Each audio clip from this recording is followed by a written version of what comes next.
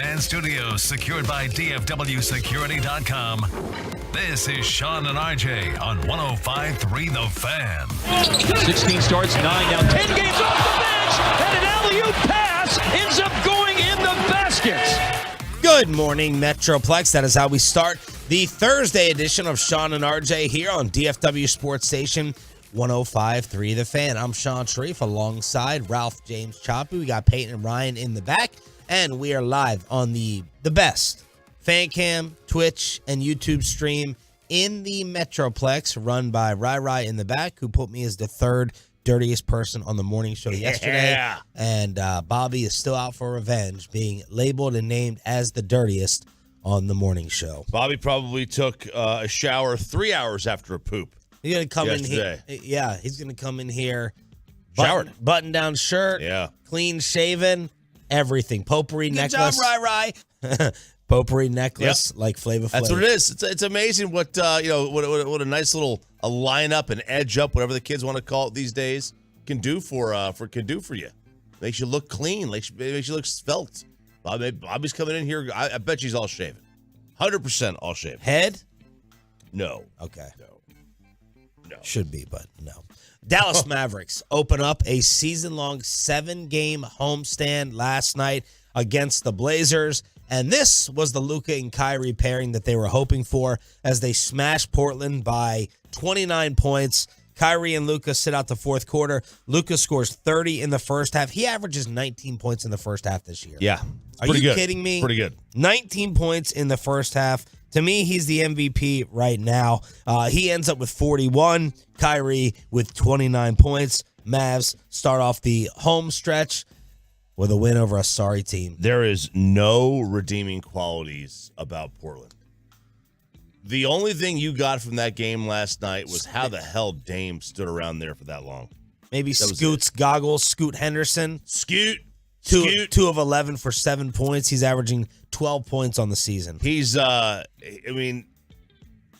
guess he's it, right? I guess you could see something out of him, but guess his field goal, guess his percentages on the year. All right, field goal, I'll say, is 42%.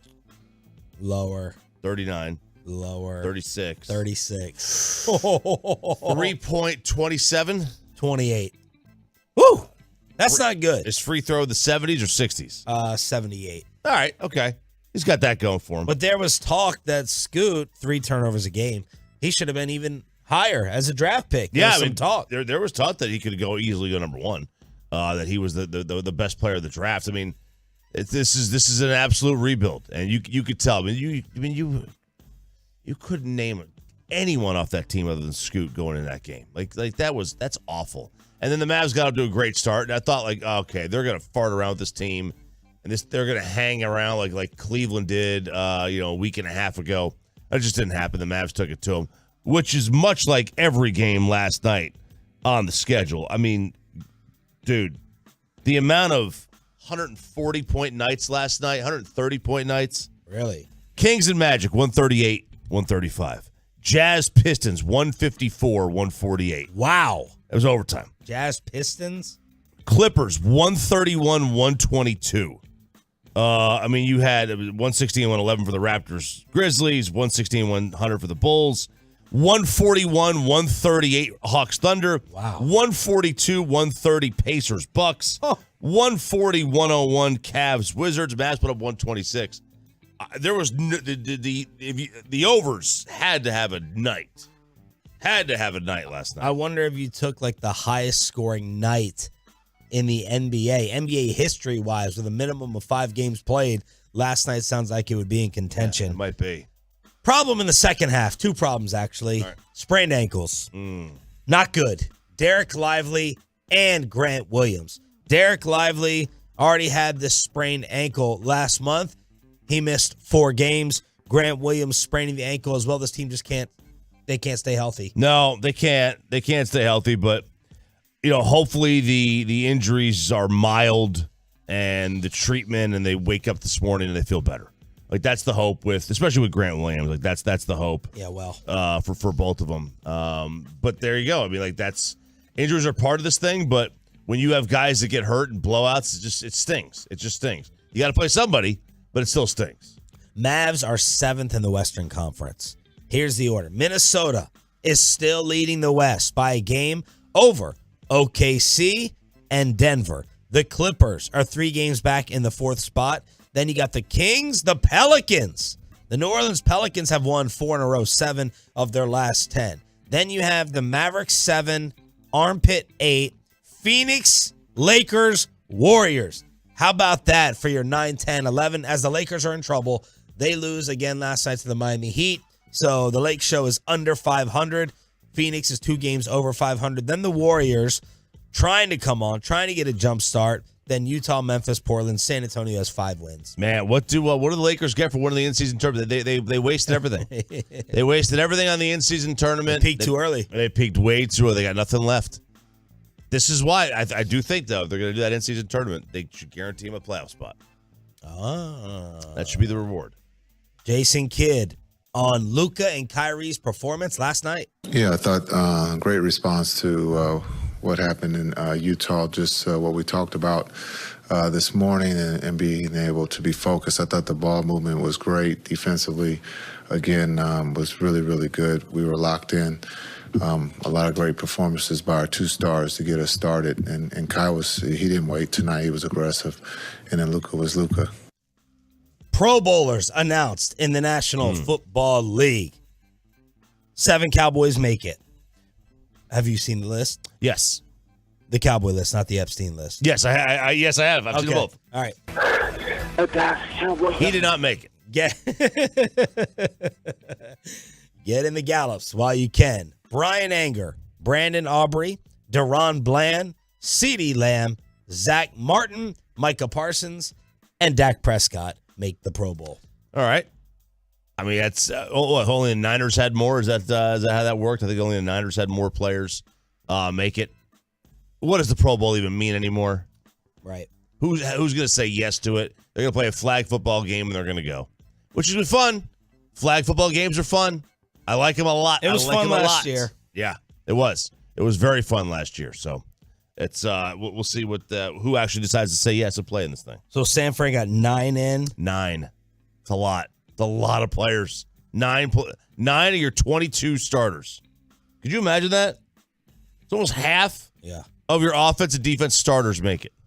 Truckwreck.com text line is wide open at 877-881-1053. 877-881-1053. We'll get Roberto's thoughts on the Cowboy Pro Bowlers. I want to figure out what Washington is up to, right? This is a team, I told you, every year, second half, don't ever buy any hype. They're losers. They will be losers for a long time, I think, unless maybe they trade for Bill Belichick. I don't know what this new owner is going to do.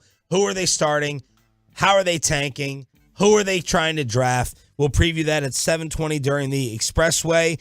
Dalvin Cook is being checked out by the Cowboys, according to 2 reporters. We'll see what Bobby thinks about that at 6 o'clock. Kyrie has a response to the Jewish sign story in Utah. We'll bring you that. Can't wait to talk about that one. You more excited for the Kyrie Jewish sign or the Epstein list? Oh, the Epstein list is juicy, man. Man, RJ was doing live play-by-play last night. We got a live commentary of the Epstein list. What names are initially on there? What's up with the fire to Tyreek Hill's house as well? Plus, more filthy crying. It's the Thursday edition of Sean and RJ. Glad you're waking up with us to get you closer to your weekend right here on The Fan. Coming up.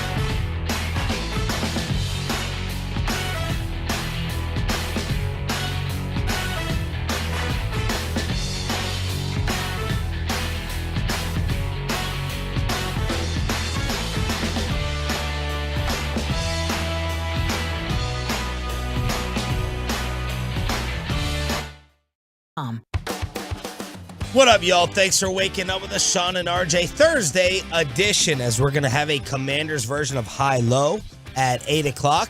Cowboys analyst Babe Laufenberg will join us at 8:40. Patrick Walker, DallasCowboys.com, in the final hour of the show at 9:20. Thanks for being a Total. That stands for Turn It On, Leave It On, wherever you may be listening, whether it's the radio, whether it's YouTube, Twitch, FanCam, or the Odyssey app. You are appreciated. You're appreciated. You see the fire to Tyreek Hill's house? Yeah. Tyreek is sitting there at practice. He gets word. Jealous of that pool, by the way. What's that? Jealous of his pool. A lot of seating. A lot of good space around there. I didn't see the pool. Oh, yeah. There was an overhead shot. It was like the resort. It was like a resort pool. Very big. Great lounge chairs all around. You had like, it was fully encased by like kind of in the middle of the courtyard of the house. Wow. Oh, it looked fantastic. I'm going to have to check that out. Looks like my Emerald Custom Pools. Emerald Custom Pools hooking me up and hooking up Broderick, Tolo, trusting me, having them go out there and build his resort. Thank you, Pepe, for that. But, man, smoke is billowing from this house, and there was like a hole in the roof. That's what I was curious about. I'm like, what is going on up here? Now, of course, you can think of some attic issues, some wiring, I don't know. But Tyreek is being filmed with his wife, just distraught. He was in a walking boot, by the way. Had the left leg in a walking boot, and he was just trying to pace back and forth with his hands on his head.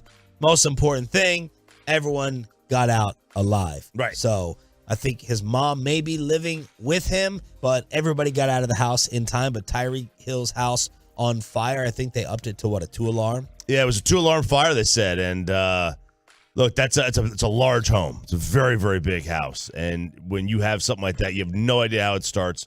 Could have been any number. Could have been faulty wiring, an attic fan that caught fire. We could have been anything that happened. You ever have a fire? Start? No. Did you? No. Yeah, I've got, knock on wood. Corian. I've got a couple of fire extinguishers in the house. But I don't tip them over every 6 months like you're supposed to. Just tip them. Oh, yeah? So, just to, kind of like, they say every 6 months to a year, just tip them over. So you're proficient in using them? I mean, just pull the pin and go, I guess. Okay. It's been a while. It's been a while. I think of that to myself sometimes. I'm like, what if a fire breaks out? Like, am I going to freeze here? It's like when I have my gun. Yeah. I'm like, okay, am I ready here? Am I ready to be quick draw McGraw? They say with a gun, you've got like less than 2 seconds to react in most cases. Like now, that's if you're on the street. If you're at home, you might have more time. Okay. But yeah, the fire extinguisher, because it's always like, on an electrical fire or a grease fire, you don't want to put water on it. Ugh. You got to just use the fire extinguisher, which of course is going to ruin the food if you're cooking. All right, so you got to find something else to eat. But yeah, I always like if I get caught on fire. It's apparently, was it the Bills fans that got caught on fire over the weekend or 2 weeks ago? They forgot how to stop, drop, and roll. Well, you went through firehouse training. I did. I can get through a smoky room, apparently.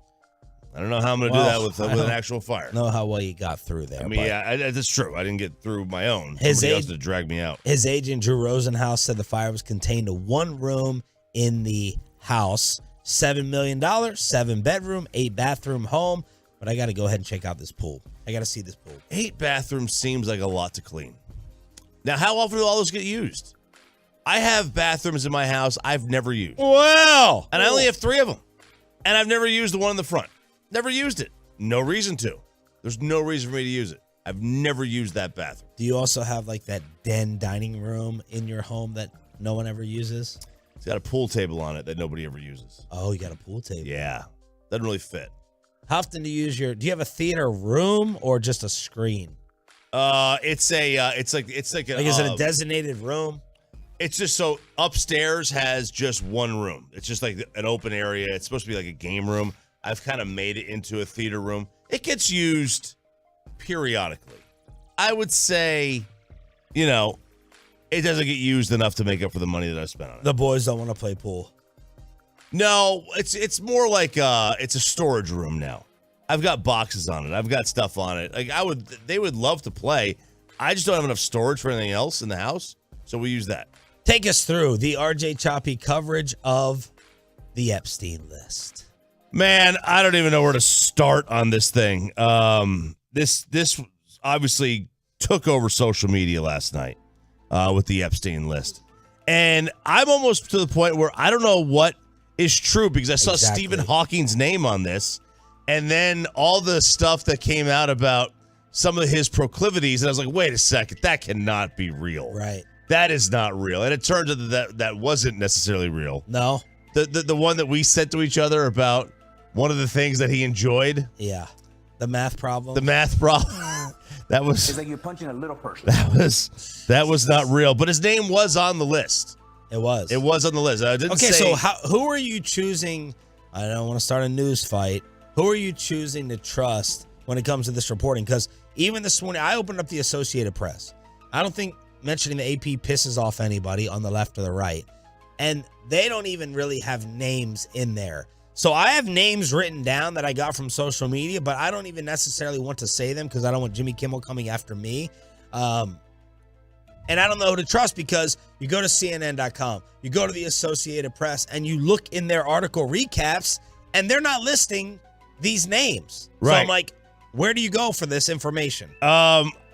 Look, you've got to, I guess, go. Because even when somebody cites, a paragraph or you see something highlighted that you think is from the document, you don't know whether to trust it because that's what people were spreading around Stephen Hawking. Yeah, listen, who have we always said is never wrong?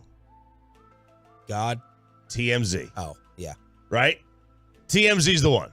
If TMZ has it, they're the ones. And they posted on there that the former president, Bill Clinton, was on there. And the quote, the disturbing quote that TMZ had was that I can't pay. Please turn the music up so we can't use this. But it said he likes them young. Yeah. Oh, that was tough to see. That doesn't matter. That is a former president. That is very difficult to see. Prince Andrew is on the list. Not surprising. Which is not surprising. Where they say that he had engaged in this 3 times. Yeah. With the same underage girl at 3 different locations. Apparently, Cat Williams gave an epic interview to Shannon Sharp. This Shannon Sharp podcast, man, Shannon Sharp is living well. Yeah, he is. He is living well. His Ocho Cinco podcast, First Take, of course. I go through a tube of toothpaste a week. And now his own thing where Cat Williams called out Chris Tucker and insinuated that Chris Tucker was going to be on this thing. So yeah. Those are the main names. I saw a Magic guy on there, but I'm not going to specify which one until I see. Poof can make something disappear. The New York Post had that. They did? Yeah, they said according to court docs, they posted this about 6 hours ago. Copperfield. It was David Copperfield. He performed. Now, they said he just performed. See, this is not necessarily people who went to the island. These are just people who are named in the suit or whatever. They don't know yet. They haven't figured out yet who's gone to the island, who hasn't. Which people are not going to separate this. If your name's on the list, whether you are exonerated or not, people are not going to separate this. But they say Copperfield performed magic tricks at a dinner with the Epstein accuser at his home.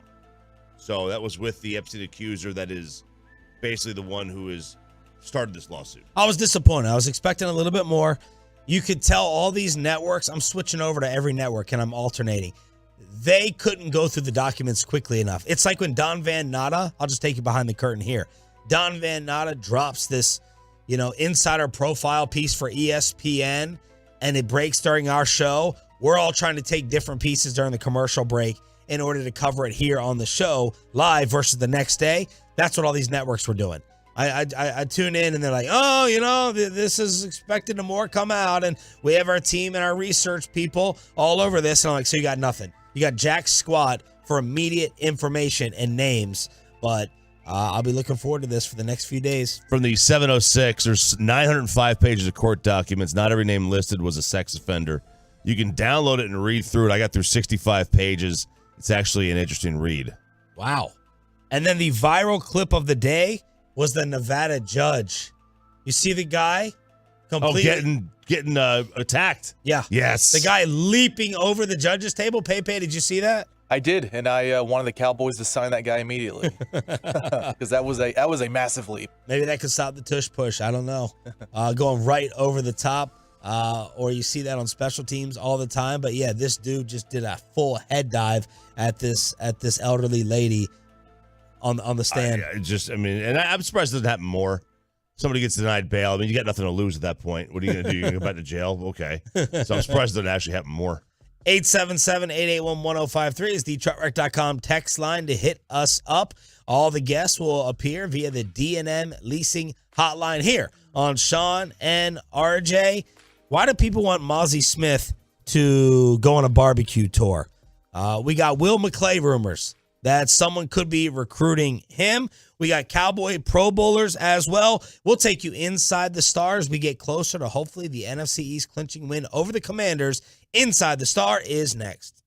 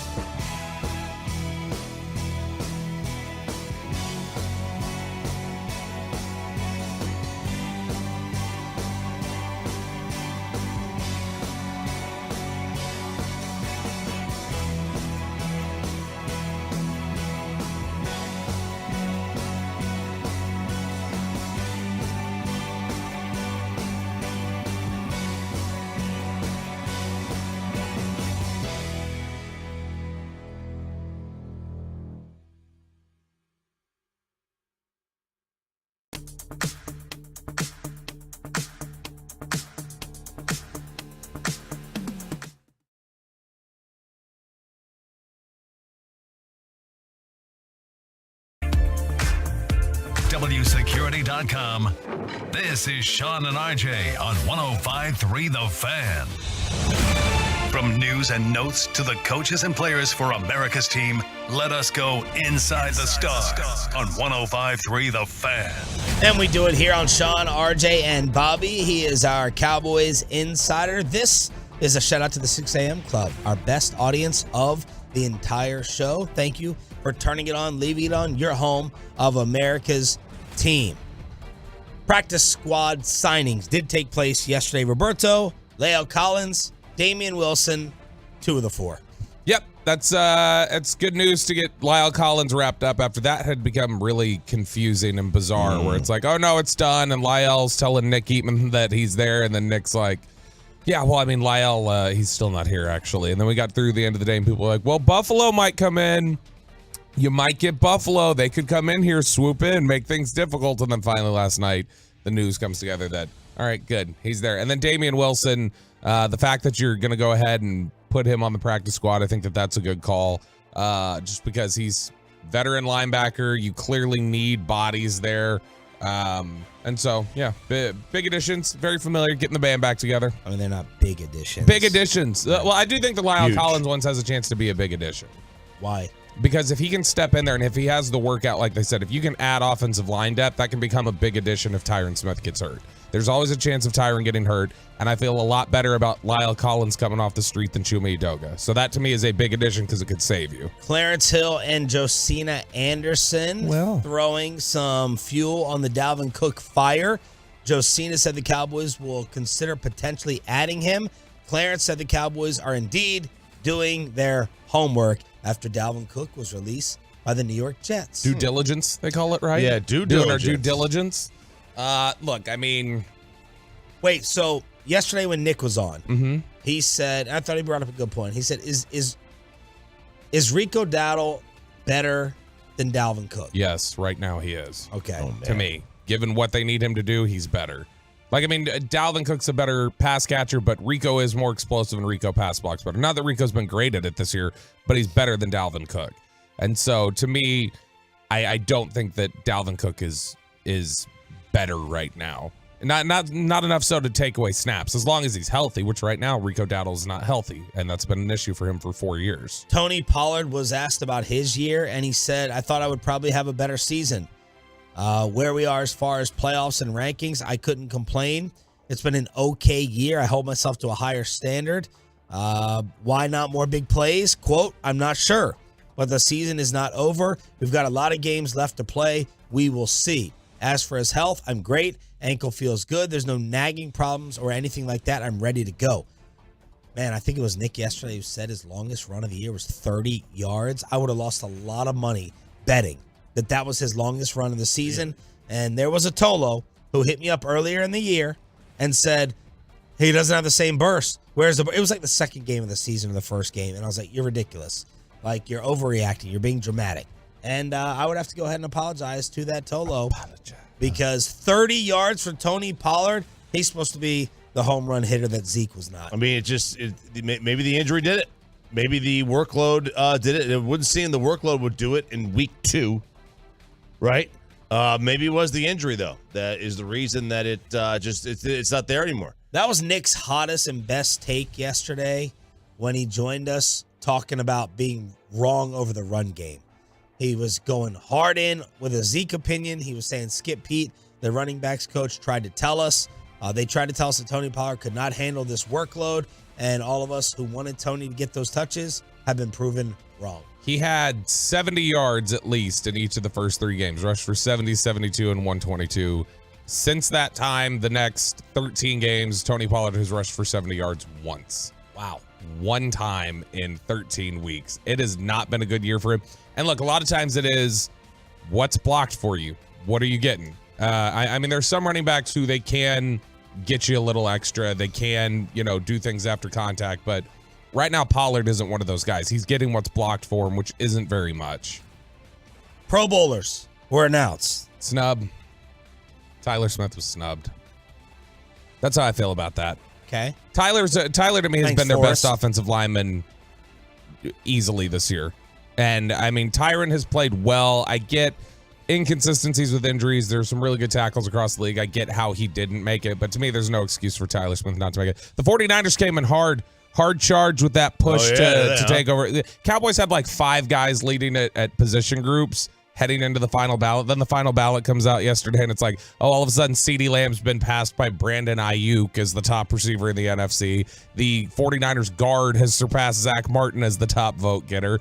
It's like Micah, Aubrey, and that was it, were the top vote getters for the Cowboys. Charvarius Ward had passed Deron Bland as the top corner, so late push for the 49ers. Micah looked like he was complaining about that a little bit on Twitter yesterday. Ayuk's having a good year, but not better than CD. No, CeeDee Lamb's been the best receiver in the NFC. It's not been close. Micah Parsons on his podcast was talking about that very subject. CeeDee Lamb set 2 Cowboys franchise records in the game. He passed Michael Irvin for the most catches and the most receiving yards in the season. He was selected for a drug test. It doesn't even matter. We know he's clean. That's CeeDee Lamb, the best receiver in the NFL. Not top 5, not top 3. He's top 2, not 2. And I think he's putting on the show. And if it wasn't for that little drought period before he had to show that he's always open, he arguably would have broke the record. I don't care what nobody says. CeeDee's a boss. He probably should be Offensive Player of the Year. CeeDee Lamb, congratulations, brother. You are truly showing why you're the number one. There was a lot of naysayers. I remember Richard Sherman early in the year said he wasn't even a top 5 receiver. A lot of people said he couldn't be a number 1 when Amari Cooper was gone. CeeDee's still here. He just continues to get better, and he's having a year of his life, and he's going to have a big, big payday coming soon.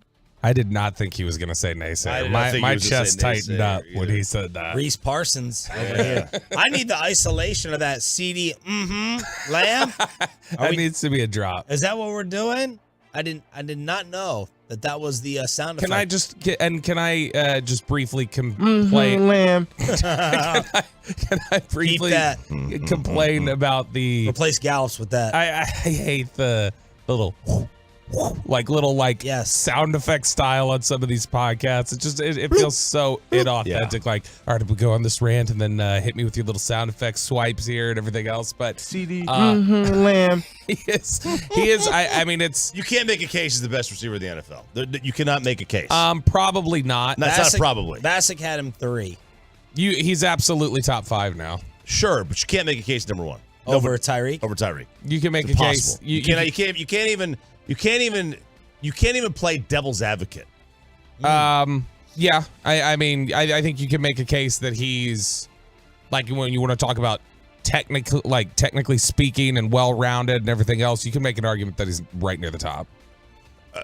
Okay, Tyreek Hill's a freak. Tyreek's the best. Tyreek Hill is so much faster than everybody else. But if you want to talk about like who's a cleaner route runner, who does that, like CeeDee's better at that than Tyreek Hill. Sure, whatever. Don't care. Like Tyreek just flies by everybody else, and it's crazy. Yeah. You want to give Lamar Jackson all the credit for being a running quarterback, and then you want to discount CeeDee Lamb's technical ability. I mean, but no one's going to say that. I mean, the argument starts is, can he be number 2? Like, that's where the argument starts. Like, is he number 2? This year he is, because Jefferson was hurt for a large part of it.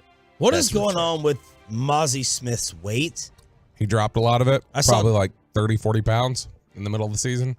30 or 40 pounds in the middle of the season. Yeah, he's John Owning from PFF was talking about Broadus citing that, talking about that, and then going off about this as a humongous, major problem that Clarence Hill asked the coaching staff about the other day. So why did he drop all that weight? They have not made it very clear, but I think the sense coming out of there is they want him to be quicker. And they think that, we've heard about him being quick off the ball being a problem this year. I think they think that he'll play quicker and faster. But to me, it's like, well, you didn't draft him to be a 3 technique to rush up the field. You draft him to take up space. And so having him play, 30 or 40 within the season? Yeah, that seems a lot. That's a lot. I know. How heavy was he when he got picked? Like 330? Like he's a big guy. You take a look at him now. He's probably under 300 pounds. Who loses 40 pounds in 4 months? I mean, that's not right. Kelly Clarkson. I mean, how often do you see these offensive linemen get out of the league? Joe Thomas drops 100 pounds in like 6 months, because a lot of those guys, it is the conditioning. If they want to tweak you to do a certain thing, you can drop weight pretty quick. Yeah, the best part of watching that Michigan Bama game was all the reaction of which of these Michigan defensive linemen the Cowboys are going to miss on next. And they're nasty. But at least 3 of those guys will be a bust in the league. That's kind of the way it works. Couldn't get Aiden Hutchinson and Rashawn Gary. Had to get Taco Charlton and Mozzie Smith. So they're changing his role then. A change in his role from a 1 to a 3. It feels like it. It definitely feels like they want him to be quicker off the ball. Now, you can be, if you play with enough power, you can play one technique at 295. It's more difficult, but I mean, he's somebody who I don't think his problem getting off the ball was an issue of weight. Like, he wasn't quick enough. Like, he's a freak. He's an athletic freak. I think his issue is instincts and timing and just still trying to get a feel for that sort of thing. He's still a very young, raw player. I don't know how much I like the idea of him dropping as much weight as he is, but you can stand there. If you look at him just standing there on the field, he's smaller. Like, it's really obvious. People coming after Will McClay again? Yep, that's what it sounds like. Jeremy Fowler over at ESPN. Dan Graziano and him, we've talked about this article before. Every week they kind of just do a ping pong back and forth, just stuff they're hearing from around the league. And Jeremy Fowler says there's some buzz that teams are loading up, getting ready to pursue Will McClay again. Now, obviously, he's been really comfortable here. He likes things here. The Cowboys are willing to back up the Brinks truck for him each time that they've needed to. But it does at least sound like some teams are going to try and make a pitch for him, even if it's unlikely he were to leave Dallas. I think it'd have to be a really specific scenario, and I don't even know which one that would be, but I'm saying I think it'd have to check off a number of boxes for him to consider it. I think he really likes the setup he has here. He's not one of these ego guys, I think, who feels like, well, I need to be called general manager. I think he likes that he's been able to build the entire scouting staff the way he wants and have the control he does. It was family that kept him here. That's Brian has said that, I know, is that, you know, he's got a son who has been, you know, he's single dad, and so he's had a son here that he's tried to, you know, stay around for. That's one of the things that Brian stayed for. Right. Was that Bennett growing up, he couldn't take a gig again. It's very, very, very, very common. Yeah, I mean, like, it would be, it's one of those things where it's stunning he hasn't been poached. But, I mean, there's a certain thing where, you know, if you've got kids in the area and you can't leave, it's just like, what are you going to do? Well, and you can't discount the fact that even though he's not named general manager, he has complete control to build that scouting staff the way he wanted. And he's been able to put guys into place that he wants to build. The Cowboys have a very specific way of operating their scouting process that differs from the rest of the league, that I think it's something where Will McClay feels like, I've completely built this and I have complete control over this, and regardless of titles, I don't know that I'd be able to have in place exactly what I have in place here if I were to go somewhere else. So there is an attractiveness here, and it's, you know, they make sure that he's paid like one of the better front office guys in the NFL. Did Broadus' kid go to a game with Zach recently? He went to the Big 12 title game, Texas Oklahoma State. Okay. Yep. I was like, Wilczuk's getting a lot of these tickets. Are they coming from Broadus? Like, what's going on? Oh yeah, World Series offers and everything. This is the guilt. This is still the guilt trip. That's making the rounds, asking everybody if they got free tickets. That's what Wilczuk's Zach? doing. Yeah. What are you insinuating? Wow. I'm saying he came to me and said, "Do you have the hookup for free tickets to the Texas game?" He likes to fart in bed. Yes. Bet online with the very latest on who is going to win it all. The favorite is Baltimore. No, San Fran. San Francisco. That's my guess. You want to make up your minds? That's my guess. San Francisco. San Francisco 2-1. Thank you, Peyton. No. Baltimore second. Then Buffalo. Yeah. Buffalo. I can't believe it. I know. Why did you guess Buffalo? Because they're the third best team. I think that you're going to if I were making the odds myself, I would put AFC teams near the higher, because I think San Fran is the more likely team to make it out of either conference of the top two. Okay. So I would have the second, third, and fourth team be out of the AFC. After Buffalo. Dallas. Yes. Then Kansas City. Yes. Then Believeland. No. Detroit. No. Philly? Really? Then Clowns. neither of the teams that you named. Really? Okay. Miami. Yes. Oh, yeah, Miami. So San Fran, Baltimore, Buffalo, the Cowboys, Chiefs, Eagles, Miami, then Detroit, Cleveland, Jacksonville. Man, honestly, like, in the NFC, man, it's It's San Fran. Obviously, there's no doubt. It's like San Fran's the clear favorite. But dude, if you can't make the conference championship game this year, you ain't never gonna do it. Somebody look. Someone's gonna get picked off. San Francisco's not like a guarantee to win it, but it really does feel like you're in any given Sunday type of feeling in the NFC. AJ Brown finally graced us with his words. More filthy drama. Who is he blaming yesterday? And Kyrie Irving addresses the Jewish sign in Utah. Plus, is ABC ESPN going to have to pick between Aaron Rodgers and Jimmy Kimmel next? If you're a new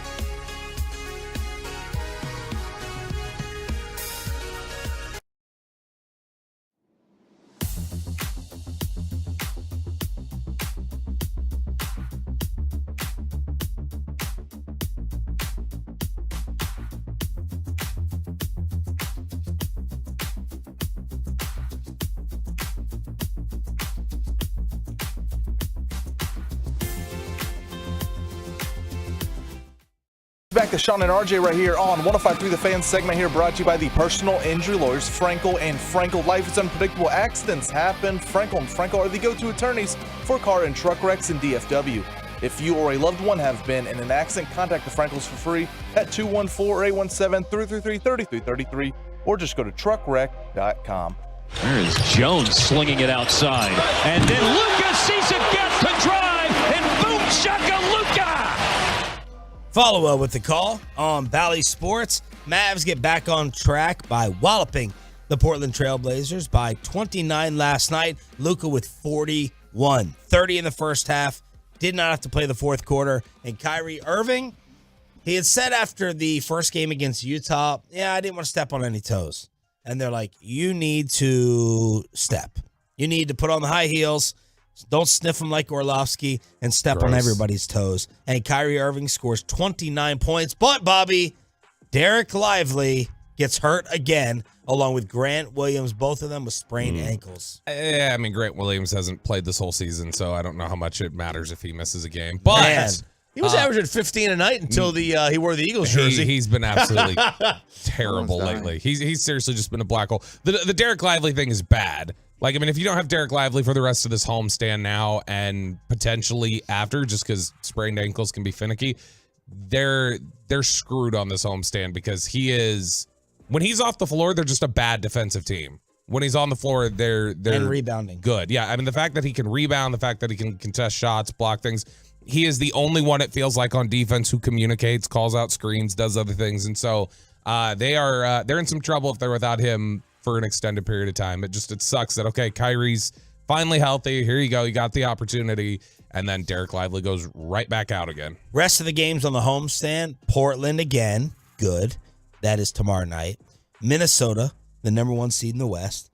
Memphis, with Ja just creating crazy highlights every damn night. The New York Knicks and Jalen Brunson. And then back-to-back games against the Pelicans, who is up there in the seedings. I was waiting for more Zion drama for them to plummet, but the Pelicans are there, so that's the rest of the homestand at the AAC. So assuming Maxi Kleba is still not going to come back after 2 months with a dislocated pinky toe or whatever it is, I mean, that's the one that goes wee all the way home. 2 months? 2 months, it's still going wee. Yeah. Man, but you talk about their bigs right now. If Grant Williams, who's kind of tweener, but I mean, essentially functions as a big. But I mean, Grant Williams 6'6", he ain't a big. I mean, he functions as one at times. But Grant Williams and Derek Lively have been out. All right, then that means the guys you have to kind of play in the paint right now are Rashawn Holmes and Dwight Powell.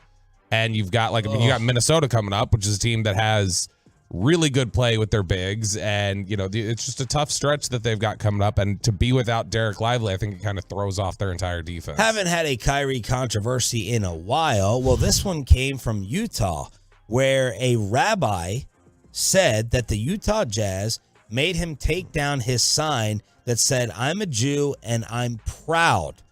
And he said that Kyrie Irving complained about it.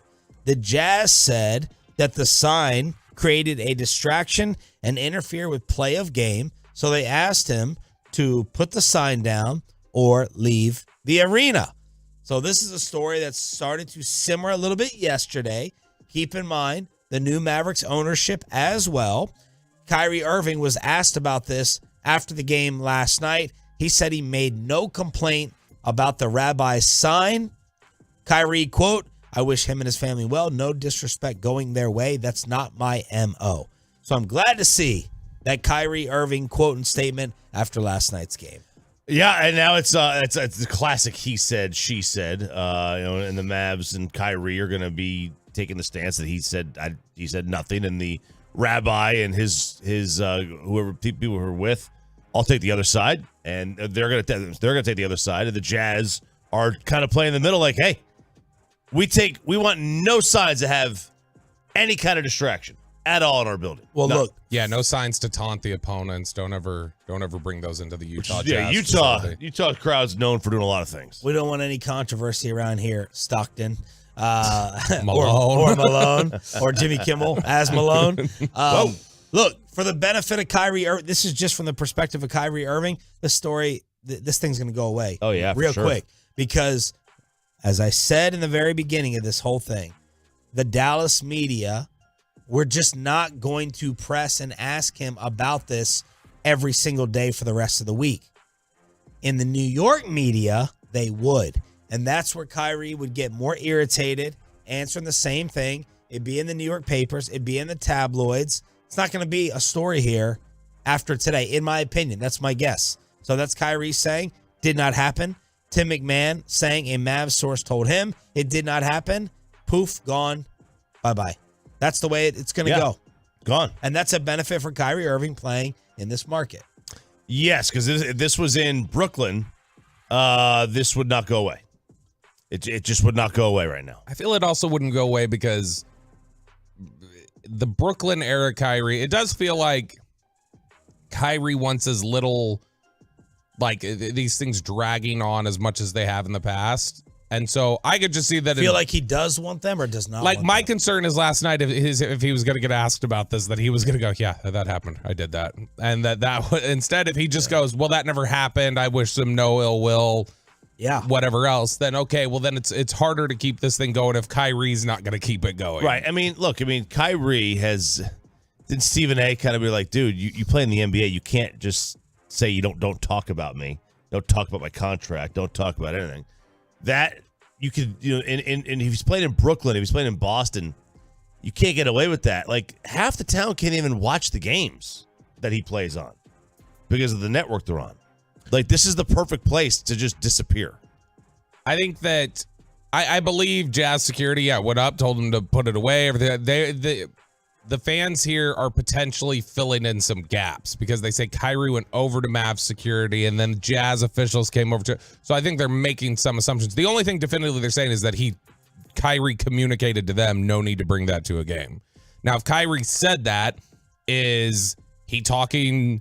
But is there any chance of confusion? Was he talking directly to them? Are they close enough that it was like very clearly he was addressing them? Because Kyrie's not one typically, I don't think, to then walk away from it. Kyrie's usually going to double down. Right. And so I don't think anybody's lying here. I just think there could be filling in some gaps and then and making some assumptions. And well, someone told the security to get rid of the sign. that absolutely happened. Told the Jazz may have told them maybe this is an issue, you need to put it down. All right, as he thankfully just announced to the entire sports world the other day, A.J. Brown spoke yesterday. Oh, thank God. I know. And here's A.J. talking about all the drama, that he can't stand the offense, he can't stand Nick Sirianni, and why didn't you talk to reporters after the Arizona disaster? With being friends, I think conversations get blown out of proportion. Sometimes it may look heated than what it really may be. And nowadays, everything is broadcast. If we have a conversation and we're arguing, I'm arguing about targets or something like that, and in reality, just something that we may saw or he didn't see or I didn't see, or something was said, and that'd be the end of it. It doesn't be that deep. But the media, the reporters say whatever, on the TV, the commentators say whatever, the whole world go with it. Okay, so that's classic. Just blame the media talk. It's right out of the playbook. He said other things in this that were, kind of not exonerating, but kind of saying put an end to the feud between him and Sirianni. Yeah, that was him and Hurts. With Sirianni, said people say I'm beefing with Nick. I'm not mad at Nick. I'm not mad at nobody. We have a great relationship. We're riding with Nick. We're riding with the OC. We just have to come out and play ball. But the reason I didn't speak, as my mama told me, don't say anything if you don't have anything positive to say at all. So I was just filled with negativity, and I did not want to speak after the Cardinals. Look, he took him to an escape room, okay? They went to an escape room. Everything is clearly okay. And my thing is that you can say, oh, well, you guys were going to twist it. That's a classic. It's much easier to just say, like, well, it's y'all's fault. That's why I didn't talk, which is funny because after he was leaving the game, that audio of him saying, I'm not talking, he says at the end of that, it's not you guys. It's nothing against you guys. I just got nothing to say. It's like, okay, well, now you're coming out a couple days later and saying, oh, it's you guys. It's the way you report on things. That's why I didn't talk. But ultimately, I mean, to say if you don't have anything nice to say, it's like, well, that says that if you were going to go out there and talk, you were going to say things that were worthy of being written about because it was all going to be pretty negative. We got some drama apparently at the worldwide leader. Not just Minnie Mouse smoking the cigarette with that amazing video that came out yesterday. Stunned me that it was a guy. I know. Why, Choppy? Can't. I mean, I would just think. What are you assuming? I mean, I'm not assuming anything. I just was surprised. I was surprised that you had Minnie Mouse being played by a guy. You don't think Rowdy could be a girl under there? I wouldn't. I think they can. It just would surprise me. All right, it would surprise me. I don't know. It would just like surprise a podcast. Just would surprise me. That wouldn't be my first go-to. Yeah. If I see a female character, I would just assume be a female under there. A male character, I would just assume be a male character. They can be anything they want. They can be. They absolutely can. They can. They can. So apparently, Disney has a problem with Jimmy Kimmel and Aaron Rodgers. ABC, ESPN, owning all of it, right? The parent company. So what if Jimmy Kimmel is so ticked off that he wants Aaron Rodgers taken off of the ESPN platforms with his weekly $1 million a season commitment with Pat McAfee? This is what Mike Florio, Front Office Sports, was reporting about yesterday, that Disney may have an issue on their hands having to pick between the three. Yeah, but other reports are saying it's unlikely that they do anything about it. It is unlikely. From the Front Office Sports article says ESPN will probably do nothing unless this gets bigger. PR often lets things fade. Management, too. If they get to the football weekend without more, they'll look at it as a win, says another ESPN source.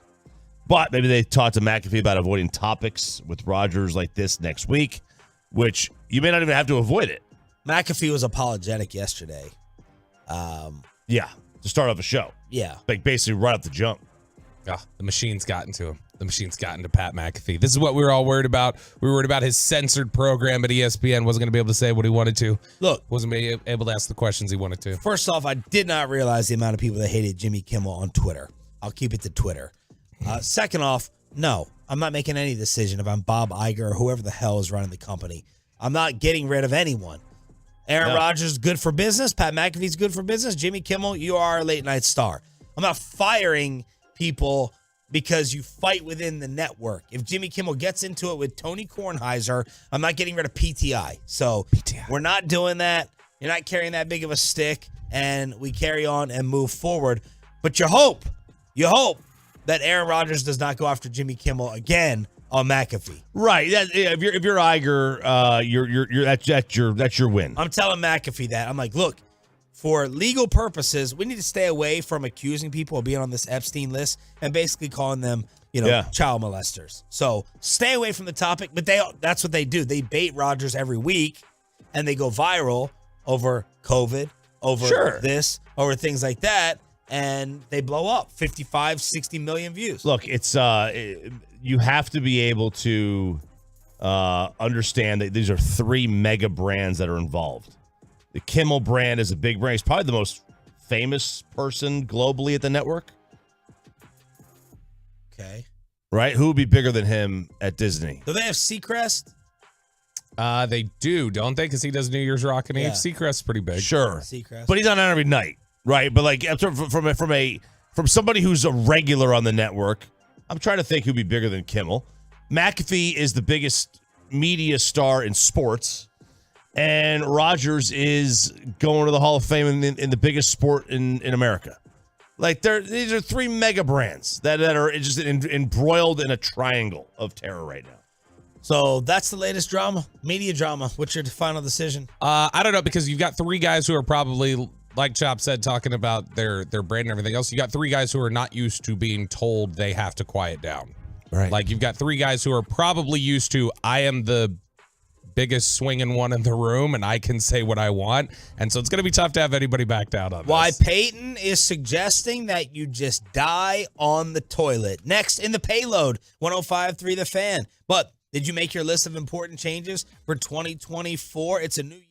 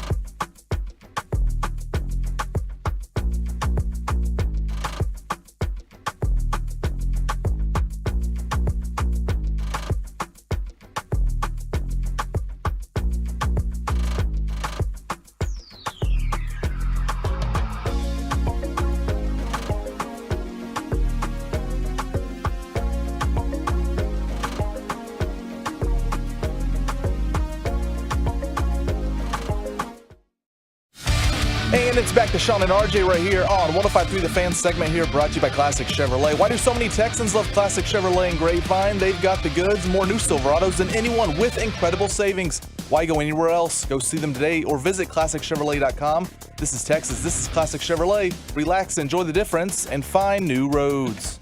Okay, am I hearing this right? The morning show is letting Peyton Russell have his own segment? I just don't get it. We've known Peyton for years. He's horrible on the mic. I mean, gathering the foreigners, this is going to be a train wreck. Daddy does work, and Peyton just does board hopping.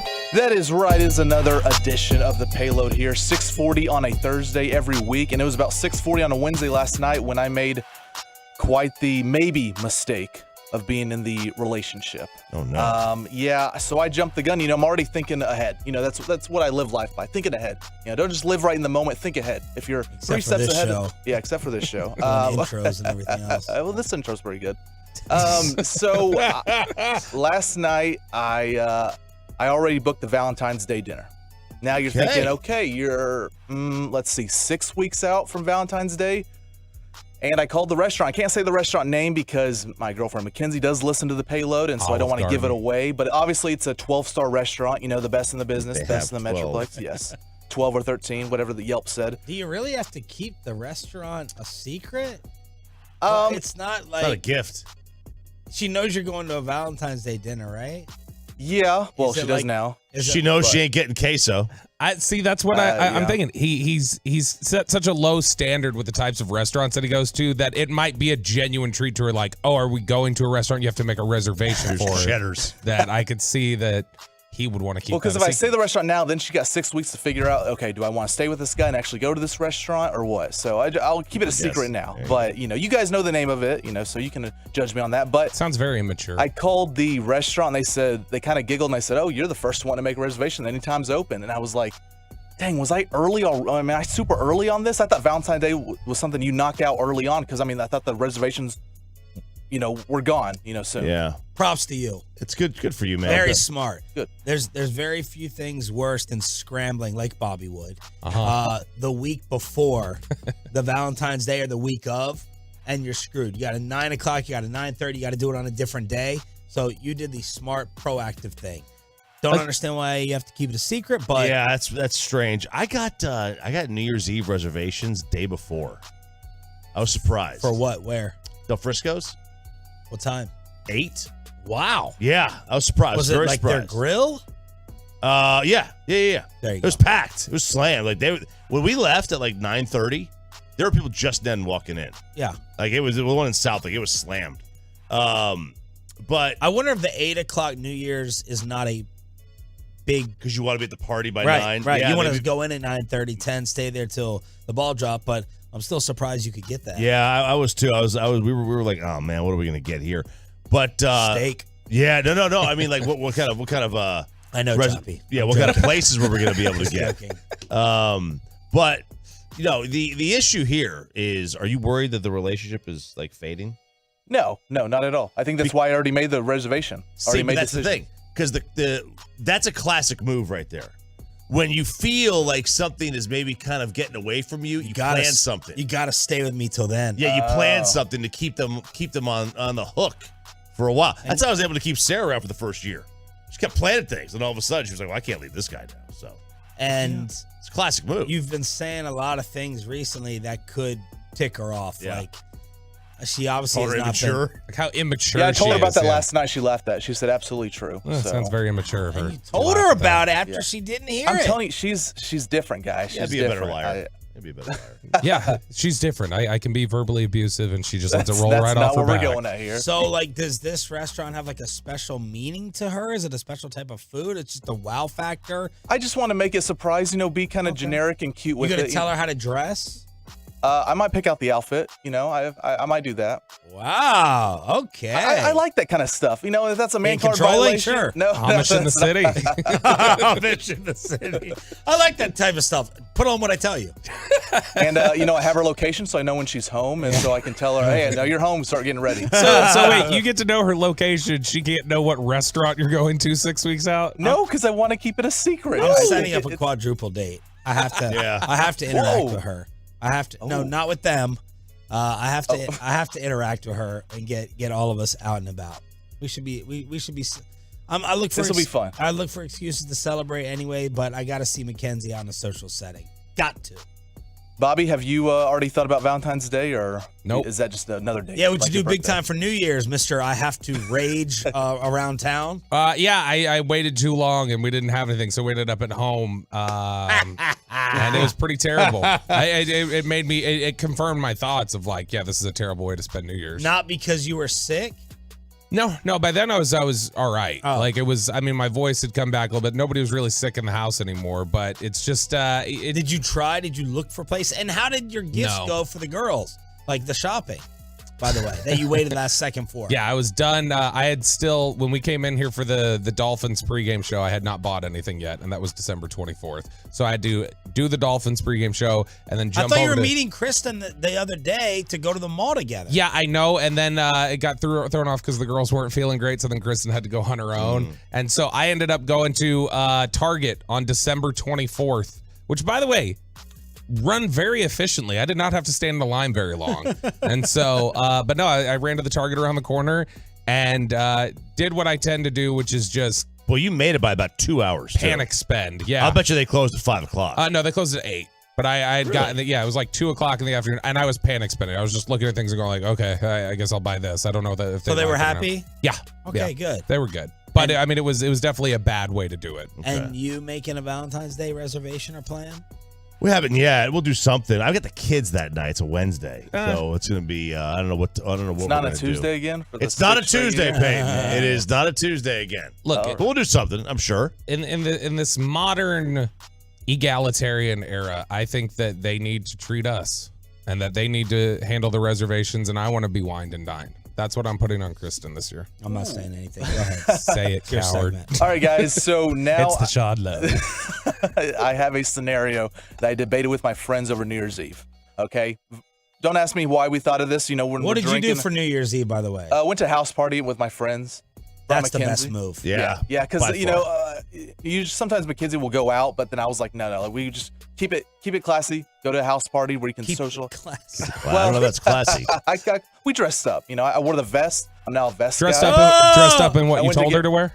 No, I did not. He's a vest guy. Like the North Face vest. You know, you get like the all black vest, and you get like the plaid shirt Patagonia fleece vest. Life I preserver. wore it with the khaki pants. Jeff Fisher from '99, and I wore boots with it, square-toed boots. Is there a picture? No. There is. You want me to send it to you? Yes, please do. Okay. I don't think square toe is the flex. Mirror selfie. Well, that's all the boots I have. Give it to Ryan.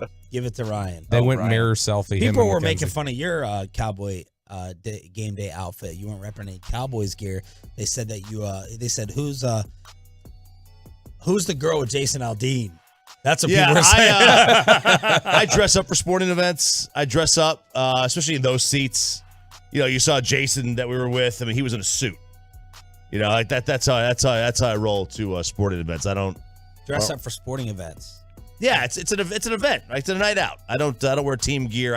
I wore a Cowboy hat. You dress up, flannel and a DiNucci hat. I wore a Dallas Cowboys. No, I had a regular Cowboys hat on. So I'll wear that, but I don't wear. Yeah, I generally try to dress up for games. Okay, so this scenario here. Let's say you're home alone. So there's no wife, fiance, girlfriend, kids. There's no dogs or anything that you have to protect. You're in the bathroom. You're either going number 2, doing your business, or you're bobbing, showering for the 12th time for the day. Mm-hmm. Not according to Ryan. Yeah, because he's stinky. You hear someone break in. Now, I'm not saying you've been on the toilet for 20 minutes and you can just, or on TikTok, you just get up and go, or you're just getting out of the shower, you're getting dressed. You're about 10 minutes done for me and done with your business. You're on the toilet. You debated this with your friends. Yes. 10 minutes. Yes. So you're in nowhere.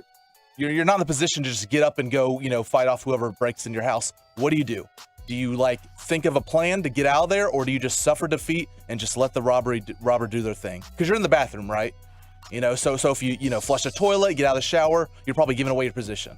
So you guys considered not getting up from going to the bathroom to die and get killed in your restroom because you did not want to abandon the toilet. That's an option. More like you didn't want to give away your position, because if they don't know you're there, then they don't come find you. Okay. So, yeah, like the general idea is that it's a smash and grab job. They're in and out of there. in Okay. 3 minutes, 5 minutes. They're not looking to kill you. They're looking to take a few things and then leave. Because obviously, if you had like your wife or kids, and they're like the no-brainer decision would be to go out there. You have to go out there. But I'm saying you're home alone. So what do you do in that situation? It's a crappy spot to be in. Yeah, literally. What brought this on? This topic. Drinks. Okay. Fireball. There you go. Fireball. That'll do it. I guess the answer is how far away from my firing gun. That's it. If you're far away, if you can't get to it, then you just stay where you are because you ain't gonna do anything anyway. Right. That's close for me to the safe. So I'd probably get up and peruse over. But otherwise, you want to stay in there and hope they're in and out. Fine. Go ahead and do it. Just lock the bathroom door. Are they gonna break in? Are a lot of people gonna go into the locked bathroom? No, probably not. See, I have water closet. Yeah, probably. We have the problem in the new apartment. The master bathroom does not have a lock on it, so it would just be a closed door. So he could just open the door and come there. So I'm probably making a lot of noise and coming out, and then that makes them leave. Has the criminal next door to you guys returned? Nope. They got bounced. They're nice. gone. Trucker that comes text line says, "Fight him naked. You're at an advantage." You don't want to fight a naked guy. Yeah, you don't want to fight a naked guy. Especially when he's not cleaned off. Yeah. You run out of the bathroom just yelling and screaming naked. Yeah, there you go. I'm going to get you. Probably. They're probably turning around. They are running away. And escaping and abandoning. So there it is. The Thursday edition of The Payload. That's the content you can only get courtesy of Peyton. Now I'm dying to know this restaurant. And I want to see the picture. Did you send it to us already? I sent to Ryan. Oh, it's up on the fan cam right now. Look at that. The best. Oh, you can't see the boots, though. You can't see the boots. What a cute photo. You couldn't get anyone to take it? You had to do a selfie? We're in the hotel room, so, you know. Living in sin. There you go. Pan down to the boots. Look at that. Look at those square-toed boots, What do man. you think, Look at Chaffee? Nice. You're the drive-by cowboy. What kind of pants are we wearing there? I don't know. Khaki pants. Okay. Old Peyton Harbaugh. Very nice. If I went with jeans, I thought it was too much blue. You know, you got the blue plaid shirt on. I thought it was too much blue with the jeans. Pepe, you look good. Thank you, man. You look good. Does she dress you in addition to the Texas Tech gear? Yeah, she did. She picked out that outfit. Okay, there you go. I haven't dressed myself in years. I'm setting up the date night, baby. Baby. Time for a crab session, baby. 877-881-1053 is the truckwreck.com text line to hit us up here on DFW Sports Station. Some people are voting that Adrian Beltre is not a Hall of Famer. Let's call him out next. Let's get you over to Platinum.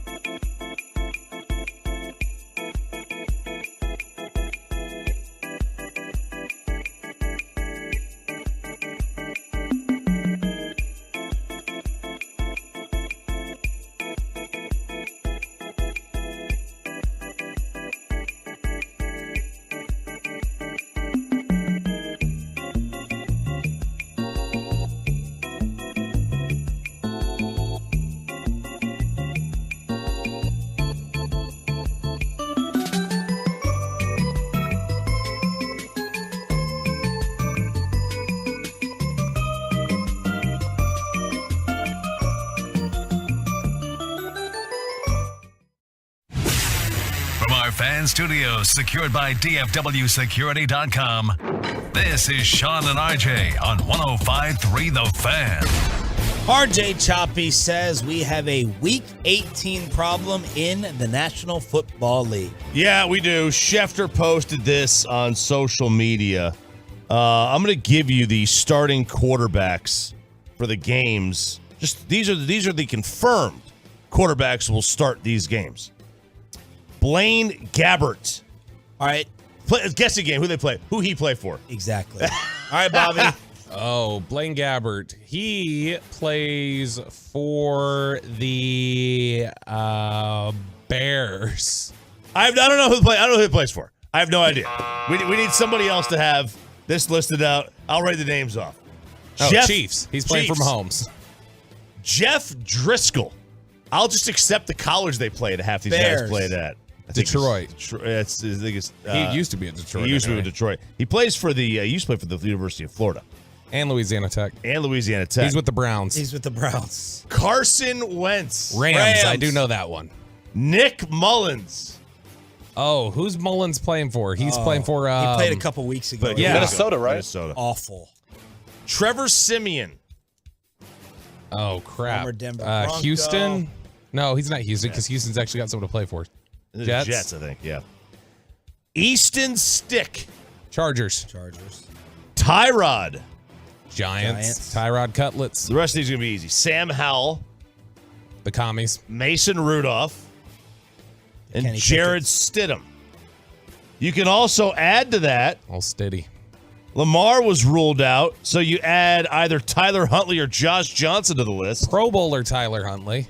You can also add, that's right. You can also add Bailey Zappi and Taylor Heineke because they'll be starting, and Aiden O'Connell, and whatever Derek Carr has left. Wow. We are up to half the league is throwing out XFL quarterbacks this weekend. This might be the worst week of NFL regular season football in decades. Like you got to get by. Like you might have a good game on Saturday night if it's got some playoff implications. Any game that's going to have playoff implications is fine. But even the Rams are in it, the Niners are in it. But I'm surprised the Rams are just like, we don't care if we win this game. They must want the Cowboys, man. All right, give those implications. So if the Packers beat the Bears and the Rams lose to the 49ers, which is very possible, and the Cowboys obviously win and get the number 2 seed, that puts the Rams at the number 7 seed. You are welcoming the Los Angeles Rams back to AT&T Stadium, which Brian Broaddus was catching hell on Twitter from Cowboys fans. For what? Getting called a P word and everything else because he said that they said, hey, who would you least want to face? He's like, man, I don't want to play the Rams right now. And somehow that offended everyone on Twitter who was like, you already beat him by 23. What are you scared of, you P word? Oh my God, the tough fan mentality. Who would want the Rams over the Green Bay Packers? Are you kidding Not me. Give me the Packers, please. Yeah. So Packers and Rams are two of the bigger. That's kind of what you're looking at right now. If the Rams win and the Packers win, you get the Packers. If the Packers win and the Rams lose, you're likely getting the Rams. And then there are some. Is San Fran? Did we already say that who's their backup? Are they playing their backup or resting people? They're going to rest a lot of their people. They haven't made a full announcement. Hey, I don't know if Purdy's down. Sam Darnold would be in. Yeah, Darnold would be in, but they haven't made an announcement. I assume that. I mean, they're going to have. If they sit everybody, they're going to have 20 days off. They may just think that's too much. There are some good games this weekend, though. Because even though most of them are getting shut down, you still are getting a big game with Bills Dolphins. There's a lot of implications there. Texans Colts, I'm actually interested to watch. I do want to see that game. And so, there's still some big games out there. But yeah, this is most everything is pretty boring. But Pittsburgh's a 3.5-point favorite over a 13-3 Ravens team. Cincinnati is a 7-point favorite over an 11-5 Browns team. Yeah.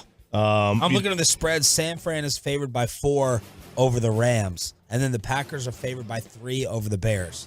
But please bring me the Green Bay Packers. Absolutely. I would much rather the Packers than So is it basically Rams or Packers? Or Seattle? That is the likeliest would be Rams or Packers. There's some excluding tie scenarios, if there are certain ties, you could get the Buccaneers at 7, but that's so unlikely. So outside of that, the only other teams you could potentially play would be the Seahawks, the Saints, and the Vikings. But those are a lot more difficult scenarios to get to. A Seattle win and a Green Bay loss, we get Seattle. Because when you talk about matchup problems for the Cowboys, Seattle's it. Remember, and what do the Rams have? The Rams have crazy receivers as well. Yeah, Nakua, Cooper Kupp. I mean, they've finally gotten healthy. Kyron Williams, the fantasy pickup of the year. Yeah, he is. Matthew Stafford's playing a lot. Like, Matthew Stafford's playing some of his best football right now at the end of the season. So I don't necessarily want to go catch him. I would pick Dallas. I wouldn't be, and I would pick Dallas comfortably. But if you want to talk about you play 100 times, how many times are the Rams winning? The Rams are probably winning more games than Seattle is, or the Saints, or maybe, probably the Packers too. So I wouldn't want to go against them. The Cowboys did add Lyle Collins and Damian Wilson to the practice squad. So they are officially signed as some backup depth for America's team. We're going to preview the Commanders and I just want to make sure everything's in order. What are they doing over there? Is Ron Rivera definitely done? Who are they playing? Who are they sitting? Who are they trying to draft with the number 2 pick? So we'll preview what the Commanders are doing with a DC Insider at 7:20 to kick off the Expressway here on DFW Sports Station. People trying to screw Adrian Beltre, making a media name for themselves. Yeah, you have. So right now, follow, by the way, on Twitter, at not Mr. Tibbs tabulates all of the Hall of Fame ballots. And the Hall of Fame voters, including Matt Gangle is one of them, just sends him their ballot. Matt Gangle got a vote. Yeah, so you had to be in Baseball Writers Association of America for like 8 or 10 years to get a vote. Once you get it, you have it until you stop being a member of the media. My God. So there's His hair club for men. 400 to 500 voters. I love Mac. Right? I'm just playing. So he has 101 ballots. So 28% of the ballots are in that have been given to him. 8 of them have been anonymous ballots that they didn't want to put their name on, obviously. And then the rest of them are not giving them to him. They've already been in. They were due at the first of the year. Right now, Adrian Beltre is on 98.2% of all ballots. Okay. Of the 109 ballots, he is on 107 of them. So he is in. Right now, he only needs 65% of the remaining ballots to make it. The current guys that are over the threshold that would be in if it ended today are Beltre, Todd Helton at 83.5%. You need 75% to get in. Joe Mauer at 82.6%. And Billy Wagner at 80.7%. So it'll be a 4-person class right now. Sheffield dipped below that 75 we had last week. Sheffield is at 74.3%. He's just a tick shy. He needs to be on 75.3% the rest of the way to make it. There are two voters who did not have Beltre on their ballot. Name names. Let's name names. Let's go with Bill Ballou. Sounds like a fake name. Ballou? Bill Ballou. Sounds like Ballou. Michigan or something. He is a Red Sox writer for the Worcester Telegram. Now, who did he vote for? Who he vote for? Jimmy Rollins? Tim Wakefield. No. Good in peace. reference. Rest in peace. He voted for Manny Ramirez and Alex Rodriguez. Okay. 2 known steroid users. Okay. 2 known steroid users. But Look, they hit bombs. If you don't care about steroids, then I guess you can justify it. I absolutely agree. He did not vote for anybody else. Those are the only 2 he voted for.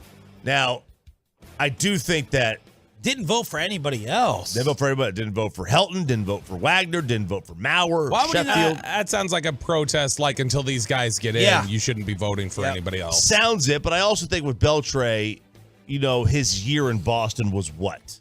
His year in Boston was really good. Right, but it was like the 1 year that he leaves. So what? Yeah, well, I mean, that's what you cover.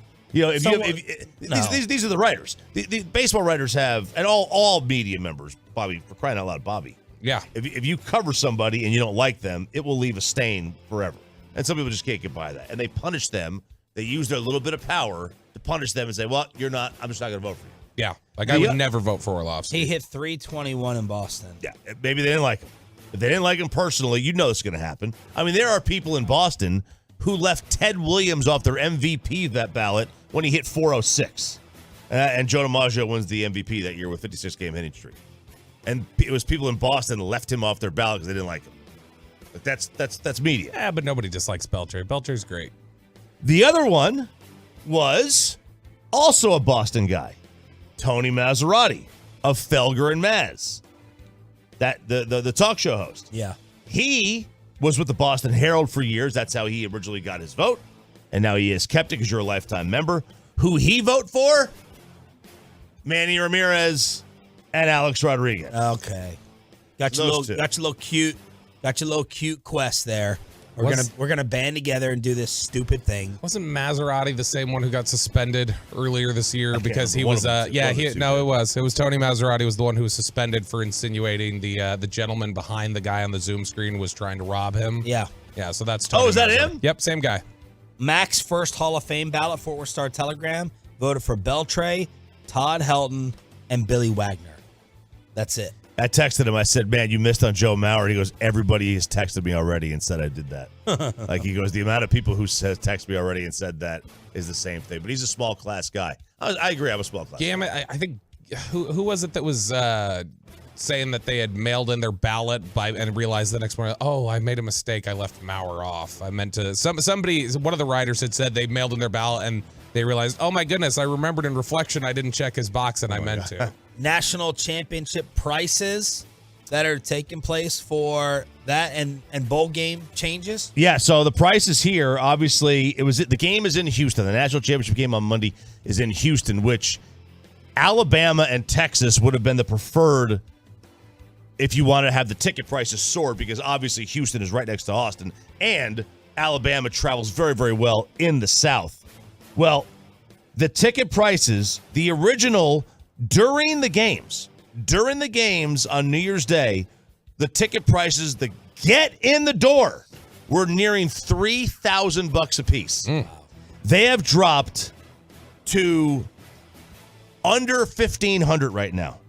We were talking about, with fees included, these things at $3,500 a piece, and now they're at $1,500. They are more than a 50% drop because Texas and Alabama missed. I mean, Michigan everybody had to fly out to the Rose Bowl, and now they're going to fly down to Houston. And they got a ton of money at that fan base. It's a very, very wealthy fan base. And then Washington's got a good crowd too, but nothing quite like what you would have with a local team in the game in Houston. Thanks, Ted Cruz.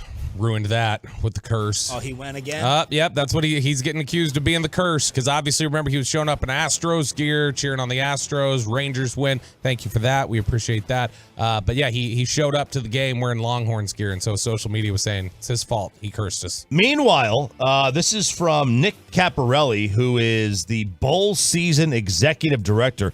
I didn't know a season had a director to it, but I don't know. The bowl season apparently has an executive director. He believes that any changes may not change the way the bowl structure is until the NCAA addresses the driving forces. He says the problem is not the bowl games or the bowl system. It's the unregulated circumstances. So basically what he's saying is the transfer portal window in the fall, the early signing period, and all the frequent roster changes. Hey, Nick, if you want to have these games be a little bit better and not have everybody opt out, why don't you give the players $100,000 each to play in the game? You know, Capital One just paid the Orange Bowl where Florida State had the entire team opt out.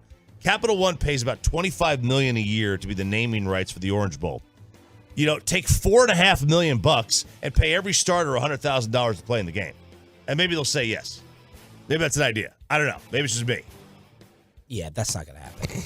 I mean, seriously, like, if you want these games to matter, not even matter, if you want players to play, you know, if you tell the kid, hey, I'm going to pay you $20,000. Well, yeah, $20,000. I mean, 30. I don't whatever. know. But even if you're taking $100,000 each, it's only $4 million out of the $25 million you're getting for the bowl. All right, I want to find out. I just want to find out what the Commanders are up to. Are they laying down? Are they playing people? Are they going to try to save Ron Rivera's job? Who's going to be the quarterback? Who are they looking to draft at number 2? Little Cowboys Commanders preview with our DC Insider next. Let's get you over to Platinum Chrysler Dodge Ram Jeep.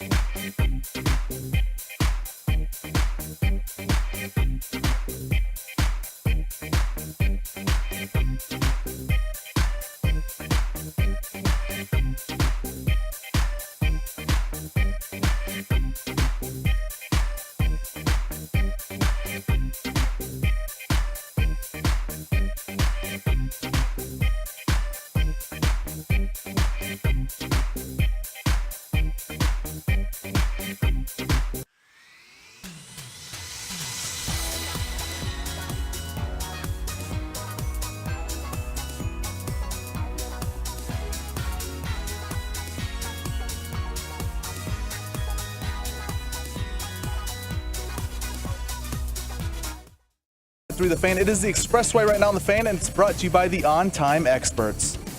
Cowboys, Commanders, Sunday afternoon right here on DFW Sports Station 105.3 The Fan. We are your home of America's team. I'm Sean Sharif alongside RJ Choppy and our Cowboys insider Bobby Belt. The spread is 13, 0 Pro Bowlers for the Commanders this season. No Sam Howell? And Sam Howell is going to start. He's going to start this game. Remember earlier in the year when people were saying they found their quarterback? Remember that was a storyline? That was a narrative? Well, I don't think they found their quarterback. But Sam Howell ends up starting all the games this year for the Commanders. A little bit surprising, but Jacoby Brissett injuries, what a freaking hot mess, as it always is. I just want to make sure. Look, normally I would not get a guest on. Bobby asked me over the weekend, you want to get someone on? You want to sit there and preview it? I'm like, for what? But because they're so off the radar and they're so terrible, I just want to figure out who they're playing. Are they starting anyone? What's the strategy? Are they going to lay down and quit? Are they fighting for Ron Rivera? Are they not fighting for Ron Rivera? Are they trading for Belichick? Any new differences that have been noticeable with this ownership change? I just want to make sure there's no sneak attack for Sunday. It doesn't appear they've been fighting for Ron Rivera all year, so why start now? That's right. I mean, that's like, you would think that you would fight for a coach who's on the hot seat all season long. They haven't. So why start today? That's not a coach who, though, I think is gonna. This is probably the last job he's getting in the NFL. Like not just head coaching job. I would imagine he's probably done after this. And so I don't know. Maybe they rally a little bit. Odds, by the way, throughout the league, courtesy of Bet Online. Cowboys to win the NFC East 1-16. Eagles are 8-1. NFC South, Tampa Bay 2-5. The Saints 13-4. AFC South, Jags 1-2. New Orleans 15-4. AFC East, the Bills are the favorite at 5-8. Miami 7-5. So, man, how things got changed up in the NFC East. Yeah, they did. That happened quick, like really, really quick. I mean, the Eagles were like they were just a win away or a Cowboy loss away from clinching this thing weeks ago, and they couldn't get it done. They just couldn't get it done.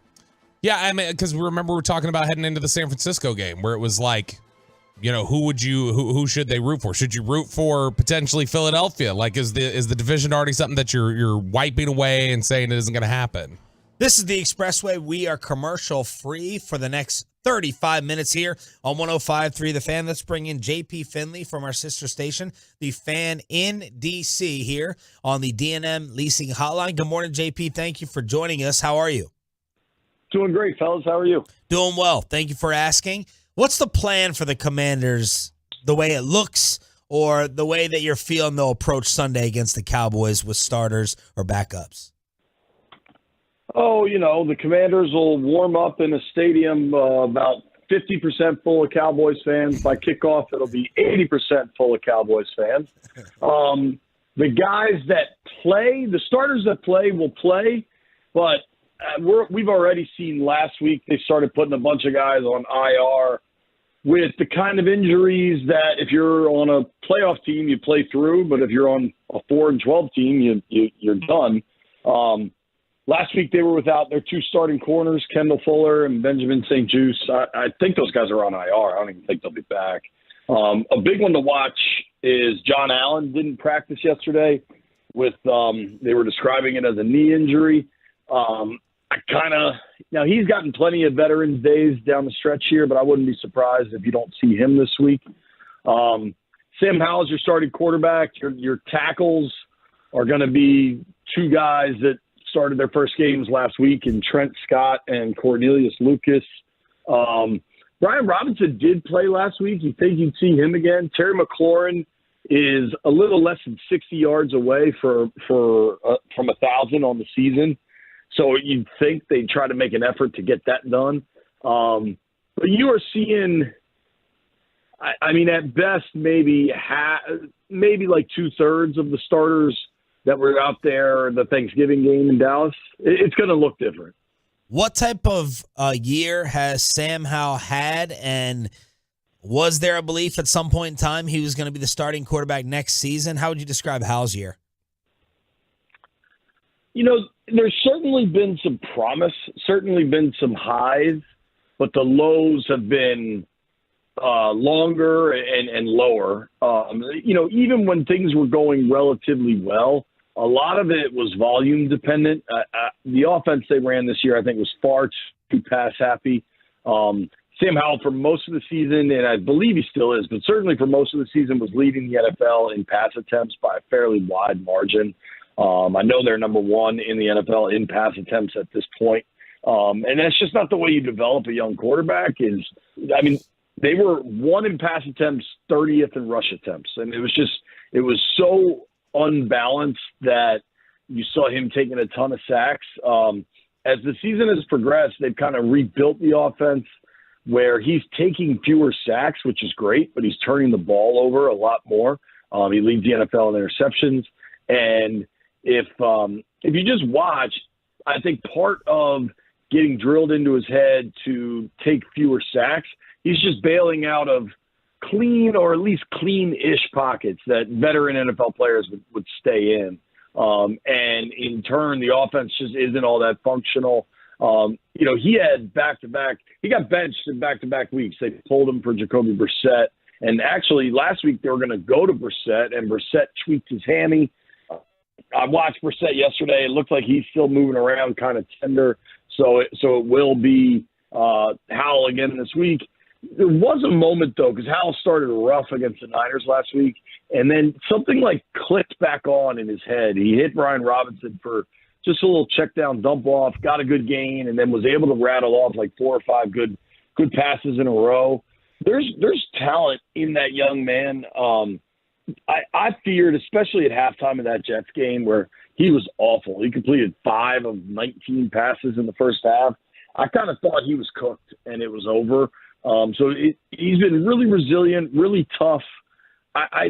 Because they're going to finish the season with a top 3 pick, maybe number 2 overall, they've got to evaluate quarterbacks and see if, maybe a real stud is there for them.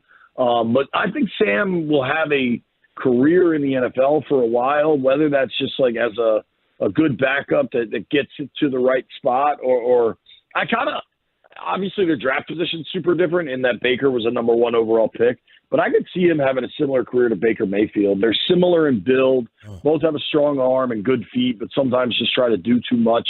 And, Baker's had a good year this year, and he's 5-6 years into his career and has had to bounce around a little bit, and maybe he's learned some stuff about himself. I can see that kind of trajectory. Going behind enemy lines with JP Finley from DC here on 105 through the Fan. So in regards to that with Howell and the draft and where they are, do you see a possibility where they try to move up to 1 and get Caleb, or is that not something they would go down that road and try to use resources to get up a spot? I don't. It's too early to know because honestly, we don't know who's going to be calling the shots, right? Like we don't know. It's widely expected they're going to blow everybody out between Sunday night and Monday morning, and that means Ron Rivera, Marty Herney, Martin Mayhew, like all the staff that's assembled here is probably going to flip. And from what we understand about Josh Harris, the new owner, is he's an analytically based guy. I think if you just go off numbers, generally those trades, if you're at number 2 to go to number 1, you've got to really, really love that player. And I don't know. I think Caleb's a stud, but I don't know that he put together the year this year that mandates you got to move up, especially when you got options like, you have 2 very distinct options behind Caleb in Drake May and the LSU kid Daniels, and they're different players and they can both help you. And I wouldn't expect that. And frankly, there's a weird thing in D.C. where you saw with Chase Young, you saw with Dwayne Haskins, guys that grow up here come back here and don't find a lot of success. And there's a lot of, kind of theories around that. And I don't know what the answer is, but that would be a factor for me, is just knowing that, because Caleb Williams grew up here, went to high school here. And he literally moved to the opposite side of the country for college. I think it tells you something. JP, how much do you think you're going to have to give up, the number 2 pick, whatever else, in order to get Bill Belichick there? And how excited are you to cover the Bill Belichick era in Washington? Just stop it. Just stop it. When that nonsense was going around, whenever that was, like late October, I want to say, I checked with a source with new ownership, and they told me it was complete and utter BS. Wow. So I believe that. Just stop. Just stop it. Is this the we job? We got enough going on here. Is this Bieniemy's crack at a job? I don't think so. I don't know, and certainly he could get interviewed or something, but the results just haven't been good enough. And maybe that's not all his fault, but they're going to – last year they got rid of Scott Turner, and there weren't a lot of people saying they shouldn't, but they finished with I want to say it was 24th in points scored for the year and 21st in yards gained. Right now they're at 23rd in points scored and 21st in yards gained. Like they've changed some pieces, but it's the same offense, the same results anyway. I think Bieniemy will probably be helped by this season by doing it without Mahomes, Kelsey, Reed around and seeing what works. Early in the year, he was just super stubborn. That kind of changed over time. They've run the ball more. They try to protect Sam more. I think he gets another OC job and is better because of this season, but I don't know how you could have watched this product all year and say, oh, that's our guy. But, JP, why do you think the Belichick stuff is so laughable that it wouldn't make sense for them? I mean, not to compare the two, because obviously Belichick's resume is, unassailable, but they just had the old school defensive head coach in charge of everything for 4 years, and it's been forgettable. And Belichick's cut from the same cloth as Rivera. And I think if you look at Belichick's results in the post-Brady era, you're getting him for leadership, and certainly he can build a defense. There's all these things, but that just doesn't seem what Washington needs. And if you look at the track record of this Harris group, now granted it's other sports, they seem to want somebody that's highly analytical and will stick to the numbers. And I don't think, if you look at Belichick's draft record and everything else, I don't think that's what's happened in New England. JP Finley from The Fan in D.C. here on Sean and RJ, 105.3 The Fan, our sister station, covering the Commanders. How shocked are you that the NFC East is where it is today? That the Eagles have gone through this and the Cowboys can win this thing with that win on Sunday? So definitely not shocked. Before the year, I actually picked the Cowboys to win the division. And this is just like stupid, weird NFC East voodoo. Yeah. But I'm a believer that nobody wins this thing back to back. It hasn't happened in 20 years or whatever, right? Yeah. It hasn't happened, I believe, since my radio partner Brian Mitchell was playing for the Eagles, and he's now a grandfather, right? So I think Dallas is pretty damn good, especially when they get to play at home. And I'll confess that I hate to say that, but I think it's the truth. And I think Philly had real problems, and you started to see them even early on when they got out to the 10-1. It never seemed like they were playing their best football. And I saw it in person with Washington twice, scoring 30 on them. And I was like, man, this defense is not very good. I didn't think their secondary was very good. I think their linebackers have really fallen apart. And the last month has just been when they were winning those games, it was like they would get into the fourth quarter and Jalen Hurts would just make enough plays to win. And I feel like that has kind of subsided. And defensively, they're a mess. I like the Giants to at least cover, if not beat them this weekend. JP, obviously you can't, anything's more stable than what y'all had with Dan Snyder, but can you tell already organizationally that things are just operating a little bit differently and better since that new ownership has come in? Yes, for sure. Just simple stuff. It's night and day to compare something with how frequently you guys get to talk to Jerry, but we had zero contact with ownership. Like even just polite, exchange pleasantries on the sideline of practice kind of stuff. Like there was none of that. we were completely shut out. That has already changed, right? Like there's just adult civil conversations that just make things easier to operate. And I think you've seen stuff at the stadium, you've seen stuff on the road, and I think you'll continue to see, when they bought the team, they got it a week before training camp opened. And they already kind of overhauled the training camp experience for fans, just simple stuff like putting in bleachers and bringing in more food trucks. I mean, really low-hanging fruit. I think you'll continue to see that. But when they got the team, it was too late for them to do much.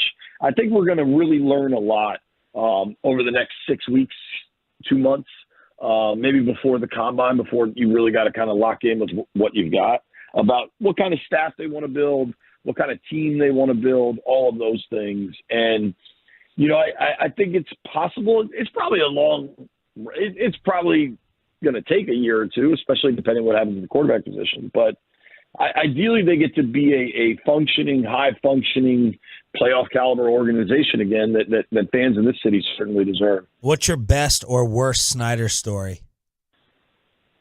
The first time we ever spoke to one another, and I had been on the beat probably 2 years, so where the team's facility is about 30 miles west of the city, and where I live is basically in the city. I live inside the Beltway. And I don't know what that means, but cool. And so they're out kind of towards the mountains in Ashburn, and me and another reporter were walking to the bubble for an indoor practice, saying how it's always 5 degrees colder out here in Ashburn, right? Yeah. And we were just kind of BSing about that. And we, unbeknownst to us, Snyder's behind us, and he's a shorter dude, and he kind of has to really shuffle his hips to pass us. And it's a singular sidewalk walking into a revolving door to get into the bubble. And he passes us, and he turns to look at us as he's really speed walking. And he goes, "You two are bleeping idiots," and just storms off into the bubble. And I was all right, thanks, dude. Wow. And you ever got, you were always aware that he was monitoring or sending messages behind the scenes and interfering with stuff with the broadcasting or the message that got out? Yeah, at least, so the biggest entity up here is the Washington Post, right? And early in his tenure, he declared war on the Washington Post. But as far as my reporting, my broadcasting, I'll say this. Bruce Allen, when he took over, and that was when I was on the beat, was primarily the Bruce days. I was too young prior than that. They generally didn't care what was said. Now, they'd randomly get up in arms about certain things. But it's been, the fire hose has been open on criticism in Washington for a while. And I think that's really one of the biggest problems of the Snyder era is they were surrounded by such an inner circle of sycophants that they just ignored everything. And how people say that, criticism is being a hater, that was their MO. It was just any sort of criticism just didn't understand what they were doing. Like they were accomplishing things at a high level. But you could be critical. Now, there were other, the internal broadcasts, and they tried to, buy a radio station, and then they had to sell it. There's all sorts of stuff like that was a disaster. But, as far as what I said, what I wrote, it was always, I don't know. I just went for it and never really got my hand slapped. More than happens probably most places, I'd say. There's kind of a natural friction between reporter and team PR apparatus, but I'll give Bruce credit. He had thick skin about most of it. JP, thank you so much for the time, man. Congrats on getting through another miserable season, and we'll catch up with you down the road. Thank you. Thanks, fellas. Take care. JP Finley, Commanders insider from our sister station in Washington. Expressway commercial-free continues. Let's check on the neighborhood. We need to take people out of their bubbles and their safe place and make them think about the world we live in. You are fake news. So what do you guys hear? What's the scuttlebutt? So I need the help of the social assassins out there. Choppy, you said you had become a social assassin. And this is a real neighborhood watch today. It's a work in progress. We've got some neighborhood headlines, but I've got a specific issue that I've run into. We obviously changed apartments recently, changed units. For no reason. No, ultimately, you know what? I paid the rent the other day. It was cheaper. I don't know how. I think they made a mistake, but it was cheaper. So I don't know what went on there. Maybe they gave us a discount for the uneven floors that we have in there. Or the domestic violence next to you. That could got a be domestic it. violence discount. Yep. We got the DVD. The backhanded discount. Literally. We've noticed that the unit above us, because we're on the bottom floor, the unit above us is some heavy-footed neighbors. And I don't just mean like your feet. I don't just mean stomping like the way I stomp around a building. I mean, it sounds like people are crashing into walls at like 11 o'clock at night. Really? Every single night. I mean, it is heavy. And so they have young kids, a couple young kids. It's a married couple. And Kristen thinks it's just their kids bouncing off the walls, basically, late at night, do whatever, because it's very loud. So Kristen has, for weeks now, been like, I'm going to go up there. I got to say something. I don't know how to say it, but I'm going to say it. And so she's been developing this idea in her head of how she's going to address this and how she's going to say, you guys need to be quiet because it's right above our daughter's room. They're trying to go to sleep. Yeah. And they're coming out going, Mommy, it's loud. I'm hearing people stomp or whatever else. Wow. So as Kristen has been developing this, New Year's Eve, we get a knock on the door, and it is the upstairs neighbors. And they're bringing us a tray of goodies that they've made. Oh. And they're saying, Happy New Year. Just, hope it's a great year for you guys. Genius. Wife made some snacks. Genius. Hope you guys are great. And they walk out. How did you know it was them? Because we've seen them before. We haven't really, I think we said hi the very first day, but we haven't really interacted since then. And Kristen closes the door after taking them and she turns around and she's like, F. Yeah. She's like, now how do I do it? I should have done this a week ago. Now I look like just a total jackass if I go up there and say, you guys are too loud. So my question for the truckwreck.com fan text and for you gentlemen here is, how do you address this? I know you would call the cops. Choppy, how would you address this? This is very. So is your apartment complex set up to where if you were to, so we had this problem at Sarah's place. The guy above her or the girl, whoever, would pace the entire apartment. The apartment was such that you could walk through the bathroom, in the bedroom, through another door, and make a complete circle. And there was some kind of anxiety issue that the guy would just pace the entire time. I do that. Duh, duh, duh. It would just be like that. And this would go on for hours. So, but her apartment was set up to where if she complained to the front office, there was no way for that person to know exactly if it was her or the person next to her that was complaining. So at least you had a plausible deniability that it wasn't you. Right, that's great. Is yours set up to where there's no chance that they know it's not you complaining? I don't know.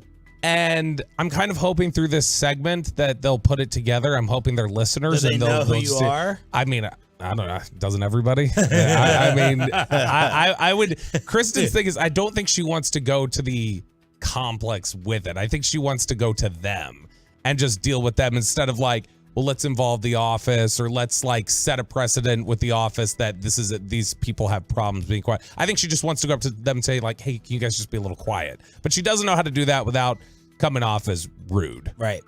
Okay. Well, I don't know why you ask anyone else. I'm the one who got rid of the nightclub next to me. Right. Couple different options. You do call the office. Buy a house is the most popular. That's right. That's the easiest one. By the way. You do tell the office and ask not to be identified. Number one.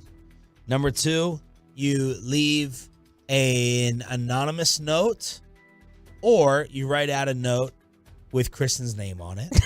And blame her. She wants to address them straight up. And if you don't want to have the conversation or the confrontation, just be like, hey, I just need to ask, is there any way my daughter's been complaining? I haven't heard it, but blame it on your daughter. Oh, yeah. Throw your daughter under the bus. Which one? Whoever room it is, or whoever whoever has my chair. Laura's been a real snot. Whoever has the chair. That's coming back. Whoever has the chair, Kristen set that by the door. I just forgot to bring it. Okay, so whatever daughter you want to throw under the bus, say, hey, she's been complaining to me. I haven't really heard it, but she's not sleeping at night. I just wanted to bring it to your attention. and leave that anonymous or with Kristen's name on it. Or you hope that they're Tolos and that they correct it just like that. Now, here's the other problem. If they are Tolos, there is a 50% chance that they will stomp louder when they find out it's me. Maybe. Do they look like people that you could hang out with? What do you mean? Do they look like people? Like, are they younger? Or you're not going to trap me, Kevin Hagelin? Losers. Kevin Hagelin. Yeah, are they losers? They look like losers. Do they look like someone that you all could grab drinks with, or watch a game? No, or? they strike me as just kind of like the little bit that we've passed them in interaction and their habits that I've noticed of them when they're home, when they're not. They strike me as just kind of 9 to 5, working, just trying to get through the week. Okay. So this, you assume this is coming from like their child's room? It's just all over, and so Kristen assumes it's like kids running, basically, because it's all over the floor. And the trucker.com fans have carpeting. Call CPS. Carpeting. No, that's the thing. At least I know ours. In ours, CPS. Jeez, Peyton got it. I know that was a good one. I'm gonna do that. In ours, it's like. It's mostly tile. Well. So no, but I'm saying that it's not carpeted. That's and so it's carpeted, like you might be able to get, And so I don't know. Some people buy a big carpet and like leave it at their door, like a big roll. Like just or here's get a nice those mats, those big mats slide it under their door, connect to each other. There we go. There you go. That's the little foam ones that they have at like child gyms or whatever. Now, see, a lot of people in the fan text are saying like this is just the reality of you living in an apartment. You have to deal with people who are loud above you, and you just have to live with that. Yeah, it's just. But that's what these softies also told me. They call me, a rat. Mm-hmm. They call me because, at 3 a.m. or 4 a.m., the club next to me, and they're like, just take it. And I'm like, no, you're a beta. I'm an alpha. You got to go. And I won. What you really could do, like you could, an easy way to confront is to make a joke out of it. Instead of saying it's an actual problem, be like, what time's the party? Like, man, what you guys doing up there? Yeah. Y'all got a wrestling club up there? What the hell's going on? You guys training elephants up here? What's going to be in the Olympics? You got Bella Caroli up here? Tap dancing all the time? What's going on up there? Peyton, who's Bella Caroli? Sprinter. Trust me, Bella ain't never ran anyway. Yeah. Wow. So, all right. Well, the suggestions are great. I appreciate them on the truckcrack.com fan text. RJ, why did you not tell us about the train that came careening into your backyard? I didn't know about it. So there was a train derailment. I knew about it now, but I didn't know about it at the time. There's a train derailment that's under investigation in Roanoke. This is apparently a busy stretch of Roanoke. US 377. You drive that one frequently? Listen, I have such disdain for the Burlington Northern Santa Fe Union Pacific Railroad. Okay, y'all are screwing up the entire town. Well, the railroad was here first, so we don't have to stop. Okay, this train, Sean, just stops in the middle of the track. It just doesn't slowly roll. It just stops to the point where you can't cross the street.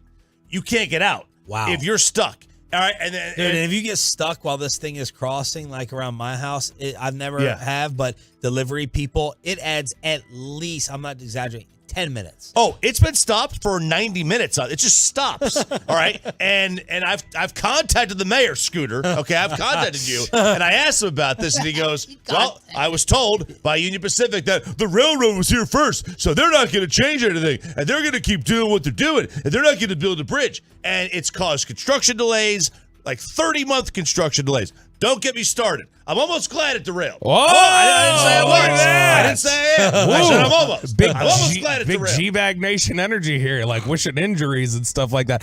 This was US 377 in Denton Street, 3:30 in the morning the other day. Derailed apparently now they're still investigating. But a local resident there who talked to somebody at the train was like, yeah, the thing just froze. It was so damn cold, the switch froze, and we weren't able to throw it, and the train just went straight off the rails. But this is something interesting I did not know. First off, did you know that there were 742 derailments last year? 2 a day? Yeah, so this is what my buddy, old Conspiracy Coleman, my friend, everything is a Bryson's dad? Yes. Everything is a big conspiracy. Sounds like a Vanderbilt alum. Back when all the trains were taken. No, this guy's not smart enough to ever get near Vanderbilt. But he was like, why is this happening? Why is this just magically happening? All these trains are falling off the tracks and getting derailed. Did we ever get an answer to that? I mean, fair and interesting question. No, you know what? No, it was down. It could not have been 2 a day though. You That had sounds greatly exaggerated. 740. No, this is what this is notes from the Federal Railroad Administration. Okay, these are numbers from the government that they had 742 derailments last year. That was actually down from 2022 when it was 1,200. What? 1,200 derailments, almost 4 a day. We're derailing, and Texas is 3rd in the United States in derailments. I haven't heard of a train derailment here. You didn't know about this? It was in your neighborhood. Yeah, I knew about like that, like later that day, and it was just like, oh, like it happened, but whatever. You know, was it a slight derailment or the thing is tipped to the side over? 2 of the cars. Because if this happens near my house, then you'll be renaming the show. Oh, they're about to get some lawsuit money. It will be no, I'll be dead. Oh well, like no lawsuit. Yeah, night. They shut down like 377 for 12 hours. Wow. Like in order to get this thing out, it was like 2 or 3 cars were like completely tipped over, maybe more than that. But you know, I mean, I guess they've said that could be anything from like debris on the. I mean, there's millions of miles of track. But still, I didn't know there was 1 train derailment last year, much less 742 of them, and that Texas was 3rd in the country behind Illinois and Pennsylvania. That's wild to me. Another note here really quickly, and this is not train derailments, but it's equally pricey and damaging to your vehicle. Plano potholes are a big problem, apparently. Like, their roads are so terrible that drivers are going through Plano, hitting these potholes, damaging their vehicles, losing tires. Well, Plano, it's become such an issue that the city has now actually opened up a portal page where you can get reimbursed for your car repairs if their potholes damage your vehicle, which I think is a nice city service, and we need more of that. Well, we need more of it right here. The road, I don't know what you drive in on, Bobby. McKinney Ave. Yes. McKinney Ave turning into this station. I don't ride in the lane. I have to. I don't know what lane. The middle one and the right one, both awful. Yeah, I kind of stay between the lanes just to avoid the pot, because I know where they are now. I'm like Mario Kart weaving my way through that thing. It's awful. I've taken McKinney, but like I've recently started to think I think I'm just going to go up to Fitzhugh and loop around. Right. Pepe, do you come up McKinney? Yeah, I go McKinney because I take the exit right over here and then just take a right, I guess, on McKinney and then go that way, which I have issues with people going the wrong way. It happened like last week. Yeah. I see lights and I go, that's not supposed to happen, and they're going the wrong way. And how's the old Shelby deal with that? The old Shelby. It's Camaro, right? Oh, Camaro. Sorry. Yeah. She's fine. She's great. Real quick on the train derailment stuff. Yeah. One of the people were conductors saying most train derailments, and they count them, are at the switch yard where they're switching tracks, doing like less than 3 miles an hour. So they're not like traveling and derail. They're like barely moving. They're trying to connect the trains and they derail. Okay, good. So hopefully that's what they want you to believe. Hopefully that's what they want you to believe. There you go. That'll happen away from my house. So good. All right. I don't know how we're going to do it, but Peyton has been tasked with the assignment of a Cowboys Commanders high-low. Standing, Ryan. Next on Sean and RJ. Let's get you healthy, boys and girls. Get you healthy, keep you healthy at QC Kinetics.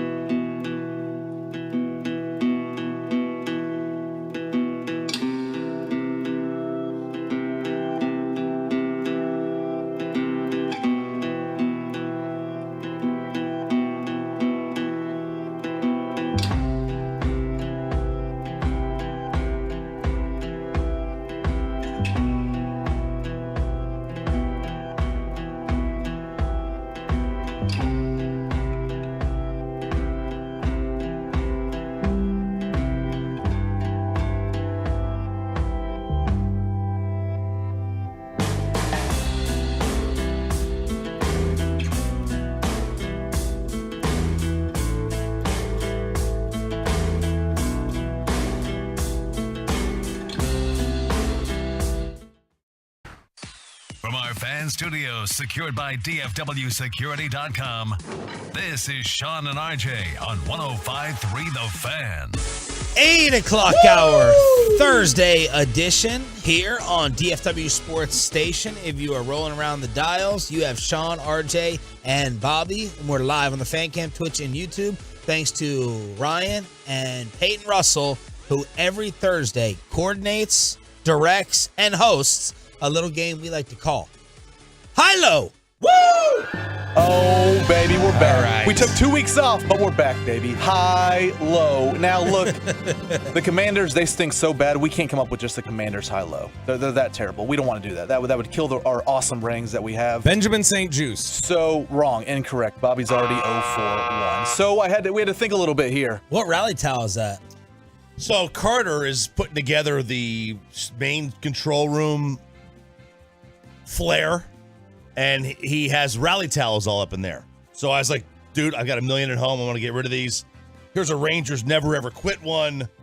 Here's a Cowboys one. Bunch of Stars ones. All of those are your rally towels? These are all ones I got at games I took home. Did you steal them? No, they were on the seat, right? They were on my seat. So this is one from playoff games. Here's one from this year. So which one was the one that Chiafalo was spinning when they had to dump that guy for saying a bad word? That was a Rangers one. Was it? Yeah. All right. Most of these are Rangers. Some Cowboys Stars.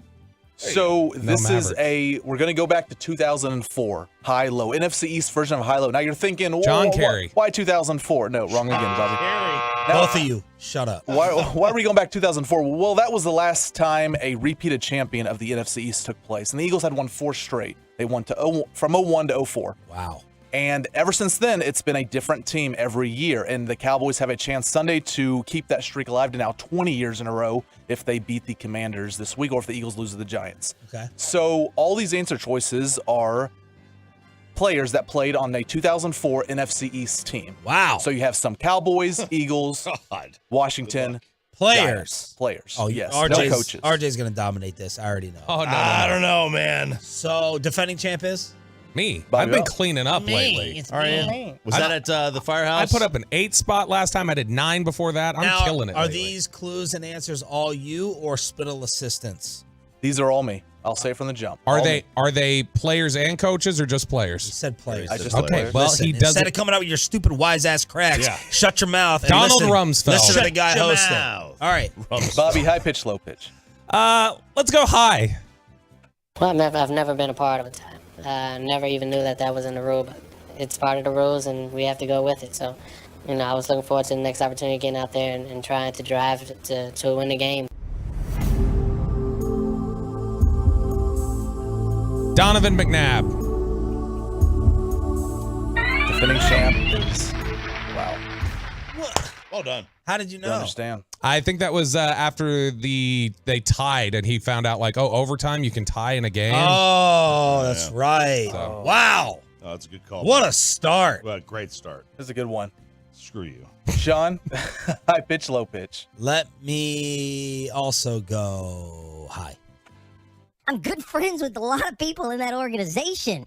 You can't tell me because Stephen A. screams from the mountaintop because he has a bully pulpit that he likes to scream and throw these allegations out of. Oh my gosh, that should be something easy. Sounded like Jeff Saturday. I know who it is. Dang it.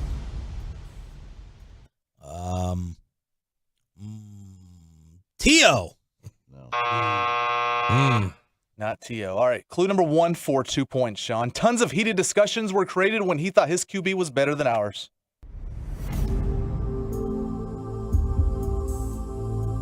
When he thought his QB was better than ours. You know it? Yeah. Yeah. I didn't know the first one. I knew this one. Eli Manning. Ooh. Clue number You know it, Bobby? 2. I don't know. Oh, clue number 2 for 1 point. Closer to the station than you think, a threat on offense to the Cowboys year after year, but he retired before the Giants won the Super Bowl. Can you repeat the clue? One more time. Closer to the station than you think, a threat on offense to the Cowboys year after year, but he retired before the Giants won their Super Bowls. Closer to the station. A tiebreaker for the Giants won their Super Bowls. I don't know. Who is it? Tiki Barber. What was the first clue? The heated discussions, because remember he had said Daniel Jones was better. Yep. So now we go to recap the score real quick. RJ. Well, RJ hasn't gone yet, so he's up 3-0. You ever been whipped with headphones? I got multiple headphones over here. Go ahead. Let's go high, Gene. Back hair would probably block. High pitch. You know, a lot of close games. You know, early in the year, obviously, you know, weren't playing as well offensively, and close, you know, heartbreaking games. These last, you know, especially these last two. Good Lord. Good Lord. It sounds good gosh like Eli Manning. That's right, baby. It's 3-3. That's right. How cool is it to have 3 points, Josh? It's pretty good. Feels good. It's a good feeling. Let's go. Let's give Sean a little bit of a hand. Peyton, let's go low. Low. Was that a hand joke? It's a good start. You know, I mean, rough start at the beginning for us offensively, but I would just say, you know, it's a good win. You know, everyone's tough in this league. You never apologize for them. Jason Witten. All right. I mean, good Lord. I think he's cheating. There's got to be something. He's cheating. He's Babe looking. Laufenberg gave me the answers. Let's go low. Low here. I was forced to play some scramble quarterbacks in college, and we know scrambles real well. Going deep, find a way to come back and find some space in the middle of the field, and that was the beginning of a magical moment. What? Are you serious? You're supposed to go high on that one. That was a.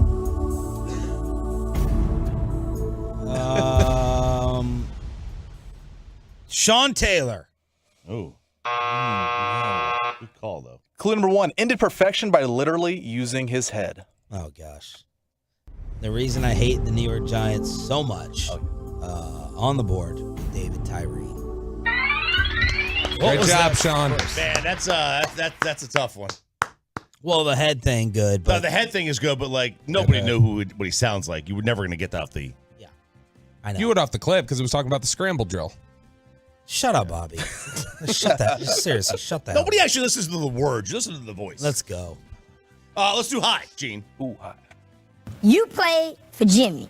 Switzer won the Super Bowl. Jimmy built it. This team that Terrell Owens is on, Bill Parcells built it.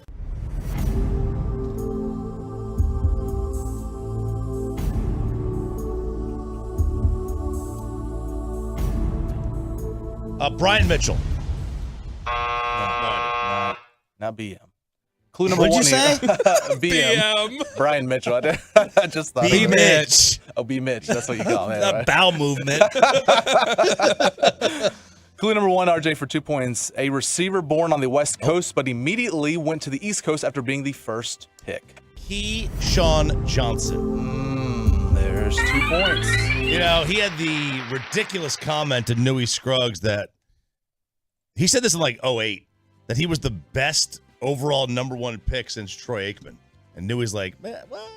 Like 8 guys that could be there. 6-5-2, Bobby Belt with the lead. In 2004, high-low, the last time we had a back-to-back division winner in the NFC East. Let's go high, Gene. High again, coward. Skip, I know you wanted for me to come up there and beat your head in all week on the debate table, but you got lucky because I made it to the Super Bowl. I was asked who was going to come out of the NFC. You said the Cowboys. I said the Packers.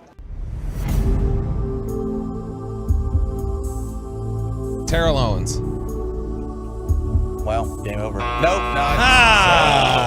Bobby Belt. You finally got one wrong. Thank goodness. Okay, clue number 1 here for 2 points, Bobby. He won't have to pivot on the field as much as his TV job. Ryan Clark.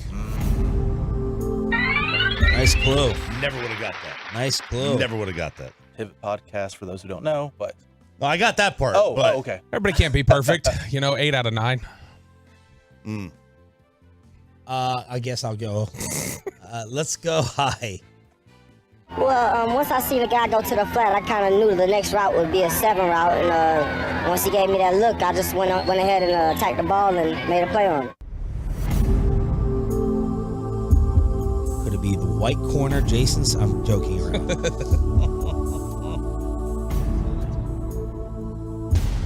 How about random Nnamdi Asomugha? Or was that Nnamdi? later? That was Later. a decade later. He was with the Raiders. I don't even think he was in the league in 04, was he? Clue number 1 here for 2 points, Sean. His statue was extremely underwhelming when revealed last year.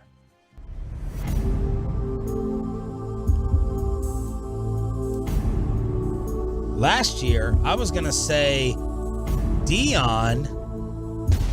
That not 04. What corner statue was unveiled last year? Let me throw out Dion. You know who it is? No. Clue number 2. High expectations after playing at the U in college before his career tragically ended. Oh. Tragically ended with a statue. I don't know. Who is it? Sean Taylor. Sean Taylor. Because that was that statue, right? They used soccer cleats, wasn't it? Yeah, they was used Jackson Mahomes was dancing on it. They too. used the Sports Authority mannequin. So bad. Was it a statue or the mannequin? It was called a statue, and it was like a weird mannequin thing. It was awful. All right. Choppy, you have to get this on the first time to tie and force overtime. Yeah. All right, let's do this. Let's do this, Peyton. Hi, Gene. I feel great about this team. I feel great about what they're about to do over the next month. I know everyone thinks that this is this impossible roadblock. Our team is better than every other team out there right now. Come on, Choppy. Please. Only time in my life I've ever rooted for you in this game. This is tough because I feel like it sounds like somebody different, but I don't have the name, so I'm just going to say Kurt Warner. Walk it off! Clue. Unfortunate. Clue number 1 here for 2 points. Spying on him wasn't as fun as when he was a player, but is now. Spying on him wasn't as fun when he was a player, but it is now. Rich Dalvin. John Ritchie. There we go. John. Wait, are you serious? Hey, you Hang got on, to know the Odyssey family. We've mentioned this name in show meetings so we many have times. mentioned this name one time. Okay. Spittle has so many times. No. You don't pay attention. Hang on a second. We got Bobby's getting Jason Witten and Donovan McNabb. You can pour Sean somebody, David Tyree, and you give me John Ritchie. Man. Maybe you should have to run high-low next week. I need to run it. And have Peyton take my spot. Do we have an and try to overtime clip? Get some points. Yeah, do you want the overtime clip? Sure. Here we go. It becomes a whole different challenge when you hit 40, and Tom's done a great job of that. I think he still has a few more good years left. Whether he stays in New England, if he does do that, I hope he gets some other pieces that they need around him.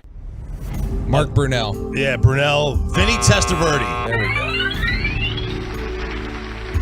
Well, speaking of announcers, are we actually getting Tom Brady or not? And the most hated man in the National Football League escapes again. Plus an update on the Epstein list next on Sean and RJ. But let me go ahead and get you updated with your security system. You get it?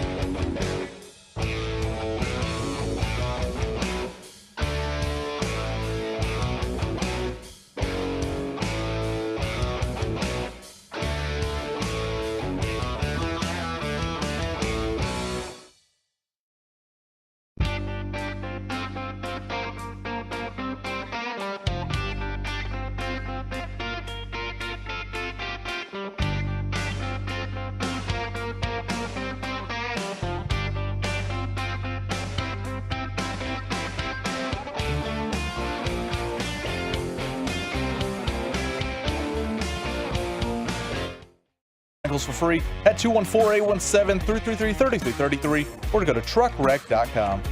16 starts, 9 now, 10 games off the bench, and an alley-oop pass ends up going in the baskets. Follow up with the call on Valley Sports. The Dallas Mavericks pummel the Portland Trail Blazers by 29, 126-97 to open up their 7-game homestand at the AAC. Luka went off for 41, Kyrie with 29. But, dude, the Derek Lively ankle injury, ugly. Ugly. Luka's reaction right after told the entire story. Lively with the ankle injury, and your boy, Grant Williams. Where are we at on the Grant Williams satisfaction scale for 2023-24? Yeah, that looked like it could have been a knee the way it got crashed into him, but it turned out to be the ankle. He had a good start, and then he's kind of faded. Who knows? He's been absolutely awful. He's been a black hole, essentially, for the last 2 months. It's been pretty bad. He's What not do you giving mean, what type of answer is who knows? I was asking you, what do you think of Grant Williams? Oh, I said Who he had a good knows? start, and then he's faded. So, who knows what he actually is? Is he the good starter, or is he the guy that's faded? But I also think we need to know what were the expectations of him coming in. To be a guy that was going to... Defensive stopper. Yeah, somebody who's going to... Hit threes. That's it, right? A little bit of defense. His field goal percentage is down. 3-point percentage is basically the same. His free throw percentage has plummeted from 77% to 65%. He's averaging the same amount of points he basically did in Boston for the past couple of seasons. Basically the same amount of rebounds, but he's under 40% shooting for the last 2 months. Yeah. He's been nothing offensively. He is not giving you what you expected on defense. 28 minutes a night. I think they expected that they were getting somebody who was going to provide toughness and attitude and leadership and communication on the defensive side of the ball, and they've got none of it. Yeah, the only thing I recall from Grant Williams this year is he likes to mix popcorn with all of his meals. That's big fan of popcorn. We have it every night. That you do? Which we like pop. That's You know what after dinner, an hour after dinner, mix it down with some popcorn. What type of popcorn? The Costco brand. Costco. Kirkland, whatever the hell. Yeah, look, right? here's the thing, and this is a hot take of mine that I will fight anybody to the death on. At home microwave popcorn is 10 times better than theater popcorn. Why? It's just better. It tastes better. It's fresher. I feel like movie theater popcorn always tastes stale.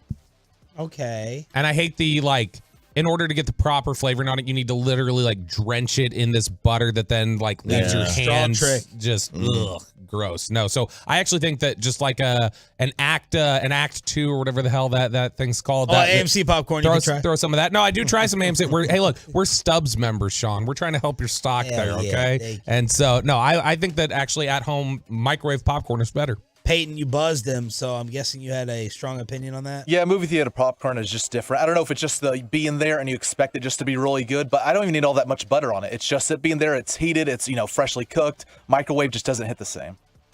Man, that fear, man, when that microwave popcorn turns. You have a 3-second window, man, in the microwave. You gotta wait. You count. Awful. When you stop. You have maybe after you hear a pop stop, you got about 2.5 to 3 seconds to get that out of there. Kristen always likes to make she'll take the popcorn kernels and put them in this little popper that she has, and she just makes it straight off the thing with coconut oil. That's better than movie theater popcorn. Movie theater popcorn is the very bottom of the popcorn tiers. Oh man, I'm a big fan of coconut oil. I wasn't for a long time, but it really works in popcorn. You want to expand on that, Choppy? I think people in the know.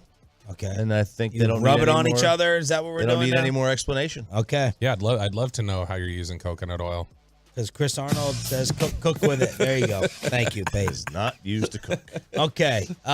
Is Tom Brady going to broadcast? I totally forgot about that story. And if you forgot about Jackson Mahomes, RJ is here to tell you he's back. He's not going anywhere. No. So Jackson Mahomes is going to get exonerated. That's my wife's biggest hatred of the Taylor Swift story, that Brittany Mahomes has been allowed in the Cool Kids Club. My wife hates that aspect of it, even though I'm liking Taylor and I'm rooting for her. I mean, Taylor Swift is just Brittany Mahomes with an acoustic guitar. No, stop. Wow. So, You're an idiot. You remember Brittany Jackson was... What? Brittany Mahomes is more attractive. No. Jackson was under fire for grabbing a restaurant owner by the throat and forcibly kissing her. This was back several months ago. So that was the initial incident. It traumatized the alleged victim, destroyed her business, and then she was placed in a suit, or they were trying to get him charged with an assault. But prosecutors yesterday moved to drop the aggravated sexual battery charges against him, as the victim is no longer cooperating in the case against the brother of Patrick Mahomes. They don't know why she's no longer cooperating. Could be any number of reasons, but they think that he now is going to be exonerated of this and get off without any repercussions, which, if anybody needs a come-to-Jesus meeting with life, it is Jackson Mahomes. Yeah. And has he put Taylor on all his TikToks? I don't follow him. I don't know. I don't either. The only time I see a TikTok of his is when Dave Portnoy has been triggered by one and is like blasting it into the universe. But otherwise, no, I would not think that she's doing TikToks with him. I wouldn't think she would do that for him. And Tom Brady he's ready, man. He is all in on going to Fox. He is preparing to take over for Greg Olsen next year. Ooh. They're still preparing to do that. There is no doubt about him. He's already practicing. Jim Nance is going to help him out. And Jim Nance says he will help him out. Joe Buck says he will help him out too. If that's the case. Different networks. Yeah, they're just like, I got to help him out. I will help him out. Of course, if it's someone popular, Nance will kiss his ass. Right, there you go. But Buck is like, absolutely. If he comes to me and wants to rehearse, I'll help him out. So there you go. Okay, so what type of backlash? There's going to be some Greg Olsen backlash because Greg Olsen seems to be a fan favorite. He's really good. And if you were the head of Fox, is there any possible way you're not kicking Greg Olsen out of the number one booth? I know Tom Brady's really sharp, but when you hear him talk football, it's like when he gets in depth, it's really good. But man, when you hear him on his Let's Go podcast, stuff like that, I just can't imagine him being as dynamic or as entertaining or as engaging as Greg Olsen. I mean, there's going to be a growing pain. Like initially, day one, he may not be like as polished as Greg is right now. There's a little bit of that. Tom Brady has been so damn famous for 20 years. Like, when we talk about how you reach this point of fame and being in a natural bubble that like you almost forget how normal people Brady comes off so robotic sometimes. Yeah. And just like disconnected. And I don't think it's his fault. I think it's just having been in, for lack of a better term, the ivory tower for as long as he has. He's kind of isolated, and I think that it comes across when he has to talk for extended periods. I think he's going to break out. What, $35 million to do this? Yeah. To broadcast? Yeah. You gotta kick Olsen out. Just the polarizing opinions and the criticism and the judgment that will come will make it worth it. It'll suck for Greg. It'll be unfortunate, but you can't have Tom Brady in the number 2 booth making $35 million a year. Yeah. So peace out, Greg. Good job, but you're about to be demoted. Right. And Bob Costas told the New York Post in an article that was written that he thinks Brady's like, he's way better for the studio. Wow. Like, not like. Why? Just because you can be your ability to be more critical, your personality would show more in the studio than it would necessarily in a game when you have 20 seconds to make a comment. I've quit all the studio shows. I can't tell you the last time I watched a full pregame show. Not inside the NBA, though. Oh, no. All NFL. Just the NFL ones. All NFL studio shows. We got several texts in a row just now that were saying we're way out of touch on Olsen and everybody thinks he sucks. Which I had not. We got, please get rid of Olsen. Greg Olsen is not that good. You guys are out of touch. Greg Olsen is boring. Greg Olsen needs to go. Like, people are not big fans of Greg Olsen, it looks like, in our listening. Is he critical? I don't hear the broadcast as often. Is he critical of the Cowboys? So the one word I'll say about Greg Olsen, he's pleasant. Like, he's positive. He's optimistic. He's got good energy. He's not mind-boggling in terms of, like, the football information or breakdown. He's good. He's very good and solid. He's not like, whoa. Like, he's good and solid. Cowboy fans may be sick of him because God knows how many games he's done of theirs this year. It may be 7. and that may be on the low end. Yeah, he's done a lot. But Greg Olsen, look, when it comes to all the commentators, I roll my eyes now at Collinsworth. I've soured on Collinsworth when I was a Collinsworth defender. Aikman is just like the most blunt and honest and grouchy, which I like. He's not afraid. Olsen is nice and pleasant. Romo is still, a little bit cheesy. That's how I describe all the analysts. Yeah, 682. See you, Greg. 972. He's a Cowboys hater, but he's professional about it. 940. He's terrible. Hater. Boy, the fan text does not like Greg Olsen. This is not a take I was anticipating. Well, I bet Brady gets destroyed when he starts. Oh, and everyone's just waiting. Oh, I think he'll be a total politician. Although what's he been doing lately? He keeps kissing the ass of the defensive players. Yeah. Okay. Bobby, would you like to comment on the Epstein list? Were you interested? Were you interested in this last night as Choppy and I were? I'm interested, but it's again, I can't figure out what's real. Like I can't figure out that's the one problem. There's so much out there that's fake, and that's why they need to have the blue. Yeah, was I ready to come in here and talk about the complex math equations that Stephen Hawking was having people do? Yeah, absolutely. I would love that. I was hoping we could read verbatim. I was hoping Peyton could read verbatim what it said. But ultimately, that ended up not being accurate. And so that's the frustrating thing is I want to know what's real, what's really juicy, what's salacious. And until then, I'm just going to be like, well, I'm going to assume anything I see that's really like, holy crap, is going to be fake until, TMZ has it. Okay. There's 900 pages of documents right now that are out. My buddy, Conspiracy Coleman, he took this photo off of television. Is this, RJ, can you confirm to me that this is Fox News? I'm trying to figure out what broadcast that is, what network that is. I want to make sure I get it right. That is not Fox News. It says News Nation. That might be the name of it, News Nation. Okay. But that's not on Fox? You don't know? No, I don't think that. No, that's News Nation. That's Is that a separate, what is that? I have no idea. I've never heard of this. Hand me my phone back then. Never heard of it. Well, he sent me this photo, and he said these were the individuals mentioned in the documents a number of times. Alan Dershowitz, 137 mentions.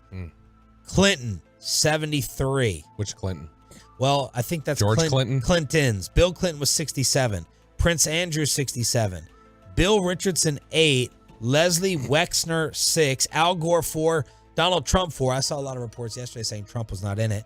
Michael Jackson, 2. Tipper Gore, 1. Kate Blanchett, 1. Leonardo DiCaprio, 1.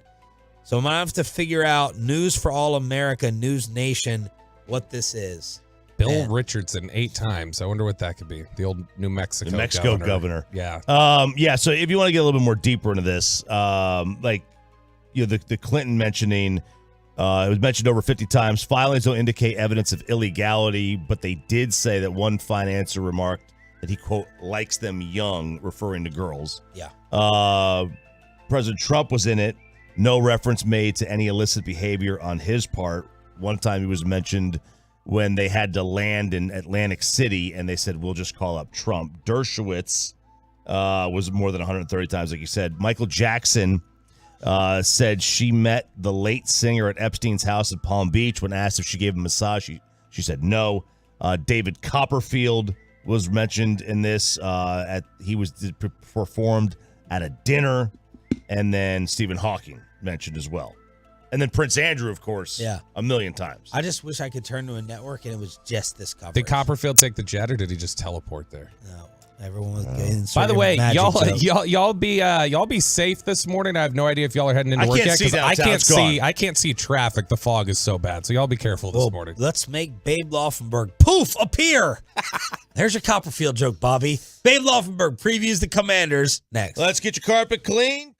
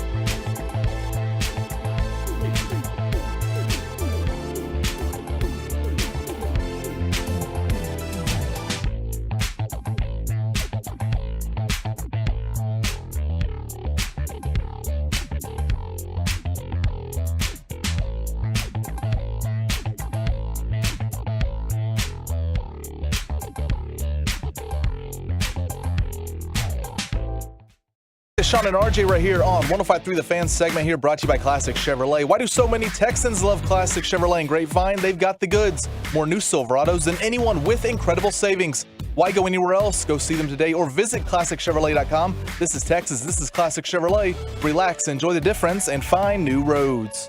It is now time for Dallas Cowboys color analyst Babe Laufenberg joining us, and he's brought to you by Johnson Fitness and Wellness, home fitness equipment stores here on Sean, RJ, and Bobby. Good morning, Babe. Happy New Year, sir. Good morning, gentlemen, and Happy New Year to you all, too. And you ready for the trivia? Yeah. I mean, that's what you call it nowadays. We renamed it Cupcakes, so we're waiting to see if you can actually challenge us like you used to. All right, well, here we go. I think Bobby always has to go last because Bobby seems to be the best at this game. But yes, Dak Prescott leading the NFL in touchdown passes as we speak. Last year, he led the NFL in interceptions. He would just be the second player to lead the NFL in touchdowns the year after leading the league in interceptions. Only one other guy. Favre. Who was that quarterback? Favre? Nope. Peyton Manning, 1999. Good guess. Nope. Don Majkowski. Nope. Could it be someone on the Washington team? Is that what he's leading us to? Could be. Can you give us Jurgensen? No. I think we got it. I don't know. No, we don't have to go to Peyton. No.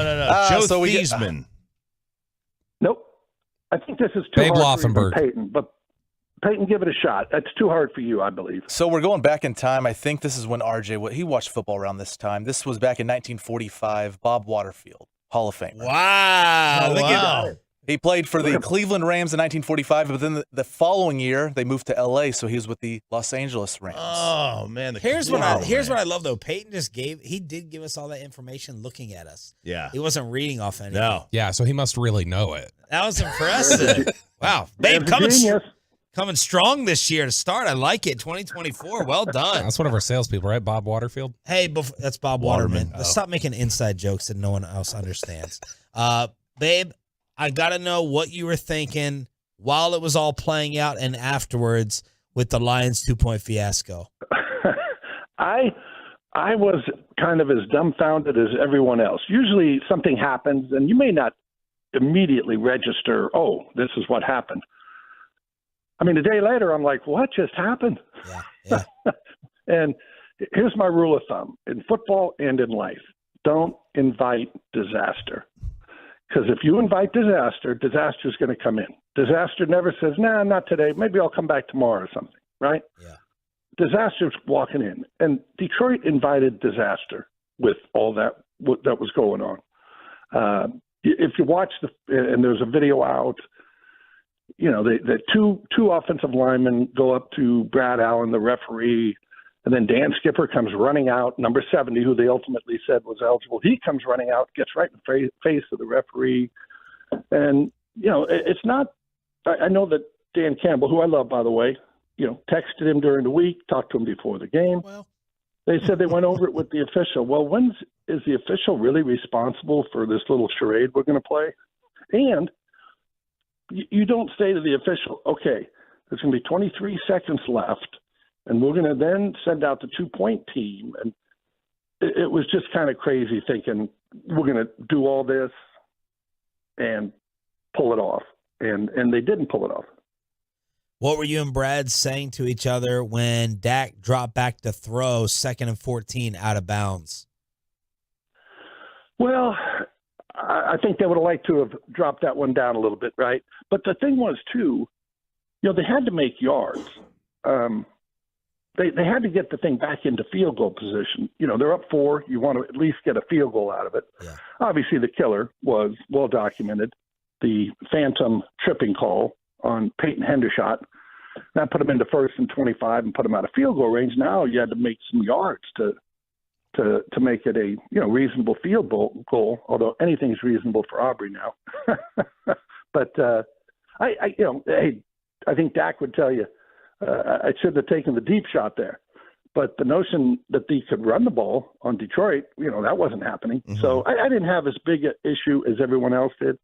It certainly gave Detroit 40 more seconds because they would have had to take a timeout use that timeout. Not had one on the last drive, but they came back. They completed the ball to I believe Hendershot after that for 8 yards, got them into the field goal range.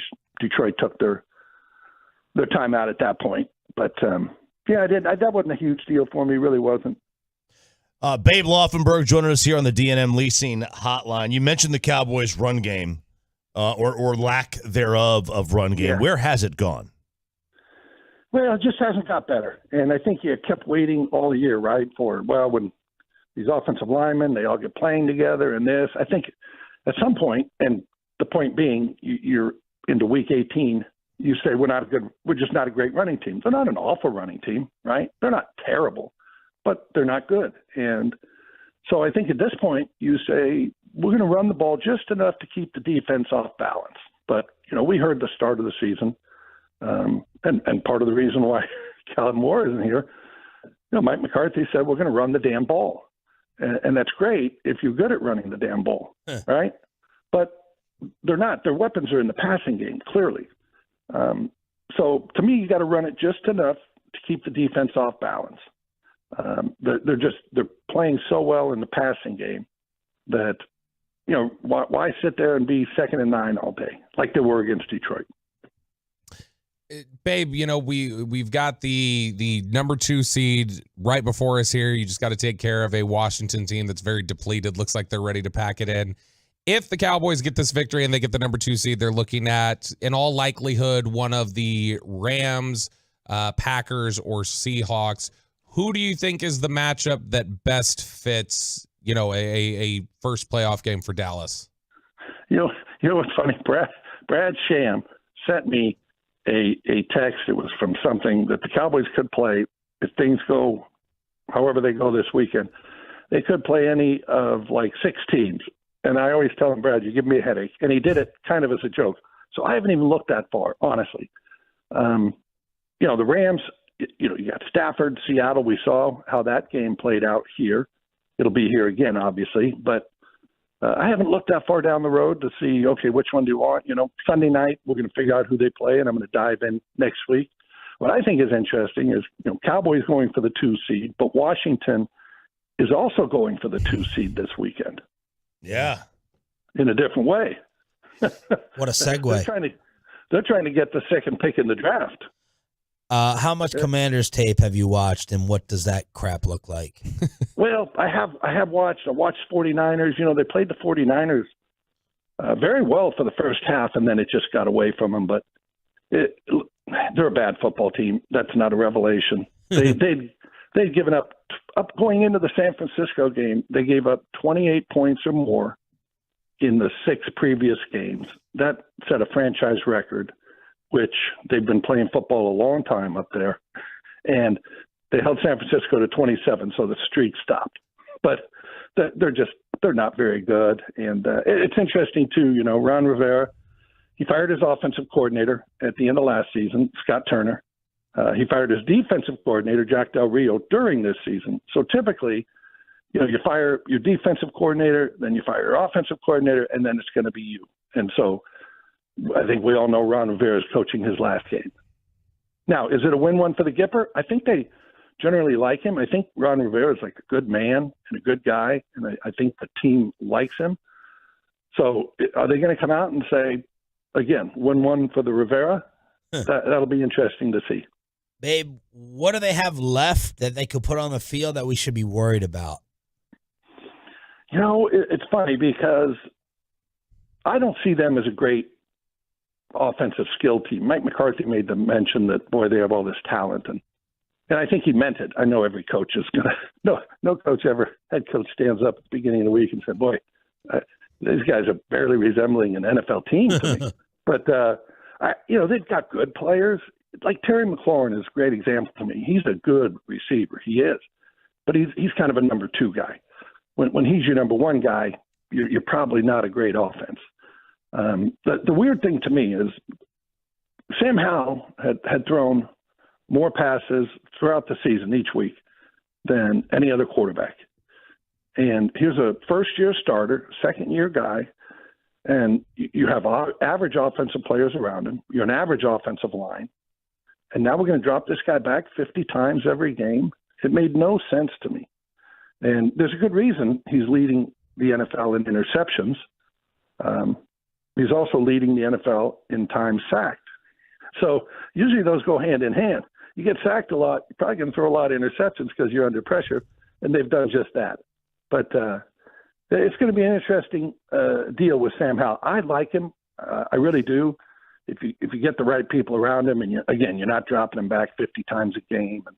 I think he's competitive. He's accurate. He throws a great deep ball. I think he just needs to be, play a little bit more and play with better players. Now, that being said, if they end up with the number 2 pick in the draft, they're taking a quarterback. There's no doubt about that. Babe, do you think teams have adjusted to Jake Ferguson and the way the Cowboys like to use him? It feels like the last several weeks they've kind of taken away that seam throw a little bit and made it a little more difficult to use Ferguson in the pass game. They have. It's a good point. They've taken away that seam because they tried to get him a couple of times against Detroit. But, the one thing about the tight end, he is never going to get double coverage, right? Jake Ferguson, for the rest of his career, will never have 2 guys on him. And if he does, the wide receiver position has really been shot to hell, right? But, I think those things are cyclical. They come up. Guy doesn't have catches for a while. It's like, what's wrong with Joe Blow? 3 games. He's only had 4 catches. And then all of a sudden, the next game, they've got 7 catches. And I think that's a little bit where Ferguson is. And, hey, Detroit, they play. I mean, kind of hats off to them. Their defense played Dallas well, I thought. You come out of the game, you only give up 20 points to what we know is a high-scoring offense, and especially at home. Basically, they gave up half the points to Dallas at home that other teams have this year. I thought Detroit played them tough. I'm not sure I want to see Detroit in the playoffs. Dan Campbell, after the game, said, we'll see these guys again. I'm not so sure I want to see Detroit. You got any existing DC connections that are still left at that dumpster fire? I actually do. I still know some people up there. I'm hoping to see Doug Williams. I think he's still involved with the organization up there. But yeah, ton of changes obviously since I left, and especially more so now with Josh Harris taking over. But it was interesting very quickly about Dan Snyder. I think we all know the kind of individual he is. Usually somebody takes over, there's going to be change, right? So, but I never heard one person say a good thing about Dan Snyder. And I knew a lot of people years ago. I knew a lot of people in the organization, and you just never heard one word. Everybody's going to have their supporters and their detractors, right? Hey, this guy's been good to me, or this guy, hey, he screwed me. But you get it on both sides. Not a single time did I ever hear anyone. And these were people that were working for him still at the time, have a good word to say about Dan Snyder. So I'm thrilled that he is gone, having been, the team that drafted me. And I think you're always partial to your first NFL team. Hey, your first date, your first prom date, your first girlfriend, whatever it is. And so I want to see Washington come back. Now, I don't want to see him beat Dallas twice a year, but I want that organization to get back to where they were, 30 years ago. Thank you, brother. Have a safe trip. Happy New Year. We appreciate it. Okay. You too. Thank you, guys. Appreciate it. Cowboys color analyst Babe Laufenberg, brought to you by Johnson Fitness and Wellness, home fitness equipment stores. Final hour around the rest of the NFL. What should Chicago do with that number 1 pick? Bobby's man crush as a coach may be ending up in the AFC, and how Russell Wilson could really, really screw over Sean Payton. Final hour, Thursday edition, right after this. But first, let me go ahead and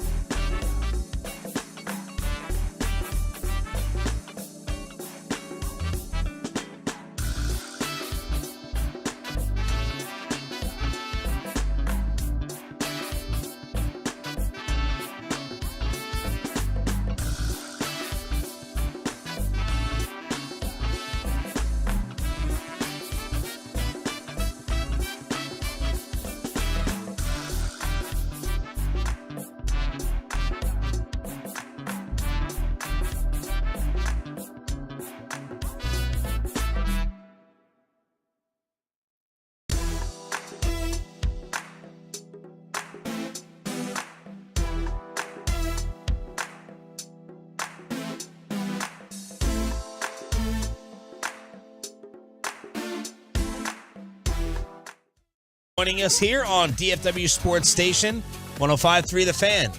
Sean Sharif, RJ Choppy, Cowboys insider Bobby Belt. We got Peyton and Ryan in the back, and man, it is foggy out there. Can't even see. Downtown does not exist. Downtown Dallas right now. Can't see it. We are live on the Fan Cam, Twitch, and YouTube at 877-881-1053. If you are looking for new stations and you're searching around the dials to start off the new year, we are your official home of the Dallas Cowboys and the World Series champion Texas Rangers. And Choppy, you had a little baseball preview or delay last night. Yeah, I mean, so Jeff Passan and a lot of people are writing articles about, the baseball free agency period, which is not really much of a free agency period, but it's normal. This is normally how it goes. Now 2022, 2023, so last winter, 36 of the 37 players received guarantees of $20 million or more were signed before New Year's Day. The only exception was Carlos Correa. This year, though, outside of the Dodgers spending over $1 billion, the next 19 highest spending teams in all of baseball are $1 billion. Like that's kind of where we are. Then there are 4 teams who haven't even spent $1 this offseason: the Rockies, the Marlins, the Cubs, and the Yankees. Now, the Yankees have been active in the trade market, but they haven't spent any money on free agency. So there are the Boris 4.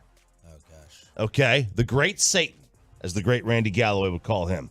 And they include Matt Chapman, 2-time Platinum Glove winner, Cody Bellinger, an MVP in the past, Blake Snell, Cy Young Award winner, and Jordan Montgomery, who's available. One team, is expected to sign at least one top-end client, and they believe that is to be the San Francisco Giants. They believe, industry execs believe the Giants are going to see them sign a major, big-time, maybe a Scott Boras client. But where else do you go? There's a lot of other teams that out there. The Rangers want to re-sign Montgomery, but here's brought up again. Another article brings up the Bally Sports TV deal and how that will affect it. I hate hearing that. I hate reading that. It's not, Ranger fans, it's not their problem if the owner has money problems right now. Unfortunately, it becomes their problem. Yeah. And that's the problem. Well, yeah, this has been this is giving me flashbacks to what was the era like 2009 when they had to have everything run through Major League Baseball approved on credit because they were going through bankruptcy and Tom Hicks didn't have any money while they were trying to transition some things over. So that's the sense you get. It sucks that you're running into these problems right after you win a World Series. Right. And you're not able to build any offseason momentum or excitement with moves or anything else. That's the really frustrating thing about the timing of this. Better than before. Yeah. Better than before. Oh, I'd rather be defending World Series champs than not. Yeah. That's the... Of course. Yeah. But it sucks the timing of it course runs it into does. the year after you win the World Series when you have a chance to what you hope for a lot of people, I think, is the idea of hey, you've got the pieces in place and you got the talented players coming up. You want to try and build this into a dynasty. Man, it is amazing how Major League Baseball, like they do with a lot of things, butcher the offseason with signing hype. It usually stinks. Well, I don't know how much it stinks. You all answer it for me on the chartrate.com text line. When the NBA and NFL free agency periods are ruined 2 or 3 days before we know everything. Yeah. And then the day it officially starts, it's just a matter of signing the paper. But we already know. But that is so much better than what happens with Major League Baseball. Yeah, and it's not something Major League Baseball has any control over. They can't do anything about it. The reason that they sign so fast in basketball and in the NFL is because of the salary cap. You've got to get the money. Right. In baseball, there's no salary caps. You just hold out right. and you just sign whenever you want to. And Yeah. that's the difference. And, it just doesn't make for a very entertaining TV kind of, social media following off season. Oh, we were when does free agency start? How many guys are left unsigned? Yeah, free agency literally starts in Major League Baseball the day after the World Series ends. Right. There's no day. And maybe they just hold it out and say, hey, free agency doesn't start until January 1st, then go. Maybe that's the case. Now, I mentioned Scott Boras with those 4. He has 15 others that are still unsigned, including Rhys Hoskins, J.D. Martinez, Sean Manaea, Hyunjin Ryu, James Paxton, tons of guys. There's also another pitcher coming over potentially from Asia, Shoto Imanaga. Well done. Thank you. I think. Yeah, we have no idea if you got that right. Honestly, I really have no idea if that's going to be the case or not. He's got a 45-day posting window. That expires on January 11th. So he will sign within the next week if he signs at all. Otherwise, he won't sign, and he'll go back and continue playing in Japan. Josh Hader and the rest of the bullpen arms. He's one of the most dominant pitchers in the last 40 years when modern bullpen usage took root. These are his ranks of the nearly 600 relievers with 250 innings over their first 7 years. Strikeouts per nine, second. Hits per nine, second. Whip, sixth. ERA, 13th. FIP, 18th. Saves, 21st. That's among all relievers in the last 40 years of their first 7 seasons. So what is he going to get? Is he going to get the 9 figures that Edwin Diaz got, $102 million, or is he going to fall in the line of Aroldis Chapman, 5 for 85, Kenley Jansen, 5 for 80? They think he's going to fall on the latter, get somewhere around 5 for 80. He's 29, and he is not the only reliever facing a very slow market. You got Jordan Hicks still available, Robert Stevenson, who struck out 43% of the batters faced, and you have a ton of teams, Rangers, Phillies, Yankees, Giants, Angels, Dodgers, Cubs, Cards, Astros, who are all looking to get better bullpens. You could add in David Robertson, Hector Neris. There's a ton of outfielder DHs available. What's what the Rangers need? They don't really need outfield help. Nope. Got Wyatt Langford coming up. Don't need any of that. Got Evan Carter. Got Adolis. I mean, you got tons of guys. You wanted to get Jorge Soler. I mean, do you really need a DH? Do you really need JD Martinez? I mean, you lose Mitch Garver, but they could fill in that gap without signing somebody to a mega deal. Thanks to Tolo Tarek, one of the top listeners ever in the history of the morning show. I disagree. He doesn't like me, so whatever. He doesn't? I don't know. I don't think so. I get vibes. Oh, really? Shout out to Tark. His wife just got out of the hospital. I saw on Facebook. Well, I hope she's way to okay. go, Choppy. I hope she's fine. Good grief. I like him. He doesn't like me, though. Shams with the report. There's currently a growing disconnect between Darvin Ham and the Lakers locker room, stemming from disjointedness around rotation and adjustments. They just won the IST, bro. Like, how is this? Is that what we're calling it? We've already put 3 letters on it. How do you fall apart after winning the IST? How do you go from the IST to the Philadelphia Eagles? Well, here's how. Nuts. They lost 3 in a row, 9-12, and now they're under 500, losing again last night to Miami. So some drama. IST hangover happens. You win those championships, sometimes you run into a hangover. No, what this shows is honestly is that like the common theme here is always how come it's always 1-2 years any coach that's around LeBron James is already is all of a sudden in trouble. Like the constant theme here is just it's Anthony Davis's fault. It's street clothes. You're putting it on street clothes. They should trade street clothes. From that standpoint, from the LeBron standpoint, it does become the situation like if you constantly are shuffling through roommates or friends and it's always their issue, eventually it becomes back to you. Like you're the problem, not the other roommates. I'd have to go through the coaches and the rosters to see who he's gotten rid of and what the state of the team was. Blatt, Tyronn Lue. It's always Mike felt like Brown like 6 times. Mike Brown a bunch. It always felt like Spolstra was on shaky ground even when they were going to titles. He is a coach killer. It appears that way, but now Darvin Ham. Even after, like I say, he wins the IST and you're already trying to run the guy out of town. Like you didn't just hang up a banner. Talk about the stupid IST. All right, let's talk about the Chicago Bears. The Bears. What they should do with the number 1 pick. All right. So they've won 4 or 5. Fighting for Flus. Chicoline down the hall. He's sitting here saying, yo, you see our team? You see, Eberflus got that defense rolling, man. Will Chambers is just hot under the collar. Yeah. So, Fields and Eberflus should return, and they should trade out of number 1. Is that an overreaction? Is that not? Is that true, false, fact, fiction, all the things? Did you see people going crazy over the Caleb Williams penthouse photo yesterday? No. Oh, my gosh. Were his nails painted? Go look at the no, it wasn't that. But they could have been painted the skyline of Los Angeles. Look at the view. People are like losing their minds. Reggie Bush got banned. Look at Caleb Williams sitting there with his ginger beer or his ginger drink with the skyline of L.A. Bobby, you answer this first. So ESPN had a really in-depth, detailed overview of the Fields question on Monday because they had Courtney Cronin, their NFC North reporter, and then Jeremy Fowler, who's one of their NFL insiders and really starting to like develop a reputation as one of the more well-connected people out there. And they basically gave an overview of like, hey, here's kind of what the Bears are looking at right now. And it's interesting because you've got Eberflus and Ryan Poles, the general manager, that were really on the hot seat. And so the question for them is, hey, those are some of Fields' biggest supporters, and he has great relationship with those guys.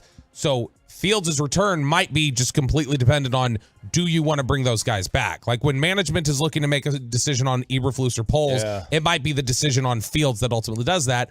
But they said the other angle of this that can't be underestimated is that if Poles and Eberflus are saved and told, all right, one more shot, do they want their one more shot being in Justin Fields' hands? So it sounds like this is completely up in the air, and he's still kind of playing for his job a little bit. But Fields has been a lot better in recent weeks. The whole Bears team has been better. So I don't know, man. If you pass twice on the top pick in the draft, if you pass on being able to pick whatever quarterback you want 2 years in a row like they've done, that puts more pressure on Justin Fields next year than any quarterback in the NFL. Well, that was a nice job of recapping what everyone else says and thinks. That's the reality. No, I don't care what you give me your reality. Are you taking Caleb Williams or not? Answer the question. No. Woo! Sticking with Fields. Yes, I'm sticking with Fields, and You've been saying I'm building around. I don't Caleb. You can't pass. I do love Caleb. The problem with Caleb is obviously like I don't love some of the mental makeup stuff. I don't love some of the leader of men. Like to me, there's the same questions about Caleb right now that have been thrown at Kyler for 4 years. Like that's what I'm concerned with. What are you doing, Ralph? So the sort of Howie Roseman philosophy would be take a quarterback at 1 and you still have the 10th pick or whatever it is. You're still going to have a high pick either way. He's got a great team. And then you worry about what you do with those two guys. You don't have to start either one of them next year. Like you have to start a certain guy next year. The Breeze Rivers philosophy. Yeah, you could do that. So like that's what the sort of the new school philosophy would be. I'm kind of out on Caleb Williams. To me, if you can't win games in college, you couldn't win at USC with Lincoln Riley. Like you couldn't win there. Like everybody wins. Everybody wins there, right? I just that's a weird situation to me. I think he's fallen off a little bit. I would not trade out Justin Fields for that. Boy, that's a 9.72. I think that's a stretch. Kyler throws tantrums. Caleb just cares so much about winning. He gets moody when he doesn't. No, there's must be Oklahoma. It must be Carter. Well, I mean, Kyler gets the Oklahoma credit too. The interesting thing is, Caleb. When you watch him on tape, he does things that are Mahomes-esque. It's very like that's the best comp that you can find probably is Mahomes. But the problem is that do you want the Mahomes talent with potentially the Kyler Murray makeup at the position? I don't know that you want to gamble on that. These are the two questions. One, the Caleb crying in the stands with his mom, the nails, the not wanting to speak. That, the Caleb maturation versus Justin Fields' growth as a passer. Did they see enough with Fields as a passer? Pepe, you're a fantasy nerd, even though, did you miss the playoffs again? Well and early because I got cheated, but the other two leagues I made the semifinals. How'd you get cheated? I just had an excuse. Just want to come up with an excuse. I like that. Where do you stand on Fields, Peyton? I'm not high on him, but I don't think the Bears should get rid of him. I mean, just for Caleb Williams, because I'm not high on Caleb Williams either. You know, after this year, it's not working. I'd have to go and watch like his last 5 or 6 games, Fields throwing, but I'd have to take Caleb. I can't pass it up. He's really, really good. I just think that if the maturity stuff and that stuff didn't happen, we wouldn't be having this discussion, I don't think. Fields is like, and I mean, I know it was totally unwarranted, but you remember there was that building train of momentum before the season. Like Justin Fields is going to be an MVP conversation. Like there was a lot of hype surrounding him, and obviously it was disappointing in the first part of the season. But I think Fields might have shown you enough to delay it again. Let's talk about the Commanders, what we can talk about them, and talk about the 2 newest Cowboys as well with Patrick Walker, DallasCowboys.com after this. And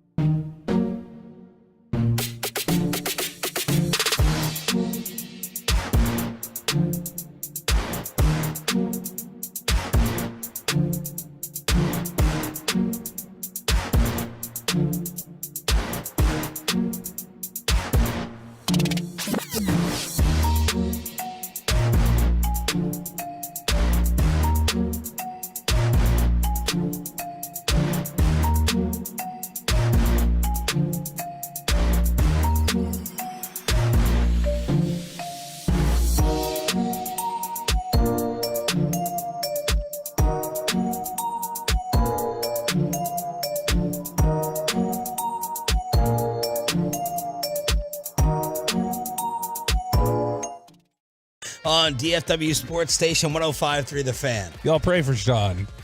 Good. Sean's gosh. hurting this morning. I thought I got to get out of here. This is miserable. It's getting worse. Not just Bobby. This is a short week too. I know. That's why the only reason I'm in here. Vacation guilt.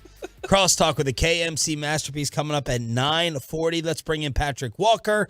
The second reason I'm in here is Patrick from DallasCowboys.com, brought to you by the WinStar World Casino and Resort. Proud to be the casino of the Dallas Cowboys. Please game responsibly. Officially signed. We got LC and Damian officially on the practice squad. Wilson, yes. Lyle Collins, any minute now. Literally any minute now. Cowboys have just been finalizing some details between both sides over the past couple of days, but the entire time over these past couple of days, it's been expected that the deal would become official, and it is ramping up. So pen could go to paper within the hour, within the next 60 seconds, but it is expected to happen this morning. What do we need to know about the Commanders? Dangerous because they have nothing to lose, and that means they're going to be one of two things. And the Cowboys don't know which of these two things they're going to be, so the Cowboys need to be mentally prepared to just go in there and just blow them out of their own stadium. That needs to be the mindset, because on one front, you have them possibly playing the last game for Ron Rivera, so maybe as players they want to mount up and send him out on a high note.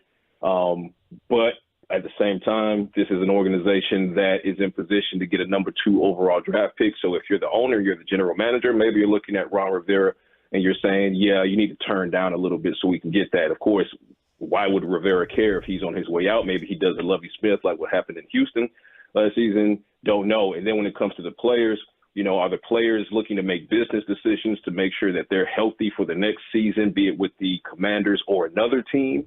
Or are they looking to play spoiler to the Cowboys of all teams at FedEx Field? So you have so many different reasons that this could swing either way as far as the mentality of the Commanders, that you need to not think about that if you're the Cowboys. You need to just simply go in and say to yourself, we're 3-5 on the road.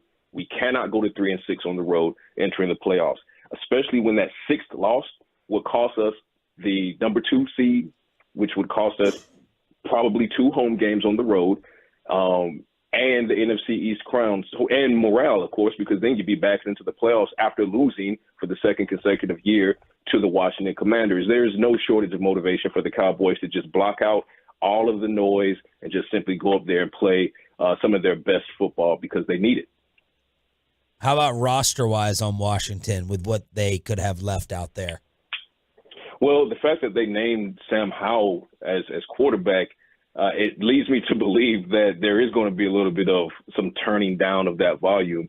But at the same time, you have Brissett ready to jump in at a moment's notice. This is why I tweeted yesterday to prepare for both quarterbacks, because you don't know what they're going to throw at you. They could be throwing Sam Howell out there for the first quarter. He throws a couple of interceptions, and then Ron Rivera completely changes his mind and says, you know what, I'm not going out like this. And then he throws Jacoby Brissett in there, and you're not prepped for him. So prep for both quarterbacks, and then you always have to keep an eye on Terry McLaurin, because as it's been proven in his young career, doesn't matter who his quarterback is, he'll likely get his. You saw what Curtis Samuel was able to do against the Cowboys. Even though the Cowboys won that game, Samuel was able to have one of, if not his best game of the entire season when they came to Arlington to AT&T Stadium. So, I mean, those guys got weapons. They got weapons. Brian Robinson in the backfield as well. The good news for the Cowboys is it's a great matchup in regards of this is the Cowboys' run defense that has taken the right steps since getting mauled by James Cook in Buffalo. And now they're probably likely getting Jonathan Hankins back versus, albeit a capable running back core in Washington. Eric Bieniemy loathes running the ball. He does not like running the ball. So if he sticks to that formula, then it's just Sam Howell and the receivers against the Cowboys secondary, who is playing some good football, especially with Donovan Wilson and Jordan Lewis starting to hit top form. Patrick Walker joined us here at 105 to the Fan. Is this a game that you would like style point, or you just want to get out of there and survive? All right. So objectively speaking, I just want to get out of there and survive. A win is a win, right? And few wins are bigger than this one. Few non-playoff wins are bigger than this one when you talk about the magnitude of what's on the line. NFC East crown after chasing the Philadelphia Eagles for months. number 2 seed, which could get you at least 2 home games if you win the wild card. You win the wild card weekend. Morale boost, all of these good things. So there's that. Subjectively speaking, I want style points. I want you to walk them like a stray dog. That's what I want you to do, because they did that to you a year ago, 26-6. They absolutely out-physicaled you. They beat you up in a game where you couldn't even figure out what was going on. And every other play was a bad play for the Cowboys. So you need to return that favor. So while I want it to just be a win, I don't care if it's 1 point. Win big, win, small, just win, baby. But as subjectively speaking, I know how it felt after that game, seeing that locker room have question marks floating over their heads like an Archie comic book strip. Like, what just happened here? Go back and repay that favor. Talk with Patrick Walker from DallasCowboys.com. Pat, Cowboys get 7 Pro Bowlers yesterday. Any? It's not enough. I was going to say, any glaring oversights to you? Yeah, that's not enough.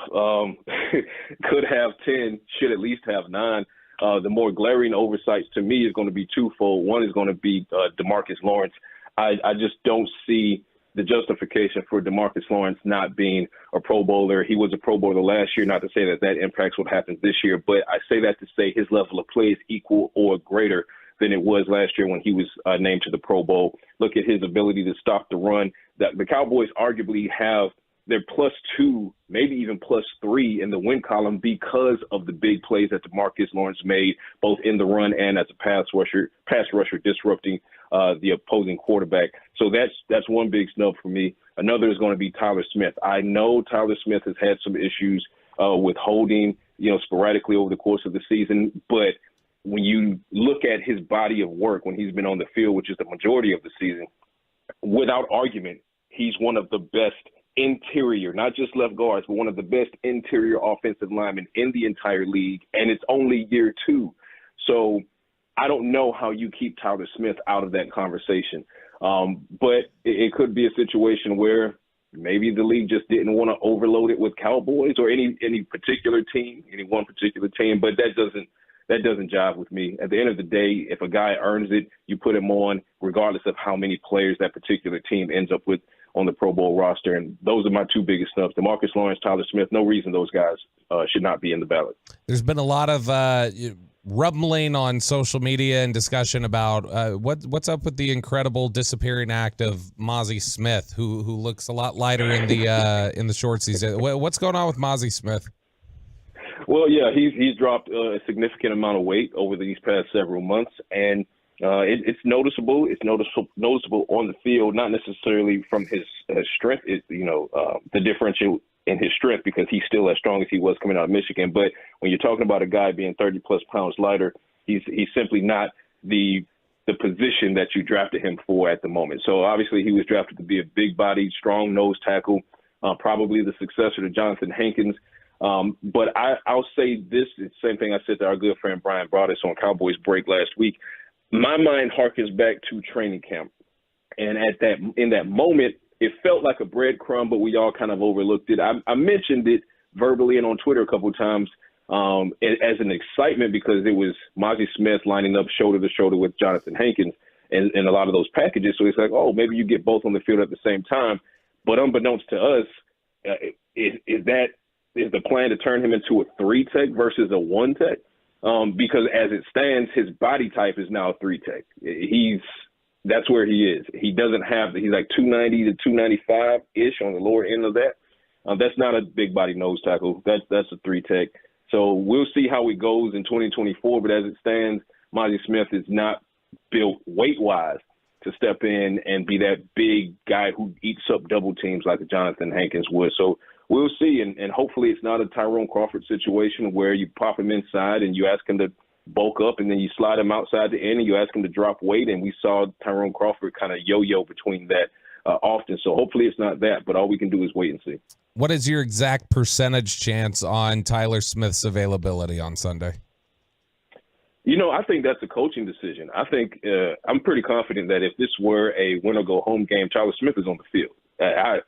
I'll put all money on the table. I'll push all my chips in the middle of the table when it comes to that. But I think that it has to be a decision that's balanced with the magnitude of what this game means if you should win, versus the fact that you need Tyler Smith to be as healthy as possible and, going into the playoffs because of that run. And a lot of people say, well, how is that different, Pat, from the Jonathan Hankins equation? Well, it's different in that Tyler Smith has been playing, these past several weeks. Jonathan Hankins has missed, 2 or 3 games, and he needs to grease his wheels to get some rust off to be ready for the playoffs. So that's why the approach is different. I think Jonathan Hankins takes the field. I think Tyler Smith, if it's a full-blown coaching decision, you also look at the fact that TJ Bass has been much more than serviceable. He's not been the reason that the run game hasn't gone off. He hasn't been the reason that Dak Prescott has, been subject to a lot of pressures.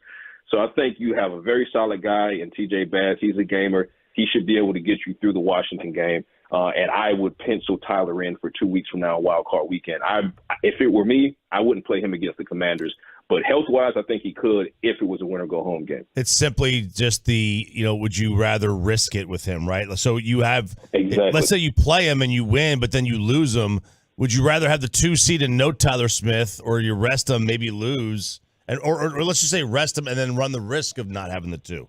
What would you rather have? And that has to be the conversation. And it's not an easy conversation to have because even as you put it there, RJ, you have to keep in mind that, well, if you lose the number 2 seed, guess what you got to do? You got to go on the road, and your path to the Super Bowl is on the road, and you're not playing well on the road. So how do you weigh one thing up against the other? The value of having Tyler Smith versus the fact that you are much better at home. So I don't envy the coaches having to have this conversation. But again, if it were me, and if TJ Bass had not shown that he can play solid football, and if that talent drop-off from Tyler Smith to the backup was gargantuan, then I'm saying you play Tyler Smith here. But TJ Bass has shown you that he can step in, and he should be able to help you win this game against the Commanders. And that's just my take on the Tyler Smith. Jonathan Hankins, I say you get him out there, let him grease his wheels, even if it's not a full slate, a full workload.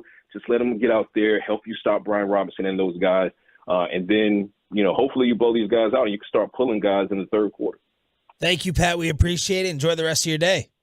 You too, fellas. Speak to you soon. Patrick Walker, DallasCowboys.com, brought to you by WinStar. Let's crosstalk with the KMC Masterpiece next on 105.3 The Fan. But let me get you set up with DF.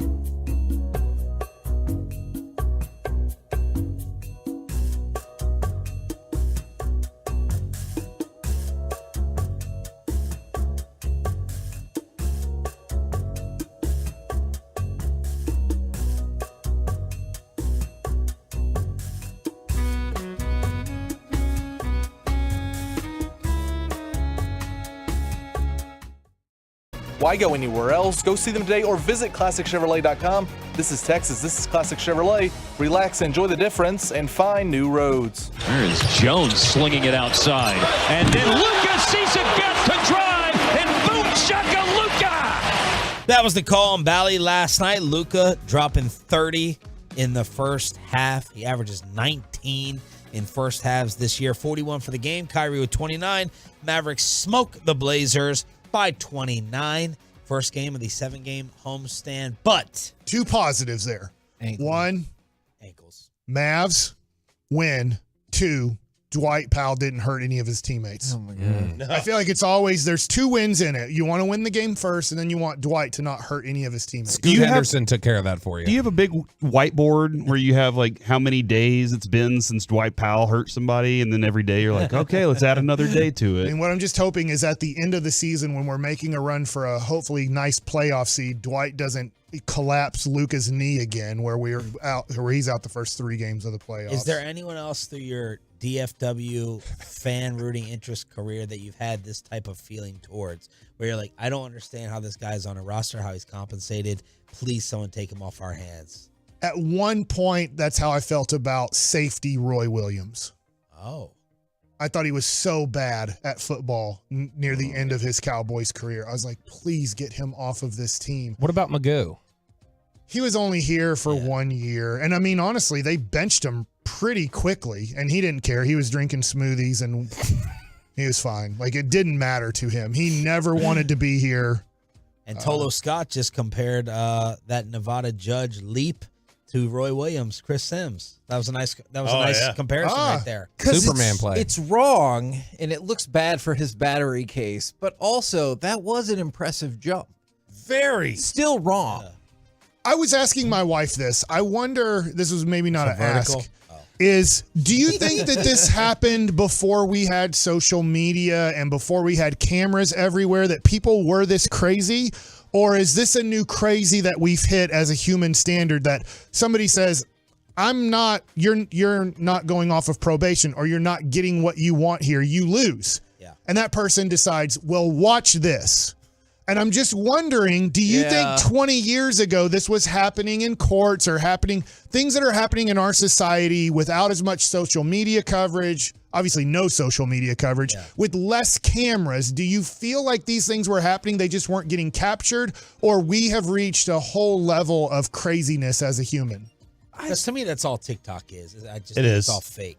Yeah, see, I'm inclined to think it's the second one that we've gotten a little bit more unstable. Good question. Maybe, Good but question. how many rulings are there on battery cases a day in the country? Like, I mean, however many. 5,000. Okay, exactly. This is the only time you're talking about this we video. see this one over it doesn't happen. I think that's a pretty good hit rate for like one case out of tens of thousands a year. I would imagine one person might snap and charge a judge. Does that bailiff lose their job for not getting all the way in front of the judge? I know he Like deflected. the Terrence Steele of bailiffs. It's like, letting him free Never ride. coming free back on the pass. morning Cowboys show are now. like, hold on, he's injured? Let's sign him.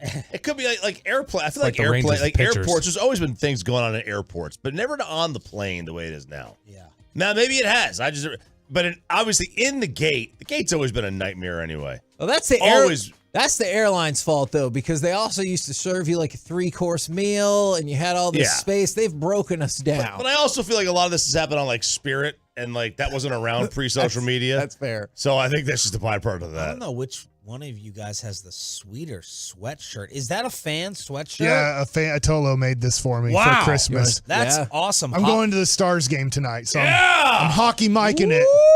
It's 1-4, so that means you're going. You said that yesterday. That's my bad. Yeah. No, you're right. Yeah. And you have the Rangers World Series Championship sweatshirt. That's sweet, Corey. Yeah, I got it for Christmas from the wife. The day before we left for vacation, I texted her and said, "Hey, this hoodie is for 40-something% off. Should I get it now?" And she said no. And then there was like a whatever dollar charge on her card, and I was like, "Oh," I gave her the idea.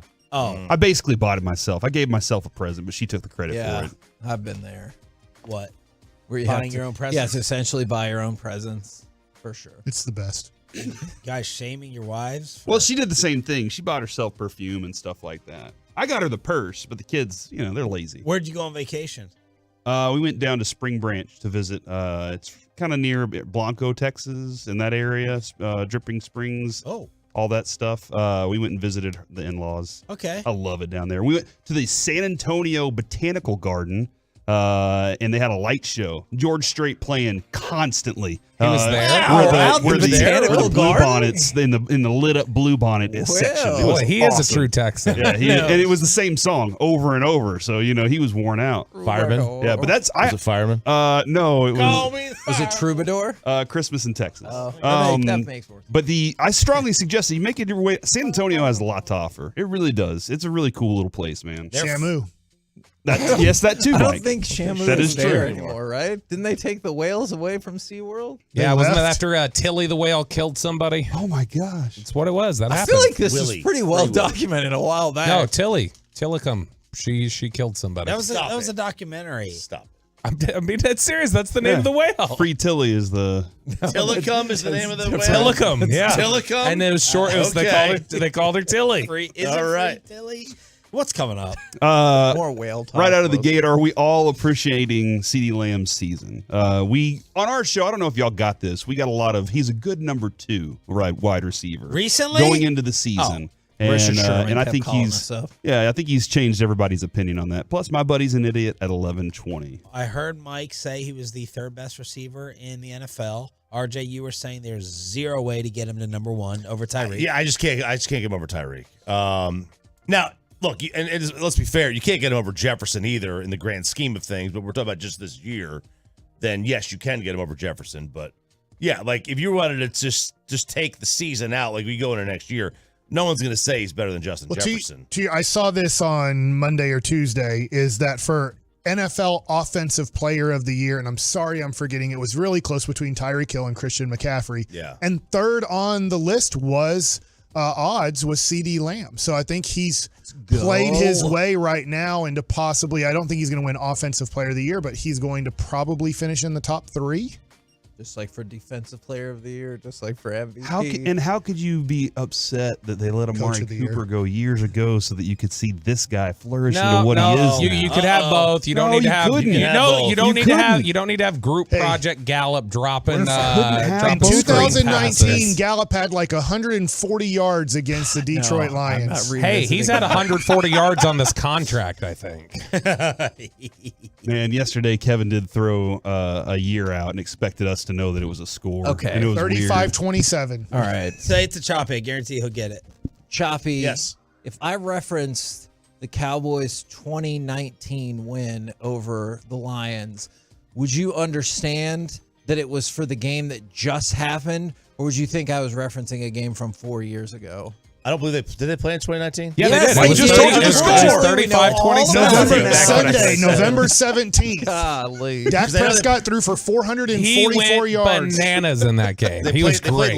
They played last year too, right? Which is weird. Yeah, 24-6 in that game. And that was. That's not relevant. That's not relevant to any of this. The whole world was confused. You said Oh, about the 2019 game, I would assume it was the 2019 game. Not the 20-19 final score game. That would be 22-19, not 20-19. Yeah, when I think 2019, I think Super Bowl 25, Scott Norwood missing the kick. You know, when I listen to you all on the way home, I feel like this is your 4-hour. How long are you all on? Yeah. This is your entire 4-hour existence. 4 hours, Sean. Appreciate you checking This in. is your 2 during baseball season. Look, he needs a nap. This is your entire existence. Yes, dealing with that. it is. Yeah. Could be worse. Well, the whole audience was there too. Spittle walks in. He thought the same thing. Tim was like, "Oh, I wasn't listening." So did Alec, and so did Carter.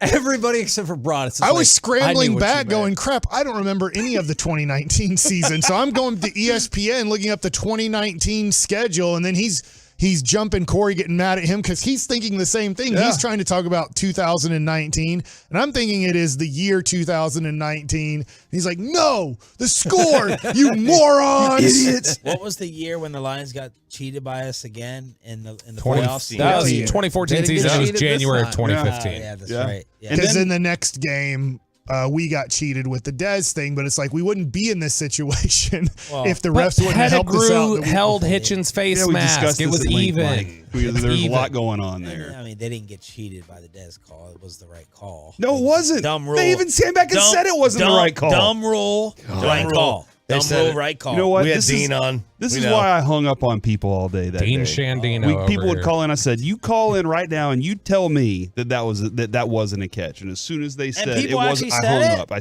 hung Cowboy up. fans? That was one of my favorite segments of all time. I hung up on Him just every- hanging up on people in 3 seconds. Because they were wrong. That was a catch, and we all know it. How long do you think Derek Lively's going to be out now? Maybe just like a game or two. You think that's it? Ooh, that looked nasty. 2. Okay. And Grant Williams? Grade Grant Williams' season so far. F.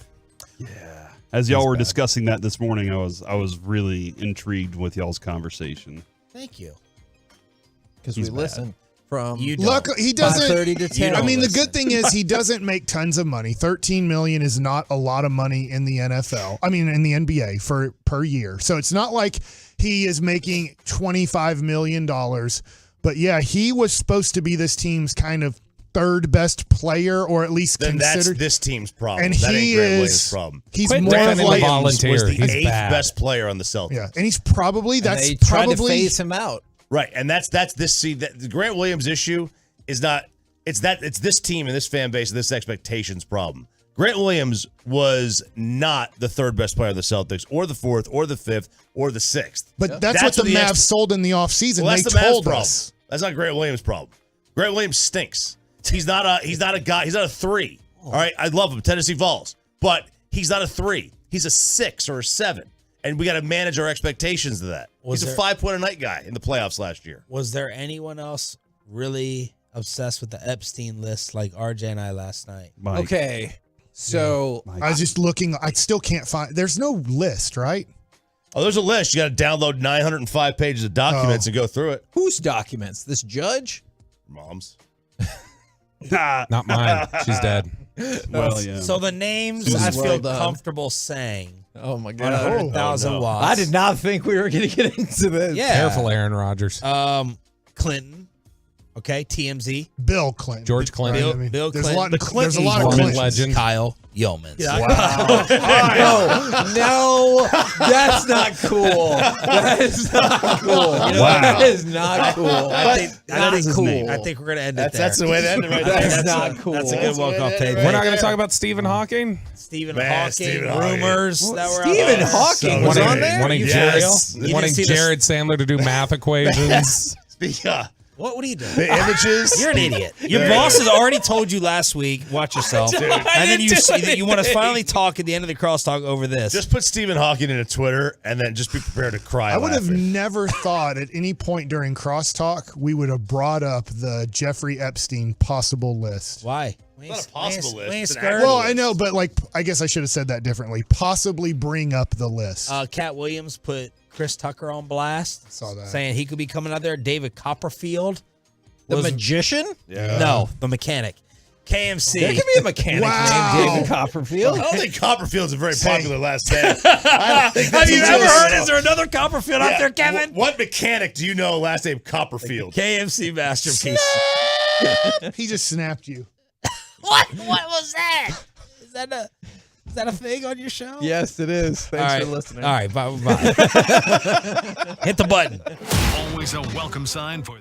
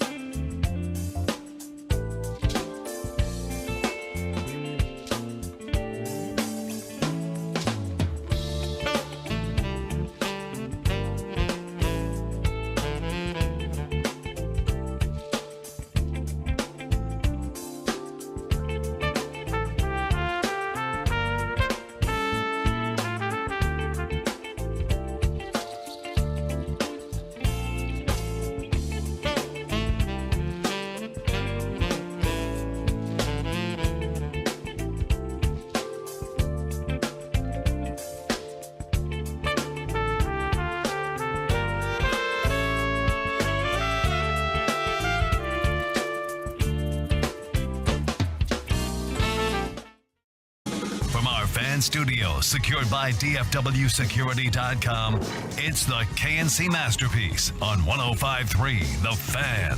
KNC Masterpiece right here on 105.3 The Fan. You got me, Kevin Hagelin, Corey Majors, Mike Bassick, and Alec Medford, who's been with us all week, so he will obviously undoubtedly be with us tomorrow. We have Chris Strong as tomorrow. well. What? Yeah, Alec, it's been a good run. Appreciate everything you've done, man. Y'all got sick of me already? Oh, it has absolutely nothing to do with us. Because you support The Rock against Roman Reigns at WrestleMania. And I think, Kevin, you introduced our show incorrectly. Because you said Mike. That is not Mike today. It's Hockey Mike. Hockey Mike, baby. So we're going to ask the question if everyone is appropriately appreciating CeeDee Lamb's season. Talk about the Pro Bowl. Talk about practice squad updates, all that good stuff. But we have another question. Yes. Mike is wearing a Tolo made the Hockey Mike sweatshirt or hoodie. Should Mike wear his Hockey Mike hoodie to the game tonight? What is your concern about this? So I feel like I love this hoodie. I'm wearing it today. I will wear it out as much as I can during shows when we're out at Buffalo Wild Wings, like tomorrow in Arlington or wherever we're at. It's really cool hoodie and very comfortable. But Hockey Mike is cool. On the back, it has Bassick 51. Very cool. But if I wear this out in public with 15 to 20,000 people, I feel like there's a very big ego part of wearing something with your name on the back of it. But you didn't make it. I didn't Somebody make made it it for you. I just feel like there could be people walking by. Let's just say they have an idea of who I am, and they're like, "Oh gosh, that guy thinks he's so big time. He wears his own name and number on the back of his hoodies and just stuff." Think about what are you there to watch? All those people on the ice think they're so great. Yeah. They wear a jersey with their name. Yeah, they wear their own names on They the should jerseys. be. They are awesome at hockey. And you're awesome at Hockey Mike in it. I'm very excited about tonight, as hopefully Wedgie steps up big time, and the Stars have a big win because let's face it, Colorado is probably a hair better than the Dallas Stars. This is my hockey take. I could see that. In a 7-game series, I would be worried that the Avalanche would win the series. Not easily, but win the series. So I think this is a really fun game to go to. But wearing Hockey Mike hoodie, awesome. Wearing Hockey Mike hoodie with Bassick 51 on the back of it, I'm just a little bit, I don't want to come across as being a huge ego guy. Gotcha. I am famous. Yeah, even though at times, I definitely am a hypocrite. Man.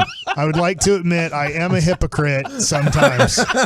Holy cow, that timing. That was great. You have earned a day off. Good job, Alec. That was timing was wonderful. impeccable. Now, let's go to cut number 9 if we can. We'll get to the Pro Bowl probably.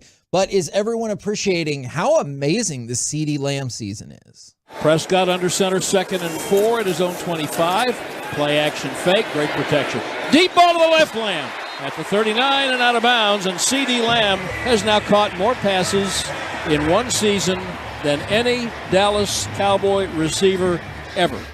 Now, I realize if you're comparing it straight up with Michael Irvin's 1995 season, that's not an apples-to-apples comparison, Right. even though he got it done in 16 games because of how much the passing rules and passing game have changed. I understand all of that.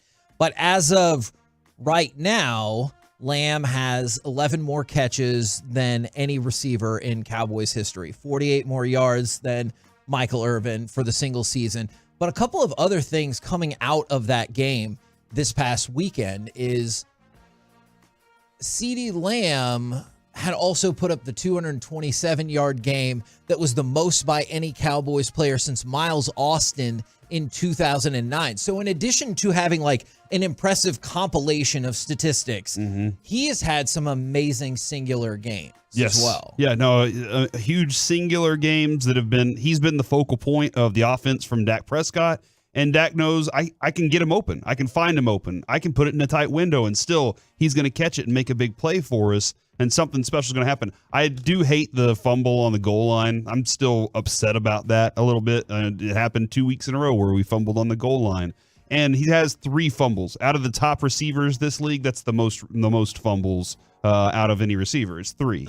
But what we're seeing, we don't see from the Cowboys. They don't have these types of seasons where it's like, and we asked for it last year, make one receiver the focal point, force him the ball. We don't have to just throw it to all over the field all the time. And they said, all right, we'll show you we can do it. Because Devontae Adams can get 10 catches in his sleep every day. And here's CeeDee Lamb this year with the Mike McCarthy offense. They're saying we can get 10 catches in our sleep. You know what'll be interesting is I know they have a game this Sunday, a practice game against the Washington Can't Play Football Commanders. Is in the playoffs, will they continue to feed him the way they did against Detroit? Because that Detroit game was a correction from the Miami game. Yep. In the Miami game, the first 2 drives of the game, you're talking about the fumble by, I call him Daryl Johnston, but I know, or Bill Bates. But the fullback has a fumble. Licky, yeah. They go 74 yards pretty much, and then there's a fumble that Miami recovers at the 2-yard line. And then the next drive, CeeDee Lamb has 2 catches for a touchdown, the last one being a 49-yard touchdown. After 2 drives in that game, CeeDee Lamb had 5 catches for 102 yards. He had 1 catch for 16 yards. After the first 2 drives, 5 for 102, then 1 catch for 16 yards. I believe that came in the 4th quarter. I don't think he had a catch pretty much in the 2nd, 3rd, and the majority of the 4th quarter. So he only had 1 catch after that start. And I think there was a correction after the Miami loss of, why did we stop going away from CeeDee Lamb? Because I asked people who watched the All-22 and stuff, and they really didn't do much different. They got better pressure on Dak, where he might have not been able to stay on CeeDee's route long enough. But for the most part, they didn't all of a sudden roll a hard double team over there against him in the Miami game after getting off to a great start. He's had an unbelievable year. The second best wide receiver in the league this year to Tyreek Hill. I think the 3rd best receiver in the NFL. If everybody's healthy, I just think he's behind Jefferson and Hill. I'm just hoping that what we saw against Detroit, that they just keep going to him and feeding him and make the defense make a major adjustment. And one of the things that I hope would lead more to that is, Corey, this is something that you talk about a lot, is catch efficiency per your targets. Here are all the times that CeeDee Lamb has gotten more than 10 targets, all right? Because he had a slew of games there where he had exactly 10 targets, but games where he had more than 10 targets. So you're like, hey, we're forcing you the ball no matter what. Against the Jets, 13 targets, 11 catches. The Rams, 14 targets, 12 catches. The first time against the Eagles, 16 targets, 11 catches. You see it again against the Giants, the Seahawks, and then just this past week against the Lions, 17 targets, 13 receptions. So even in the games, to your point, Mike, where they don't move away from him at all, and they're like, forcing the ball, what happens? Nothing happens defensive adjustment-wise. He keeps catching the ball. Like, you don't see, he got 17 targets, but they only caught 9 passes. I'm not saying nothing happens defensive adjustment-wise. Right. I'm saying they still can't stop it. He keeps catching the ball. And if I have those games right, they won all those games. I'm not 100% sure. With the exception of the first Eagles game, yes, they did win all those games. Thank you. So I just look at it, and so 5-1 in those games. I know that Bobby Belt yesterday asked Jerry Jones about, is CeeDee Lamb the guy who stirs the drink? It used to be Ezekiel Elliott. That's what Jerry used to say. And he said, well, not necessarily, because the quarterback kind of has to get the ball to the receiver, where a running back, you're kind of just handing him the ball off 20 or 30 times a game if that's your main weapon. But I do think if CeeDee Lamb has a below average game, and at this point, 5 for 100 is average.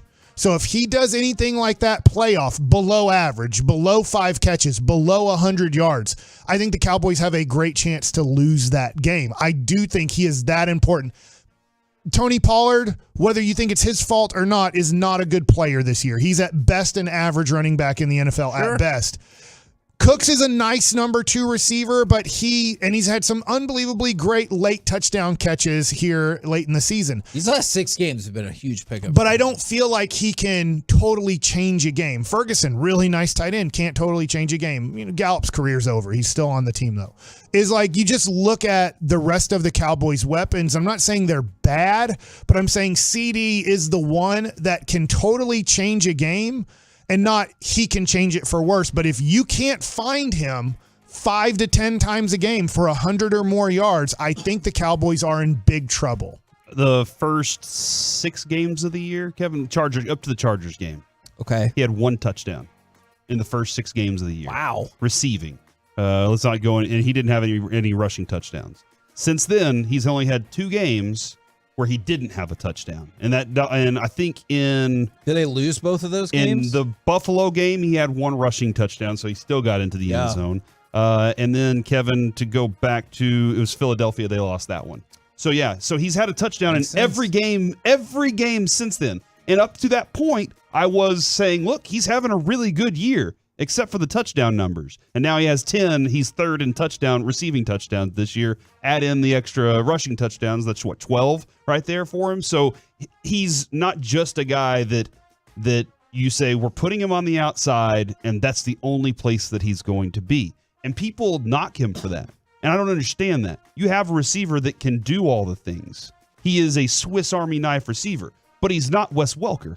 He's like, he can go outside and beat your best cornerback in his face, or he can go get the ball in the backfield and do something special. Nobody ever knocked Deebo Samuel for that because Deebo Samuel's tough, right? But CeeDee Lamb's doing all the same stuff and getting yards after catch as well. And now people are like, hey, let's look at Dak's numbers and the yards after catch that are happening there. CeeDee Lamb's huge in yards after catch right now because Dak is actually hitting him in stride. They made a connection this offseason that grew and worked together. I'm really glad that you brought that up. It is weird to me that depending on which side of the narrative you're on, yards after catch are either a great asset to why you're such a good quarterback or a reason why you're not. Yeah. It's because I've heard that a lot against Brock Purdy. I'm not saying Brock Purdy is the greatest quarterback that's ever lived, but I don't think that yards after catch should always be counted against you. The plays are designed for it. An example, I was watching Hard Knocks in season with the Dolphins, and Tua makes a throw that's behind Jalen Waddle, I do believe, or maybe it was Berrios. And Mike McDaniel says, this is a bad throw. And he's talking about everybody that did bad in this game. And he said, and look why. I designed this play for you to get a touchdown here. It's an 80-yard touchdown if you make that throw out in front of him instead of behind him. Yeah. And so that's what Dak is doing better. They connected. They worked out together in the offseason, and that is where Dak's first look is, and then it goes from there. And for the most part, it's winning. It's winning almost every time. And to y'all's point about how good CD has been this year, where he sits in the NFL. CeeDee Lamb in the NFL this year, first in receptions, second in yards, third in receiving touchdowns. He has the longest catch among the elite group of wide receivers. He has the third most yards after catch. He has a 72.6 completion to target percentage, which is better than Tyreek Hill, and I think 0.1 behind Amon-Ra St. Brown, who we just saw, who's clearly an outstanding wide receiver as well. And then there's this. CeeDee Lamb has scored a touchdown, to Corey's earlier point, in 8 straight games, the longest active streak in the NFL, and just the third time in the last 10 seasons a wide receiver has scored a touchdown in 8 straight games. Now, I realize one of those was a rushing touchdown, but still, along with Devontae Adams and Antonio Brown, who at the time they did it, held in very high esteem. Well, I will say that he is hot, CeeDee Lamb, because last night I watched the 5 hottest players in all of sports and their cards. Number 1's Lamar Jackson. His cards are going up tremendously. Number 5 in all sports is CeeDee Lamb. His cards are going up tremendously. So through this stretch, what he's doing is, at least by, let's say, a common fan, it doesn't have to be just Dallas Cowboy fans, but football fans in general are paying more money now to have CeeDee Lamb stuff because that's where he's at. So I do get the Richard Shermans or whoever that still don't want to give CeeDee Lamb as much credit as he deserves this year.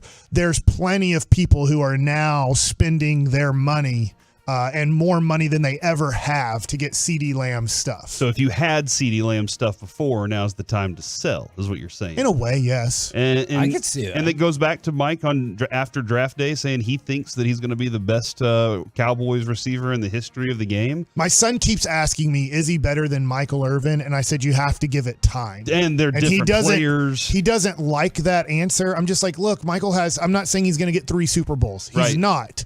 But Michael Irvin let a whole career play out. We need to let the whole career play out because at this point, we probably thought Dez was going to be better than Michael Irvin, and he didn't even come close to it, to be honest, because of his lower body injuries that he suffered. And I'm not saying that's going to happen to CeeDee Lamb, but this is his 4th year. Yes. Mm-hmm. He needs to play another 4 or 5 premium years, and then you can really have the discussion, hey, I think he's better than Michael Irvin, or no, I think Michael Irvin's better because of this. I did want to point this out, Kevin. If he gets 10 receptions in the game against Washington, that'll put him at 132 this year. Okay. Which would still be 6th all time in a single season receptions year. Wow. Do you know who number 1 is? It's like, is that one like 150? Cooper Kupp or something? Michael Thomas, 149. So he would still be 17 behind Michael Thomas. Cooper Kupp at 145. Marvin Harrison at 143 in an era where they didn't throw the football. And Antonio Brown. That maybe adds and Julio Jones. It wasn't the 50s. It was the 90s and 2000s. That's when they were so confused because they were like, hey, hold on, what's happening? Peyton Manning keeps throwing the ball on us. We're the KNC Masterpiece right here on 105.3 The Fan. Coming up next, let's talk with our Dallas Cowboys insider, Mickey Spagnola, right here on 105.3 The Fan. Sports with lots of laughs mixed in.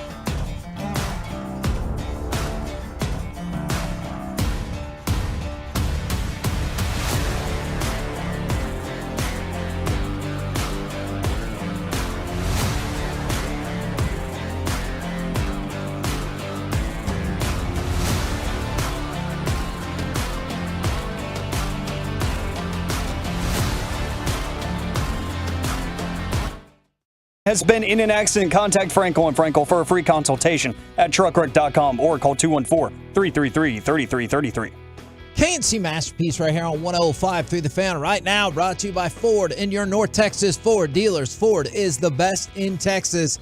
It is our Dallas Cowboys insider, Mickey Spagnola. Good morning, sir. How's it going, guys? We are doing well, doing well. I see that we have made some additions, some long rumored, some newer, to the practice squad. What do we need to know?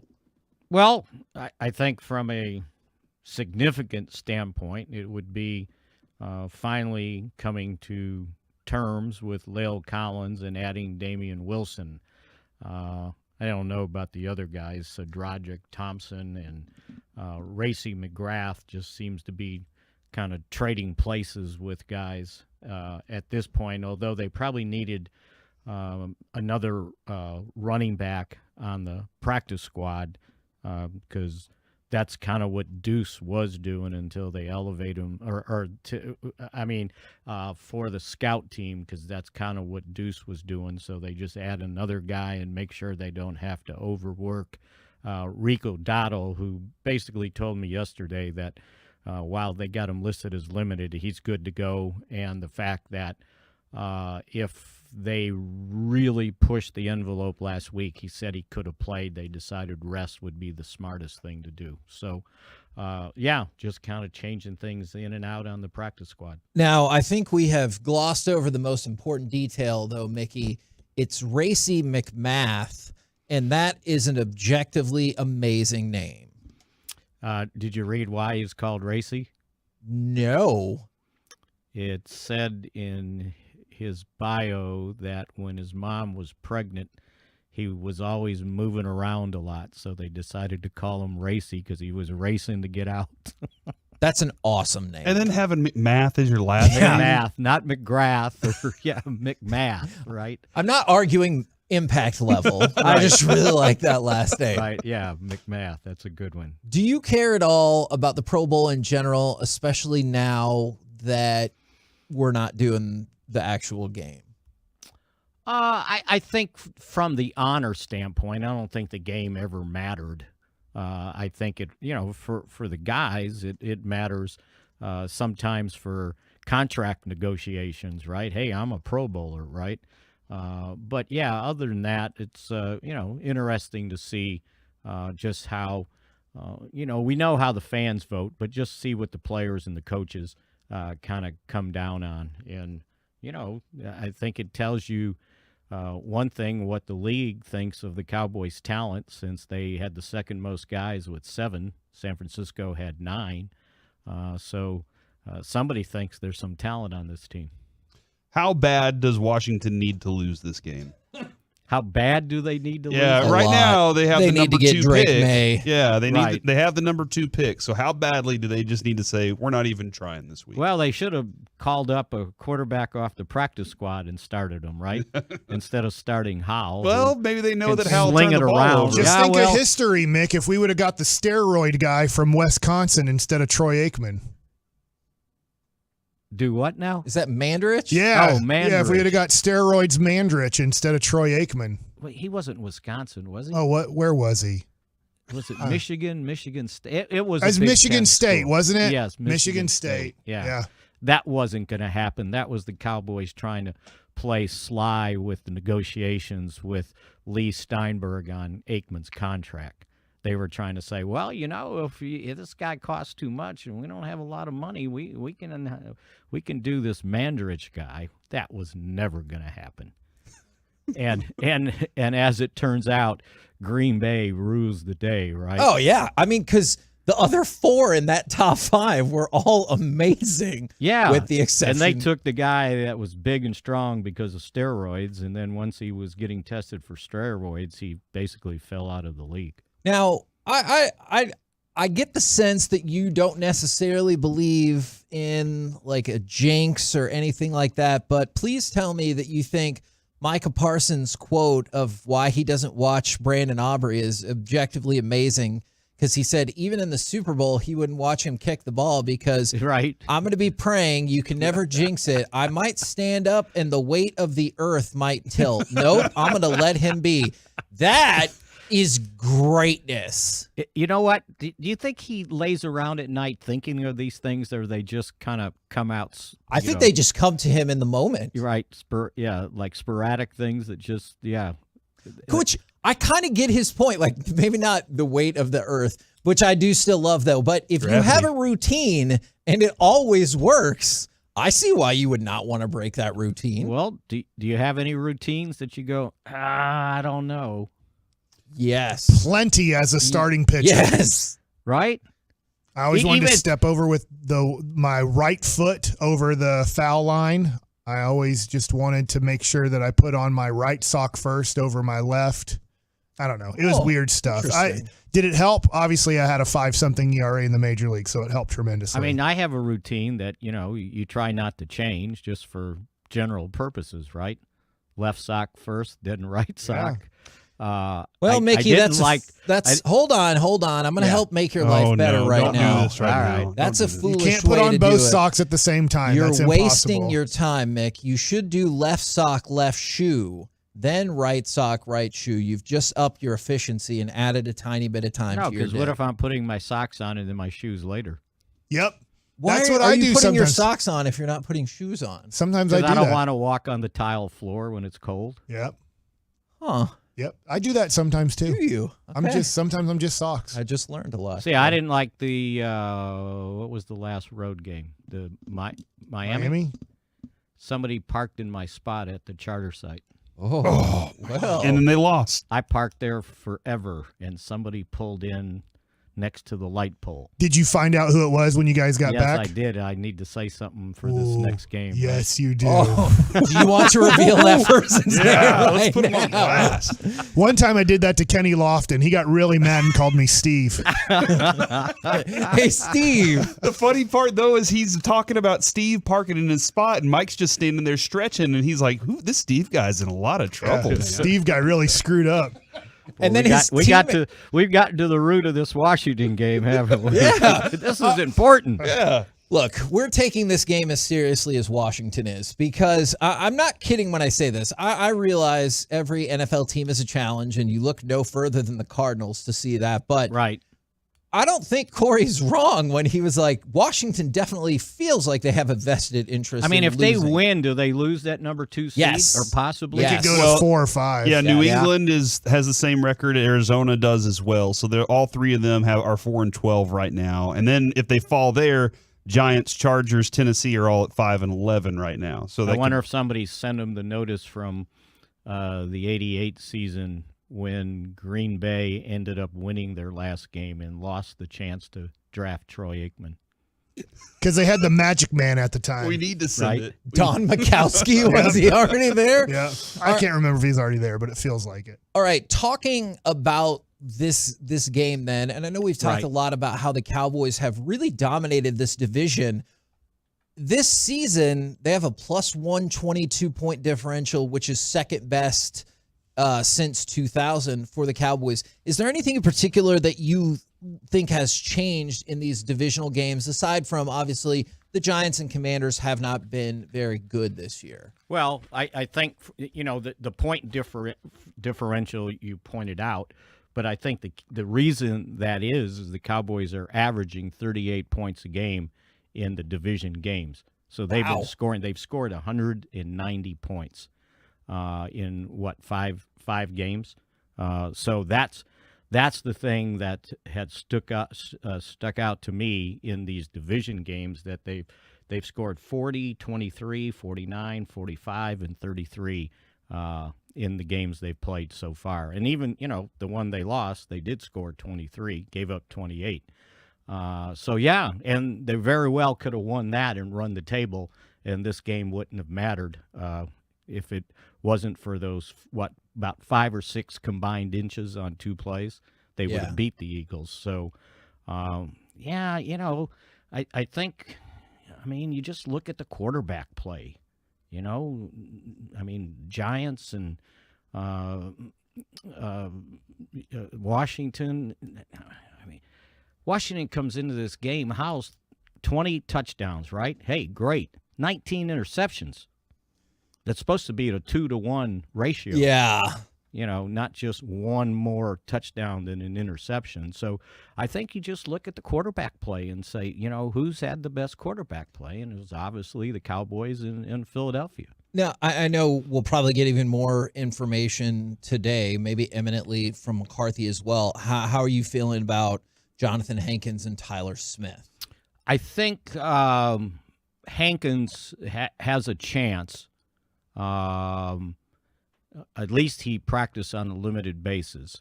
As for Tyler, I could see him working on the chords, the resistance chords, and he was doing all that without any problem.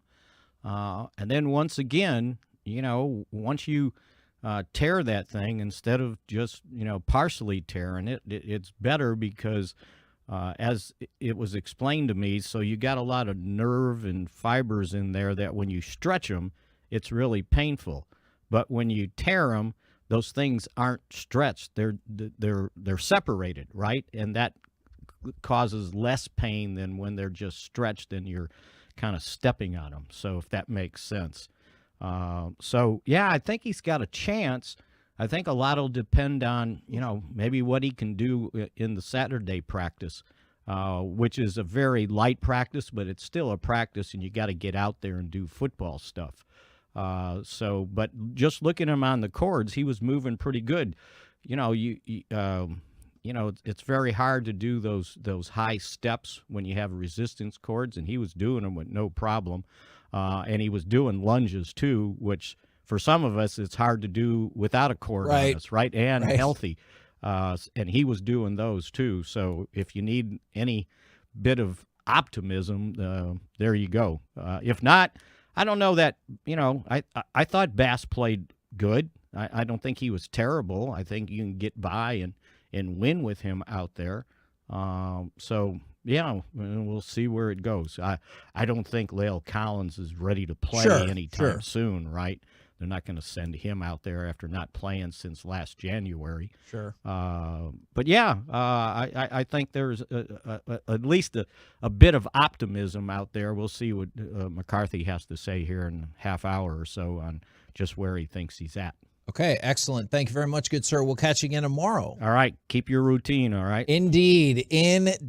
Now, we mentioned this earlier, Corey. We just talked about the Pro Bowlers, but in case you missed it, CeeDee Lamb, starter for the Pro Bowl. Well, theoretically would have been a starter for the Pro Bowl. Is he going to play in the flag football game? God, I hope not, right? Because he's in the Super Bowl. Well, that also, but no. What? Just because I don't played in it last year. I just don't want something bad to happen. I get Devontae nervous about Turpin that. also played in it last year. And Dak Prescott made the Pro Bowl team. Zach Martin would have been another starter for the team. So would have Micah Parsons, Deron Bland, Brian Anger, and Brandon Aubrey. So the Cowboys got 7 players on the Pro Bowl roster. 6 of them would have theoretically been the starter if they would have had an actual Pro Bowl. Obviously, we've been done with that for a little bit of time now. And Dak Prescott, another Pro Bowl nod right What? there. Are you serious? I feel like you already knew that. Is he a good quarterback? Yes. He's a good quarterback. He is a good quarterback. We're the KNC Masterpiece right here on 105.3 The Fan. Coming up next, how about some baseball nuggets with Mike Bashak? Yeah, tough story to talk about, but we will. Wander Franco arrested. More details to come next. Mike Bashak here.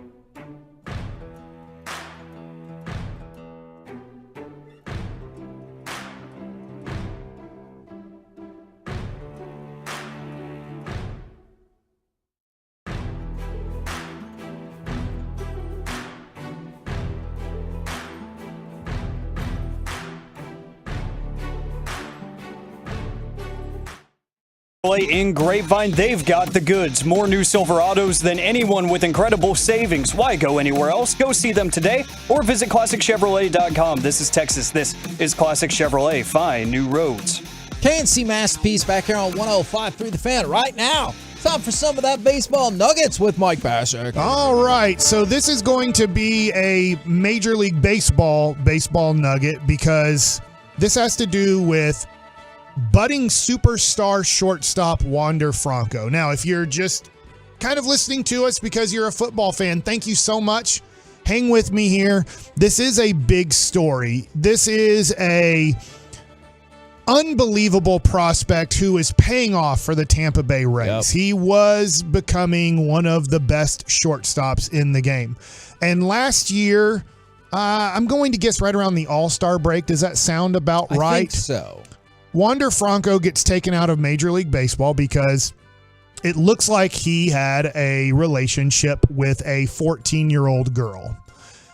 And he was arrested this week in the Dominican Republic. Can we talk about that for just a second? Why was he arrested? Well, he was arrested because they were doing the investigation, and then they had I believe it was a show up in court on Tuesday or Wednesday, and he just no-showed it. Yeah. And I thought, that's what he was arrested for. That's a bold move to, I realize sometimes you get a traffic ticket or something, people don't show up for court. Talk about my traffic ticket. Okay, I wasn't talking about you, just in general. But that's a bold move when you're being accused of an inappropriate relationship with a minor, and you're like, nah, I don't need to show up to court. Yeah. I think it was Tuesday he didn't show up, and Wednesday they had to search for him.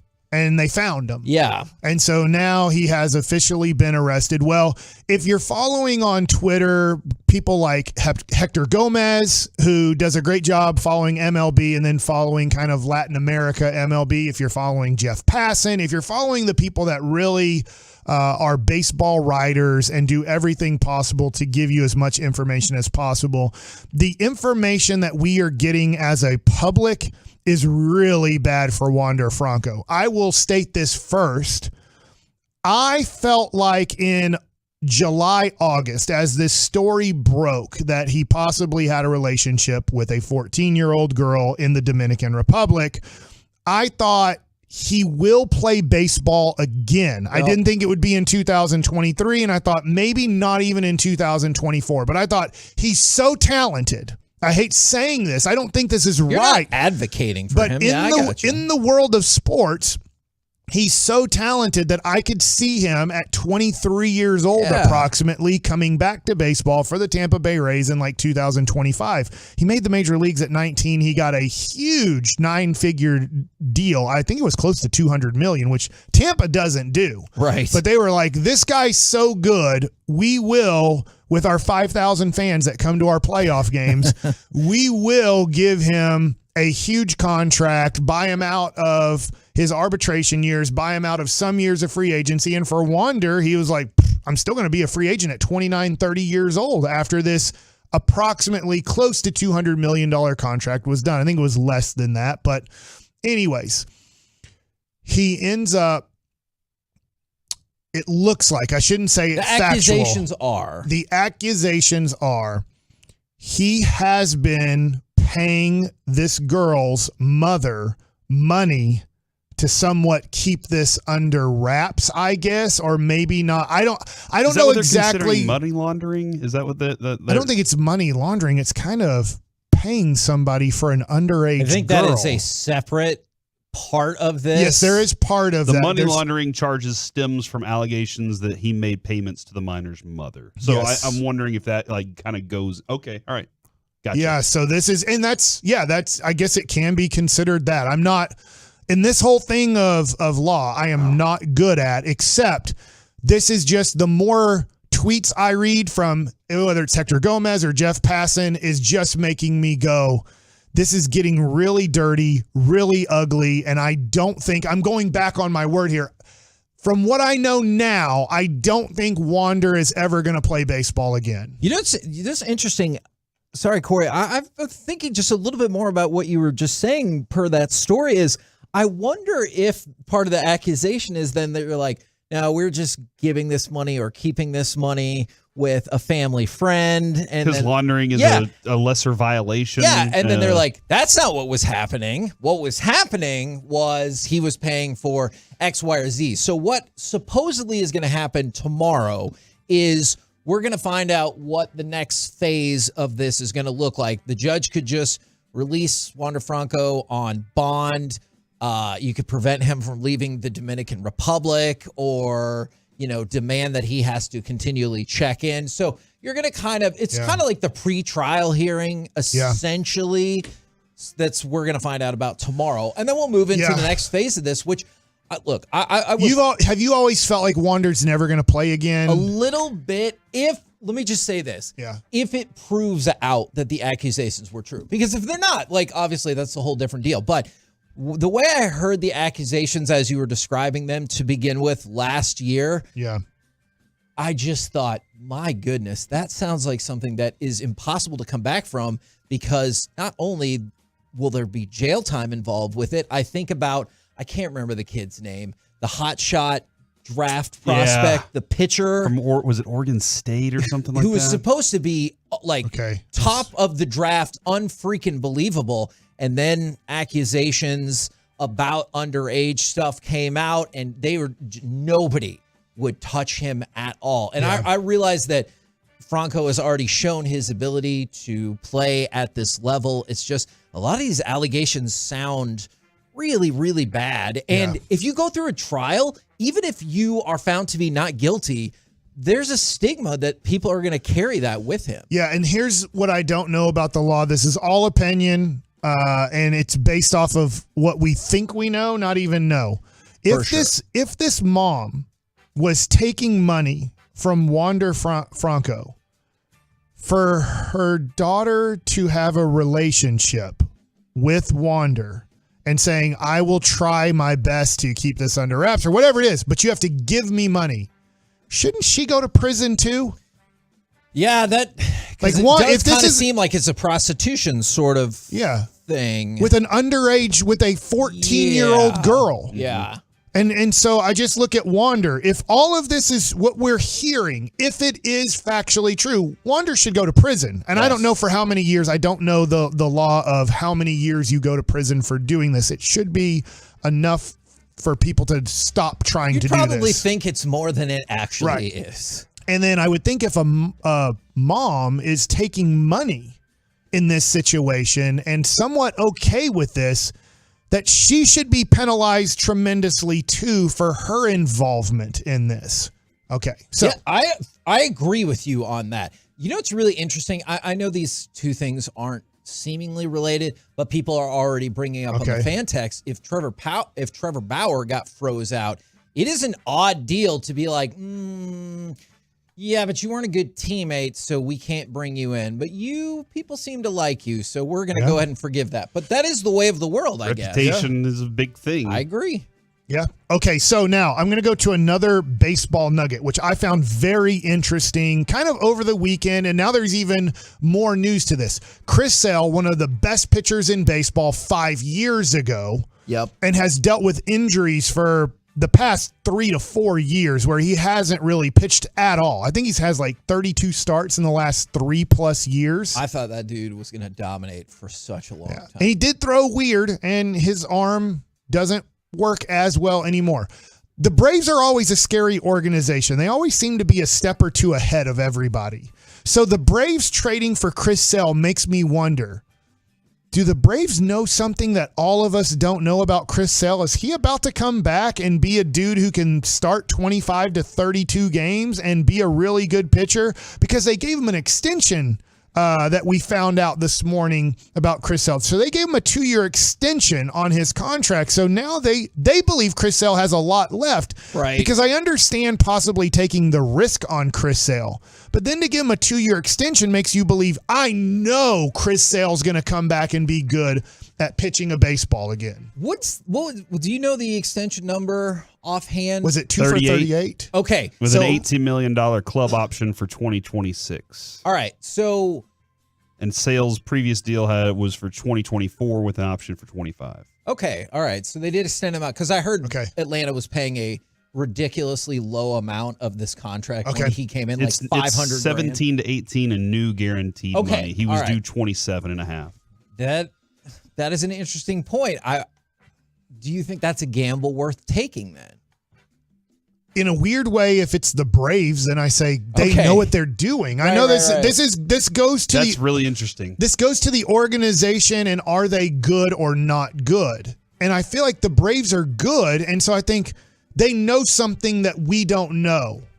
That they know that Chris Sale is going to come back and be good because they traded Vaughn Grisham. And if you don't know who Vaughn Grisham is, he was supposed to be the everyday shortstop in 2023 for the Atlanta Braves. Now, they decided to go in another direction, and I believe it was Arcia. I'm sorry, I'm drawing a blank. Orlando. I'm drawing a blank on his name. He made the All-Star team. Now, the shortstop position in the National League was a weak position last year. For some reason, a guy like Francisco Lindor did not have a good first half. Like, it was just... For some reason, shortstop last year in the National League wasn't great. But I'm going to give you the 22-year-old Vaughn Grisham's number. Remember, he was only 22 years old last year in AAA. He batted .330 with a .921 OPS. He had, in 102 games in AAA, he only had 66 strikeouts, and now 56 walks isn't something to write home about, but that's not bad. If you look at one strikeout per walk, that is tremendous in the game of baseball today. I understand. I can't go to Tony Gwynn or Rod Carew. That time is over. But if you look at some of his numbers and you look at what he did at 22 years old, and then you go back and look at, all right, well, what did he do at 21 years old in A-ball and AA? He batted .324 with an .899 OPS. This dude is a stud prospect who plays second, short, and third and is athletic enough that I think you can stick him in the outfield and be okay. It'd take him a little bit of time to learn it. So they traded a premium prospect to me. But then that makes me worry. If I take what I think is a premium prospect back from the Braves recently, you think he's going to fail? And I'm like, they know something I don't know. They know that Vaughn Grisham isn't going to be a good major leaguer, and that's not fair to Vaughn Grisham. It's not fair to the Red Sox. It's not fair to a lot of things. But in a weird way, they traded a premium prospect. Then they give Chris Sale an extension. I'm like, what do the Braves know about Vaughn Grisham that I'm not getting? And then what do they know about Chris Sale that I'm not getting? Interesting points there. We're the KNC Masterpiece right here on 105.3 The Fan. Coming up next, let's talk some Mavs Trailblazers. Plus, we will potentially hear from Dallas Cowboys head coach Mike McCarthy. All of it next right here on The Fan. The Fan continues to grow because of you, our listener teammates. Thank you for turning it on and leaving it on. 105.3 The Fan and the Odyssey app. Hey there, folks. Want to tell you about our friends Mark and Scott Frankel at Frankel & Frankel. Look, if you or potentially somebody you know get involved in a wreck due to someone else's negligence,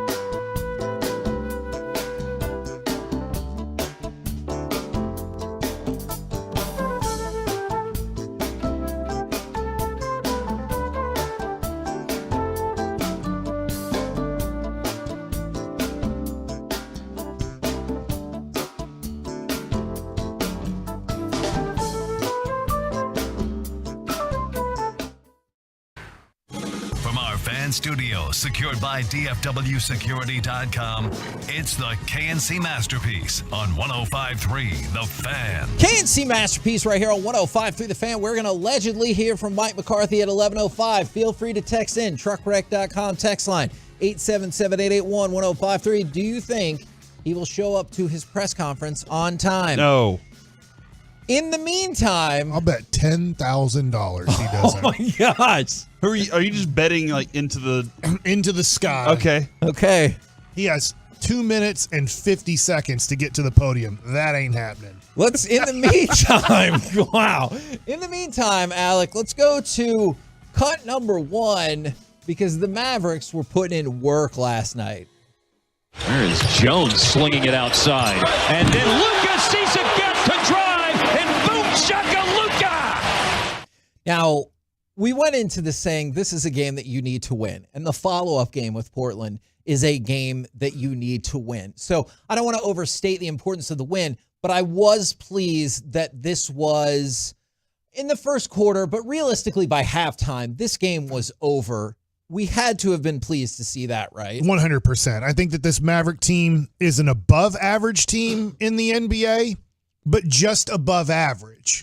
And they have to beat all the average and below average teams. I just don't know how many times they're really going to beat a Denver, an Oak City, a Boston, a Milwaukee. So take advantage of the bad teams.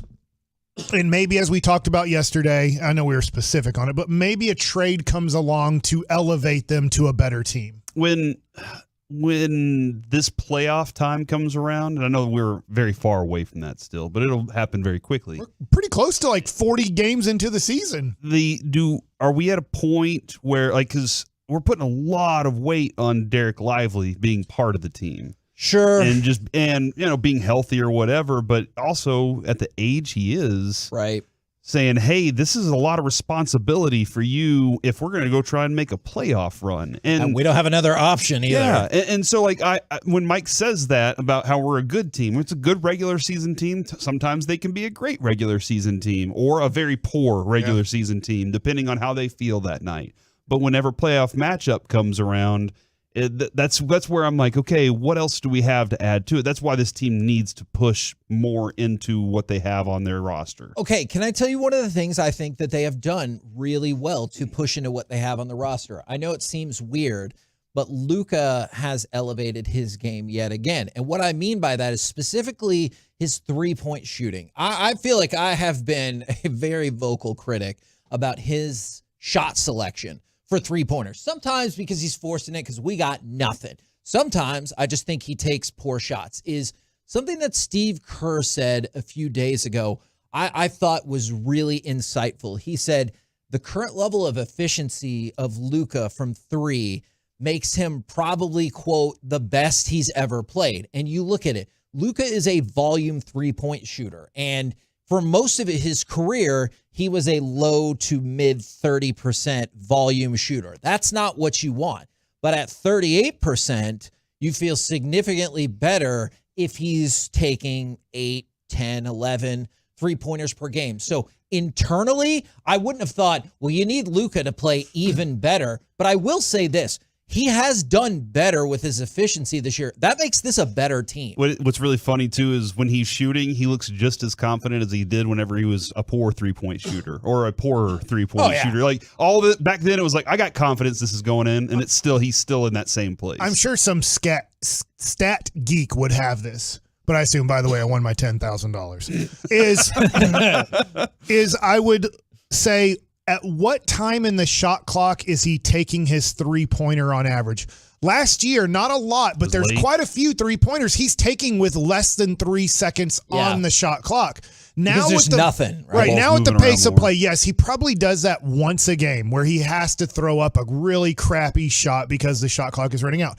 But last year, Luka would intentionally drain the shot clock down to 5 until he would start making a decision.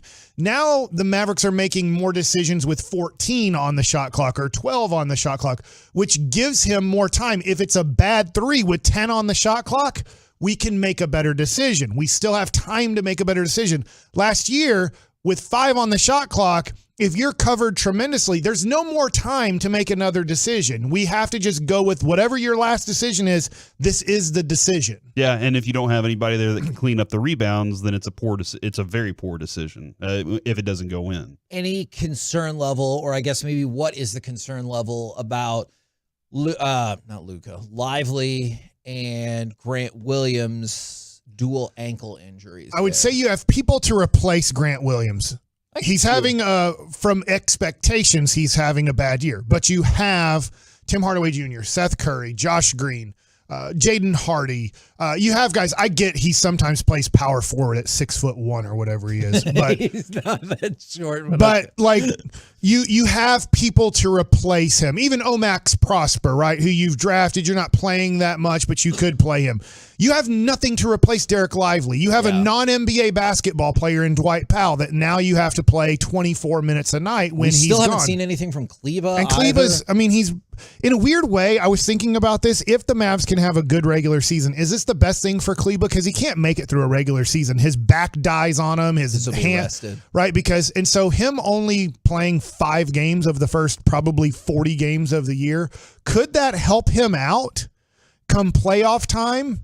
I want to say yes, but I can't tell if that's just wishful thinking or not. Yeah, I was just trying to think it from a positive perspective. His body dies on him in March and April anyways. Right. So maybe him not playing October, November, December, and January could help him out come playoff time. Do you look at this 7-game homestand and think 5-2 is realistic? Because obviously the next one you go to, give me the schedule, is okay. So you got Portland again. You better win that. Yes. Then you've got Minnesota. That's probably it now. Then Memphis. That's going to be a tough game now. That Jaw's playing. They're now an above 500 team with Jaw playing, but winnable. But very winnable. Yes. Then the Knicks. Do you feel similar to the Memphis game there? Yeah, 50-50. And then double up against New Orleans.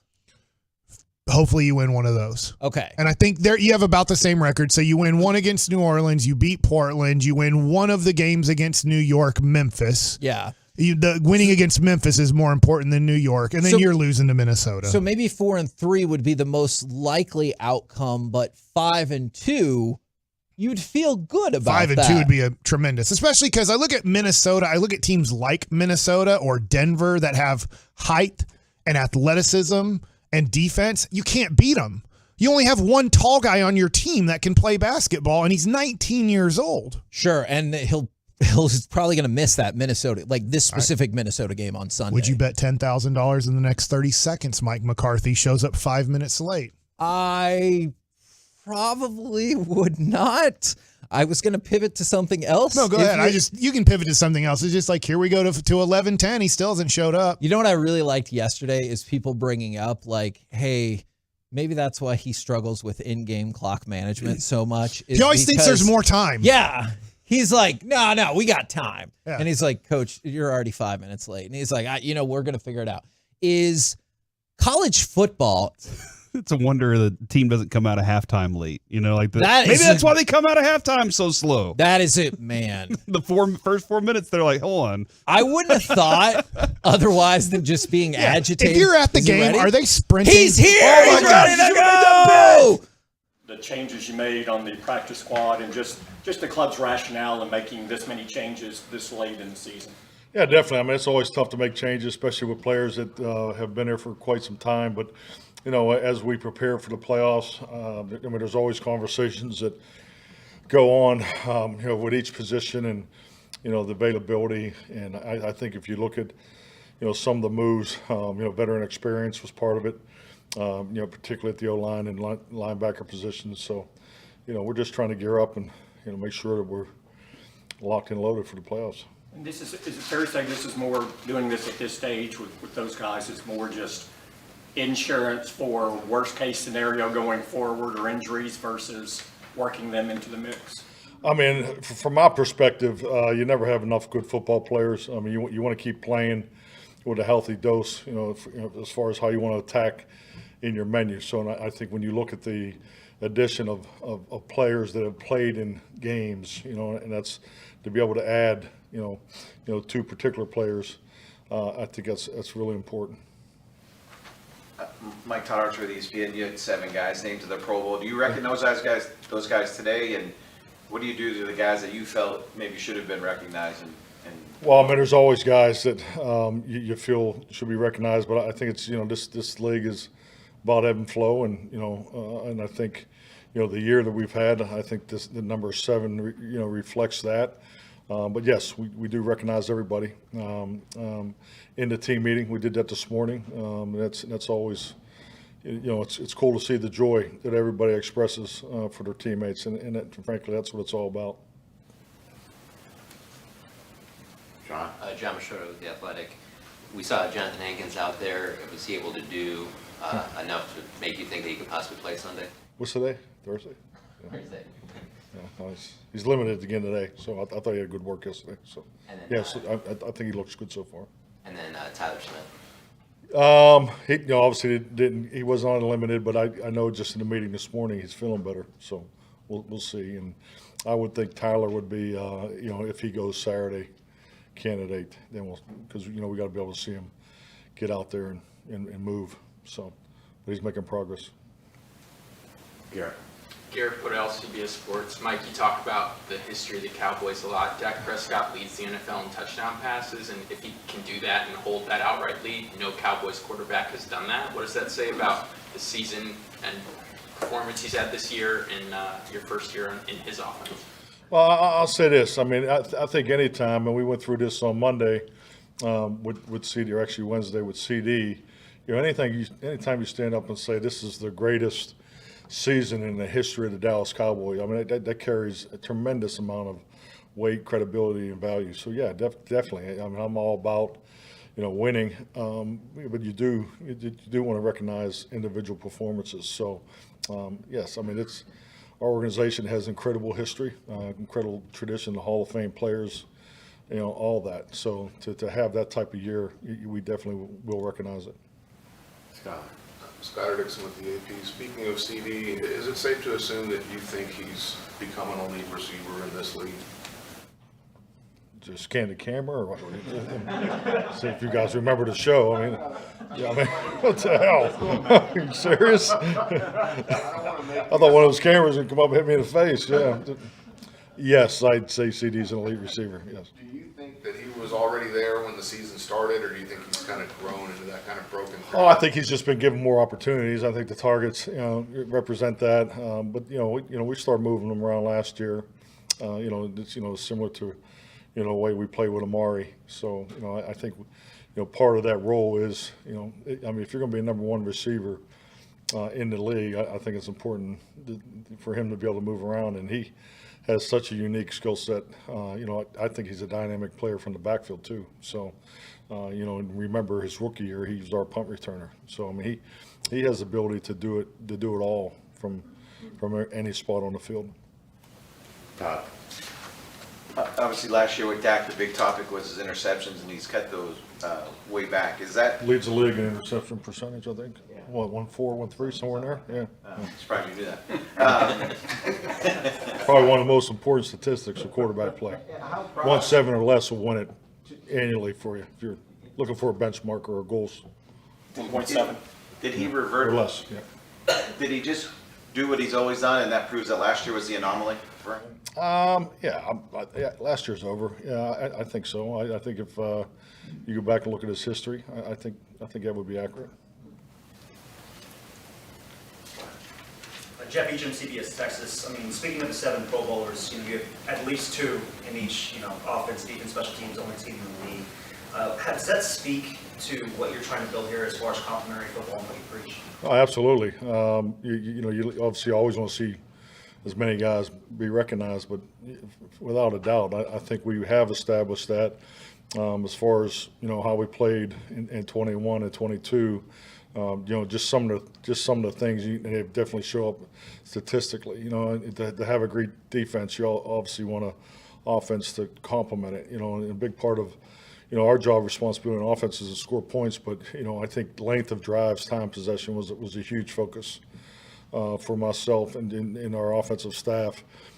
just to complement the defense, because, any defense is better when they're only out there for 60 plays. If they're out there continuous for 71, 72 plays, that's a lot to ask for. And, we got a lot of Ferraris on defense too. So, I mean, it's all part of the mindset and the approach that we've taken this year. And the most important part is the players have delivered.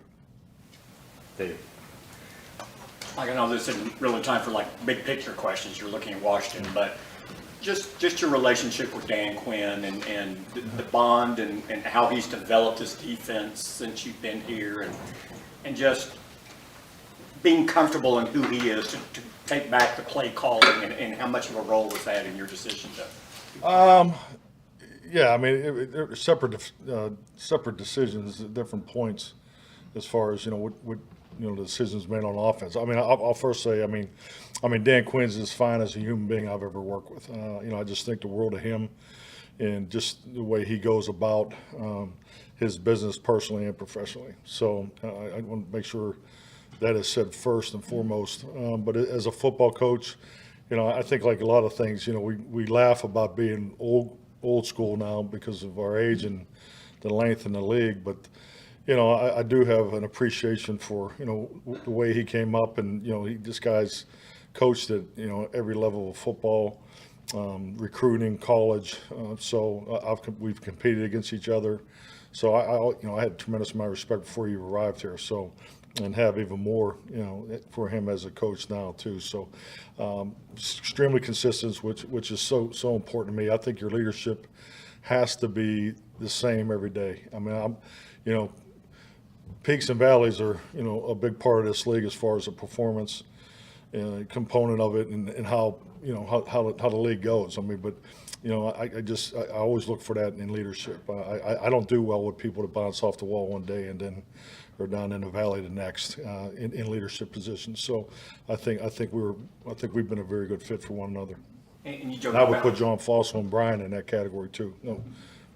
You joke a little bit about the old school, but like when you were away from the game, you kind of looked at it and see how you could change and keep up with the trends, and he appeared to do the same. I mean, what he's doing now is different than his last couple of stops, it appears. Definitely, in the year that Dan was out, I just went through it the year before, and we actually communicated during that time, and just some of the things that I did, and the things he was looking at too. So I mean, those were really important conversations, I think, for us, and then with the opportunity to work together. Mike Edwarder, ESPN. How does the bad experience you guys had in Week 18 in Washington? Mr. Positive shows up. I mean, that's a hell of a lead in Ed. I'm going to take a drink to get ready for this. Yeah. I'm going to turn this into a positive, believe it or not. I'm sorry? I said I'm going to turn this into a positive, No, go ahead. believe it or not. Yeah. Or afford you that. Happy New Year, Ed. How can that experience benefit you guys going back there this time? These guys having been through that, losing a game you didn't expect to late in the year when the team had nothing to play for, and what have you told them to expect from Washington? Yeah, definitely. I think you make a great point, and it definitely was brought up. I think if you look at that game last year, to me it's a reflection of this league. I mean, you saw it happen this past weekend. So in our league, and yeah, definitely. I mean, it's a reminder. It's been talked about, addressed, and we have a lot to play for. And I expect our team to go down there and play well, compete at the highest level, and win the game. There you go, Mike McCarthy, brought to you by Ford, built for Texas, built for you on your home of the Dallas Cowboys, kind of echoing the sentiments from Mickey Spagnola earlier in terms of looking better for Jonathan Hankins. Might have to wait until Saturday to see how much Tyler Smith can participate to determine how much, if at all, he would be available for the game against the Commanders. We're the KNC Masterpiece right here on 105.3 The Fan. Coming up next, it's time for My Buddy's an Idiot. Does your friend have a terrible sports or pop culture opinion? Let us know. 877-881-1053. We'll do it next right here on The Fan.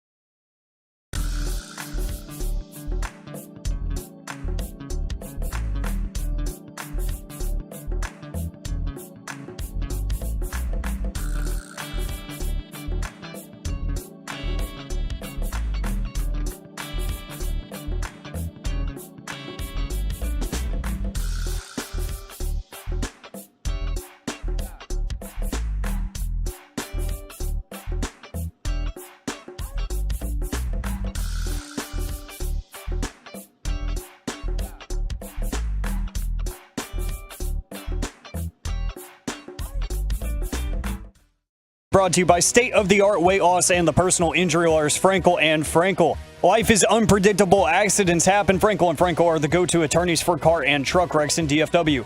If you or a loved one has been in an accident, contact Frankel and Frankel for a free consultation at truckwreck.com or call 214-333-3333. Murray, step, deliver. It's intercepted. San Francisco gets the pick. It's Ward, high kicking it all the way. Touchdown, 49ers. KNC Masterpiece right here on 105.3 The Fan. Now, I played that one specifically because we're going to talk about Kyler Murray just a little bit. It's time for My Buddy's an Idiot, 877-881-1053 on the truckwreck.com text line. Does your friend have a terrible sports or pop culture opinion? Jonathan Gannon definitively said Kyler Murray is our franchise quarterback. Do you think he's an idiot for that opinion, or do you think he's smart because you wouldn't want to say he's not a good quarterback because they're obviously going to try to trade him? I think we've gone over this, but it's been a little over a month that his contract is pretty untradeable this offseason.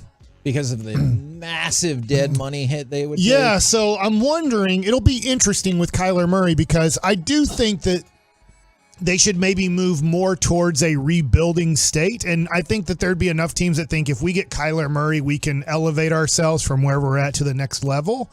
But I think we went over the Kyler Murray contract is very difficult to trade. Yep. Can you? Oh, yeah. So you look like you pulled up the numbers. No, on I it. did. I did look at the numbers, and I'm trying to figure it out because I know you get a little bit of a break from making a trade. So I think potentially you're still looking at $40 million of dead money, which is I guess if you're trying to lose amount. That's a good way to help yourself lose if you are trying, but I'm going to say not an idiot. Okay. Corey? He's the franchise quarterback, man. Just leave it be. I mean, just beat the Eagles. Yeah. Eagles. Good point. The Eagles were the second best team in the NFC until he beat them. Yeah. And it's not like that coach knew anything about the Eagles that would help them beat No, them. but he's from the Eagles. Oh, he was a coordinator from the Eagles? Yeah. But he didn't pay attention. He probably to the other side left of the because ball. of their team building philosophy Kevin shared with us yesterday. No. I am not part of this organization anymore. I don't need to go on these bondage trips anymore. That is not what I said. From the We have audio proof. Don't you dare, Alec Medford. From the 469, my buddy's an idiot because he will literally make a U-turn and go another way if a black cat runs in front of him. All right, so I don't know how I feel about this because my father-in-law, who I love that man, he's awesome. He would carry salt in his car. If he saw a black cat run across the street, he would stop and then put salt on the path so it would break the whatever. So he used to carry salt around in Like his car. the curse? Yeah. Or? Yeah. I guess whatever curse, it just follows. Like it crosses your path. You either turn around or you go somewhere else. I don't know. But that's what he would do, is carry around salt so he could break the bond that carried around with it. That being said, Adrian told me this. We went to North Park Mall when we started dating, and she told me that her dad made all the statues in North Park Mall, and I believed it for a while. The ones that went like all this? of them. Everything you see in North Park Mall, she'd be like, yeah, my dad did that. And I was like, holy crap, this dude's a great artist. Adrian said this? Yes. Why would she lie like that? She was messing with me. But she did lie. That's not true? It is not true. Okay. I don't know. He did have something that was at North Park Mall once, but she convinced me for a while that it was everything. So I don't think idiot. But what if you have a black cat? Are you just always cursed? We had a black cat when I was a did kid. Azriel. Oh my gosh. Ours was Nubby Tail because it had only had a nub After tail. the Smurfs cat. And it lived under the house across the street. But you don't feel like you're cursed if you own a black cat, I don't right? know. I didn't own the cat. It just came over when my cat died. I was kind of sitting there it was Adrian's cat, actually. Let me ask you this. What? Do you think there's any chance the spirit of your old cat transferred into the new cat, and that's why the cat knew to come over? This cat it stood around and stared at us. Our cat dies, it comes over and rubs itself up against my legs. The other thing, too, was one day we had a duplex, and we were on a second floor, and me and Adrian's cat were hanging out upstairs, and I had the door open on the patio. This black cat jumps up and comes into our house. I was like, these two cats are about to go at it. They didn't. I was able to shoo that cat away. An Because Adrian's cat would have been very jealous. From the 903. You know what, Corey? I will tell you this. I think you're a masterful storyteller because I legitimately have no idea how some of these stories are going to end. Like, you build them up narratively like they're going to go this one way, and then they zag the other way. Did you expect in that story a huge cat fight? A little bit. Yeah. A little bit. We all did, but I shooed it away. From the 903, my buddy's an idiot. He doesn't think the Rangers will even make the playoffs next season. Whoa. What? I do think that it's Playoffs going are to be tough. difficult. Now, that being said, Angels are going to lose 100 games. I hate saying that for Ron Washington's sake, but they'll be right around 100 losses. Oakland will be right around 100 losses. Now, you don't have the imbalanced schedule where you have 36 games against those two teams. You have 24 games against those two teams. You know, those two bad teams you really want to go about, this sounds crazy, but you want to go about 20-4 against those teams. But if you look at Seattle, that's a good team. Houston's not doing anything this offseason, but they're still a good team. They made it to the ALCS again for it feels like the 10th year in a row. So it's not going to be easy to win the division. It's not going to be easy to make the playoffs. So if you say, I don't think they will, I get where you're coming from. If you say, like, the Rangers aren't even going to win 81 games next year, I'd say, man, they're going to have quite a few injuries for them not to play 500 baseball. My big concern there is you got to be motivated to do that again and want to do it again, right? Oh, go ahead. Well, we're going to talk about the Rangers again. Sorry. Just a little bit. No, you're good. You're good. You brought it up. Is Rory McIlroy an idiot for saying that he was too judgmental of the live golf defectors? Did he just want some of that money now, doesn't he? Okay, that's what I was going to ask hey, can you break because me they up a piece of join that in a bread? weird way. It's not official, but they joined forces with them. Yeah, he's pissed. He's pissed at them. He should be. He should be for sure. He They stood used up. him, and then they teamed up with with them after they used him. And John Rahm just got $300 million. Am I correct about that? Oh my gosh, is that right? I think so. Over a 3-year period, I think he's getting $100 million, Holy which is moly. weird, right? Because you feel like they're joining together. We've had that story for over 6 months. It feels like, but yet they haven't officially come together. So John Rahm's like, I guess to make things move forward here, screw you guys for making us say how bad Liv was. Obviously, you guys joined them. I am officially 100% joining them. So if this merger falls through, I ain't playing on the PGA Tour anymore. Now, Rory says he changed his mind because he realizes not everyone has all the money like he does. $170 million is his net worth.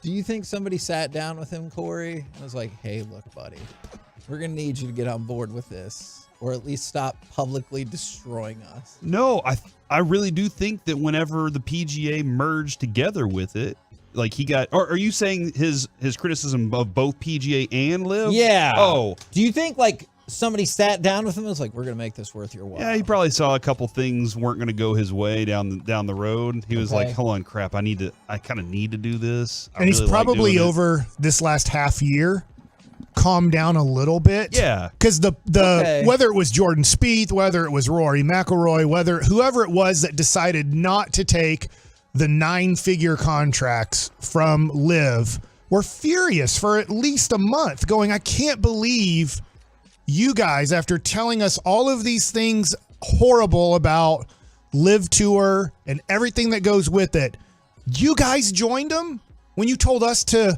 don't go follow Phil Mickelson, Dustin Johnson, some guys that I can remember that definitely went over to the Liv Tour. And now you guys backstab us by behind closed doors. You do a deal with them. We could have gotten all the money too from Saudi Arabia. And you guys told us, please don't do it. And then you went and took all the money. Now, I have to take a loss here, apparently, from the 469. My buddy Kevin's an idiot. He thinks that SeaWorld did away with their whales. It's their main attraction. I was there 2 weeks ago. I'm not going to lie. I seriously thought they stopped doing the whales because there's like a documentary. Maybe they give them bigger spaces, or maybe I they don't have as feel like many. you can give a killer whale a big enough space at SeaWorld. It's a small tank when you think about how big a killer whale is. Well, and how big the ocean is too. Yeah. Like, you start in the ocean, then you get moved. It's like, what perks would you want instead of space? I really downsized to a townhome from my mansion in Plano. Like, how much land do you have to buy to make a whale happy in a tank? I don't know. How much what? They're amazing. Land. Oh, yeah, how much water? Like, how you have to buy a whole bunch of land and go, this whale appreciates this tank. You know, if the whale appreciates it, if its fin is up. Then when their fin's folded over, that's part of the captivity. Like that's Willie, their depression. Is that true? Yeah. I thought it was. I didn't think it was total depression. I thought it was malnutrition. Both of those. Look, I think we've discovered I have a lot of lack of whale knowledge. I didn't know that about the fin. Yeah. I didn't know they're at SeaWorld. I didn't know about the oxygen thing. We found out if it's about a whale, like I'm missing a lot of information about this. So I'll work on that. I do think, though, Bobby was right. I don't know if it was in San Antonio, but I do think one of the trainers got into like training and the killer whale decided to, guess what? Become a killer whale. Oh, man. Instincts, baby. Never mind. Just like Siegfried and Roy or whatever. Oh, my gosh. Yeah, if you train a tiger, at some point the tiger's going to remind itself it's a tiger. And then I don't kill like you hitting me. Okay. Look, I either feed me or become the food. Coming up next. Sometimes it's both. Feed me and become the food.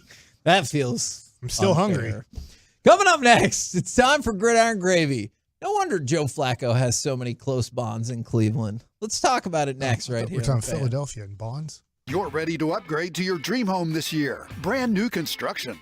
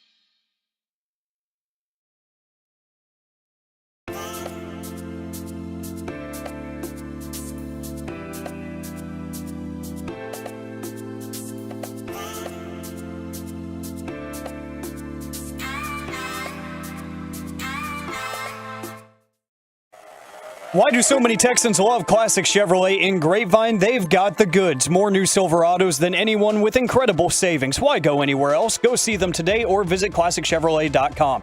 This is Texas. This is Classic Chevrolet. Find new roads. Jackson, step and fire. Oh, full separation for Zay Flowers. Flowers cuts it. Flowers has the angle and the touchdown. 75 yards. Jackson to Flowers to add to the Ravens lead. KNC Masterpiece right here on 105.3 The Fan. Right now, it's time to go around the entire NFL and dip into some gridiron gravy. Would you like to start with audio from Justin Fields or Joe Flacco? Justin Fields, because I want to know what you guys think about this. Both of those guys have JF as their initials. That is true. Just footballing. Oh my gosh. So cut number 13. That's our podcast. We did it. Justin Fields does like to troll specifically Packers fans. And this was another good one right here. I know their fans going to be loud because there's not much to do in Green Bay except watch football. But it's going to be a great environment for us to play in, and hopefully we have a great game and get the dub on Sunday. We should ask Broadus about this later if there's anything to do besides go to Red Lobster and watch football. Eat cheese. Drink beer. They drink a lot up there. Remember, every year they come out as the #1 drinking place. Yeah, I used to have, as a kid, I had a nightlight in my room. You know what it was? It's a big nightlight of Old Milwaukee. Is that right? Yeah.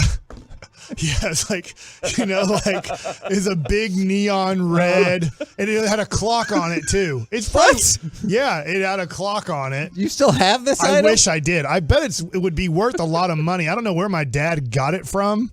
But I had a nightlight in my room, and it was probably like Old Milwaukee, 2 feet long, 1.5 feet. It was a big Old Milwaukee nightlight. In fact, now that I just thought of that, Was it a nightlight or a neon sign? It's like a neon sign, but I used it as my nightlight in my room. I'm gonna look this up because I found. Oh, Mike, hold on. What color was it? Blue or red? Red. Was it like this one? We're on radio right now. I don't know if everyone can see that, what you're doing. I'll try to find my Old Milwaukee nightlight. All right. That means they drink. They drink. They eat tons of curds. Yeah. The cheese thing? You don't. I thought there was going to be more to the end of that sentence. They eat tons of curds. All right. Well, let's go from that to, do you like that quote better, or we're going to talk Joe Flacco, cut number 12. This is him talking about the age disparity in the Browns locker room. Yeah, I mean, you can tell that people look at you, guys look at you a little bit differently just because of the fact that I've played, this is the 16th year that I've been in this league. And you can tell that guys look at you a little bit differently just because of that. I mean, I'm dealing with, I always say that if I messed up in high school, I mean, I could be these kids' dads, it's like, so there is, there's something that, they probably do look at me a little bit differently just because of that. Hold on. So I'm kind of confused. If I had messed up in high school, I could be some of these kids' dads. That's right. What does that mean? I mean, he would have to take some regular accounting job and be a dad? Yeah, I think he's just saying the age discrepancy would fit it up, that if he was getting down with the get down his junior year or whatever. In high school? Yeah. You aren't married in high school. Well, you know what? Sometimes you get married and I you're tried not to. married and you don't have a kid. What? After I graduated high school, I thought about getting engaged, but my parents told me not to. Okay. I thought we were going a different direction for that. Yeah, I understand. 15 years in the league's a long time, bro. It is a long time. I found the Old Milwaukee nightlight. Is it on eBay? It is for $100 or looks best awesome. offer, and I feel like I want to get this. Yes, you should. It's a really cool sign.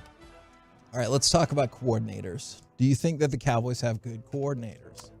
I do. So do I, especially McCarthy. They're No, I do like Mike McCarthy. I'm making fun of Bobby there because he doesn't. But I think obviously Dan Quinn's one of the best defensive coordinators. And I do think Mike McCarthy has really helped out this offense. And I also think that there's not enough credit given to Fossil a lot of times, especially since we've had some flubs in the special teams game. You're right. I will discount a blocked punt for that running into the punter penalty. That I'm like, the hell was that? Yeah. So the second I time understand your point. of Jalen Tolbert getting targeted here, though, is like, okay, now he doesn't belong out there anymore. Agreed. So the NFLPA interviewed a whole lot of players. What's interesting is 864 offensive players about their coordinators, 774 defensive players, but the bulk of people play special teams. So 1,025 special teams players. The best offensive coordinator in all of the land, Frank Smith from the Miami Dolphins. However, Brian Schottenheimer for the Cowboys, number 3 on the list. Oh, he counts as the coordinator? Yes, he does count as the coordinator. Young Shotty. Didn't do anything. He's great.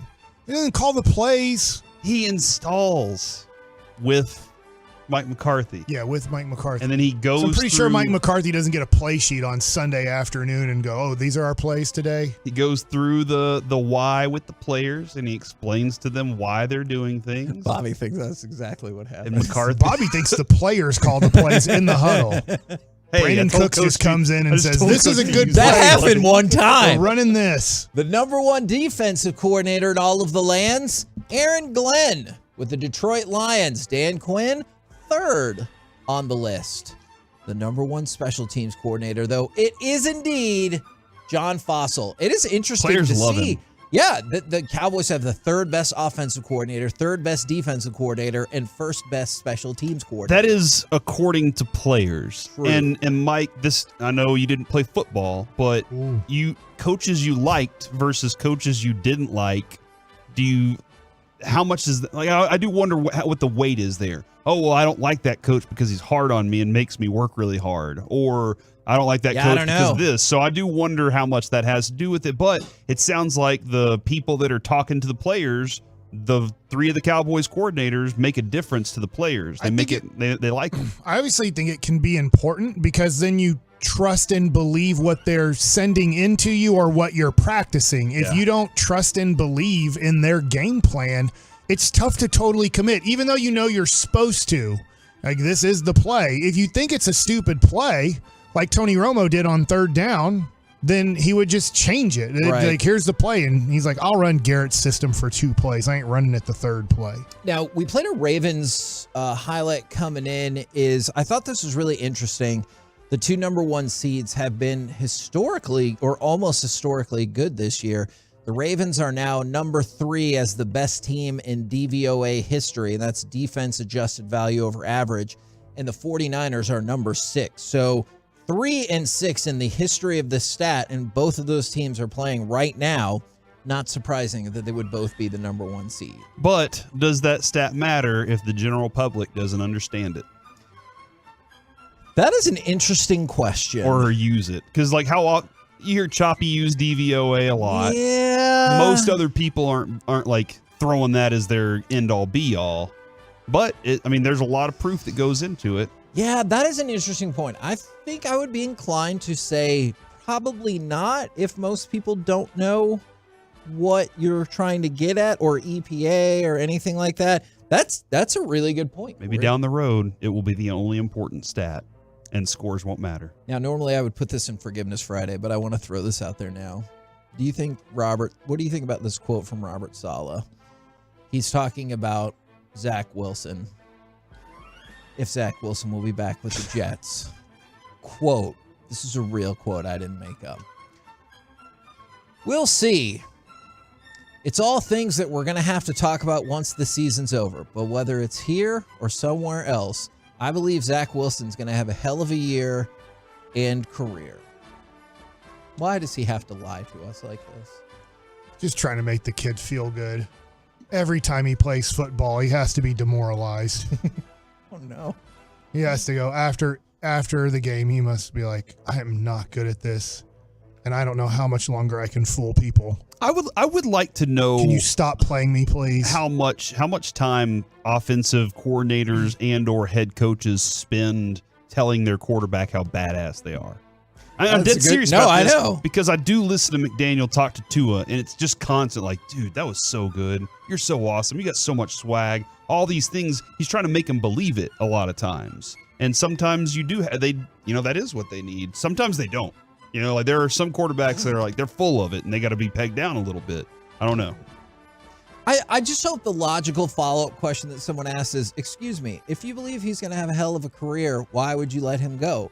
If you think he's going to have a hell of a year, why did you bench him so many times? Well, it was best for his future of his career. Okay. All right.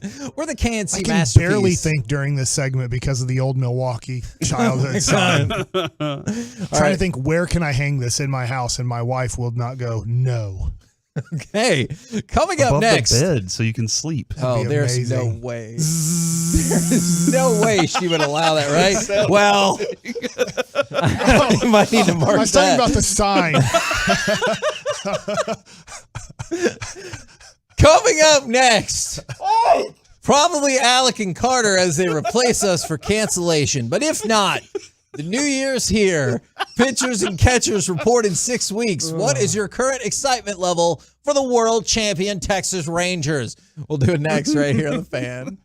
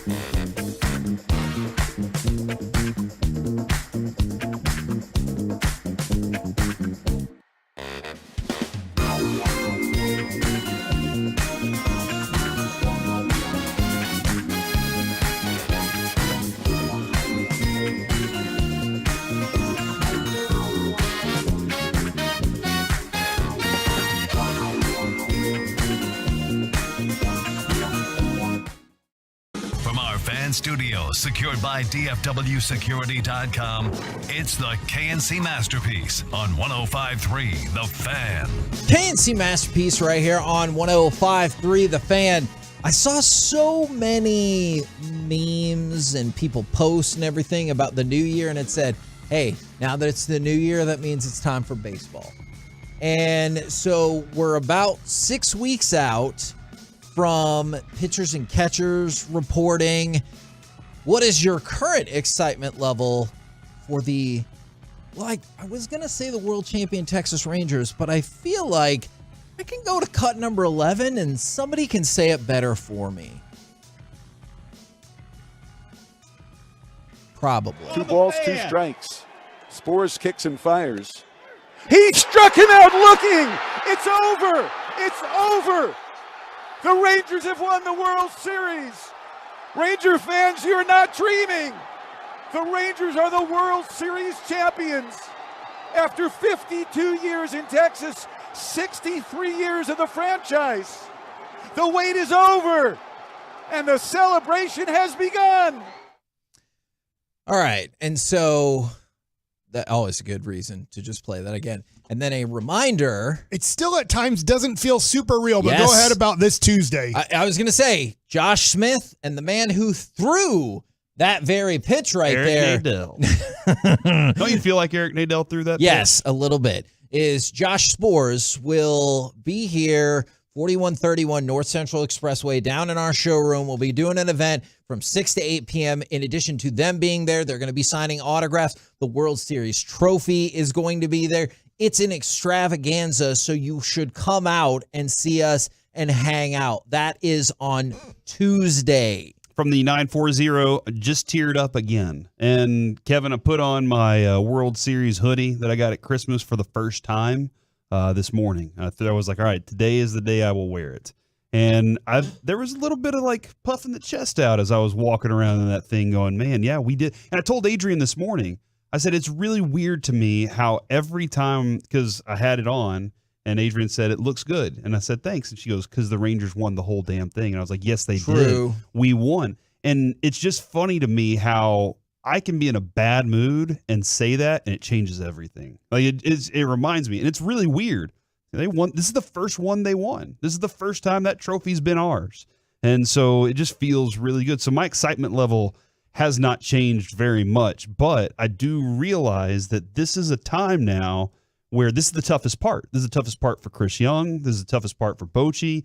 That was last year's team and last year's roster, and it's time to look ahead to this year's team and this year's roster and how you go through 162 again plus playoffs to get back to that point. It's long, it's arduous, it's difficult. It's not going to be easy. And Kevin, there was a stretch in last year's season where the Rangers were the best team in baseball. Agree. And I know they are. First 60 games, I don't know who. Somebody probably had a better record than 40 and 20, but the first 60 games. They were right there with the Rays. And so you felt like you were like, wow, it looks so easy right now. It might be different. You know, this year might be very different. As we were discussing earlier, the road to it might be a lot more difficult this time because you have to get your brain ready to do it again. The whole team has to get their brain ready to be consistent on a daily basis, be Evan Carter, 3-2 count every time they go up to the plate, like those types of things, and somehow also figure out how to get pitchers.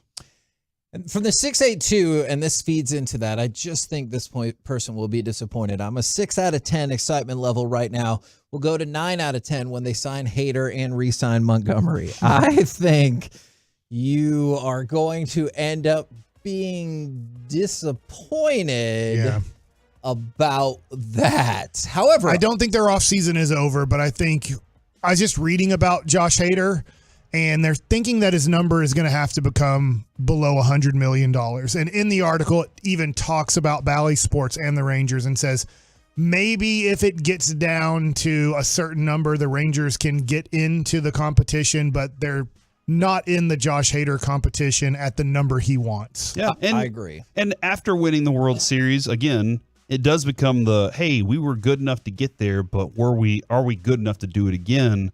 Is just throwing money at some of the guys that are great going to be the reason we get back there? You can't guarantee that. There's no guarantee that you throw all the money at a relief pitcher and you're back in the World Series because of it. And this article probably speaks to some people's concerns. And I admit, when I read this article, it got me like really fired up for the start of baseball again. But here's the concerning part. Evan Grant put out an article as way too early look at the 2024 Rangers roster. And he did the projections. Here's the starting pitchers. Mike and I did a little bit of this yesterday too, yeah. Nathan Eovaldi, John Gray, Andrew Heaney, Dane Dunning, and Cody Bradford. I have a feeling people aren't going to be super pumped about that. Why? Name one reason not to be pumped. Cody Bradford gave up 1 home run the whole playoffs and 0 runs every other time. Well, I feel like even in the run, right? I mean, Max Scherzer wasn't there for most of it, but you did have Jordan Montgomery, and then you had Max Scherzer coming back, and now Montgomery most likely, I hope he is still a Ranger. He's still out there. Most likely isn't coming back. Max Scherzer, you're hoping after the All-Star break comes back? Yep. Do you feel like you got the best that you could possibly get out of Dunning last year? Or do you think there's another step for him? I hope he repeats. Yeah. I don't know if there's another step, but that. I'm hoping if he can, for 20 starts next year, let's say, and he's been a healthy guy. I'm not saying not that he can't do more than 20, but you're hoping after around that, you do have DeGrom and Scherzer and Malley and possibly Kershaw and maybe a trade or whatever. Is that for those 20 starts, if he can put up an ERA under 4 for his 20 starts, that gives you a good chance to win with this offense. And this is ridiculous from the 619.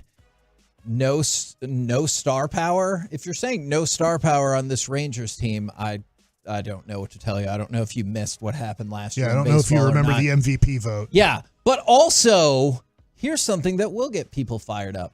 Evan Grant's projection for the outfield. Evan Carter, Leody Taveras, Travis Jankowski, Adolis Garcia, and Wyatt Langford. I like that. He says, with each day, it becomes more apparent that Langford is part of the Rangers' plan for 2024. Is Jankowski signed longer, or are they expecting to bring him back? Bring him back. Gotcha. Okay. All right. I would love to bring him back. I think he's a valuable. Yes.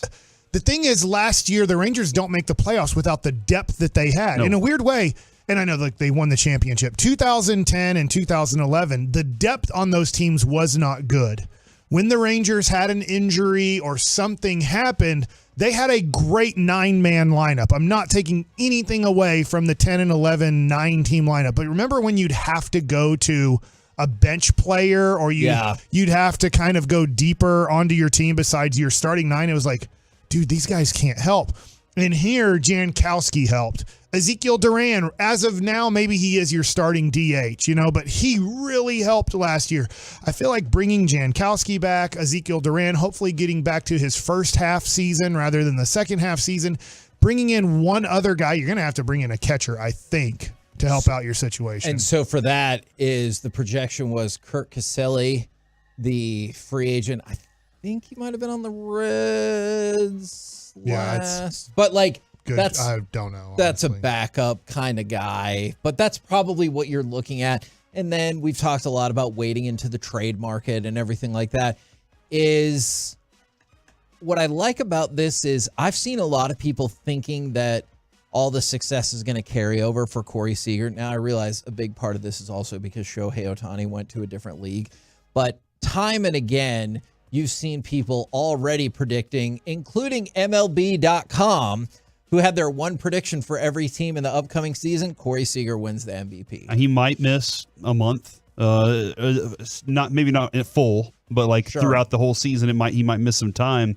But I think you're going to get the same type of production. The dude goes up there with the same mentality every time. The thing is, and look, team figures out how to get it. He had protection in LA too. I'm not saying he's never had protection, right? But if you look at what he has around him, whether it's Marcus Semien in front of him or Evan Carter in front of him, or you do have Josh Young and Adolis Garcia and possibly Wyatt Langford has a great rookie year. I still don't know if Wyatt Langford, just going back real quick, I don't know if he makes the opening day roster, but I do believe he's going to help you out in 24 because if he doesn't have a great spring training, it's fine to send them to AAA for a month to make sure everything's ready to go. I didn't want to go in too much depth on Langford right now, but should we at some point this week or maybe next week discuss like that at a deeper place? Because yesterday we had a really good conversation off air about it. I think probably so too, because another thing is if you go back to Grant saying it becomes clearer and clearer that he is part of their 2024 plans.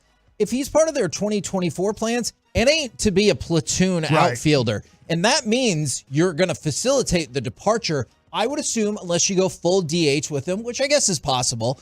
I would assume that would facilitate a trade to potentially address some of the weaker spots of your team. Yeah, and I would say this. I think Wyatt Langford fails as a designated hitter. I'll put that out there.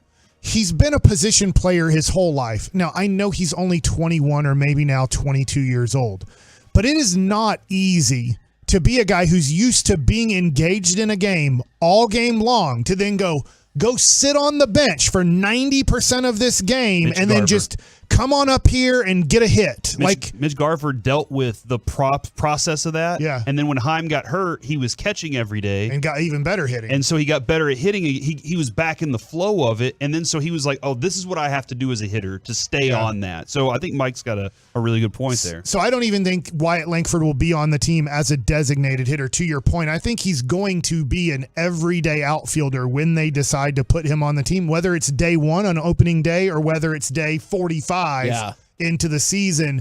Wyatt Langford will be playing every day in your outfield. Same thing with Evan Carter.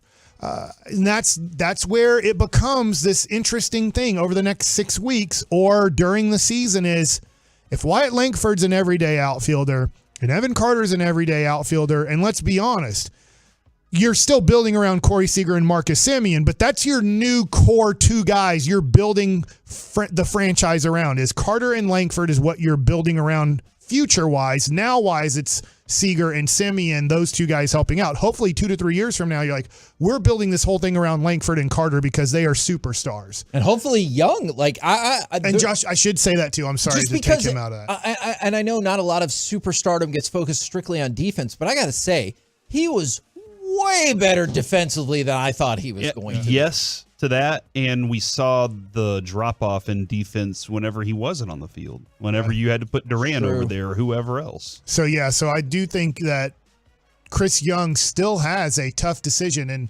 after what he did, I'm with you. I don't think you can really float Adolis Garcia's name out there. I just think that it would destroy the Ranger fans, and in a way, the chemistry of the clubhouse too. You know, if us three are Semien, Seager, and let's just say Jonah Heim, another veteran guy on the team that's going to be here for sure next year and probably the next few years. If they traded Adolis Garcia away, and I don't know all of their personal relationships with Adolis, but you'd feel kind of down, wouldn't you? If you're like, dude, this dude, without him, we don't get past the Houston Astros 100%. And without his home run in game one, I'm not sure if we win game one in the 11th inning there. And so you just start going, hey, for the camaraderie of the team, I should have Adolis Garcia on the opening day roster, not only for the fans, but for the players too. Agreed. I love this question. But if Wyatt Langford starts on the big league roster on opening day, or even close to opening day, who do you got to win Rookie of the Year, him or Evan Carter? They just have to share it. What a great problem to have. Yeah. You're like, all right, it's those two, and then there's a giant gap to everyone else, and I hope they finish. Well, I do think Jackson Holiday is going to be a heavy favorite. Okay, I could see that. Not a heavy favorite over Langford and Carter, but it'll be a 3-man race to start the year and see where it goes. We're the KNC Masterpiece right here on 105.3 The Fan. What I learned, Corey, is a lot of people are very excited. Even the people who are concerned, which you have every right to be concerned. I think we all get that. I think we can spend a segment a day on the Rangers every day. I think you're probably right, especially Tuesday when Josh Smith and Josh Spores will be here along with the World Series trophy from 6 to 8 in our showroom, 4131 North Central Expressway. You don't got to sign up. You just got to show up if you want to check that out. Coming up next. You don't have to be here, but you got to stay here. I messed that up. That in Wales. You don't have to go home. Giant. You don't have to leave. When I went and listened back to that, I was But you like, gotta go. I don't know how I messed that up so poorly. Sorry, that was your one mistake Yeah, last year. that's last year. Like, think about that. 2023, you had one mistake in your life. And it was late in the year. Y'all have And already said I burned off my 24 mistake. you gotta walk in a thin you made line us right now. Look back at 2019 Cowboys schedule. Coming up next, assuming the Cowboys get the number 2 seed, who is your preferred first round playoff opponent? 877-881-1053. We'll fire that up next right here on The Fan.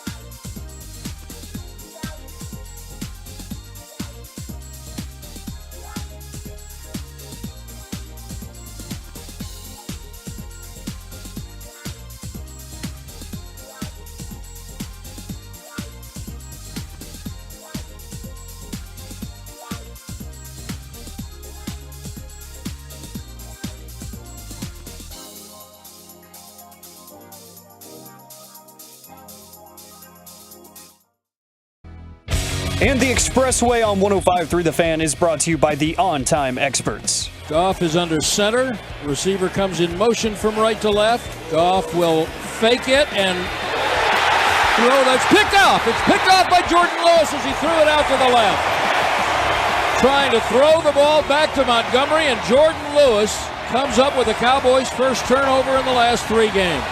K&C Masterpiece right here on 105.3 The Fan. Now, assuming the Cowboys get the number 2 seed, which that would just necessitate a victory over the Washington give-ups on Sunday. I think that's okay to say, as there's a report coming out that maybe they're just going to not play a whole lot of their veteran players. J.P. Finlay from NBC and the Mavs. Sports. No, that's Michael Finley. He tweeted earlier this afternoon, let's see, I get the vibe a lot of Commanders veterans won't play this weekend. Now, he has 97.5 million followers, so I'm going to trust him on this one. Wow, that's a lot. He works at NBC 5? 97,500. I'm sorry. Okay. I was like, look, I'm not trying to run down This is Channel the Taylor 5. Swift of news channel people? Hold on. That is a K, not an M, Corey. Man. I was like, how has this person not gone national yet? Mm-hmm, okay, that makes still a lot. that is definitely still a lot. All right. So assuming this whole discussion is going to be based around Cowboys win, they get the number 2 seed. All right. Which means they would open up against the number 7 seed in the playoffs. Who would you like to see them play? There are 6, I believe, viable options. All right. Name every option. Okay, I think Tampa, the Rams, the Packers, the Seahawks, the Saints, and the Vikings. I believe those are the 6 viable options. Okay. Although maybe the Rams are locked in at number 6 because I know they're starting Carson Wentz this week. So there's 5 or 6 viable options. Oh, man, this is weird because I'm looking right now. The Vikings, if they lose, 1% chance they make the playoffs. They have if they win, they have an 11% chance of making the playoffs. So that's going to be tough, and that's the team I would most want to play. Actually. Yes, because they're bad. I'll name another team, even though I do agree the Vikings are probably because of their situation. Now, the one thing is, Mr. Dobalina, is he their quarterback? He's hurt. He's out. He's done. And they got tired of him too. Okay, well, maybe they would now. Maybe they would restart him if he was healthy against the Cowboys in the playoffs because he's 1-0 against the Cowboys this year. They're with Mullins. That's all I'm throwing out there. Who Chris Collinsworth said he compared to Brett Favre. Yeah, Chris Collins. Hey, sometimes you don't have to say negative things, but don't do that. You could just say I've seen some flashes. Yeah, you don't have to say. Yeah, he's had some nice plays. Yeah. Not talking about the other 96% of his plays. I'm going to go with the Saints. I think the Saints, playing the Saints here at home. If we are going to New Orleans, I wouldn't be as excited. But I don't think the Saints have a very good team. I think you beat the Saints by 20 points in Arlington. Okay. Not in New Orleans. So I split this up between the 3 I would more likely want to play and the 3 I wouldn't. And the Saints are actually on my list of teams that I would prefer not to play, along with the Packers. That might be the team I don't want to play the most. Yeah, because it's a young, upcoming quarterback. You're not sure if he could have a really nice game, and then you're worried about. So I'm with you with the Packers. I'd love for you to explain. Not that we're disagreeing, but I'd love to hear I'm worried about the Saints. Okay, so for the Saints, they've won 3 of their last 4, and in that run, their defense has looked more like the defense that I think a lot of people were expecting for most of the season. They're giving up 13.8 points per game in that run. Now, I realize 4-game sample size, but not only did they win 3 of those 4, their defense has looked a lot better. The reason why I brought the Packers up as another don't want to face, and you talked about the young quarterback, but the Packers have won 5 of their last 7 games. In that run, Jordan Love, 16 touchdowns and 1 interception. Wow. He was the NFC Offensive Player of the Week. He has been incredible in this run. So much so that I know there are plenty of people who believe hey, the Packers have figured it out. They've got their guy going forward. Like, I don't know if that's exactly how they feel, but a lot of people in Green Bay are feeling pretty good about it. So the Packers and the Saints would be on my list of teams I would rather not play. In a weird way, I'm not crazy about playing the Seahawks again because that game could have gone any way with 10 minutes to go in that game, or you could even get down to 5 minutes to go in that game. But maybe you guys feel different about Seattle now than 4 weeks ago. But I'm going to kick it over here before we go on with that one. I was just kind of looking at the Saints and Packers schedules just to kind of get an idea, and I think both are middling teams, as we like to say, Kevin. I think most of these teams are, I would agree. Because it's and the inconsistencies come along with they lose to New York, lose to Tampa, the Packers, that is. They beat Carolina. They beat... Now, beating Kansas City's weird. Kansas City's in a weird season. They beat Detroit. They stomped Minnesota. But a lot of their games, their scores are very close. And I think that whenever you talk about, the scores, the blowouts and stuff like that, you don't see a lot of that from the Packers yet. But I will give you, and most of their receivers are injured. Christian Watson can't figure out his hamstring. Jaron Reed just went out. Was it a chest injury or something like that? He's awesome to watch, though. But, Jordan Love has come on with a lot of different weapons to go up against. I still think the Cowboys could take them. New Orleans, their inconsistencies are weird, too. I'm looking at opponents. I'm like, how they beat Carolina and New York, lost to Atlanta and Detroit. I'm not feeling like I can't defeat that team. The one thing about New Orleans is they do have this guy named Taysom Hill. And Kevin, I don't know if you know this or not, but it feels like when you throw a weird wrench at the Cowboys, they don't know how to stop it. And they're just like, we don't know what to do. But I feel like they'll plan for that. So I feel like those two teams would be interesting opponents that I would not mind playing against. My group is Vikings, the Bucks, and the Seahawks. Now, you just brought up the Seahawks. I will point this out. You're right. That game against the Cowboys was close. However, it is also part of a string where Seattle has only won 2 of their last 7 games. The other thing is Seattle does not run the ball efficiently. I guess when I was in Utah, too, they also beat Philadelphia, and I can remember watching that going, oh, dang. But to your point, Philadelphia's playing bad. They almost beat Dallas, but you did beat them. And then if you look at the other games, they're not playing very well. But yeah, surrounded by all of that, they got just freaking smoked by the Ravens. They lost to the Rams. They lost to the Steelers. They did lose a couple to the 49ers, and I'm not going to penalize them. So all their 5 losses are playoff teams, though, there, right? I see Pittsburgh probably won't be, but sure, they're 9-8, right? Or sorry, 9-7. Yes, I believe that is correct for Pittsburgh. But if that's the case, then I would look back at their wins in that run. Is they beat the Commanders, who we think are no good. They beat the Titans, who we think are no good. They beat the Eagles, who you just talked about. So I hear what you're saying. I think I do not fear them running the ball particularly. And then for Tampa and Minnesota, they're both in the category of they're not as much of a threat to run the ball. And I think I move those teams higher up on the list. So I think the biggest dividing point for me on this was Vikings, Tampa, and Seattle, not as apt to run the ball, or they might have Baker Mayfield.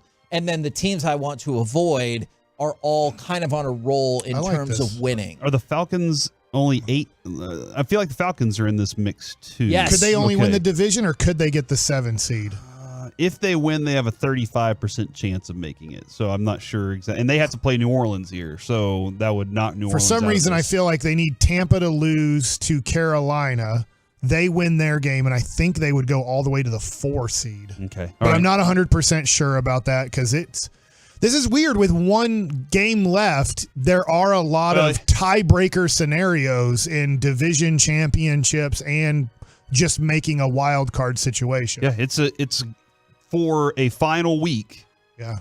Which, again, besides the 1 seeds, I want to point out the NFL season does feel long now. I'm not asking them to go back to the way it was, but I do feel like there was a point this year where I was like, okay, the Cowboys have made the playoffs, and they still hadn't yet. And I was like, hold on, what? Why not? It just feels like that. And at some point, that's going to change. But you are getting what you want in the parity idea, but I don't think you're getting best football either. So at 325, obviously the Cowboys are playing, but also the Packers are playing. I'm going to be honest. I will pick the Cowboys to win by 10 or more points against all the opponents we said, except for the Packers. That's the one team that I kind of want to see play at 325 to go, hey, is this as real as some of the stuff I've seen? And I know that I shouldn't base it just on the obviously, if they lose that game, they're out of the playoffs. Right. But if Chicago, who's playing pretty good football, they can't make the playoffs. But if Chicago, who's playing pretty good football, Justin Fields talking smack about Green Bay, is if they go out there and they beat the Bears, it is in Green Bay. If they beat them by 14 or more points, I'm just going to go, dang.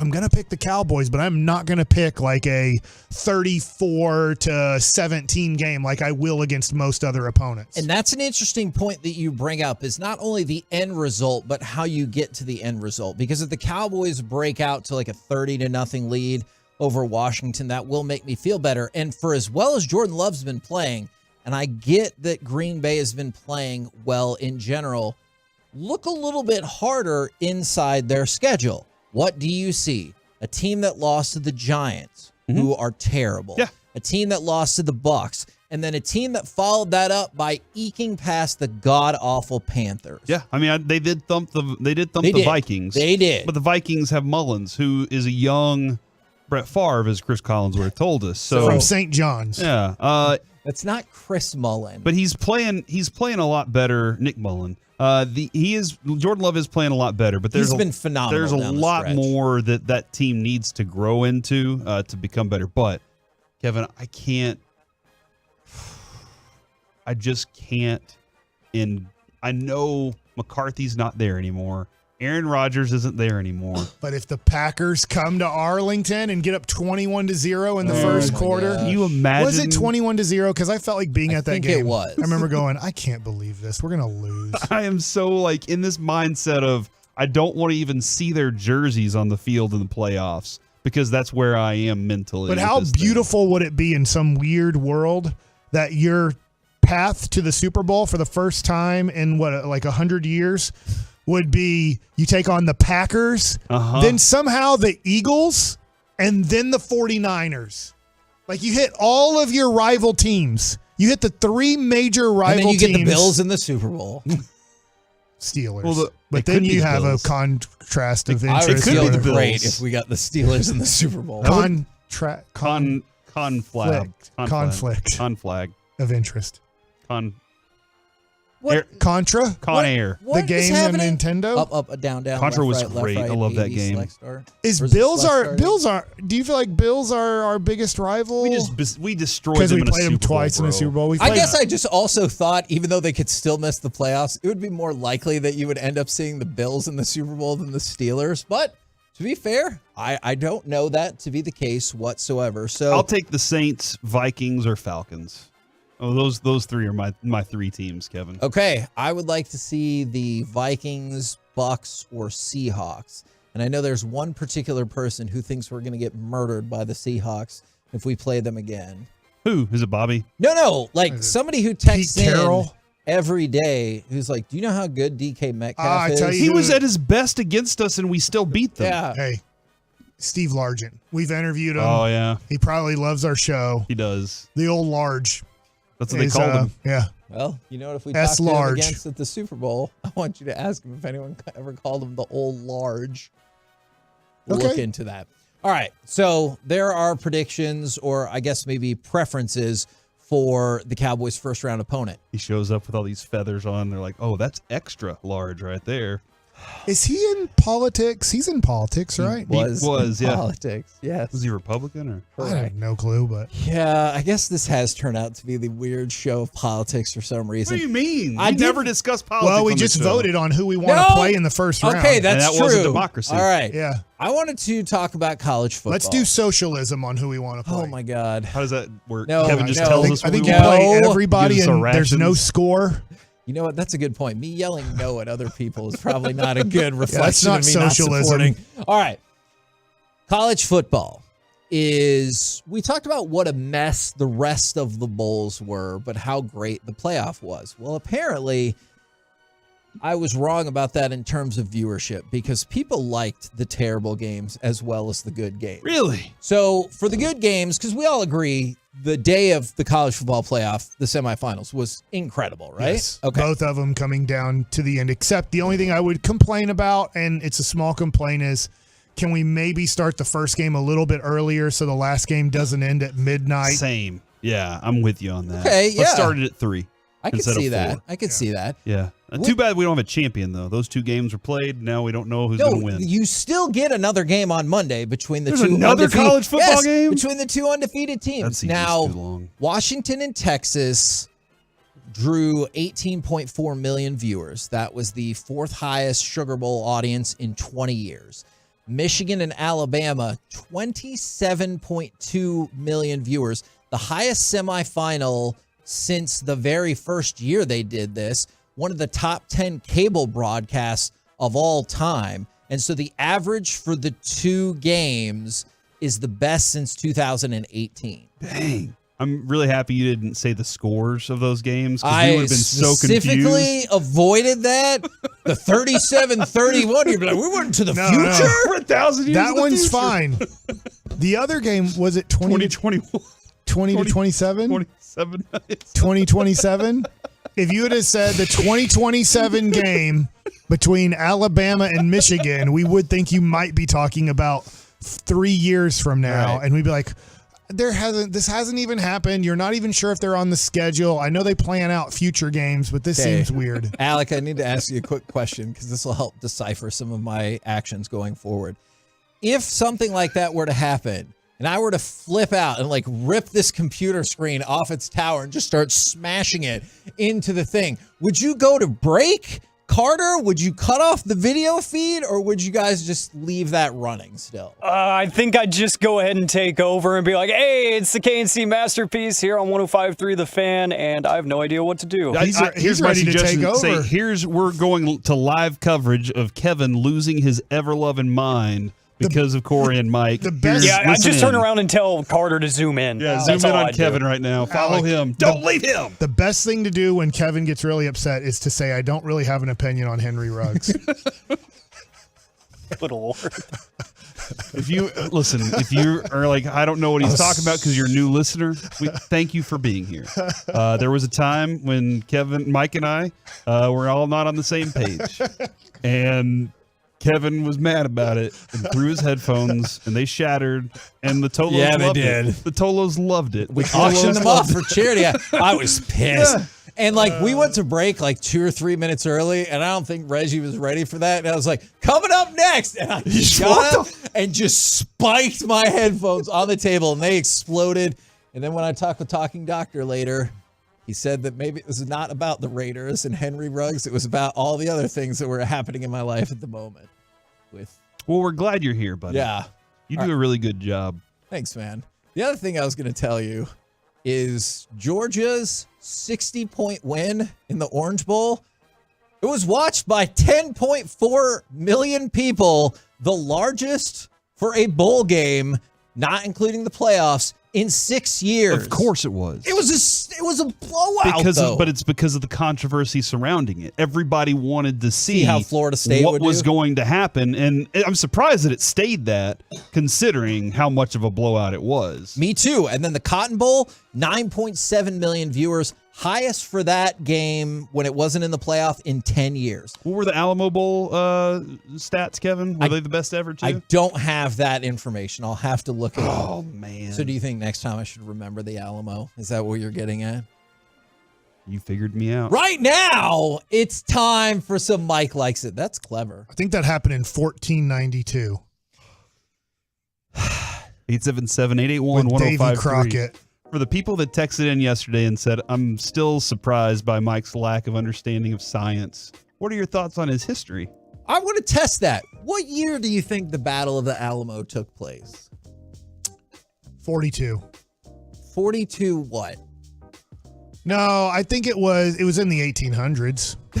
That is true. I think it was closer to middle 1800s. Hold on, are you trying to help him? I don't. You were really close with 42. Oh, 1842. Yeah, but you were close, but 1836. 1836. Right? Yeah. Okay. At what point do you think Davy Crockett was like, I shouldn't have come down here? See, that's what I think of, Mike. If we were soldiers together, like specifically in the Alamo, everyone's like, let's do this for us. Let's do this for Texas. And Mike's going, we're all going to die. He's just sitting there. So I'm gonna go fight, but I just know what the outcome's going to be. I want to tie the last thing Kevin talked about sports to the Dallas Cowboys, and Mike likes it right now. Okay. So I'm sorry, I don't know the if they're juniors or seniors. I don't follow college football tremendously well, but it seemed like you had two good running backs in the Alabama-Michigan game. That seems to be a major weakness in the future of the Dallas Cowboys. I was looking at Tankathon's mock draft. Okay, yeah. They do not have a running back going in the first round of this draft. Now that can change. I'm not saying it's a perfect mock draft. I'm sure you could go to Dane Brugler on The Athletic, whoever you want to go to, and maybe there is a running back that is considered a first-round draft pick. I'm not saying the Cowboys should with you're hoping 32nd pick, but if they make it to a conference championship, they will have one of the 4 last picks in the first round. I'm wondering, is there somebody that you've watched in college football this year that you think that guy would really help out the Cowboys' run game next year? You go Travion Henderson. Is the kid Blake Corum for Michigan, is he eligible to be drafted? We seem to like Michigan players lately. Yeah, well, do you think that the impact that those Michigan players have actually, I mean, he's available. I think he's a senior, right? Okay. He's also very short.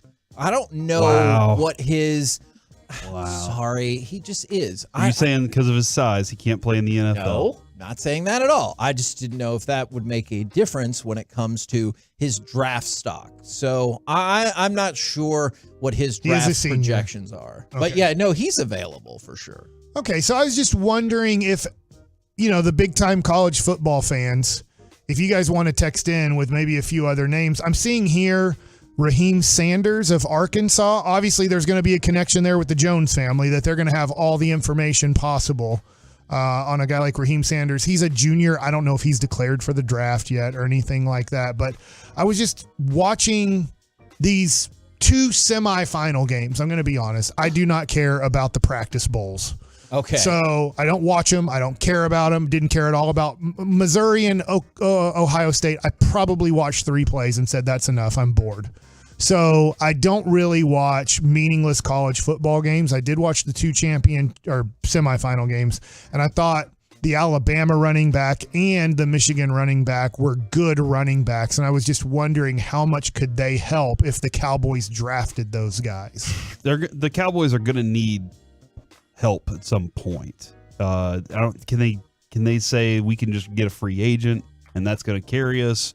Or will they turn to the idea that, look, having the ability to throw with Dak and CD is all we really need? I mean, just look at Aaron Jones, all the running backs that Green Bay had while Mike McCarthy was there. That's why I'm not. I don't think they take it seriously. I just don't.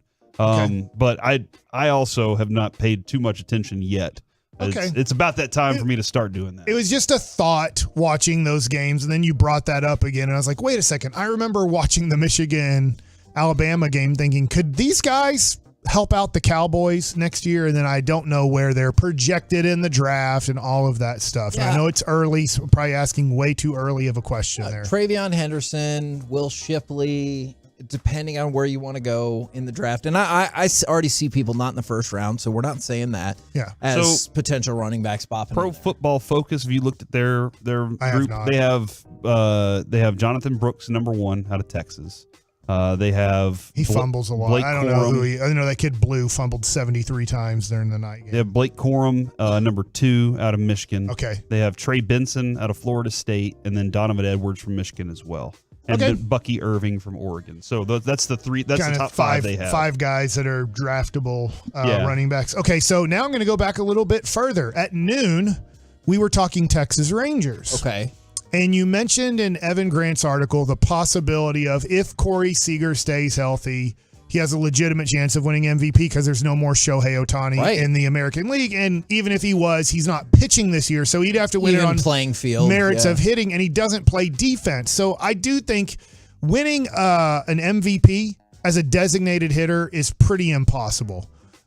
You would have to have the Aaron Judge 2022 season, and you'd still run into the issue of what if a dude is really close to you and actually plays defense? That's going to be a deciding factor. Well, this is predicting the major award winners for 2024 from MLB.com.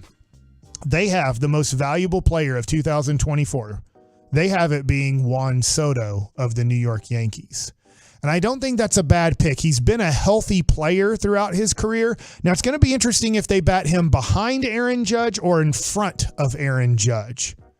And so that's going to be interesting on how they put their lineup together. But I do think that's a major competition. If you're looking at Corey Seager, who finished second, and you're thinking he could win MVP, hey, I think he can too. Yeah. But there's also a new contender in the American League, and they're predicting Juan Soto goes to the New York Yankees and ends up winning the MVP. Do you like, I know this is a weird question because of the contracts involved and everything. Would you rather have Corey Seager than Juan Soto?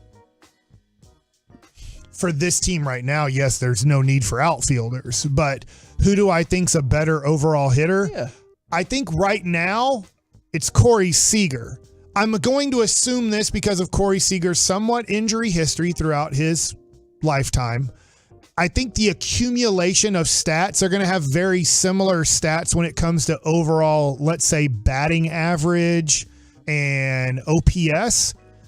On base percentage will always go to Juan Soto because he draws a zillion walks a year. And I do think Juan Soto, because he came into the league at 19 years old, and I know Seager was 21, I believe, with the Dodgers. I think Juan Soto has a chance to be a 3,500 guy, which there's only 7 in the history of baseball. That's a lot to put on somebody, but I think overall at the end of their careers, I think Juan Soto will be valued more.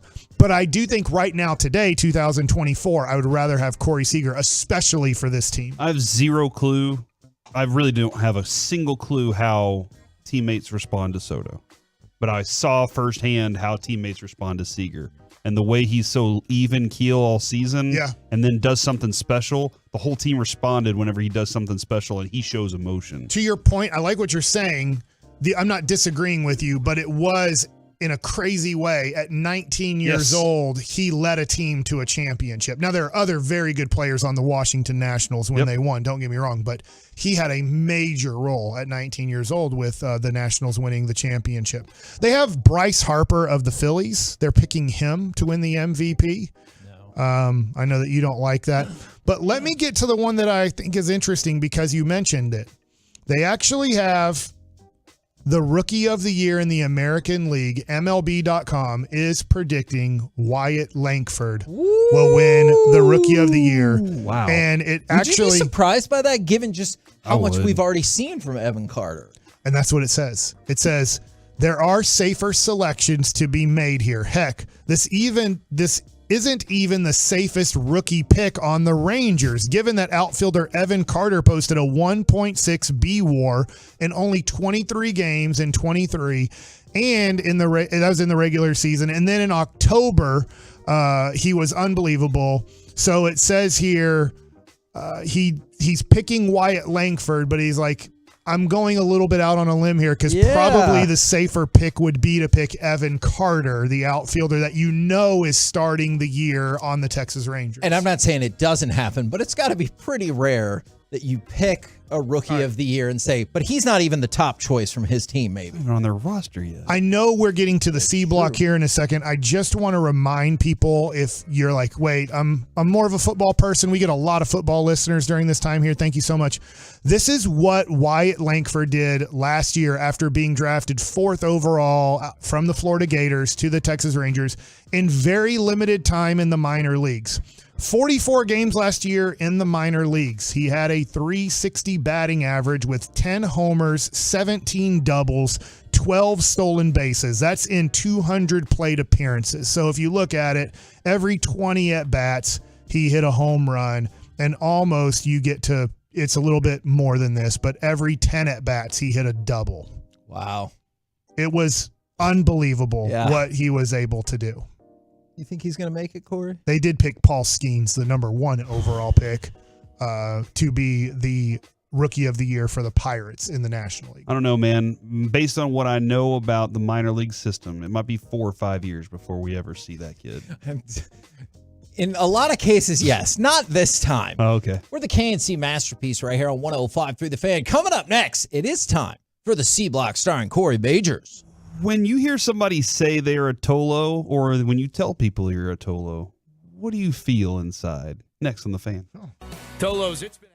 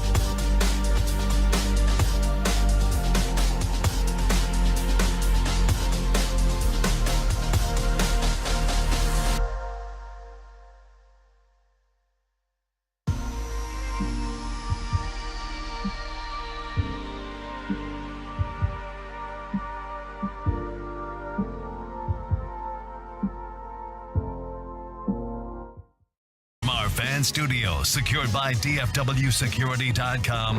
It's the KNC Masterpiece on 105.3 The Fan. KNC Masterpiece right here on 105.3 The Fan. Right now, it's time for the award-winning C-Block starring Corey Majors. Thank you very much. This is something from yesterday that we've been tracking. The fire at Tyreek Hill's estate, his $6.9 million home, was started by a child playing with a lighter in a bedroom. Oh, no. Yeah. And this is... why are we so captivated by fire? What is... I have no clue, but That child was a boy, right? Because I feel like this is a man and boy issue. I feel like this child has been in the news before, but it was when Tyreek Hill and the mother weren't getting along. I don't know about that. Feels longer ago. I don't know if that is. I don't know. I have no clue. But the family is safe. No one was injured. No pets. So they're very grateful for that. Good. But again, the whole break, I felt like I was taking a lighter from Carter or even Avery. And Lucy's like, "Hey, Dad, here's the lighter. You can light the fire." I love looking at the fire in the fireplace. But I know my buddy, he used to sit there, and my old roommate's couch had some frayed spots on it where like maybe some stuff had started, and my roommate or my other buddy would just sit there with the lighter and singe it down. I was like, "Stop that, dude. It's not helping." Yeah, I don't know if I've ever said this before, but as long as we're on the topic of fire. When I was a kid, we had a tree house in our backyard, and me and a friend would set like tiny fires in there and just immediately put them out. One time, tiny fire it did not go exactly how we thought. We didn't burn the tree house down, but we were like running back and forth, and then we had those like giant 7-Eleven cups filled with water because that was the largest possible receptacle you could think of in that moment. And so we got the fire out. And like it took a while for my mom to discover it because she didn't usually like go up into the treehouse, but eventually she did, and was like, "What the hell happened in here?" And trouble for sure.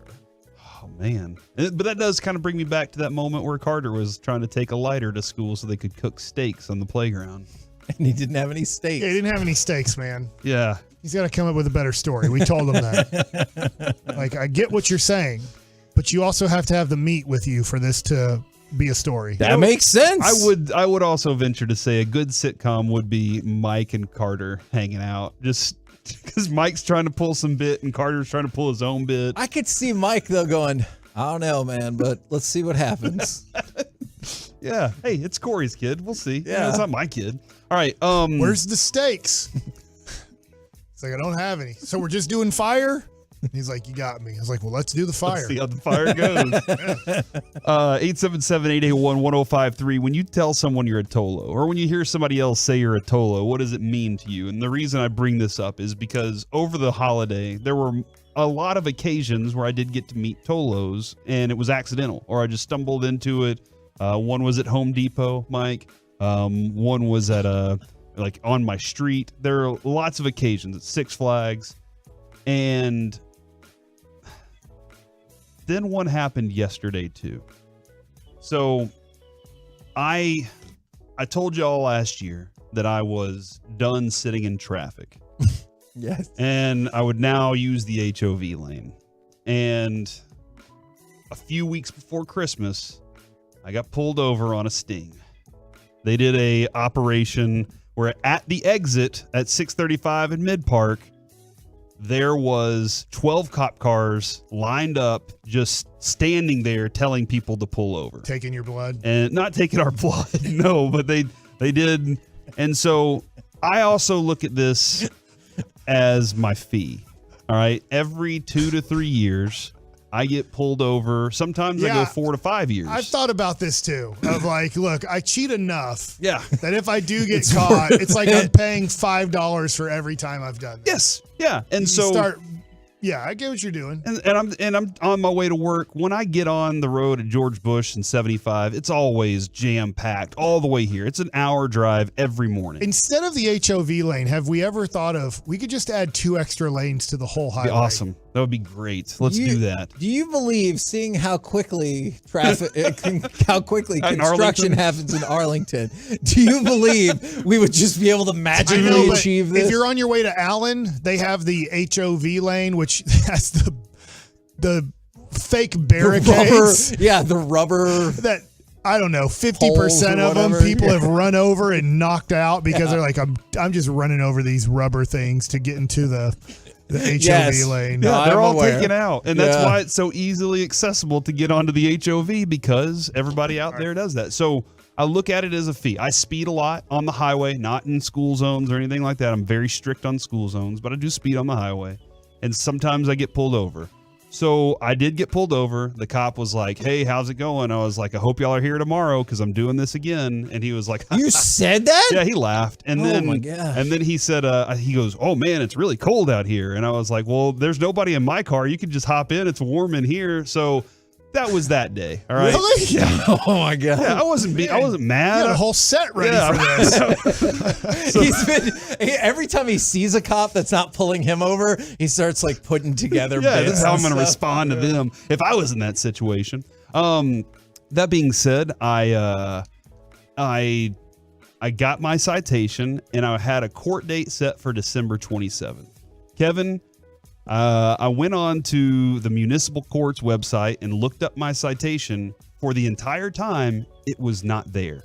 There was no citation for my driver's license, no citation for any of this stuff. So I'm like, well, I gotta figure something out. So the day after my court date, I found a phone number and I called in and I said, "Hey, I'm doing everything I can to find this." And they said, "You're on the wrong website. You actually can't do any of that on the website." And I was like, "I just want to request defensive driving. I haven't done it in a year. I know I can take it, so I'm going to go ahead and do that."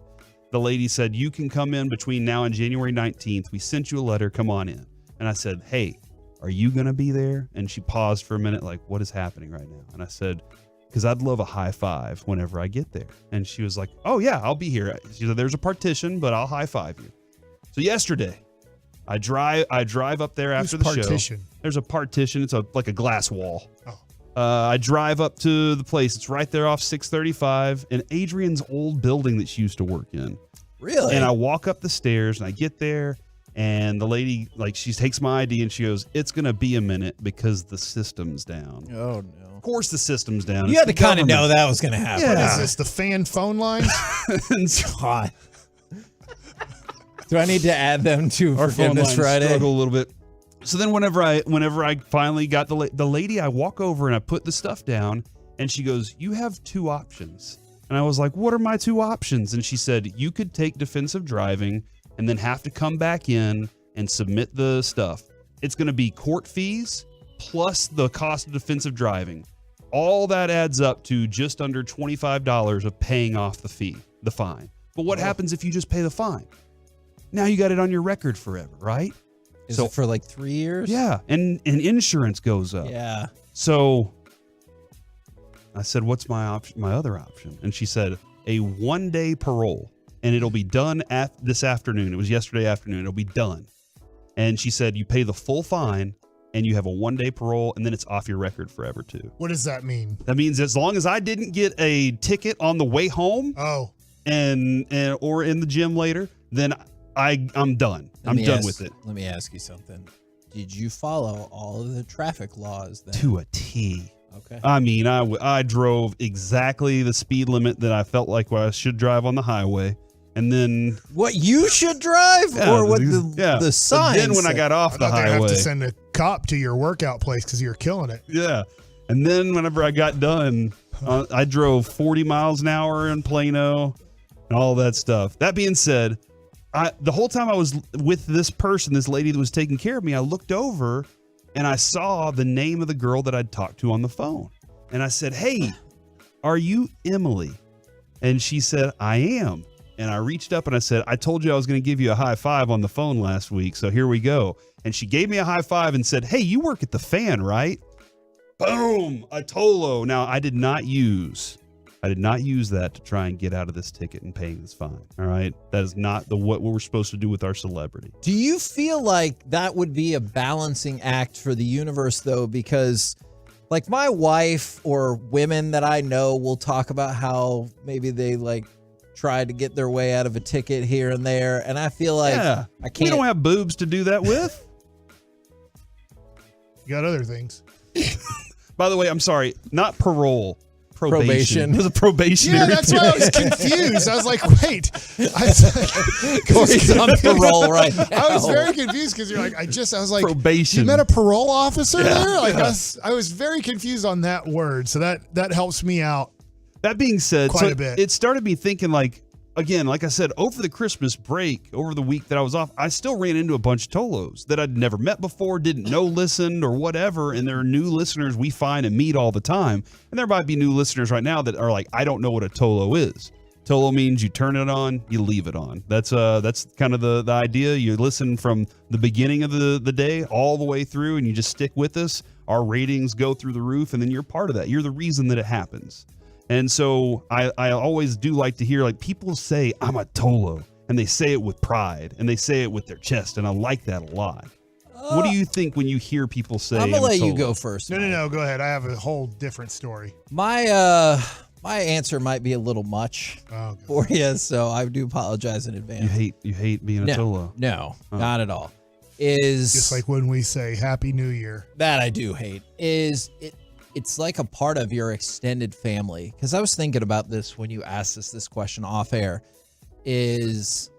I have gone to church with people on Christmas Eve because I said, hey, if you got nowhere to go, hit me up. And I've gone to church with Tolos. I have talked to Tolos who said they were going to commit suicide, and we found programs for them. When, we had the things with the babies, we talked about it on air. When my dad died, I talked about it on air. So sometimes people will be like, I know it probably doesn't matter. You hear this all the time. It matters. It does matter because you guys help us stay employed, and like we share stuff with you guys, just like y'all share stuff with us that, it's pretty personal. So it feels like a pretty important relationship. I have just a little bit of an HOV story. Oh, Now, really? remember, my wife's a doctor. Yes. Okay. Now, the HOV lane came about in the late 80s, approximately was kind of your first HOV lane/lanes in Dallas-Fort Worth. Now, my wife at that time wasn't married to her because she was like 10 or 11 years wasn't a old. doctor In fact, yet. I didn't even know her yet. Okay. But she thought it was very unfair that if you had HIV that you could be driving in that lane. And she didn't get it. And I'm dead serious. Stop it. They tell that story in her family. What the That she hell? thought it was the HIV Oh, man. lane because you had Arthur Ashe. Right around that time, I guess, maybe a little bit later, was Magic Johnson. But for some reason, she thought as a child that they were giving special treatment to the people who had HIV. That's the story. But, she was a kid. By the way, just a quick addendum. Whenever people say, That started her wanting to be a doctor. yeah, how planned out is your show? Look, we have segment ideas. Did I have any idea he was going to say that? Did Corey have? Well, I don't think you did, Corey. I had no idea he was going to say that. Sometimes things get said that you're not prepared for. From the 469, when someone tells me they're a Tolo as well, it makes me feel like we have so much in common and we owe each other a beer. Turn it on, leave it on is my escape from my wife being ill. I'll listen all day, every day. And see, that's the thing too, Kevin. You said that every time I meet Tolos, new Tolos, if Lucy's with me, they're like, "Oh, is this Lucy?" Right. Or they're asking me about Lucy, and I'm just like, "Oh my gosh!" Or they meet Adrian, and they're like, "Oh, is he this much to deal with all the time?" I'm doing this, okay? If you want to meet me tonight, Oh! if you're a Tolo, I'll be in section 104. I believe it's row T. So I'm going to the Dallas Stars game tonight, my first Dallas Stars game of the year. Pretty excited. But if you would like to come say hi to me. I'll be there with one of my buddies watching the Stars game. There you go. That's what I'm talking about. Do you want me to? It's up to you guys. Do you want me to keep wearing my hockey mic? Yes. Wear hockey mic tonight. I will wear my hockey mic hoodie. Uh-huh. It's black and neon green. Yes. and it has my last name on the back of it. And your jersey number. 51. So if you're like, I'm not sure if that's Mike or not, I will be wearing a hoodie that has my last name and number 51 on the back. From the 903, when I tell someone that I'm a Tolo, I feel like someone who loves sports and personally knows some of the personalities I get to meet at remotes or get a group of picture with y'all on Oxnard Beach. That's the thing, man. Like we try. I know, Kevin, we made it a point of interest whenever we started the show, and I know Mike does a really good job of this. This is one of the reasons I've loved the Buffalo Wild Wings thing. Yeah. So many of the Tolos have Arlington tomorrow. Yeah, and so many of the Tolos have come out and hung out with us, and I think you feel like you get to know us a little bit. Like you said, we share a lot of things on air about our lives personally. Yeah. But a lot of the Tolos and Twolos out there have shared a lot of personal things with us. It has become, it is a family vibe in kind of the respect that I've always wanted it to be. You know, whenever we started this thing, I was like, man, we got one listener. Isn't that cool? It's my mom, and it's great. You're Kevin's mom, too. Yeah. And now we have a lot more than that, and it's been a lot of fun. And maybe one day you can help us get out of HOV tickets. Citations or parole. Yeah, or parole for one day. Get a one-day parole officer. From the 682, I had 38,000 hours on Odyssey, and it's more time than I spent with my family because y'all are absolutely, seriously extended family. Yeah. And it was, you know what really hit me that day is somebody was like, hey, is it weird that I program y'all's number into my phone? And like 50 kajillion people texted and I was like, oh yeah, that's not weird at all. I'm gonna answer for him is I have you guys program my phone and everything. From the 469, I became a Tolo when I was in federal prison. It was my escape. Did we help him escape prison? I think it's like, in that sense? a metaphorical escape. We made him feel like he wasn't in prison. That's awesome. Yeah. Look But at he us, still man. was. I mean, And that's why I wouldn't want you with me at the Alamo. Coming up next. hey, it's not that bad. Yes, it is. Yeah, we're going to die. The Draft House? We can watch a movie Yeah, together. let's go to movies, man. Yeah, because we're going to see a preview that you don't like, and you're like, that means this movie's going to suck. There are a lot of bad All previews. right, coming up next, NFL overreaction or reality. We'll do it next right here on The Fan.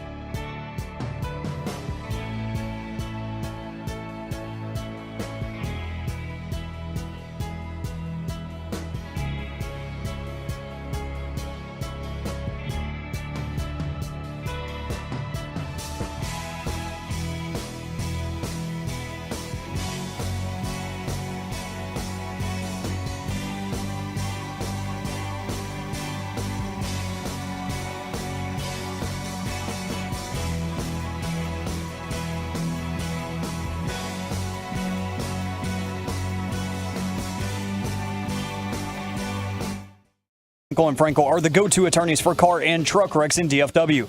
If you or a loved one has been in an accident, contact Frankel & Frankel for a free consultation at truckwreck.com or call 214-333-3333. Third down and goal. Fields flings back corner. More! Touchdown Bears! Right in front of Jesse Bates. And Chicago scores first. KNC Masterpiece right here on 105 through the fan. It's time for some NFL overreaction or reality. And I actually want to start by going off of that clip. Overreaction or reality, the Bears should trade the number 1 pick. For the right package, yes.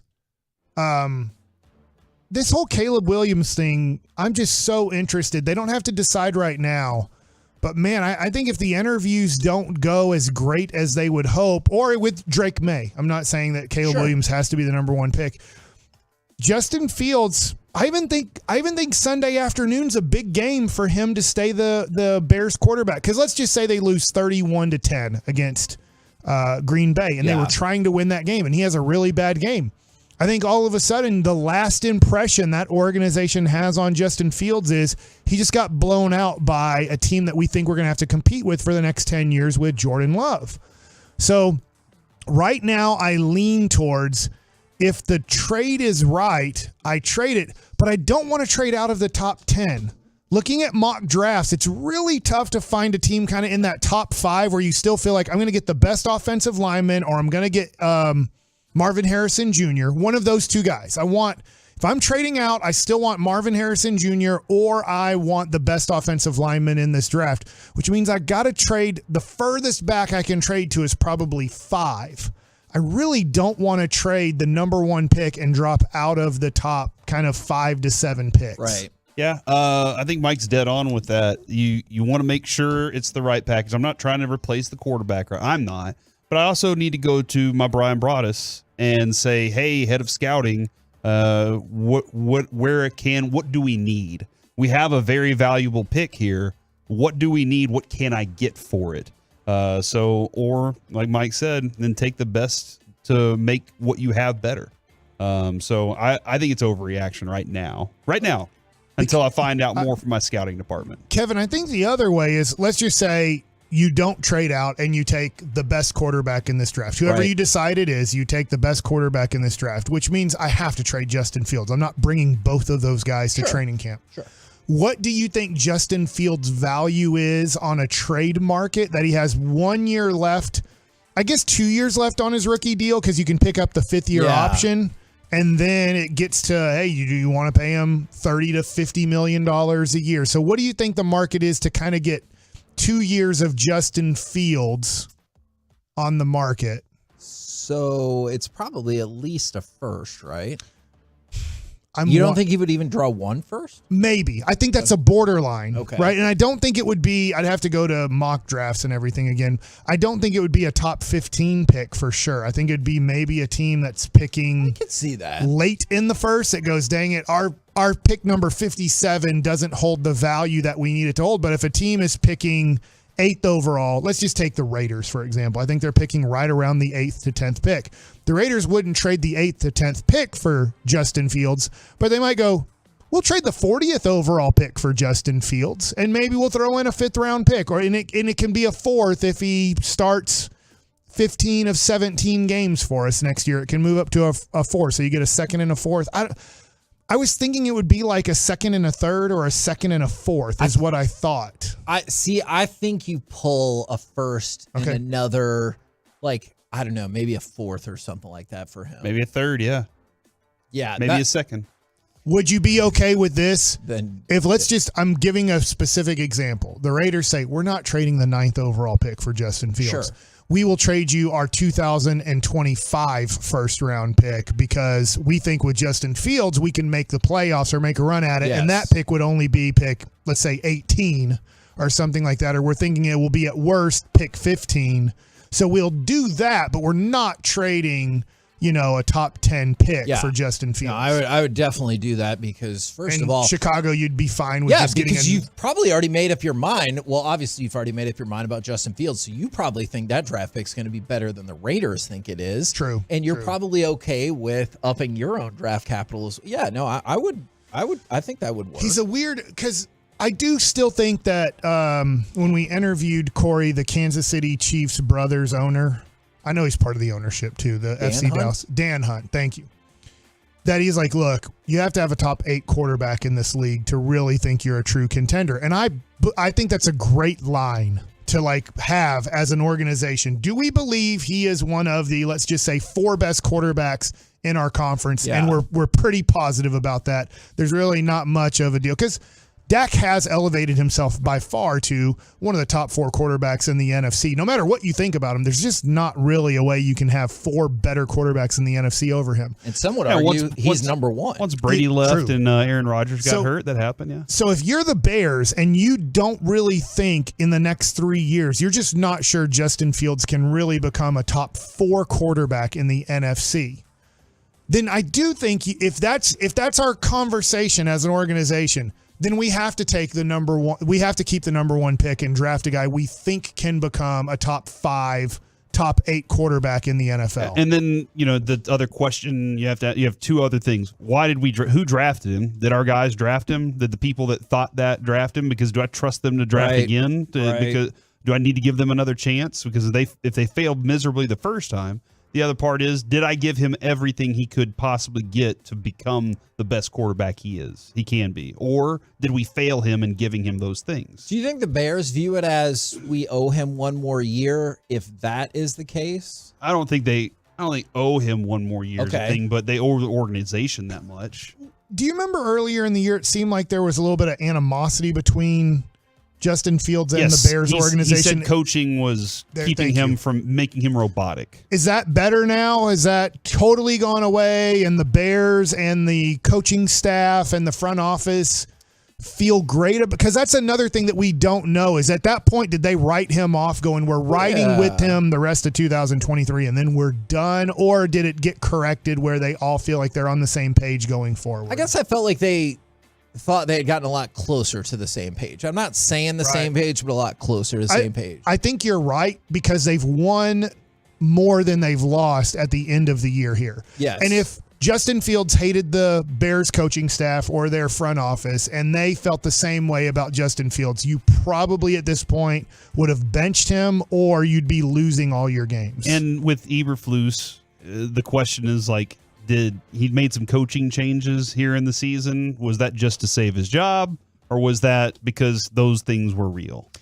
NFL overreaction or reality? Joe Flacco and not DeMar Hamlin should be the NFL comeback player of the year. How much did DeMar Hamlin play this year? And he's still the favorite, but that lead has been shrinking. I realize what he came back from, and that is truly incredible. Great story. But I also feel like what Joe Flacco's doing is a pretty great story, too. They're not the same. I get that. According to Kevin, according to NFL.com, he has 2 tackles, 2 solo tackles this year. Because he's primarily a special teams guy, right? Yeah.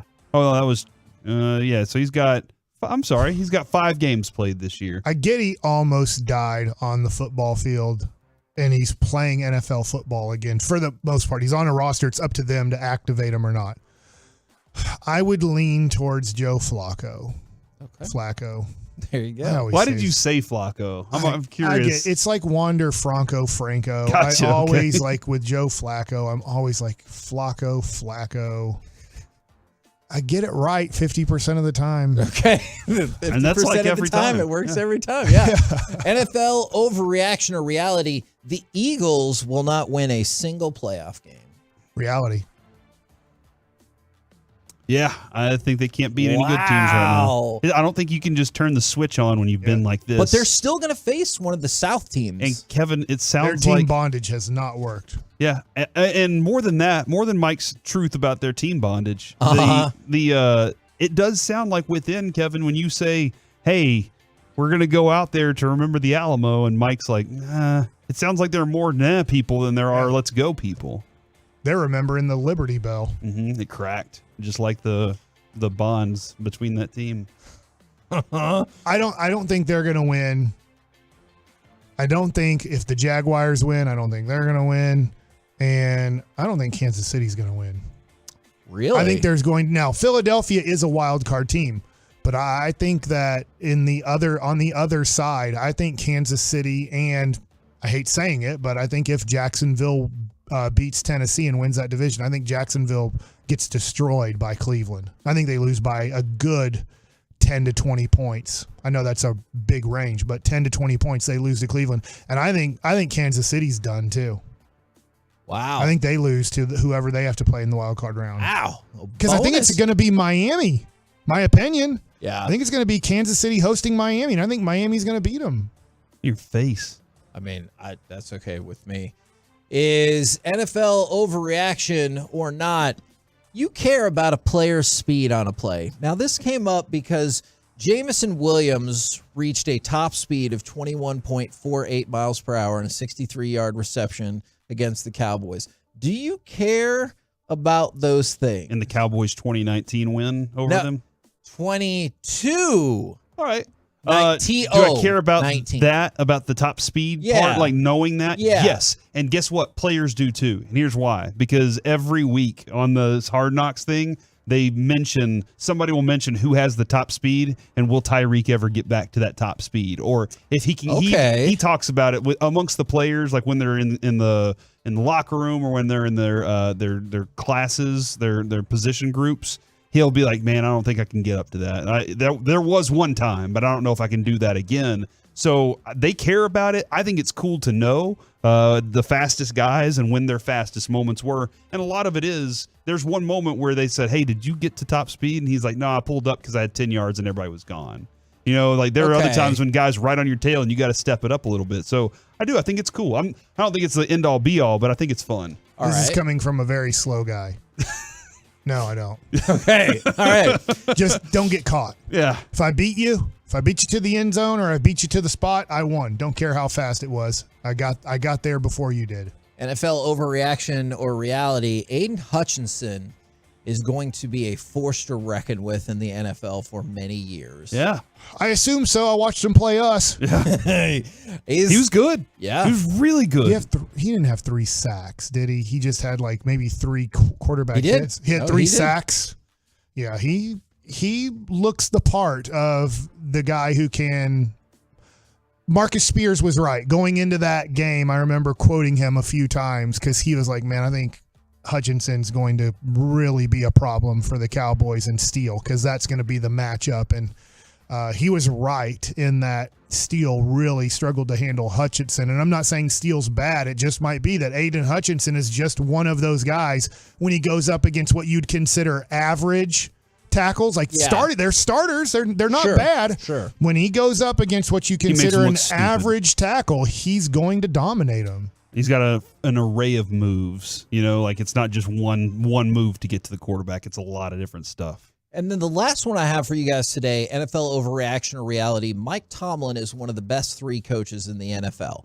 So he clinched his 17th straight non-losing season, and then they're going to keep rolling with Mason Rudolph, despite the fact that Kenny Pickett is good to go. I do think that takes some semblance of leadership to be able to be like, hey, I know you're a first-round pick. That's great. This guy's going to help us win more. He's a Hall of Fame coach.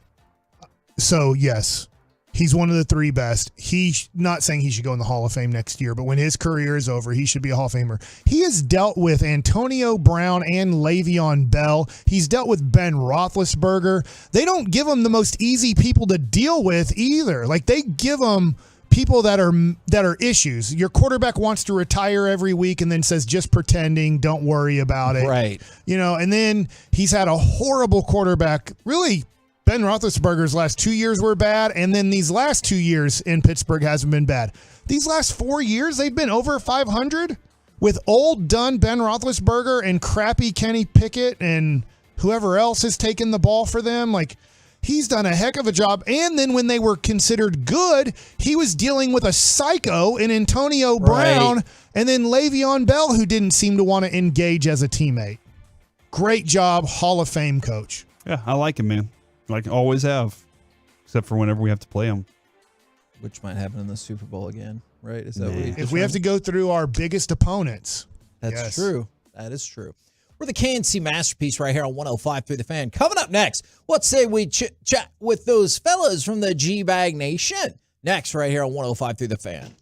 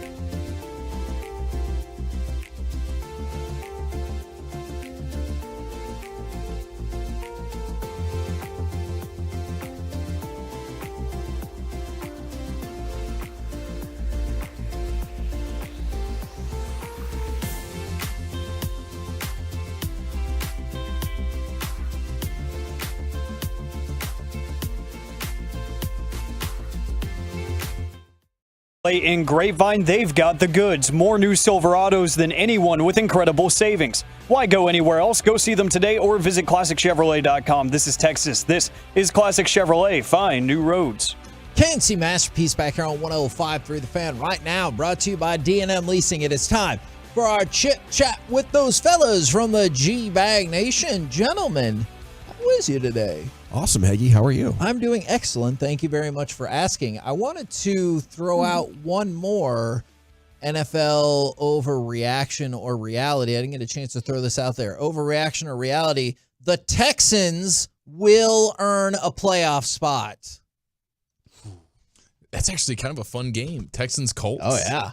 Their first non-noon game of the year for the Houston Texans, because that's just where they live in that noon slate. But they're actually getting a primetime thing here. I'm going with the Texans, man. I believe in D'Amico Ryan. I believe in C.J. Stroud. Does it make you sad at all that, like, it's the Coach of the Year award is just done and D'Amico Ryans is not getting more love in that category? Is it Stefanski? Yeah. Which I'm not saying he doesn't deserve it. I just a little surprised that they're like, you guys do a really good thing in the beginning of the season with Vegas with over and under totals. Yeah. I believe the Browns were over 9.5 and the Texans were at 7, I think. Yeah. I mean, that just goes to show you Vegas thought that the Browns were a better football team. I understand he's been playing with a lot of different quarterbacks. Can't imagine a rookie quarterback and a rookie head coach having as much success as they've had. It looks like to me, to answer your question, Heggie, that they're looking at this is a next gen's playoff possibility type thing. Okay. 4th seed for the Texans, that would be at 22%. The 6th seed's at 12%. The 7th seed's at 19%. 22% chance of winning the division overall. Okay. So and it all starts with you just got to win that game against the Colts. That's it. That's it. Yeah. I'm going with Vegas, 1.5 favorite up there. Okay. Big year for the Texas football teams. All right. Look at that. Nice job, everybody. Now, we were kicking it around looking for ahead to the playoffs, and I'm sure you guys have thought about this or discussed it as well. Assuming the Cowboys lock in at number 2, is there one specific team you do want to play and one specific team you do not want to play in the opening round of the playoffs? Yeah, we talked about this yesterday. Yeah, I think we all agreed. Do we want the Packers and want to avoid the Rams? I believe so. Yeah. I think that's where we're all We at. would love the Saints to somehow sneak into this thing at the 7th seed, but that's very, very small. Minnesota, I think, is in there too. Minnesota was my pick because they lost 5 of 6, and the only win they had was the one that offense forgot in that 3-0 win over Vegas, and they don't run the ball. So I was like, let's do that. They got the Vikings at 4%, so I think that's probably a... Hey, you're saying there's a chance, There's a chance. I think we power ranked the 4. Yeah. We did not include Minnesota, but yes, I think Minnesota would actually be more preferable. Yeah. I feel like the Cowboys have had their number for about 7-8 years too. I think Mike McCarthy, I'd be a little worried. I'm worried about him in a Green Bay matchup again, getting a little too over. Because he can't time manage. Well, the thing about it is, though, these games you got to be able to manage. Love is playing really well for them. 16 touchdowns and 1 interception in the last 7 games. Yeah, but you're talking about what a guy. It would be his first time starting in a playoff game and all that. That would be. But we'll see. But the Rams are a team I don't think I want to play against. Agreed. Yeah. Agreed. I'd be okay with playing Seattle again too. I really would. Man, their receivers scare me. I get it. Yeah, I do. One of the things that Corey said earlier is he felt like Metcalf played as well as conceivably possible, and you did still win. Yeah. So I think I'm okay with Seattle. They may be figuring out how to run the ball or something like that on you. Everybody, every time I talk about running the ball, Dallas does a pretty good job of playing run defense. So I'd be interested. The Commanders absolutely don't run the ball, but I'd be interested to see if they try this week. But it sounds like they might not, right? Yeah, they're talking to folks there. It's kind of they're having some troubles right now. They want to stay with the number 2 pick in the draft, maybe? Oh, there's a lot of things going on there. Yeah, we'll get into them when we get our show today. How about that? Sounds good to me. Good tease. I'll be listening. Absolutely. Now, I know we talked about how long you can tell somebody Happy New Year. Do you care or do you have opinions about how long people should leave their Christmas decorations up? If your tree looks really good, let it fly. Okay. That's where I'm at right now. I don't think I could ever make my tree. It's got purple and gold lights on it with purple and gold bows. That makes sense. It's got an LSU mini helmet for the star. I don't think I could replicate that once again. it's going to stay up the entire season. Didn't you do the empty beer cans as ornaments as well? That was at a tailgate, 1 year for a Cowboy playoff game, And what do you mean by the entire season? Because the holiday season has concluded. Yeah, the entire winter season? Yeah, everything. In the spring? Yeah, this thing's going the whole day. Oh, wow. This thing's going the whole way. It's a fake tree. Oh, man. So I'm just going to... It's a permanent addition to the Broadus household? It's the living room. If I invite you over to watch on the 75-inch TV, some Mavs playoff basketball, and that's in June, maybe hockey, maybe some Stanley Cup, I might turn it on for you just to show you how nice it looks. Pretty optimistic with that Mavs playing in June right there. I like it. I'm okay with that. If you get invited, bring a present to put under the tree. Yeah. That's a way to go with that. What about on outdoor decorations? No, that's a pull down. They're down. That's a pull down. Okay. Yeah, I'd say got to be down by, I'll answer the question. I'd say by New Year's Day. And if they're not, do you start trolling the neighborhood and like knocking on doors? You're like, hey. No, I just think you're lazy. You know, at that point, I'm just judging you. You've probably been smoking weed since Christmas. You need to get your ass outside and get up on that ladder. Yeah, as soon as you sober up. I pulled them down the day after. I pulled them down the day after Christmas, and the tree I got out the day on New Year's Eve because I told Adrian. I convinced her because I have Real allergies. tree? A real tree. Okay. She wants a real tree. I'm allergic to it. It kills me the whole time. So you got a real tree. I've convinced her that it's bad luck to have it up in the new year. So she's like, hey, get that thing down as soon as possible. I'm like, gotcha. So she's convinced that it's bad luck. Some of these house decorations, though, could be very difficult to get down. I think I might consider leaving them up, but just don't turn the lights on. You know, there is one in our neighborhood that I thought, all right, I see what you're doing, is they put a gigantic, like it's at least 15 feet tall, Jack Skellington out there for Halloween. And then once we pass Halloween, they toss the Christmas hat, because it's the Halloween version in the black suit and everything. They toss the Santa hat on there, and they're like, see? Oh, yeah. Go. 2 for 1. That's efficient. Yeah. That's kind of like Dawson's plan right there. I think there's some laziness going on there.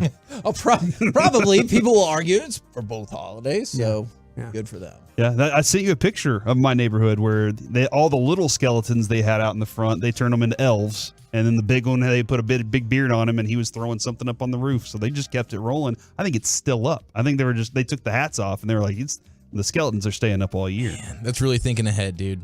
I'll tell you, when I was living in Green Bay, because it gets dark like at 2 o'clock in the afternoon.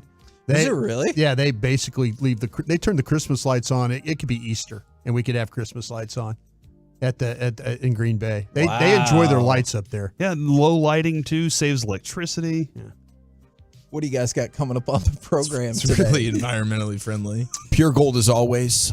Thanks for asking. We got a guest heavy show today, including Baldy coming up at 3:20, Gojo at 4, Zach Martin at 5 o'clock, and Tim Cato talking Mavs at 6. Woo! Loaded G-Bag Nation. Roll home with them. We've been the KNC Masterpiece. Make your way back with us tomorrow. We just got information on tomorrow at Buffalo Wild Wings, Kevin. What can you tell us? We will have tickets for a home playoff game. Whoa! Tomorrow. So come on out. You can register to win. And if we have a home playoff game, the winner will be contacted. So Buffalo Wild Wings in Arlington tomorrow. But you got to be out there between 10 a.m. and 2 p.m. to register for that. Woo, that's a hell of a tease. Off of Collins in Arlington, Buffalo Wild Wings tomorrow. Come see us or tune in 10 a.m. to 2 p.m. right here on 105.3 The Fan. Say goodnight, Kevin. Good night, Kevin.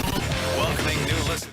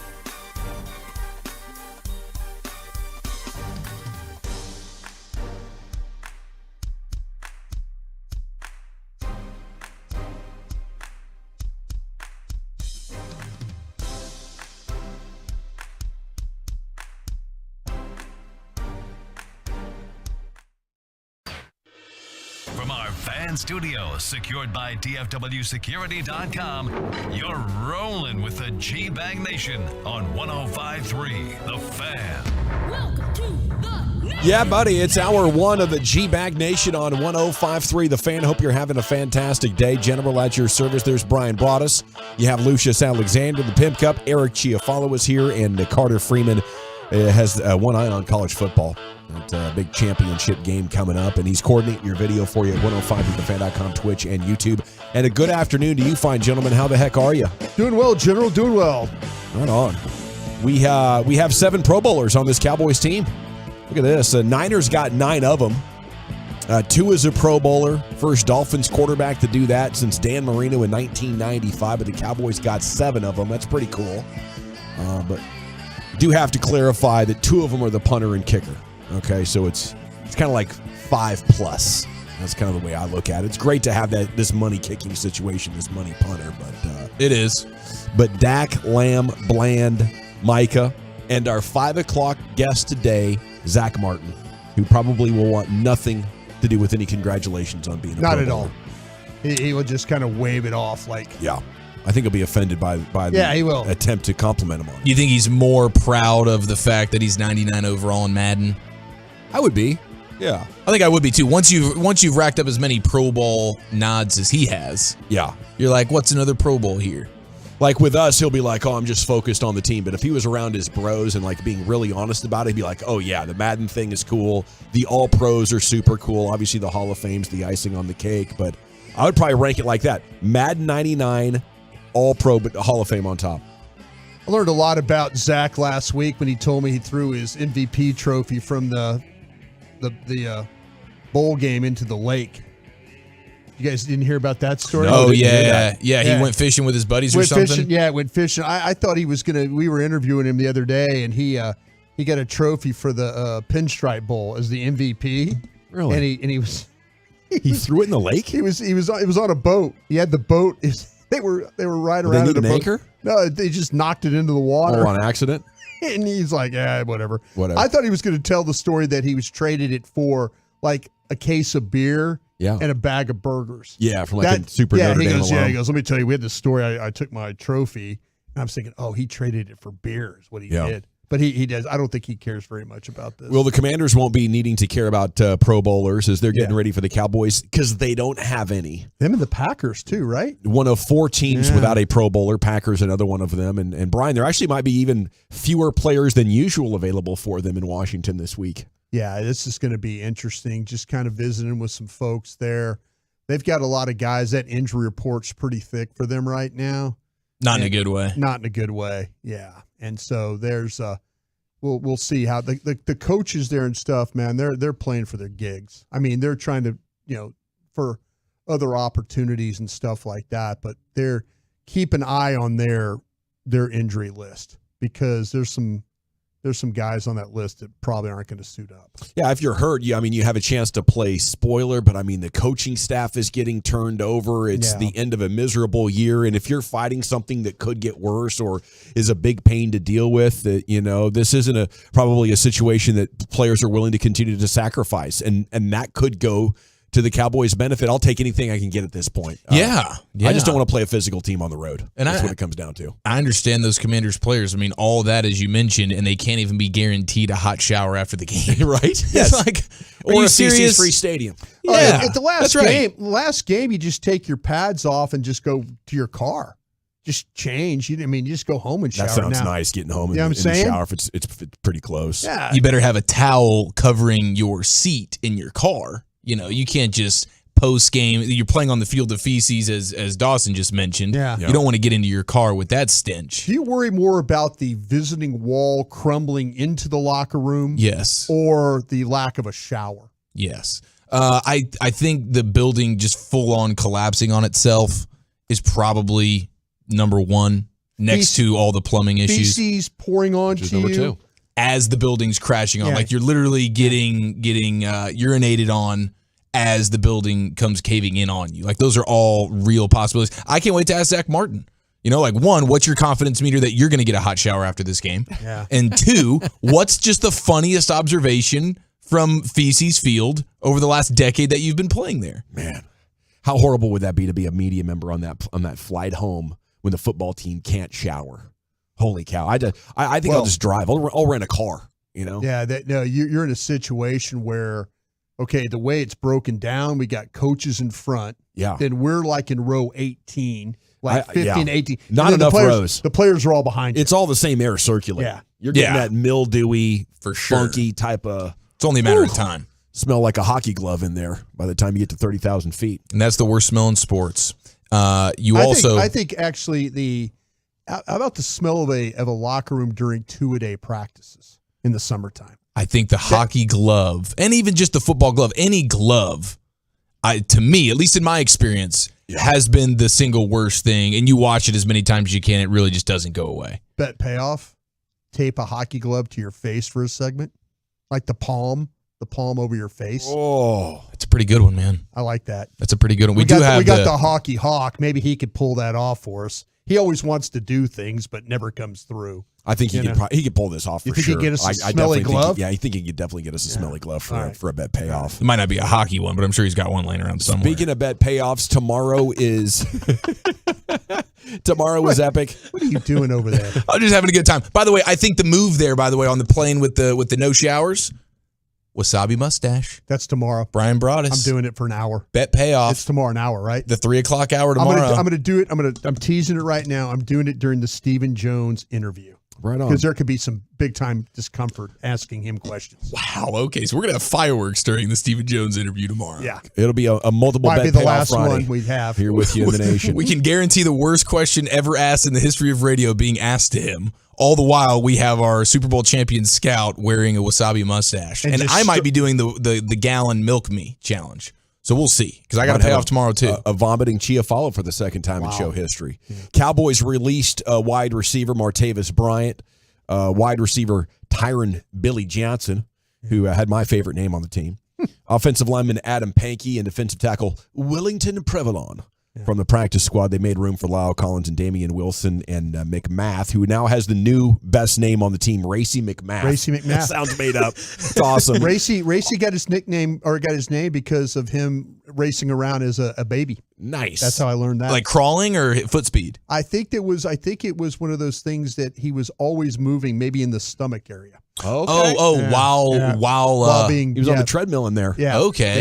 Yeah. And then a running back, Sir Roderick Thompson is here as well, a Valley Ranch and Texas Tech guy. Well, they need to practice. They don't, now that they put Vaughn on the injured list, they're going to need a running back to have for practice squad reps. So this seems like a good fit that way. Okay, speaking of children, child with lighter starts the fire at the Tyreek Hill home. Really? Fairly common, actually. That's how the original G-Bag broadcast partner, Greg Henson, burned up his leg as a kid in Detroit. Yeah. Playing with a lighter? Playing with a lighter in bed. You get under the covers. If you're a mischievous child and you're flicking that lighter, you kind of got this. It's magical. Is this a euphemism? the picture that you just painted, you get under your covers, you flick it, and it's magical. There's like other things going on besides a lighter. No, I don't.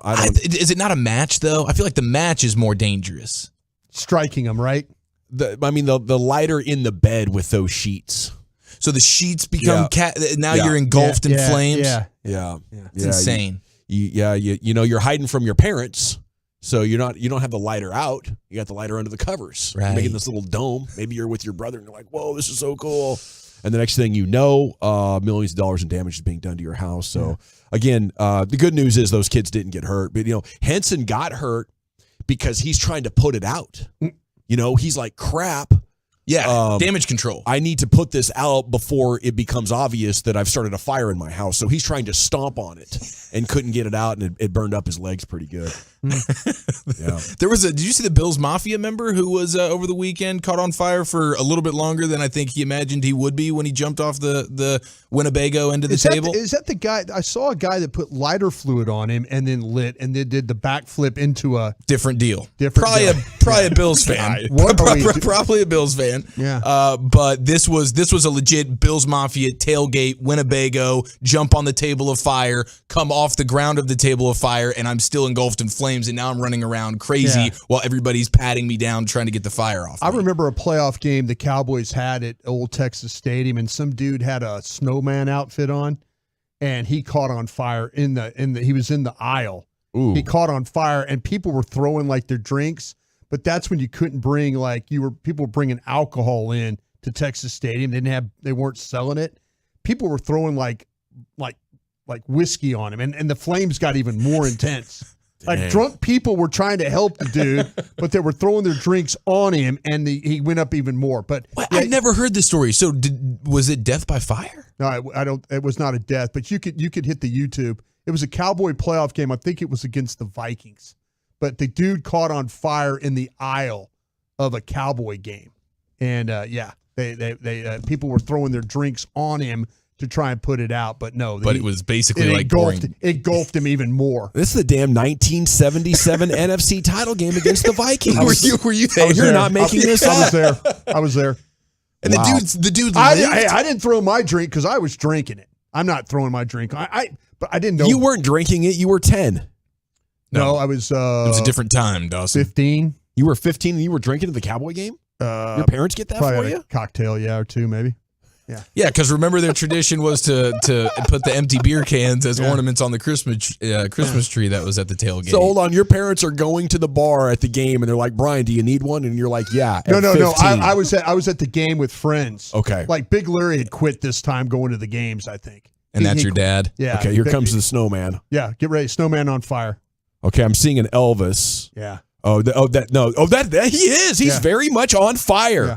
On fire, bro. Did he stop and drop and roll and do the protocol? They're patting him down. They're trying to. They're trying. Yeah, he was like rolling around. The dude caught on fire. He had his snowman out. Here, sir. Here's some Everclear. Seriously, they were throwing drinks on the dude. There was a lot of flames here, Chief. Yeah. At the game. Looks like a dang 49ers game. Oh my gosh. Yeah. That looks like an Evel Knievel stunt. I have no idea how he survived that. Yeah. Did he? Can we even confirm that? Moments later, there he is. Just threw up his hands and kind of shook his head like, I don't know if this guy actually is. Yeah. I think people just kind of patted it out. Like maybe the finish on the Frosty suit was very, very flammable and it all went up very quickly and sort of became extinguished after that. Happened right behind me. Yeah, right behind you. Right behind me. Yep. Are you in this video? I don't think so. A 10-year-old drunk brought us. That's awesome, dude. I think I was having a cocktail at that time. Yeah. Okay. All right. We'll research this further coming up at the break. That might be an all-timer. Tales from Broadus. Chronicles of a Football Life. All I know is the dude had a snowman outfit on and he caught on fire. Yeah. It's 3 PM and you're on your 4th gin and tonic. But you don't know. Ready for your freshman year of high school. I think middle school. I'll tell you what. Prepping for 7th grade. Was it 1977? Yeah. 15 years old? Yeah, you were 15. Yep. It was a different time. The NCAA. Of course it was. We went to the game without seatbelts on. What are you talking about? You were the one driving. Chain smoking. Probably had a cigarette in my mouth while I was doing it. Yeah. Okay. The Blazers are bad. The Mavs demolished them. You told us they were bad. Yeah. Luka and Kyrie combined for 70. It was great. That's through 3 quarters. Yeah. Just absolutely killing it. They actually outscored the Blazers by themselves in the first half, 52-47. Rest of the team had 26. They had 78 at half, 8th most in franchise history at the break there. Bad news, Grant Williams, Derek Lively both suffered ankle sprains. Yeah. Kids saying afterwards both are mild. So we'll see there. Hopefully they won't be gone before too long. Man, that's like the second one for young Lively, right? Mm-hmm. Yeah. Please don't be a chronic ankle dude. Like maybe if he's chronic ankle dude like Dirk, well, I'm okay with that, but don't be chronic ankle dude. Yeah, remember how many problems Dirk had with his ankles his first part of his career? Same with Curry. Yeah. Figure out what he did to nip that in the bud. Yeah, it's just weightlifting, strengthening the upper legs. That's what Curry did. Take the pressure off your ankles, get it back on the muscles. That's usually the answer, man. Right. Just more squats. Get yoked. It looks like Draymond Green is going to be back after 10 games. He missed 10 and he was suspended indefinitely for hitting Suns center Yusuf Nurkic. But the headline today is that Draymond is going to return to the Warriors facility. Steve Kerr was asked about it last night and said, I don't know. We're giving him his space and he's giving us ours. So we'll see how things play out from there. All right, we're off and running here on a magical Thirsty Thursday here in the G-Bag Nation. Baldy's coming up in an hour at 3:20. Chief's got a gym question of the day. Quite a doozy that Chiafalo ran into. How would you react to this timeless situation in the gym? It's next here in the G-Bag Nation. Through your phone, smart speaker, or more, name your device. The Odyssey.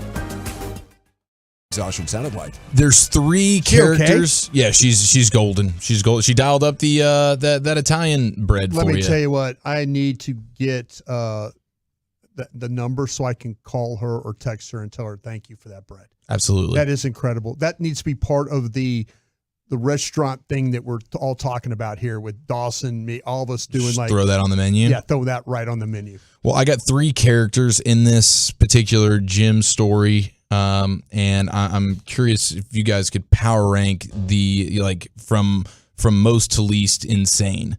I believe I am the least insane in this scenario, but I once again was able to guest pass at the really nice gym that has saunas and steam rooms and stuff in the locker room and everything. Oh, you didn't have a Bill Parcells situation, did you? Well, there's it's the men's side. So in the men's locker room, it's also the men's bathroom. Yeah. It's the men's only sauna, men's only steam room, also a men's only like hot tub jacuzzi. Pretty good size. All men only. This is not going the right direction here. I get in there. Which one? The hot tub. Okay. And I'm waiting for my older brother who is in town from Colorado to come get in as well. And I'm just sort of looking down the hallway. Meanwhile, another guy in the corner of my eye is walking down the stairs and getting into the tub. And I just glance over at him, and he is completely nude. Okay. And he is like probably 50 years old. I would say in his 50s, not super old, but middle-aged. And he is just young enough to know better. Completely hanging out like it's no problem. Oh, yeah. And there's nothing about him that would make you think that he's overly confident. I don't think there's a single attribute that he would say I'm super confident in. But he's walking completely naked. I'm in the hot tub, and there's another guy already in the hot tub. My brother is walking up as this naked dude is walking down the stairs. My brother only sees this old dude's rear end, bare naked rear end walking into the tub. Yeah. Now, my immediate reaction is immediately I'm removing myself from the situation. Yeah. Just right now, I'm not dealing with this. My brother doesn't miss a beat or anything watching a bare naked male rear end go into the hot tub. He just gets right in the hot tub and acts like nothing happens. I am shocked. I'm like, okay, I'm just gonna go get in the sauna. I'm gonna distance myself here, and then I start the wheels start turning. Like, okay, what the hell just happened? Who's insane? Is this protocol? I don't frequent the super nice gym, the locker rooms. Yeah, what neighborhood is this super nice gym? The spa. So I don't know, but it seemed like that was a huge foul committed by the naked sweaty dude. Yeah. And then I don't know. My brother's excuse was, he's like, dude, what's really the difference if, and he wasn't, he was certainly, he wished the guy wasn't naked, but he clearly didn't stop my brother from getting in. Yeah. My brother's like, what's the difference? Ultimately, all that water's getting in every one of your crevices and moving around. And so it's kind somewhat, of a cesspool anyway. It's kind of, the whole idea of it, honestly, the more I think about it, it's extremely disgusting. Yeah. But a naked dude, I don't know. I just think, is there any protocol for this? Who was in the right? Who was in the wrong? My brother remaining in the hot tub, is he more insane than the naked guy getting in? I'm not a gym guy, so I don't have any experience with this. I do think he, at some point, this is my generation. This is Gen X. We're the ones that, were traumatized by that from previous generations, like the World War II generation, the baby boomer generation. These guys were super nude dudes, out in public. And we probably have them to thank for the trough-style urinals, that populated stadiums through the 50s, 60s, and 70s, and even into the 80s. Shout out the Cotton Bowl. They just did not care. My generation, we should be better than this. We're not old at 50, okay? You should not be copping the Captain Morgan pose. Yep. You shouldn't be going into any of these. Now, for me, I wouldn't care. I would be more like your brother. I'm like, oh, well, who cares? But I do wonder about, why do people think that's okay? Why wouldn't you just grab a pair of shorts, and put it in your gym bag and be like, hey, before I jump in the hot tub? I wonder if they're exhibitionists, I wonder if they're getting something out of it, Blaming the gym here. Blaming the gym. You need a policy? Needs a policy. Anybody that gets into the hot tub must wear clothes or shorts. Okay, I like that. Sauna, towel. Sauna's a towel. That's cool. Yeah, you're not going to sit in the sauna completely naked. Yeah, but towel in the sauna. But if you go into the hot tub, you must be wearing shorts. Even undies, bro. Even just like I don't anything, care. but Yeah, some type of coverage needs to be a sign on there. And I'm blaming. Gavin's right about the dude just walking in, being in from that generation. That's those older guys. That was par for the course. That was Hey, listen, if hippies. it was a 70-year-old or something, I'd be like, super old dude, whatever. But this dude was kind of a tweener from an age standpoint. We're from the streaking era, where they're like a lot of that was going on and all that was all kind of crazy then. Would you have gotten out of the hot tub? You understand. I would have absolutely gotten out of the hot tub. Okay, very good. Because I'm not interested in like some male. I mean, don't be. Not anymore. I tell the Parcells story all the time. It comes down to norms and expectations, right? And I'm expecting that if I walk into that shower, I'm going to have to avert my eyes or I'm seeing crank. You know what I'm saying? Yeah. I don't expect that sitting in the hot tub. Not at all. Not at all. Shower is completely different. Sauna must have towel, but hot tub must have shorts. That is a policy that all gyms need to have. Jim must have the sign. Lucius, any thoughts on this? Yeah, Buddy is totally wrong. He's 100% wrong. I don't care how old you are. You can be 80 years old, bro. Don't get into the hot tub butt naked nude. There's a whole bunch of dudes up in here. This is a public facility, fam. Thank you. Now, what are those things called? What is that? Quote unquote men's club or what is that? Bathhouse? Turkish bath. There you go. Yeah. They have places for you. They got places for you, my guy. Yeah. Go ahead over there, man. But no, you're out of control, bro. Okay. Yeah, you're all wrong, shipmate.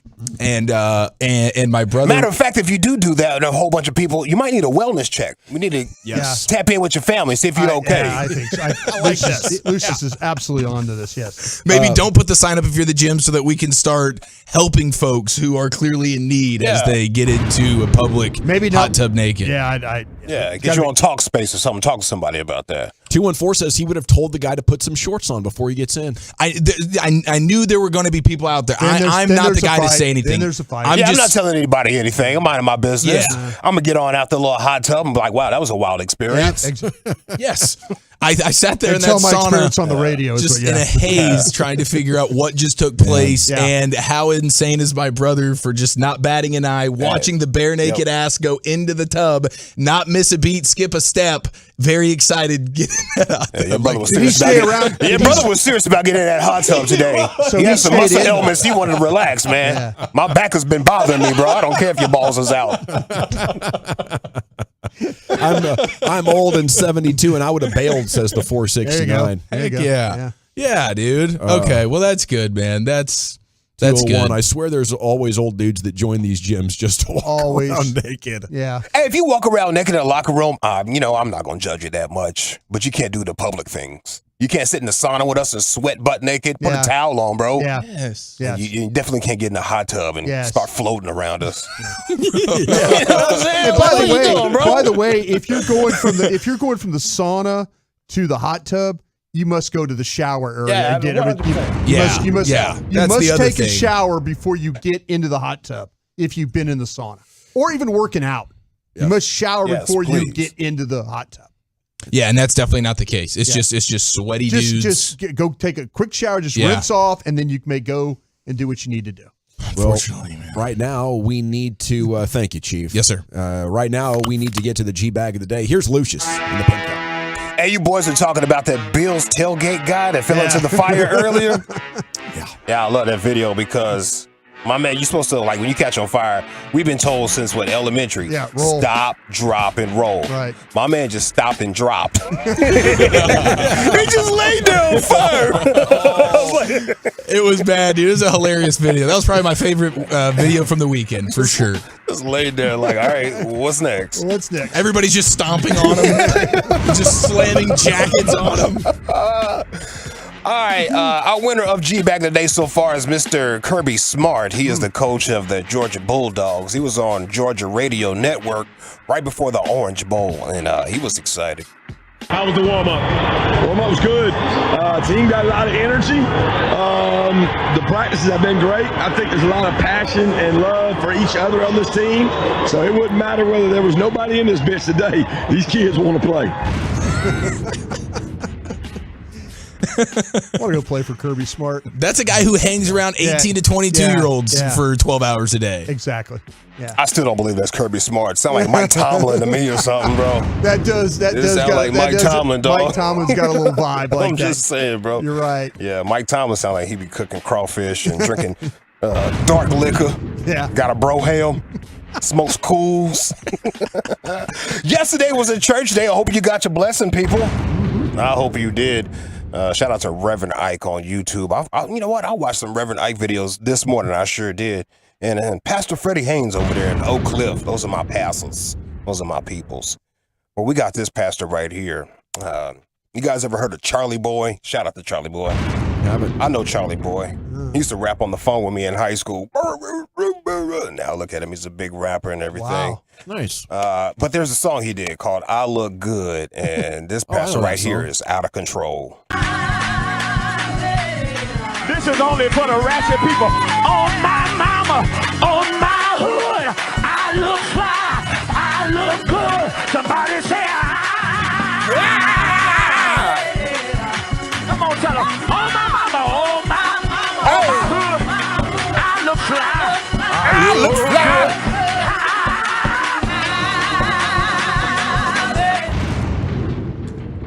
I like that. It's getting all secular in the church. I need to get that as a ringtone. There was another church doing a swag surf during, New Year's Eve? Their New Year's Eve celebration. Yeah, they're doing a swag surf. They're walking it out. Walk it out. Walk it out. They went viral. So secular in the churches now. Yeah. We're here to have fun and celebrate. Hey, man, I ain't mad at it. How about this one? We played this one yesterday, and I want to nominate it for G Back of the Day. Lions head coach Dan Campbell. Yeah. On with 97 won the ticket in Detroit. Detroit, what up, though? What up? What up? This is an Odyssey station, too, by the way. Yeah. I guess call us a cousin station, not a sister station, but a cousin. Yes. Yeah, it is. Some kinfolk. This is some kinfolk right here. Yeah, Bigby used to tell me, Gavin, come in here. Let me show you what Valenti did on 97-1 in Detroit today. Listen to this. This is how you cover the World Cup. This is how you cover the World Cup. Hilarious. Yeah. R.I.P. Yeah. R.I.P. Tom. Legend. Yeah. Old Bigby. Now where are we doing? Oh, yeah. Do you have any regrets for going for 2 against the Cowboys? Now, the context is we think these two guys right here are probably talking about Campbell's move. Yeah. Maybe a little reckless before he got on the phone. All right. Yeah, I told our offense, I think I said this before, and we're going for the win. And we're going to go down, we're going to score, and we're going for 2. And I wasn't coming off of that. So if it was like 10 or 15, like a holding penalty, you still would have gone for it? No, if we're getting outside the 10, no. Okay, that's why I'm asking. Outside the 10 every week, good on good. We do it every week, O versus D. Yeah, when you got the penalty and moving it to Go ahead and say it. Say it. Both of you. What? Say it. Say what you want to say. I think from the 7, it's a low percentage play. I think your chances of winning are lower than if you kick the extra point. I would like you would say it to anybody else. I'm on the radio. Say it like you want to say it. I thought it was a reckless decision. Thank you. Okay, but you don't regret it? No. It's awesome, man. Yeah, that's beautiful. He just gave the open door for those guys to ask any question now about anything that he might have done. He likes it, man. He He's wants, okay. he Call wants him out. to be talked Call him to. out. Yep, call him out. That could be the beginning of the end. I think you're putting a spotlight on you. And I know it's tempting. He probably feels cornered. And in his life, when he's cornered, like raising back and flexing on people has been great. And I'm here for the show. It's going to be amazing. But good. now you've raised expectations and you've challenged the media after making 2 mathematically horrible decisions. Good luck with that, sir. I think you're going to need that alpha energy a little bit more. They say it's dangerous to corner a wild animal, bro. Yes, and he is. Yeah. He is, dude. He's the man. It's dangerous, man. I do want to do a side-by-side comparison, by the way. Who has the stronger R's? Is it Wolchuk or is it Dan Campbell? Yeah, Dan Campbell got that square jaw, so he can't help it. No. Did you see that B-2 bomber fly over the Rose Bowl broadcast at College Game Day? This is not one, but I just like the reaction because there's only like 20 on the planet. Michigan has allowed 195 all The hell is that? Stealth bomber right there. Oh my gosh. Look at that, bro. Is that crazy? That's amazing. Did you see that? Yeah, Crazy. Love that. That's Reese crazy. Davis is never going to work with Pat McAfee again. No. Well, it's funny because He apologized. I'm pretty sure Pat apologized. He's on an apology tour right now. But on set, you see both McAfee and Herbstreit, like their head just snap. Yeah. Like they're like looking and next thing you know, poor. I would too, man, seeing something like that. Yeah, they were practicing. Actually, it was the practice. Really? They were coming. They were like doing their pregame like well in advance, and they were practicing the flight, the pass. So it was the first time through. That's killer. Yeah, that's dope. crazy. Yeah, it's only like 20 or 22 of them on the planet. So just to see one is pretty cool. That's the only thing I miss about outdoor venues. When you have a big playoff game or a big World Series the flyovers. Well, Lucius, there's a picture. I think you could probably pull it up. There's a helicopter that was above the B2 and then the stadium. So they got the right in the middle of the field, and they're above it, and so you see the whole crowd, the field, and then the bomber right there. They got a picture from above. It's actually They got a picture from above? Above the B2 yeah. and the stadium as it's flying. I wonder how they got that. There's a helicopter. Yeah, I knew it. Yep. I used to do stuff like that, bro. They used to stage the ships out there in the ocean. They have us in a helicopter. We have to take photos of it. These dudes were It is hanging nerve-wracking. These dudes were hanging out of this helicopter getting this shot. Yeah. They were bolted in. They're strapped in. I know Yeah. exactly what Yeah. they did, bro. It Yeah. is nerve-wracking. It'll change your life. Trust me. Yeah. I have no idea how you did that, Lucius. Neither do I, really. Did you have an option? Did they say, like, hey, would you like to go in helicopters and take they photos? told it to you like it was a good thing. Like, oh my God, you've been selected. Can you believe this? Your photos are so good that you're going to risk your life to take a photo of our fleet for us, man. You'll be clamped in. Yeah, we got like a bungee cord and a clamp here. The It'll be photo fine. will live forever, even if you don't. It's amazing. Last one right here. Pastor got jokes. A man and his wife and his mother-in-law went on vacation to the Holy Land. While they were there, the mother-in-law passed away. The undertaker told them, you can have her shipped home for $5,000, or you can bury her here in the Holy Land for $150. The man thought about it, told him he'd just have her shipped home. The undertaker asked, why would you spend $5,000 to ship your mother-in-law home when it would be wonderful to have her buried here and spend only $150? The man replied, a man died here 2,000 years ago. He was buried here. 3 days later, he rose from the dead. I just can't take that chance. That's pretty good. That is pretty good. Salute. Is it Kirby Smart? Is it our pastor with the joke? Is it our reverend who looks fly and good? Is it Dan Campbell on 97.1 who has some strong R's and some thoughts for the hosts? Or is it the bomber that flew over the Rose Bowl? I'm going to go with Dan Campbell. Chief, how about you? I'm going to go with that last joke. Lucius? Big Dan. 2-1. That's my nomination. Yeah, Dan Campbell. By a score of 3-1, and your new G-Bag of the Day champion, the pride of Glen Rose, Texas, and one of the finest coaches in the NFL, other than, fourth down decisions and going forward decisions. Yeah. Okay, Krusty's Corner's coming up next. Where are we going with it, Brian? Yeah, let's take a look at this Commanders defense. We'll do that next. I want to take a look at Window Nation for you, though. These guys are amazing right now. If you want or need new windows, you might think, well,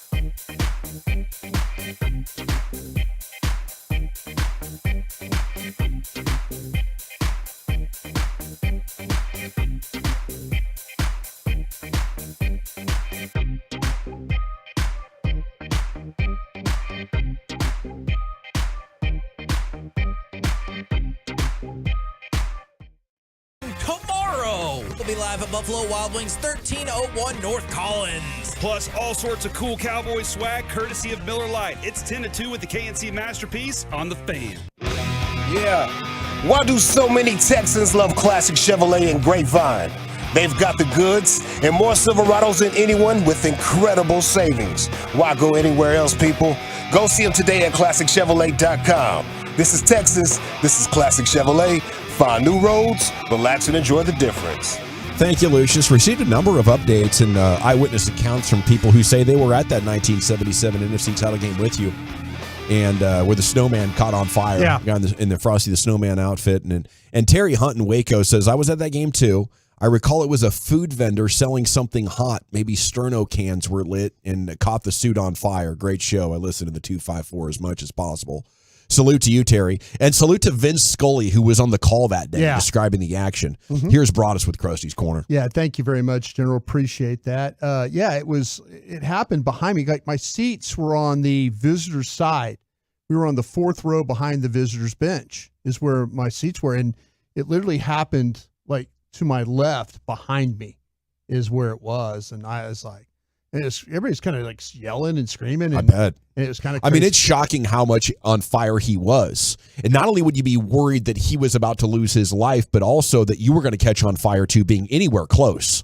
I mean, it looked like a Hollywood presentation. That thing went up quick. Yeah.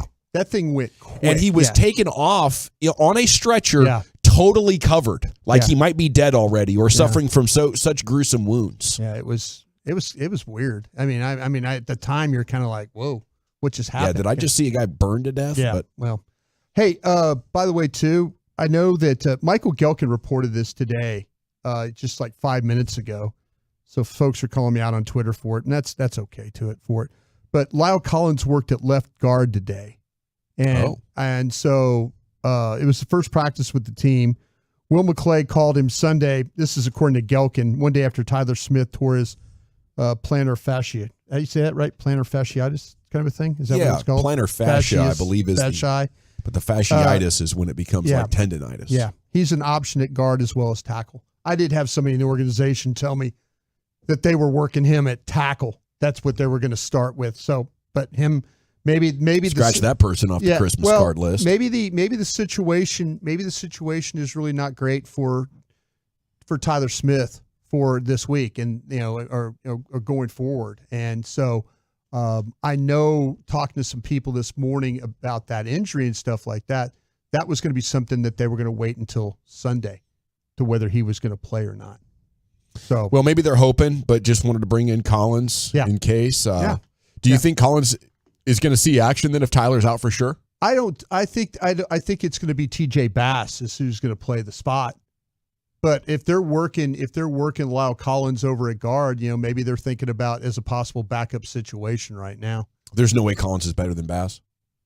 Not right now, I don't think. Okay. Not right now. I mean, it's about getting. I mean, Collins hadn't played at all this year. Yeah. So without Tyler Smith, you got to totally scrap the run game. Like you're doing the running very, very sparingly just to keep the defense honest. Yeah. That's all I need it for. When it's the lightest box you've ever seen. You're like, okay, there's only 3 guys in the box. I think we have to run the ball here. But no, I mean, and even then, if you want to throw it, fine. There were people in the organization that thought that with Lyle Collins that the reason why they wouldn't play him at guard is because he couldn't bend. They feel like that he really couldn't bend, with the back problems, the knee problems, the things like that. That it was a problem for him to bend to play the position and stuff like that. So good for them. I mean, if Collins, maybe Collins is in that kind of shape where he checks out and they feel like that physically he could help them at guard. Good for them if that's the case. I mean, like I said, I was told initially though he was going to be a tackle. That's where they were going to work him first. And then I kind of started thinking, okay, well, how do they? Maybe it's a situation where if something happens at tackle for Tyron Smith, that they move Terrence Steele from right tackle to left tackle and then go from there. But we'll see. We'll see how that all plays out. But good for Lyle Collins for even being back in the mix. All right, we're going to take a look at this Commanders defense. And we need to focus on the injury report today when we get that because guys like Jonathan Allen are on that injury report. And there's a possibility that Jonathan Allen might not play in this football game. So we'll see if that's the case. And that I feel like that when you look at the Commanders on defense, it really starts with their defensive tackles. The Cowboys did a hell of a job against these defensive tackles in the game on Thanksgiving. You know, they really and that's the thing that worries me a little bit with we'll see about with Tyler Smith not playing, because Smith and Biotish and Martin did a hell of a job with those two inside guys right there. So, but if Jonathan Allen doesn't play, and Jonathan Allen's been very vocal, right, about his displeasure, and the fact that he's on the injury report, maybe there's some carryover now that, like, listen, why do I have to play in this game? You know, and he can potentially sit this one out. That would be a huge benefit for the Dallas Cowboys right now. Oh yeah, you love to hear that. Yeah. So I would think football's got to be the number one sport that is toughest to play, like with your heart not actually being in it, especially if you're an interior trench player. Like if you don't want to be here, man, that's a miserable 3 hours. Yeah, it's tough.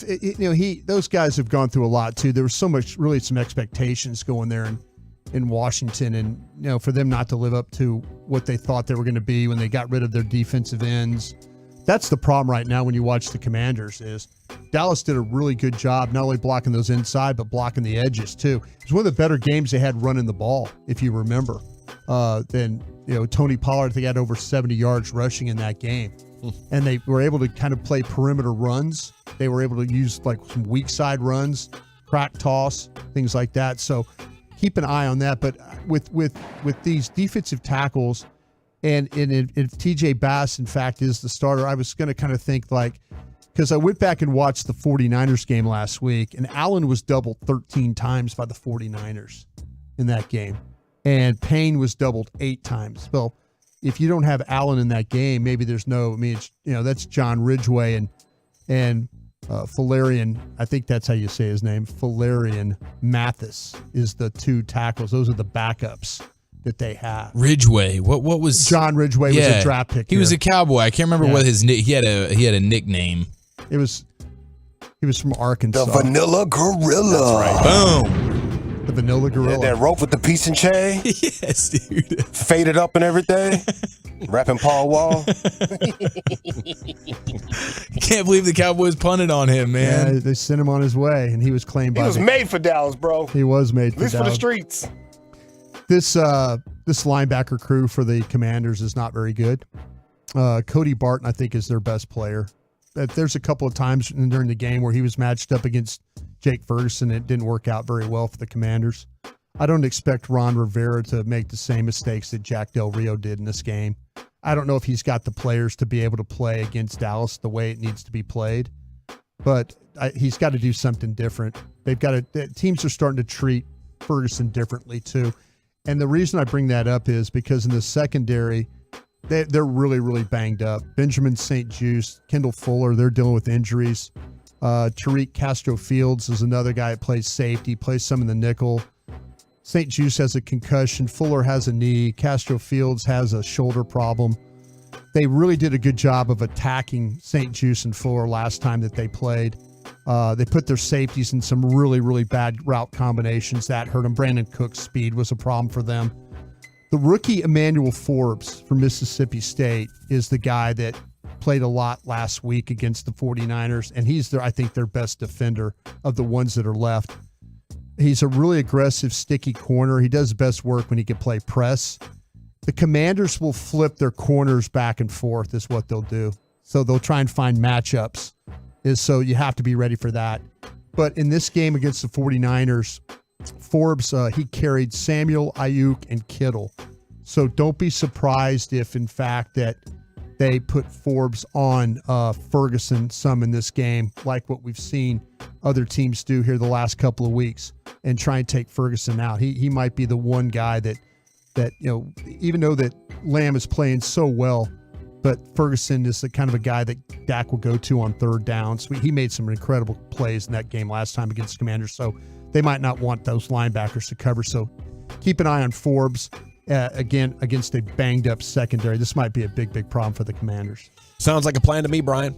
Thank you. Thank you, sir. Krusty's Corner every afternoon at 2:40 here in the G-Bag Nation. We have Baldy coming up at 3:20. We'll talk to him about what's gone wrong with the Eagles and to what extent can we count them out. But NFL News of the Day coming up next, Chief. Where are you taking us? The computers are satisfying us Cowboys fans in a way that we haven't felt in almost 30 years. That's next here in the nation. Be a part of the show. Text us on the truckwreck.com fan text line, 877-881.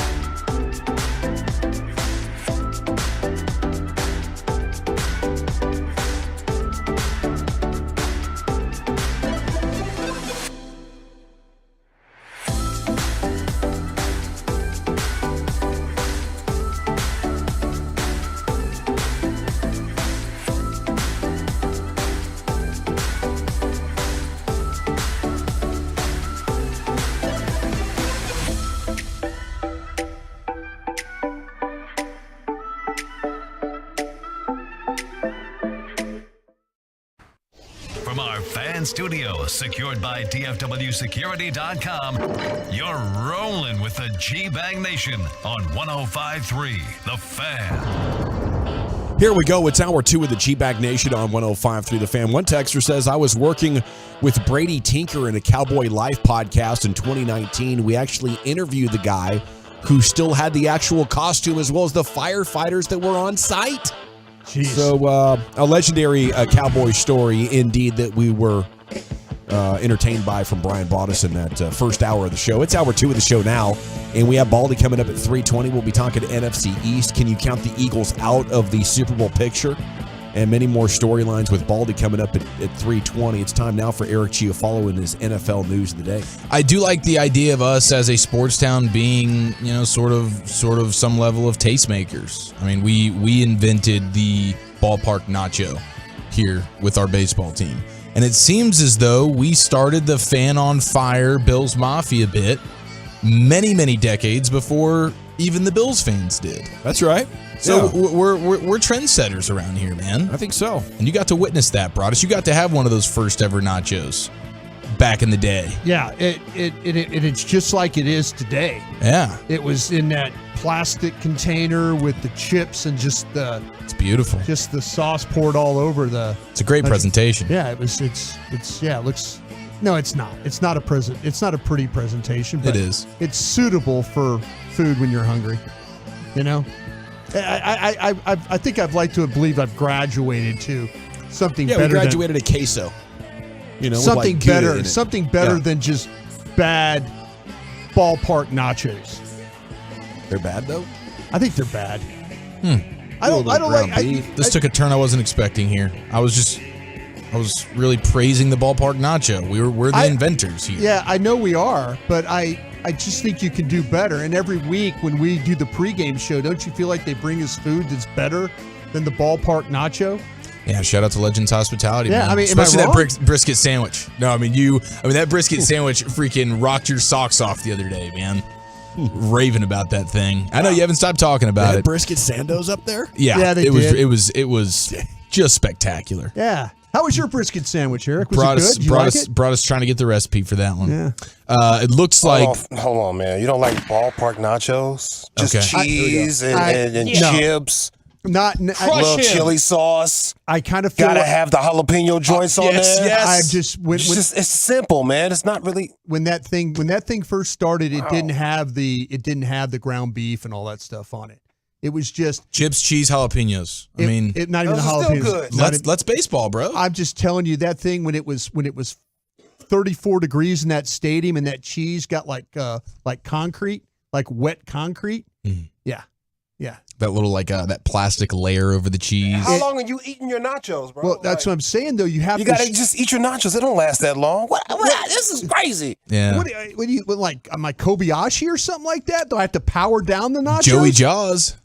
I mean, Great American. Those, I'm telling you, we've graduated to better fare at a ballpark. Just when you think you know somebody. I know, man. That's a shocking take there. It really is. Luke's having gumbo tomorrow for lunch. Get ready. Yeah. I'm seize him. As we continue to reel from that situation, we will bring good news in regards to ESPN analytics. Oh. The most likely NFC championship game. Cowboys 49ers. 44% chance to occur. That means that satisfies us Cowboys fans in a way that we haven't been satisfied in almost 30 years, right? I mean, that would be success. We made it to the title game.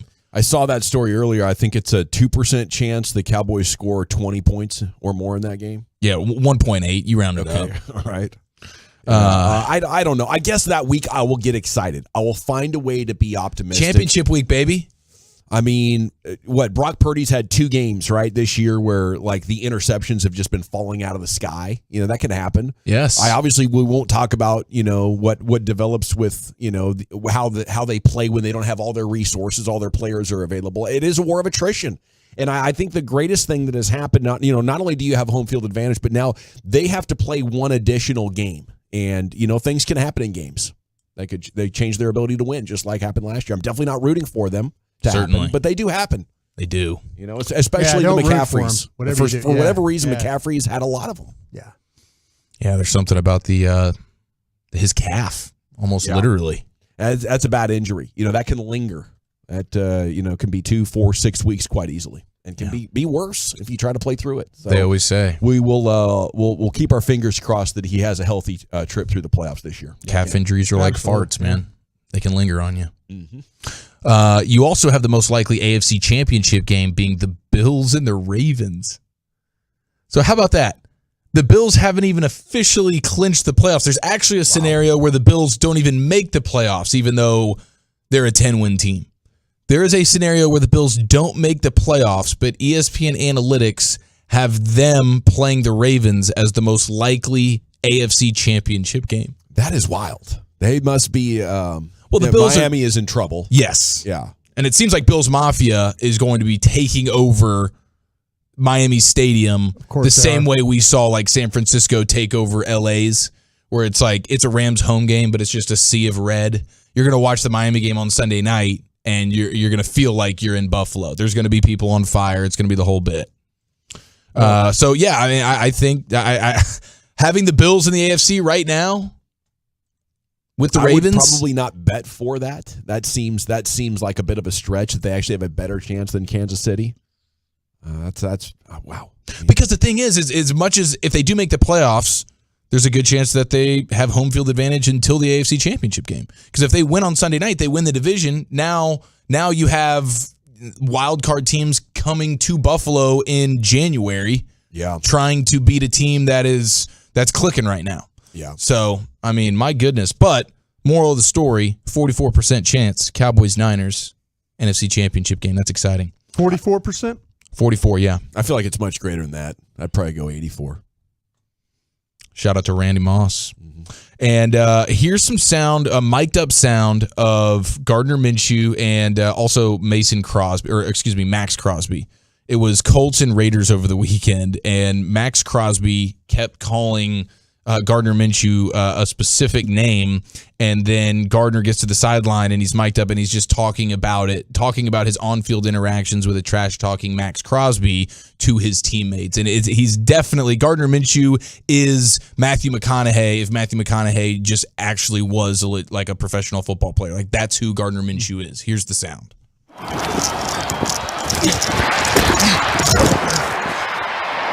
ass boy.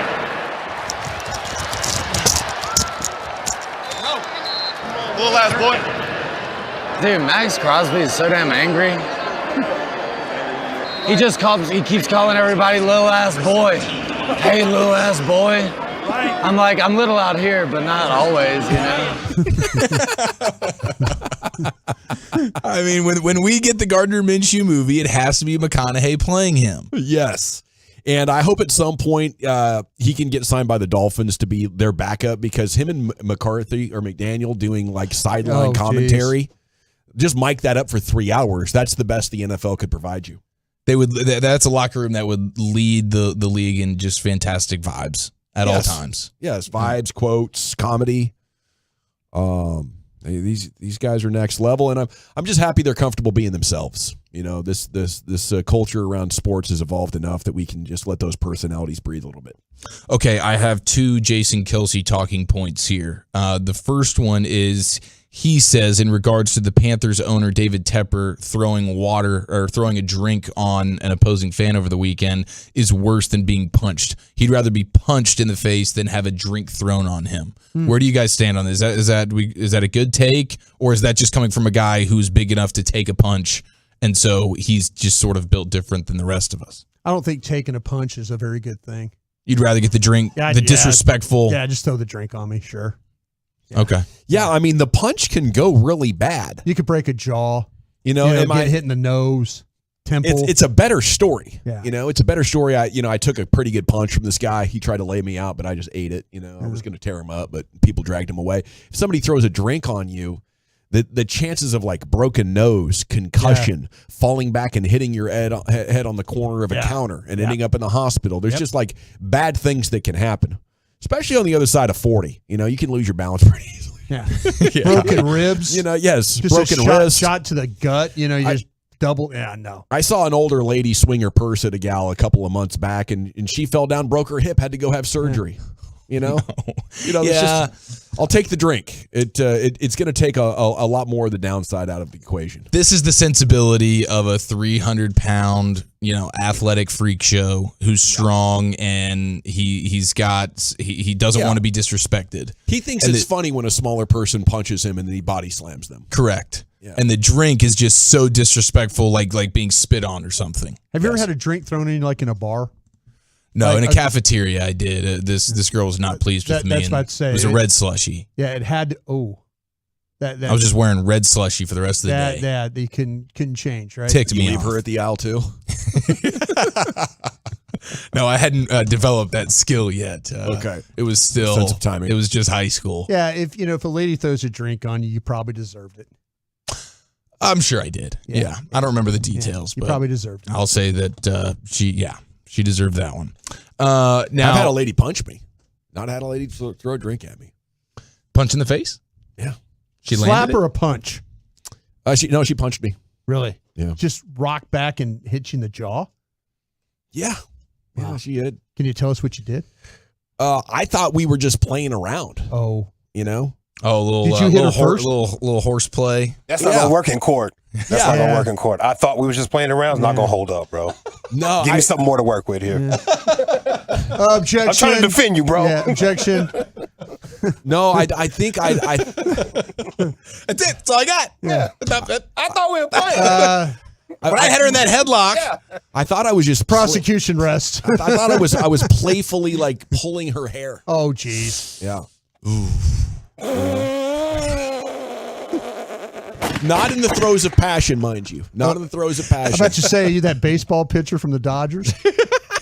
Trevor Bauer. No, it was not a Trevor Bauer situation. Gavin Bauer. He was like pulling her hair, and she turned around and just hit him right in the face. Yeah. Oh, wow. Trevor Dawson. I think she had. This isn't funny. She had like jabbed me or something like that. We were just the zing, zing with the fingers to the ribs. That'll get you.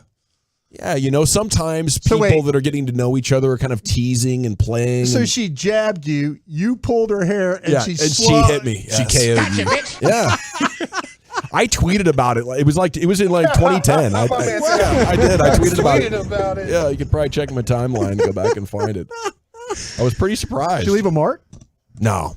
Really? No, she didn't hit me that hard. No. And you were drunker than hell anyways. Weren't you? Yeah. You were? Of course. For sure. Yes. He hadn't hung him up yet. We were at a pool party. I was having a great time in public with everybody else. Yeah. It's fantastic, bro. She felt that she was quite offended. And One of those fan events. Oh, it was a public punching in the face. Punch somebody in public, bro. It was not a fan event. Oh, okay. That is great, man. That's back to back. Little domestic violence at the pool party. Was it? I don't think we'd known each other. Oh yeah, it was great. We We had everything, man. Drinks, food, pool, music, little domestic violence. It was just, it was fantastic. What a party, dude. Was this the 13 fish tanks version of yourself, or? No, Okay. that was years earlier. Okay, very good. Well, we mentioned Jason Kelsey there, who would rather be punched in the face than have a drink thrown on him. How about this tweet, which has since been deleted, from our guy Ruben Frank of NBC? Well, I assume he's like a local NBC affiliate. He covered me in Philadelphia. In Philadelphia. Okay, so he's that's what I assumed. Yeah, he's at the something. Oh, what's the paper he's at? I'll think about it. Go ahead. Yeah, he's not at a national paper. He's at like a little Brox County something kind of a paper. Well, he said he's at like Ruben NBC. So he's I guess he's an NBC guy locally in Philadelphia. And shortly after the Pro Bowl stuff was announced yesterday, Jason Kelsey being a Pro Bowler, Ruben Frank tweeted this out and then deleted it. He says Jason Kelsey is the 23rd offensive lineman in NFL history to make first-team All-Pro at least 5 times and the Pro Bowl at least 7 times. Then he starts a new paragraph. New thread. And says, of the 21 who are eligible for the Hall of Fame, only one has not gotten in. And this is where the fun fact comes in. That's Jim Tyrer, who murdered his wife in 1980 and never will. At Kansas City, Jim Tyre. Yeah. Is it Tyre? Tyre. Sorry. There's multiple Tyrer. I don't know. It's Tyre, weird. yeah. But he since deleted that. I had not heard that story, but I do think it's that's a Hall of Fame fun fact right there. It's important context. People are going to tell you. Can't see Chiefs. He gets a phone call probably within minutes saying, Ruben, go ahead and pull that one down, bro. But unfortunately, the screenshot lives forever. That's part of the league history we don't want to spotlight. That's right. That's right. Protect the shield. And you did not get the Antoine Winfield Jr. Pro Bowl nod, and his dad, Antoine Winfield, took to social media to call out the guy who did get the Pro Bowl nod at safety in the NFC. That was Budda Baker. He put up his numbers, compared him to his son, and basically just said, this is all BS. So that's what the Pro Bowl does, man. You know, it divides folks. Who knew that playing tug of war was that important to these players? I think it's just the title, Pro Bowler. You can take that into the contract negotiations. Yeah, I told you, man, we got to do something different about that. You know, tug of war and dodgeball and whatever we're doing right now. Flag football. Yeah, I think Zach Martin has big plans to go dominate that tug of war competition this year. Wrap the rope around him and go. Unless, of course, he's in the Super Bowl. That's right. We'll chat with Zach coming up at 5:00. This is going to be our final conversation of the year, right? It is. Yeah, with Zach. So we'll tie a bow around that and salute him one final time, send him off into the playoffs after Week 18. Baldy's next right here. Brian Baldinger, our Odyssey NFL insider, joins you to talk football here in the G-Bag Nation. I want to chat Frankels before we do that, though.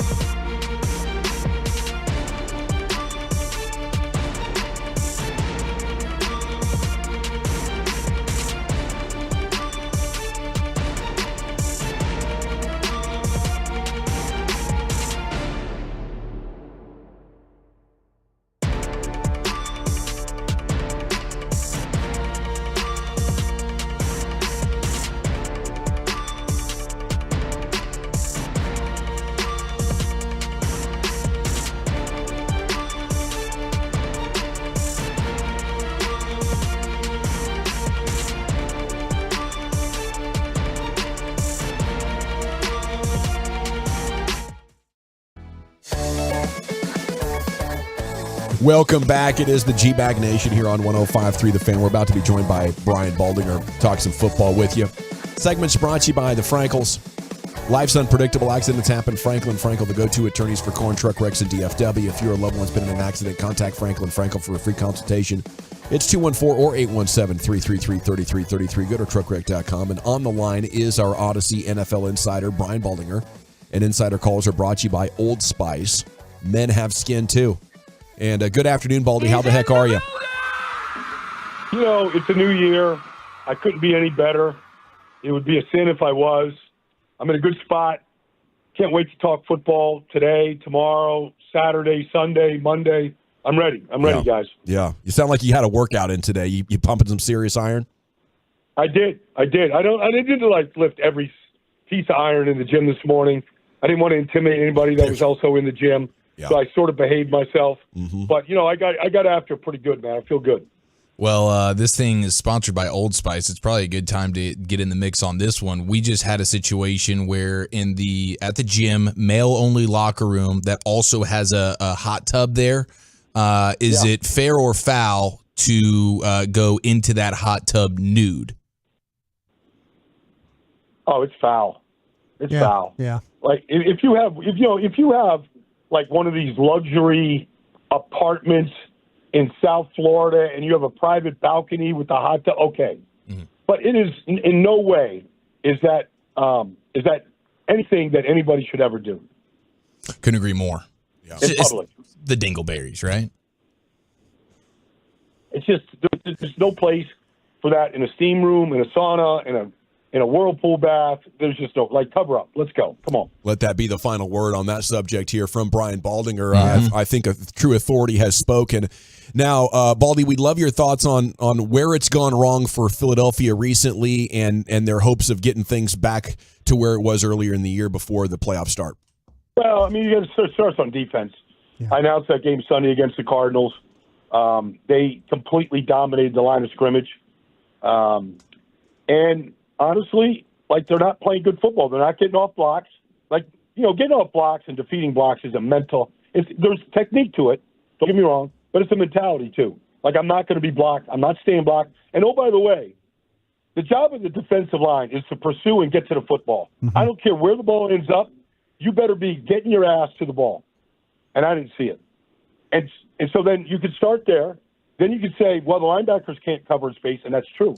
James Conner's catch the touchdown pass. Michael Carter's, breaking ankles out there. The linebackers are a mess.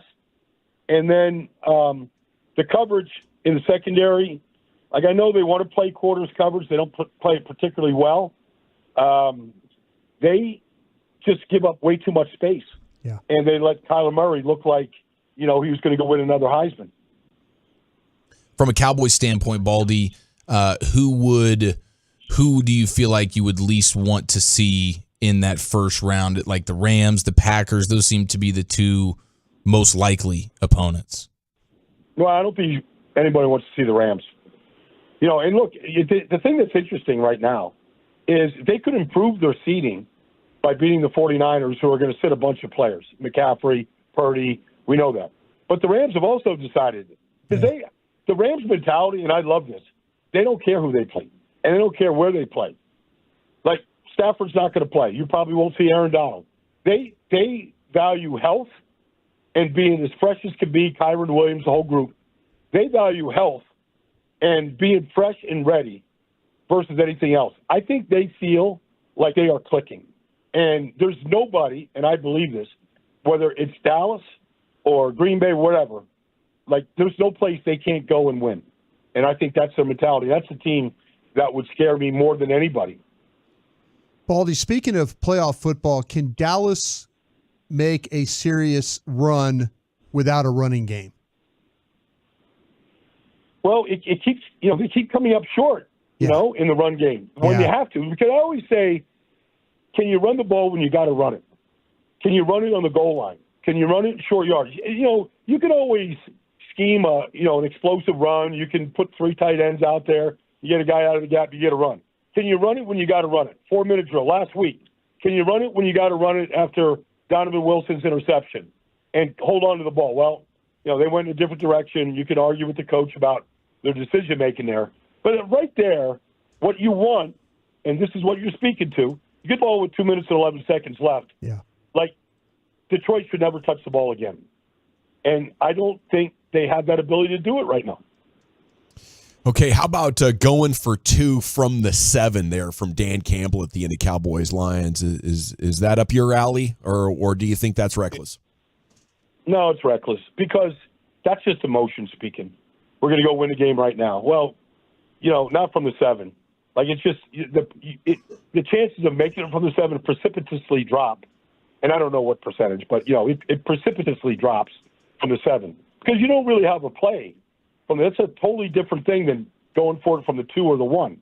It's a totally different mentality, different formations, different way to do it. And so I thought that was reckless, yes. It's Brian Baldinger here. Insider calls are brought to you by Old Spice Gentleman's Blend Body Wash, providing exfoliation plus 24/7 moisturization because men have skin too. Baldy, as you look at the Cowboys, though, on defense, and you mentioned the interception, how did you feel like that they played against the Lions as far as dealing with their running game and then also some of the pressure that they were able to get? Well, until that final drive, they held them to 13 points. So they gave up some plays. They gave up some pass plays and gave up a couple runs. But for the most part, I know Detroit probably, personally, I would have kicked a field goal early in the game when they had a chance to, rather than going for it on 4th and 4 or whatever it was there. I would have taken the points. So you can't say they just held them to 13. Detroit kind of, they just had this mentality. But I thought they played pretty good, though. I thought, you needed to get the turnover. They got the turnover. Laporta is a Pro Bowl tight end. It's a tough assignment for Donovan to just shadow him and cover him like he did for a lot of the day. But I thought they played pretty good defensively. I think, Detroit prides itself on running the football. They got 2 really good backs. But I thought the tackling was crisp. And I thought they kept things in front of them for the most part all day. Baldy, you've spent years in this division as a player, as an analyst. How much of a factor is trying to play spoiler if you're Washington coming into this game and ruin the Cowboys' day? Well, look, when the Cowboys were 1-15, their only win was against Washington. It's the Cowboys' number 1 rival. It has been. I'm sure that, I don't know if guys are, packed for a golf vacation right now in Washington, or if they're going to go, this has been such a miserable existence this year that we're just going to take it out on the Cowboys. I know this. Like Sam Howell, I guess he's going to start. That guy doesn't know any different than just trying to complete as many passes as possible. Yeah. You can hit that guy the way he's been hit this year, sack him the way he's been sacked. He just keeps firing. And so I know Terry McLaurin's not going to slow down, and I'm sure Brian Robinson isn't. I'm sure you're going to get the best effort from Washington. And look, they're short on talent. Everybody knows that there's going to be a change. It'd be easy to kind of just say, to hell with it, but I don't think you're going to get that kind of effort from them. Baldy, when you watch the Commanders play, the one thing that jumps out to me is they're number 1 in the league when you talk about hurries on their offense and what happens to them, the pressures that but they're last in the league in attempts of running the football. Is that just Eric Bieniemy, or do you have a really good answer of why they're not trying to help Howell or anybody that plays quarterback? They're trying to run the ball with who they have. I think some of it is the mentality of Bieniemy because that was Andy Reid's mentality, still is. Sure. I think some of it is just being behind and having to throw it to catch up, and you end up throwing it way more than you want to, but you just don't feel like, whatever the situation the game is or the score of the game, you saw Thanksgiving Day and some of the games that just got away from them, like they're literally throwing it every down. And, at the end of 18 weeks, it's going to be a real imbalance between the runs and the passes right now. We had a lot of fun with Jimmy Johnson being inducted into the Ring of Honor over the weekend. Choose your own destiny, an afternoon on the Madden Cruiser with John or an afternoon on the Jimmy Johnson Florida Keys boat? Gosh, that's a great question. I would covet both places. I think I would have more fun with Jimmy, though, because I know I'm going to go. There's going to be some lobster traps out there. Yeah. I know he knows where, the stripers are striking right now. I know there's cold Heineken lights at any point within 6 inches of wherever you're at on a boat or his deck. So I think I'll go with Jimmy on that one. I believe that is it's a mandatory shirt off situation as well on the Jimmy Johnson boat, at least from the pictures. Well, I'm in South Florida right now. There's no reason to have a shirt on right now. So I'm with you on that. I'm actually surprised, Baldy, you haven't jumped on the Jimmy boat yet. I mean, I can't believe what's the holdup there. That seems like an ideal football conversation going down. Baldy breakdowns, Jimmy Johnson. Gosh, I have not been invited. It's not that I don't think I could get invited. I'm going to have Troy, buzz me the next time he comes down here to make the trek, and I'll go with him as his one, plus one. Plus one, yeah. And the good thing about Jimmy is the great thing about Jimmy is there's always a story that you haven't heard, always, because they're never ending. Like Belichick still wants to hear the stories that he hasn't heard. Like the stories never end. So I just want to be literally just pester him for more fresh stories because honestly, that's what we all want anyways. Right. We just want stories. Yeah, that'd be a legendary afternoon on a boat. If I ever heard of one, I bet it would do serious numbers in a podcast situation as well, listening to Jimmy. Now, speaking of coaches, Baldy, how's Nick Sirianni handling the adversity? What's going on with that story? Well, I think people want to put Nick on the griddle. I don't think he has anything to worry about. But, this is the first adversity he's really had. I mean, he comes in, takes over a 4-11-1 team, and they're in the playoffs the next year. Then they're in the Super Bowl the next year. And they're 10-1, and now they're they're drifting pretty badly. And so I always think for a coach, this is the fun time of the year. Everybody's counting him out. The defense, he's done his best to try to fix it, change the coordinators, whatever. Now's like the fun time as a head coach. Like, how do we fix this and win playoff games? And he can reverse this if he can do that. Yeah. And so every coach goes through it at some point in their careers when they're in the middle of a spiral, and how do you get yourself out of a spiral? And so I'm anxious to watch Nick. Like, obviously, it wasn't good last week, and they weren't good at the end of the game, et cetera. But I want to kind of see if Nick can stop this spiral and get themselves out. Should any team be legitimately interested in Dalvin Cook? He didn't show much this year. Yeah. If you want, take James Cook, that's a different story. Yeah. Like that kid, he's coming. The Bills Mafia is coming. They're coming to South Florida. He's from Miami. You're going to see him Sunday night. I think he's going to put up a big number. He made the Pro Bowl. This kid is fired up to come back to Miami. They always are. These Florida kids, when they come back and get a chance to play in front of their fans and their friends and families and stuff. But Dalvin, I didn't see much. I'm not saying there's nothing left because the Jets' offense line was a mess. Yeah. But I didn't see much from Dalvin this year. Yeah, I've learned he just went unclaimed, so he's going to have an opportunity. I know Dallas has kind of hinted that they might go that direction there, but as you say, Baldy, that might not be a great option for him right now, especially Dallas isn't blocking particularly well. Not that they're the Jets, but their running game is really kind of non-existent, right? It's it hasn't been good. Yeah. They do need somebody that can finish. I think Cleveland might be the best bet. He played for Stefanski in Minnesota. Sure. I wouldn't rule that out at this point right now. Thank you so much, Brian. I heard you're going to ride with us through the playoffs, so we look forward to that as well. Have a great weekend. My pleasure, guys. Enjoy it all. I'll talk to you. Absolutely. There he goes, Odyssey NFL insider Brian Baldinger. Insider Calls brought to you by Old Spice. Men have skin, too, and it needs to be taken care of. So get over there to your friends at Old Spice. Okay, now Cowboys practice wrapping up. You got guys talking in the locker room. We'll talk some Cowboys Twitter and what's going viral following today's practice. Then Mike Golic Jr. is going to join you coming up at 4 o'clock right here. It is the G-Bag Nation on the Fan. One of the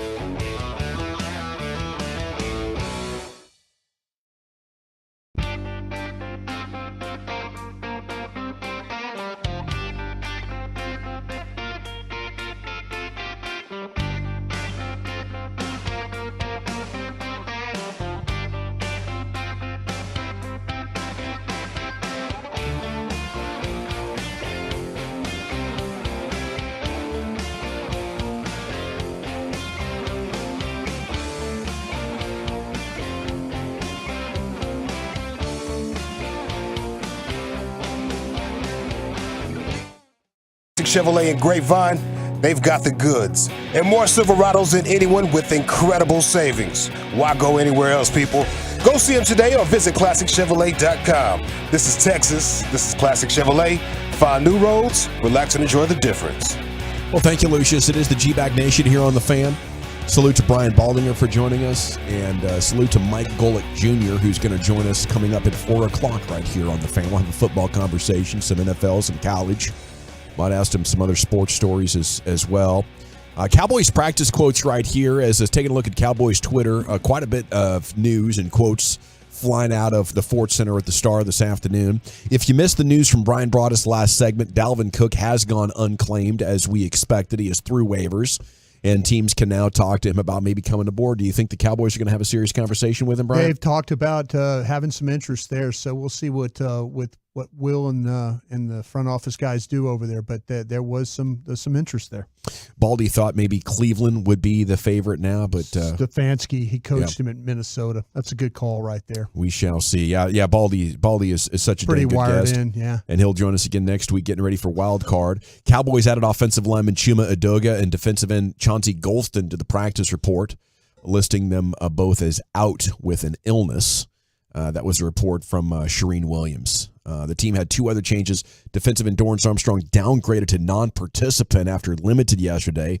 And Rico Dowdle looks on track to return this week after having full participation Thursday after being limited yesterday. So a couple of players heading in different directions there. Elsewhere here from Cowboys practice, going over some of the news. Dak on the interception narrative this year compared to last.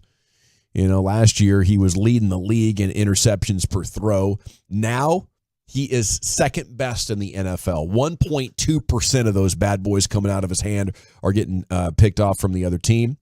He says at that time last year, I knew this is who I am, just as I talked about then. Some things were tough. Balls weren't going exactly the way I wanted to. Some crazy bounces here and there and some tight throws that weren't working in my favor.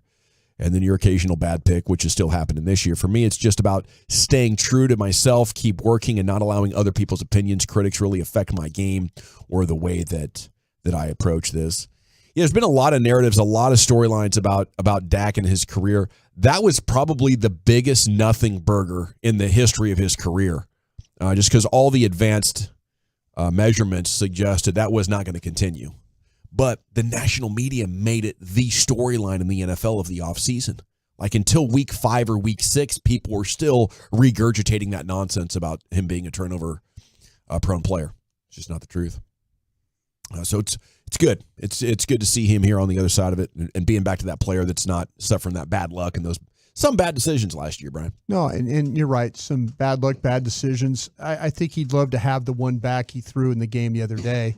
That was a late throw, and to him, he was taking a shot there, and when the ones that worry about Dak are not the ones that are tipped or things like that. Those you can't prevent those. It's the one where he doesn't see a defender, and those are the ones that. But he's done a great job of using his eyes, seeing the field, making some really accurate throws.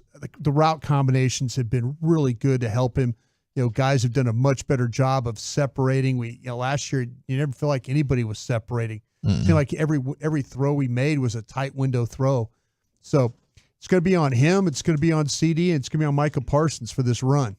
That's kind of where they're at right now with their players. And that's what the talk's going to be about. I think for me, it's going to be about the front office, asking him to do so much again. Well, carry the team. That's the thing, though, that this could go two ways for Dak. If all of a sudden they have playoff success and he's able to kind of navigate and they get over the hump, say if they have to play the 49ers and they get into the Super Bowl and stuff, and it's on because of him, that good for Dak. Yeah. Good for Dak, because that'll put a lot of the naysayers, and that's away. where I get into trouble talking about it is, I just don't think that's possible. Well, but that's his hope. If you're a fan of Dak Prescott, you want him to have a successful run through the playoffs. He's had a successful run through the season right now. Yeah. But we'll see when if he has a run through the playoffs and all of a sudden they can't run the ball, they can't do this, can't do this, but the quarterback played them through these games, then there's He's a legend. There's a lot of folks that are going to have to crawfish that thing back. Absolutely. I mean, the opportunity's out there for him, no doubt. Yeah. Okay, Todd Archer tweeting a quote from Zach Martin, and along with the note, only 4 players in team history have more Pro Bowl selections than Zach Martin's 9 now. Can you name them? Probably not. Bob Lilly's one of them, right? Got one. Let's see. It's going to be somebody played. It's great. Rayfield Wright? No, sir. There's 9 all-time Cowboys? Nine. 4 players that have more Pro Bowls Yeah. than Zach Martin. Mel Renfro. Mel Renfro would be one, yeah. Larry Allen hit 10 of those bad boys. There you go. Ooh. And Jason Witten had 11 as well. So Zach Martin is 2 from the record. And I won't put it past him because he's still a relatively young man here at 33. We'll talk to him coming up at 5 o'clock. He did say it's very cool, and at some point I'll sit back and think about some of the things I've accomplished, but try to keep a level head this time of year and get ready to go down the stretch. He keeps that focus, and it's genuine. It's consistent from him. I think, maybe the Pro Bowl genuinely does not impress him at the same time. I mean, it's pretty cool, but it's like, wake me up when it's a Hall of Fame time. We're going to have to hold his feet to the fire a little bit today. We can't just let him off the hook for if he's going to punt on our weekly interview with him during the playoffs. I mean, are you a creature of habit or not? Yeah. What are you thinking about? I just like really like are you seriously going to just is this the end? Like, is this really going to be the end? Are you going to get out of your routine? You're going to do all these things in the regular season, then you're going to get to is there anything else about your routine you're changing for the playoffs? Yeah, you're going to ask him that question. He's going to agree to do the show next week. And he won't do it. And he's not going to do the show. So I wouldn't put him in a bad spot. I wouldn't put him in a bad spot. No, I don't want to put him in a bad spot. It would just be, it'd be joking around. Yeah. Maybe I pull his hair and he punches me in the face, but we're just joking around. That's what he's going to do. He's going to drive over and punch you in the face for asking him on air. Hey, we'll see you next week, right? And then he has to like say, oh well, no, I don't know, man. Well, if it's our last date with him anyways, who cares? Right? I mean, what if we want him back next year? Just so he can ditch us in the playoffs again? Well, when the going gets tough. He's been really, really good. Right. He's been really good. I mean, I went after CY for it, but that was after they'd won the World Series. So before the playoffs even start going after him, I'd have even more respect for you on that. I might give you a bet payoff, as a matter of fact. Tear his ass up. Give me a bet payoff for that today. I might have to work up some courage here over the next hour. That could get fun. Broadus is side-eyeing me. Oh, yeah. Because Broadus is like football cathedral, and from time to time we embarrass him in public. And he's still having to wrap his arms around the idea that he's hanging out with a bunch of schmucks. Yeah. That's not true. I got to talk to these guys at night. They complain about the idiot behavior that I tell you, I do get a lot of text messages from this show about the show. What are your guys doing? I try. I mean, I'm like, I it's hard to defend you two and Wolchuk at times. Yeah, for sure. Defend you. Yeah. How about that? You're not the one getting the text messages there. Oh, did you get texts you about have no idea what kind of text I'm getting about you, Brian. The Korean dogs, I bet, probably set off the alarms on Broadus's phone last week. No, man. The Korean dogs, really? No. Okay. We're good. That's good. Yeah. Just give my phone number. I'm sorry you have to defend me and my bad takes. I do. I do my best, though. They call you a lot of names. I'd say you're a decent dude, though. Thank you. You might not like what he's got to say, but he's actually a quality guy if you get to That's know him. exactly what I text. I just I just got that one on like paste, and I just paste it every time. And I've had to use it like 4 times a week. Yeah. So they're getting used to it. Saved as a draft, ready to fire off at it. Now, when the YouTubers text back, say, he sent over this message, and then just have it be a picture of my middle finger. There's a middle finger for the YouTubers. Wait. Hey, hang on, Dawson. Do me a favor. That. Do me a favor. Yeah. Do me a favor here. Snap a pic of that. I'm absolutely going to do this because I want to make sure that it's all right. Go ahead. We'll do it. There we go. All right. Y'all we got it real now. serious. There we go. Appreciate you. Got it, man. CeeDee Lamb on Lyle Collins said, it feels like a little kid to be back, said Lyle Collins, actually. Open to playing guard or tackle. I'll play fullback. I don't care. I just want to help these guys win. He returns to familiarity and some new teammates. The new cadence is pretty cool. I like the here we go. So Lyle Collins is back and stoked to be with his good buddy Dak Prescott. Now, CeeDee Lamb asked if he feels like the year he's having will lead him to eventually being paid. Ideally, for sure. At the end of it, all I got a goal in mind, and that's to get a ring. And at the end of that, when we'll start talking about everything else, I'm focused on this. And then we'll get on to that. And he is headed for a huge payday. I think CeeDee Lamb now has a legitimate claim for being one of the best wide receivers in the game. I think he is in that club after what he's put together this year, and I don't expect he and his agent to ask for anything short of market-setting cash. We'll see how the Cowboys choose to handle it. Okay, when we come back, Nation, it's time to chat with Mike Golic Jr. about some football here on 105.3 The Fan. I want to chat D&M Leasing before we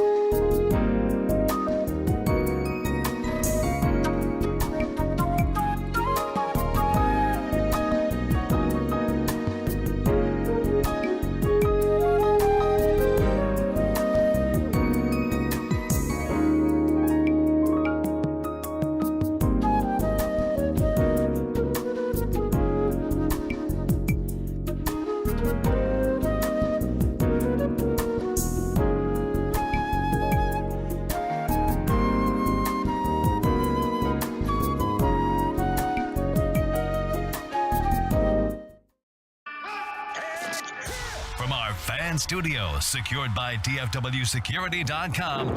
You're rolling with the G-Bag Nation on 105.3 The Fan. Yeah, buddy, here we go. It's hour number 3 of the G-Bag Nation on 105.3 The Fan, here on your home of the first place Dallas Cowboys and World Series champion Texas Rangers. And we're about to be joined by one of our favorite guests, Mike Golic Jr. You can watch his show on DraftKings with his dad. And he's doing all kinds of fun stuff in the world of football and sports, and he joins us once again here. Good afternoon, sir. How the heck are you? Doing well. Appreciate you guys having me, man. How you doing? We're doing good. We have some breaking news here. Dalvin Cook going to the Ravens. Is this a good pickup? There was a lot of conversation. Should the Cowboys get him? You know what? I think it's one of those where at this point, is Dalvin Cook on his own an overly compelling player? Not really, but in the context that the Ravens can use him in, yeah, that's a worthwhile add for them. We know it's a position that obviously depth took a hit earlier this year when Keaton Mitchell got injured. We know that in general, offensive line, the running game there, one of the best in football. Having a quarterback like Lamar Jackson makes that a lot easier. And so I think like anything else, these moves look pretty good when you're a team that already has your big needs covered, and this is just kind of a supplemental pickup. So works for Baltimore. Just like for Dallas, it would have been nice to, I'm sure, have a little bit of depth in that spot there, but it is one of those that I think, especially because of Lamar's legs, makes this a lot more viable and a lot more interesting. How important is going to be running the ball here in the playoffs? The Cowboys have been getting by with Dak and CeeDee Lamb for the majority of it. Are they going to need their running game? I mean, I think so. I think the problem with really for the Cowboys, for anything else, it's like we understand in the NFC side, like this road goes through one place at this point. So, you know, if you're Dallas, this is all about like, what does it take for you to beat San Francisco? And yeah, absolutely. That's going to become a factor for Dallas. I think that was the most surprising thing for me towards the end of the season was seeing in some of the big time matchups, you know, even going to the Lions game where I thought going into that one, like, all right, Dallas offensive line, Lions offensive line, two of my more, enjoyable offensive lines to watch in the NFL, competent overall offenses, and that Detroit defense that had been much maligned for a lot of the season, and I think it played better as of late, was really able to limit Dallas's effectiveness up front in a way that surprised me. So, yeah, that's absolutely important. I think anytime you're getting to postseason football, we always say run game travels. In my mind, it's just you got to have options. Like you can't be just one thing when it gets to the NFL playoffs, or you're going to have a bad time. Assuming they get there, do you think the Cowboys make it to the NFC title game for the first time in nearly 30 years? Man, I would have to say so. Like just looking around at the rest of the NFC playoff picture and what else is there, my biggest worry for them at this point, my biggest worry for anybody in the NFC playoffs is going to be the Los Angeles Rams.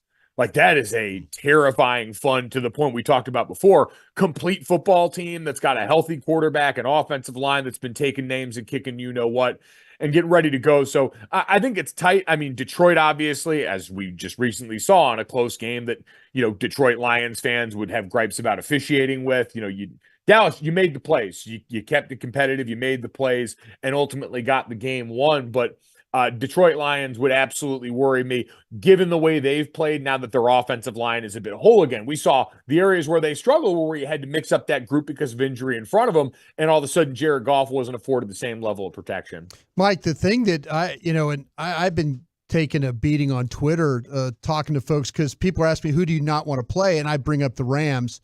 And everybody reminds me about the game they had against the Giants last week.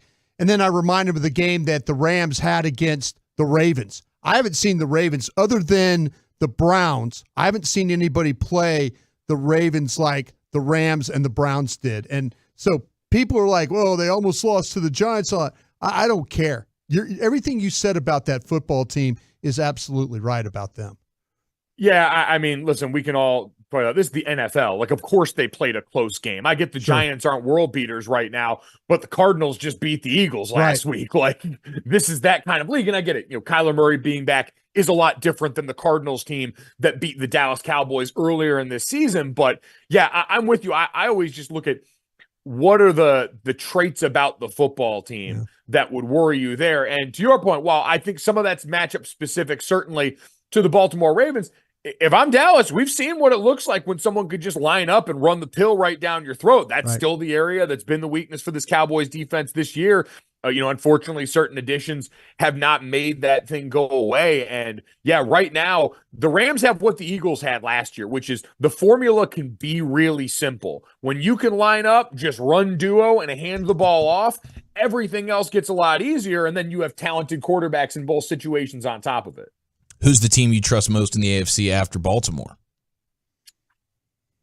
You know what is interesting is for all the issues they've had, there's part of me that still wants to default to Pat and Andy because, hell, the Chiefs have been the team that know this time of year and can navigate it as well as anybody. I would probably say besides that, honestly, the Cleveland Browns. Joe Flacco, keep wondering if eventually the carriage is going to turn back into a pumpkin and if him falling asleep on the sideline and all that funny stuff there is eventually going to give way to more games with multiple interceptions like we saw a couple of weeks ago. But I still look at the defense. It's a war machine. Like outside, if there were not the Baltimore Ravens defense this year, we would probably spend a lot more time talking about Myles Garrett's likely Defensive Player of the Year campaign, the way that he's looked, that Ward's looked in that defensive backfield, Jeremiah Owusu-Koramoah, what a weapon he is at linebacker, and the job that Jim Schwartz has done. So I would say they're right up there. And I think in recent weeks now, we've seen it's readily apparent. They're not going to sneak up on anybody now. It's Mike Golic Jr. here with you on the Fan. I'm ready for Joe Flacco to be remembered as a Brown more than a Raven. I do wonder what I would give a lot to see a Ravens-Browns rematch, or I said matchup in like the AFC Championship game. For that reason, as much as any, and I saw a bunch of videos came to light about Joe Flacco, and for all the talk that he gets about how kind of prickly it felt at the beginning when Lamar got there and how people felt like Joe kind of fought that, there was great footage of him on the sideline helping Lamar go through some stuff. I'm sure that's a guy that does mean something to Lamar in terms of football development and means a lot to that Ravens organization that now just came off the shelf and is kind of playing with the reckless abandon of someone who's too rich for the job. Like, he's got money. He doesn't need this. He's just doing this for fun, and he understands it's all house money, and that guy is playing football like that. Like, this is not just Joe Flacco game manager out there. I remember that game they lost, speaking of the Rams, they ultimately ended up losing. But I remember talking to Mina Kimes at ESPN after that. I was like, Joe Flacco kind of had some throws in this game, right? Like, I'm not crazy. He was kind of sidewinding some stuff. I didn't realize he had it like that. And this just feels like a guy that's playing loose. Was that your team as a kid, Cleveland? Now, I grew up an Eagles fan. Dad spent 6 years there, so I grew up, I know I'm saying that right now in company that might not appreciate that. If it's any consolation now, I am pretty agnostic at this point, and because I'm a big Zach Martin fan, got to play with him, I obviously spend a lot of my time hoping he does well. But, yeah, I grew up on the other side of the tracks on this one. Dad spent so much time there. I caught the Andy Reid years in Philadelphia, so life was pretty good there for a while. And then by the time I made the trip to try and play in the NFL, everybody either cut me or didn't sign me. So I was like, all right, forget y'all. I'll just root for my friends. I love it. Mike Golic Jr. here. So other than Notre Dame, do you have rooting interest in sports?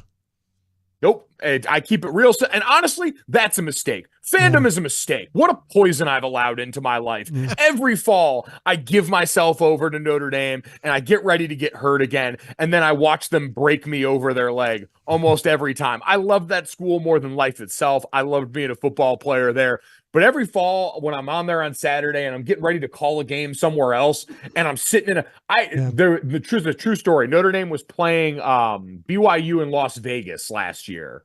And I was calling a game at NC State. And it lined up so halftime of our game, I could go down and watch them in the Notre Dame game. It was on in the press box. And I'm sitting there eating hot dogs and pot stickers in the NC State press box. And it is a press box, so it's not that loud. Notre Dame was winning. Everything was good. And then all of a sudden they threw a red zone interception and my body just knee-jerk slammed the table, shouted the F word, and then looked around at the rest of my crew and go, all right, I'm going to go back upstairs because I can't do this right now. So that is, that's the one thing I am responsible enough to be a fan of, and even that's a stretch. The rabid nature of college football fandom. Which one were you more impressed with? The Ohio State contingent that went to the Rose Bowl to just hate watch Michigan, or the Texas fan / father who was berating Washington players at the end of Texas taking that L?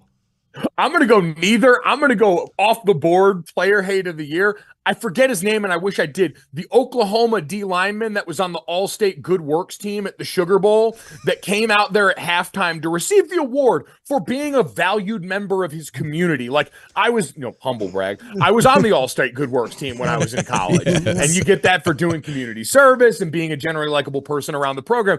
And this dude came in his moment at Texas's game and went out there at halftime and threw the horns down the entire time. That has to be the first time that the All-State Good Works team has gotten booed. And not just a little booed. It got booed like NHL commissioner. It got booed like Roger Goodell boos in that game. So he's player hater of the year going forward as far as I'm concerned. That is pretty good. And our resident Sooner fan here in the building, Carter, just texted me. Ethan Downs is the gentleman there. So at any point during the college football playoff, did you find yourself wishing that you were watching the Seminoles?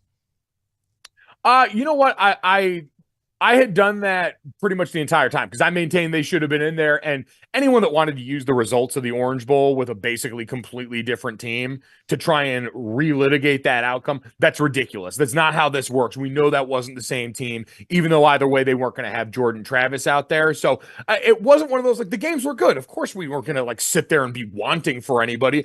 I still think Florida State should have gotten in, but I can also look and say and appreciate we got two incredible games. We're in line for another incredible game. The committee was always going to win because college football in general, most of the decisions being made right now are dictated by good TV ratings, and they got him. And we knew they were going to get him in this matchup. So I didn't find myself wanting, but I still believed in my heart that Florida State should have been there. Hey, Mike, we learned last week that Zach, he told us he was the MVP of the Pinstripe Bowl, and he took his MVP trophy, and it ended up in the bottom of a lake somewhere in Indiana. Have you ever heard that story before, or were you part of the story? I have not heard that story. So Zach's Pinstripe Bowl MVP came the year after I left. Okay. And so I was not party to that one, but that is the least surprising thing in the world. I would have been like, he made it sound like that initially. He's like, oh, I've got a story about my MVP trophy. And I was thinking he probably traded it for a case of beer or some burgers. Some food. And he's like, listen, I can't pay, but here's my trophy. Would you please give us a case of beer and all that? But he said, no, it got knocked into the lake and nobody went after. So it's sitting in the bottom of some lake right now.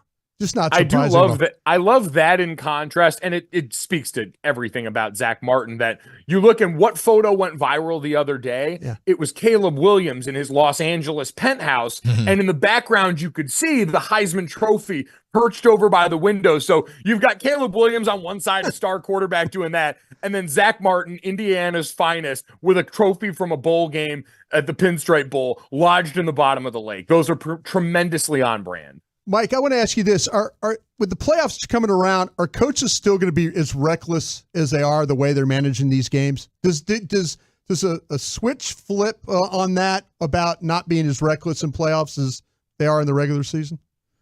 I think, it depends on what your definition of reckless is. Like if it's mismanaging certain situations clockwise, i.e. that unfortunately comes up with, Mike McCarthy a little more often than people would like. I think that's something that only lends itself more to this because that to me, and like, I understand we all sit here as fans and criticize all that. And people, someone asked me the other day, people that work in sports, how does this happen so often? Those sidelines are incredibly chaotic. You are trying to balance a lot and be good at a ton of things. And I understand, yes, it's part of the job. Yes, they're extremely well paid. But when it pops up every so often, I'm not all that stunned outside of a few obvious moments. So I think some of those will still come up. And I think a lot of them come up now and will look even that way because we've got more coaches inclined to take risks. I mean, hell, look at the Dallas and the Lions game. Even after the gaffe that went on in the 2-point play and the did they or didn't they report with the officials, Dan Campbell got backed up and still said, bleep it. I'm going for 2 again here. Like when you get coaches that are wired that way, either because they are analytically inclined, see the Baltimore Ravens, or because they've just got the manalytics of Dan Campbell, they're going to be more situations and high leverage spots where this pops up. And so, I'd imagine this is something we'll keep seeing from a majority of coaches. Other coaches we know can turtle up in big moments, especially in the postseason, devolve to more conservative football. But I hope we're past that because I like fun. We've talked a lot about Dan. He's from just down the road. Would you want to play for him, or would you be like, man, he's going to lose us this game? We're going to drive it down there. We should be going to OT, and he just pulled Manalytics again. No, I'd be all for that because in my mind, the analytics conversation has always been like improperly framed. It's people saying, oh, look what the nerds came in and did. It's like, no, I want the coach.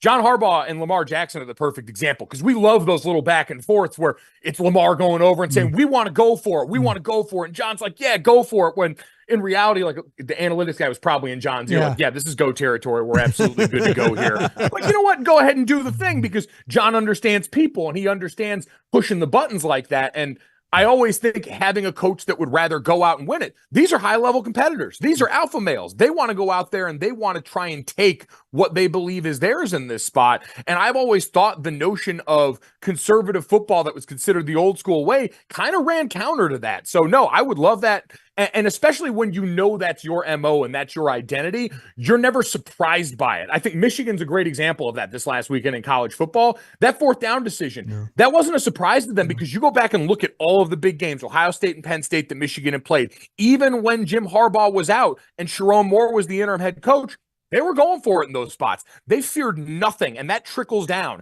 You take your cues from the head man and how that approach and that attitude in those situations is set. And so, no, I'd love that.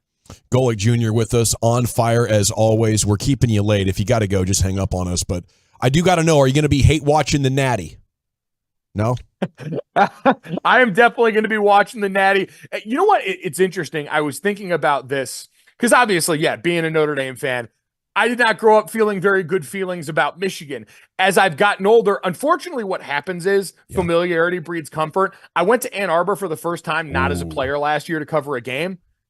And I hated it because it was a lovely college town and it was a beautiful campus. And I actually had a really good time there. And I do appreciate what they've done. The interesting part about some of the feelings there is when you watch Georgia, when you watch Ohio State, when you watch Alabama, you see these Death Stars creating by incredible recruiting prowess over years and years. You know, the last time Georgia didn't have a top 5 recruiting class?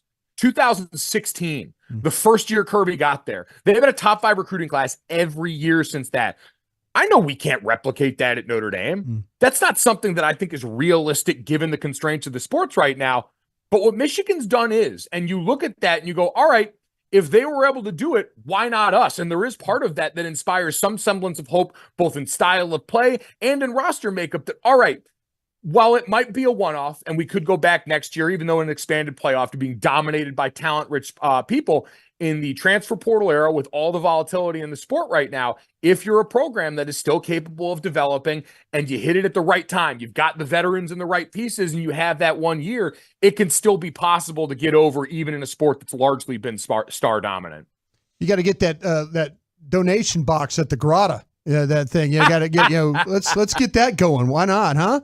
I've been tossing tenors in there for Jesus for a while. It says $3. I go a little bit of extra to try and curry some favor with the Lord. You know what? Hopefully, just slide that one on over. Let the Lord take the tithe. I think it's 20%, and then let's put the other 80 towards some guys that can rush the passer or catch the football. Let's pass the plate a little often there at South Bend. Get Gojo a damn pass rusher, please. Amen. Yeah, that's awesome. Amen. We'll see you in Vegas. Awesome. Can't wait, fellas. Have a good one. Cheers. Mike Golic Jr. with you here on 105 through the Fan. And you can check him out with his dad. They are broadcasted every day on DraftKings. Okay, when we come back, it's time for Wolchuk's Top 10. Chief, what do you have for us today? Google Trends featuring the top 10 most Googled athletes in all of the world in the year 2023. What's your guess? 877-881-1053. That's next year in the nation.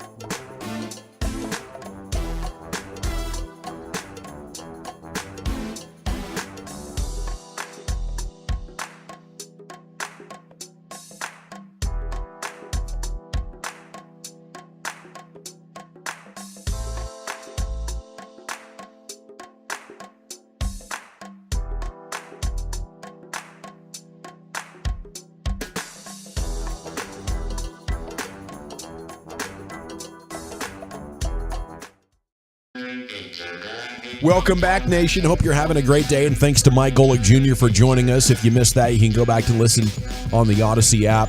Segment here, the Top 10 at 420, brought to you by the Frankels. Life's unpredictable. Accidents happen. Frankel, the go-to attorneys for car and truck wrecks in DFW. If you or a loved one's been in an accident, contact Frankel for a free consultation. It's 214 or 817-333-3333. Go to truckwreck.com. It's also brought to you by Soda. And here he is with Zach's Top 10, Eric Chiafalo. Thank you so much. Yes, the Woolly Bully out through the week. Honeydew lists, things of that nature, allegedly hanging curtains. We'll see how much he's able to get done. But first ever honeydew vacation for the family man now, the Woolly Bully. Yeah. So send your thoughts and prayers his way. Seems to be doing good, though. Seems to be building a little bit of confidence here. As the week wanes, I fear that he will, have the inevitable realization that he's even more useless than he had originally thought he was to start the week. But he had that initial success with the curtains. I don't believe they've fallen down yet. Nice. So I think he's in a halfway decent place. That's good. Should we go by and see him and look at the curtains and maybe pull on them for him? Hey, you hung these yourself, and then kind of, just kind of pull on them, tug on them, see if they'll put them through the test here a little bit. See if they'll fall. I like that idea. Yeah, I'm cool with it. Film it. Maybe they just all of a sudden they come tumbling down, or that they hang in place. That he did a good job. Strong and sturdy. Yeah. All right, I have the Google what was trending in 2023, and we did last week to close out the year. We did the top 10 most Googled people in all of the world through the course of 2023. I have now. I'll tell you, it's Epstein in the last 24 for sure. I'm probably 250 times myself. Yeah, I'm googling all the names on that list. Is what I'm doing to learn about those people. Is that right? Yeah. Well, let me know when you get to Stephen Hawking. Yeah. Now that's something. I think that's a. I shouldn't say it. You think that's a butt cracking? No, I think it's accurate. Okay. In which case, it's still a butt cracking. Yeah. Now we need to get a little college sports in here because I have a basketball clip that I want to play for you guys. It's pretty amazing from a coach. But I also saw in The Athletic did like a questionnaire talking to a bunch of college football, like big star players who've been recruited in NIL deals, and they asked them a bunch of different questions. And one of the questions was, which school do you think spent the most money on your visit or visits, and why? Like when you were taking recruiting trips, which ones do you feel like really gave you the bells and whistles experience? And it's just funny because so many of them involve just the simple things. You can get the Ritz-Carlton drops. You can get the, picked up in the Mercedes-Benz. Here's the hibachi thing for me and my family in the football stadium. All sorts of cool stuff. But you get some where a player just said, Michigan had these taco food trucks that were off the chain, and I'll never forget it. Yeah. That's a direct quote from a player when asked, like, which school spent the most money on your visit? Like, what's the most memorable thing about being recruited as like a 4 or 5 star athlete? Oh, Michigan had those food trucks. They were awesome. There's thought that some of these players are now going to ask for money just to visit the school. That you have to give them between $5,000 and $10,000 just for them to visit the school. Just for me to use my weekend on your campus. Yes. That's my time. Yes. Wow. Yes. That's going next level. That players are going to start asking these programs to pay them for their visit.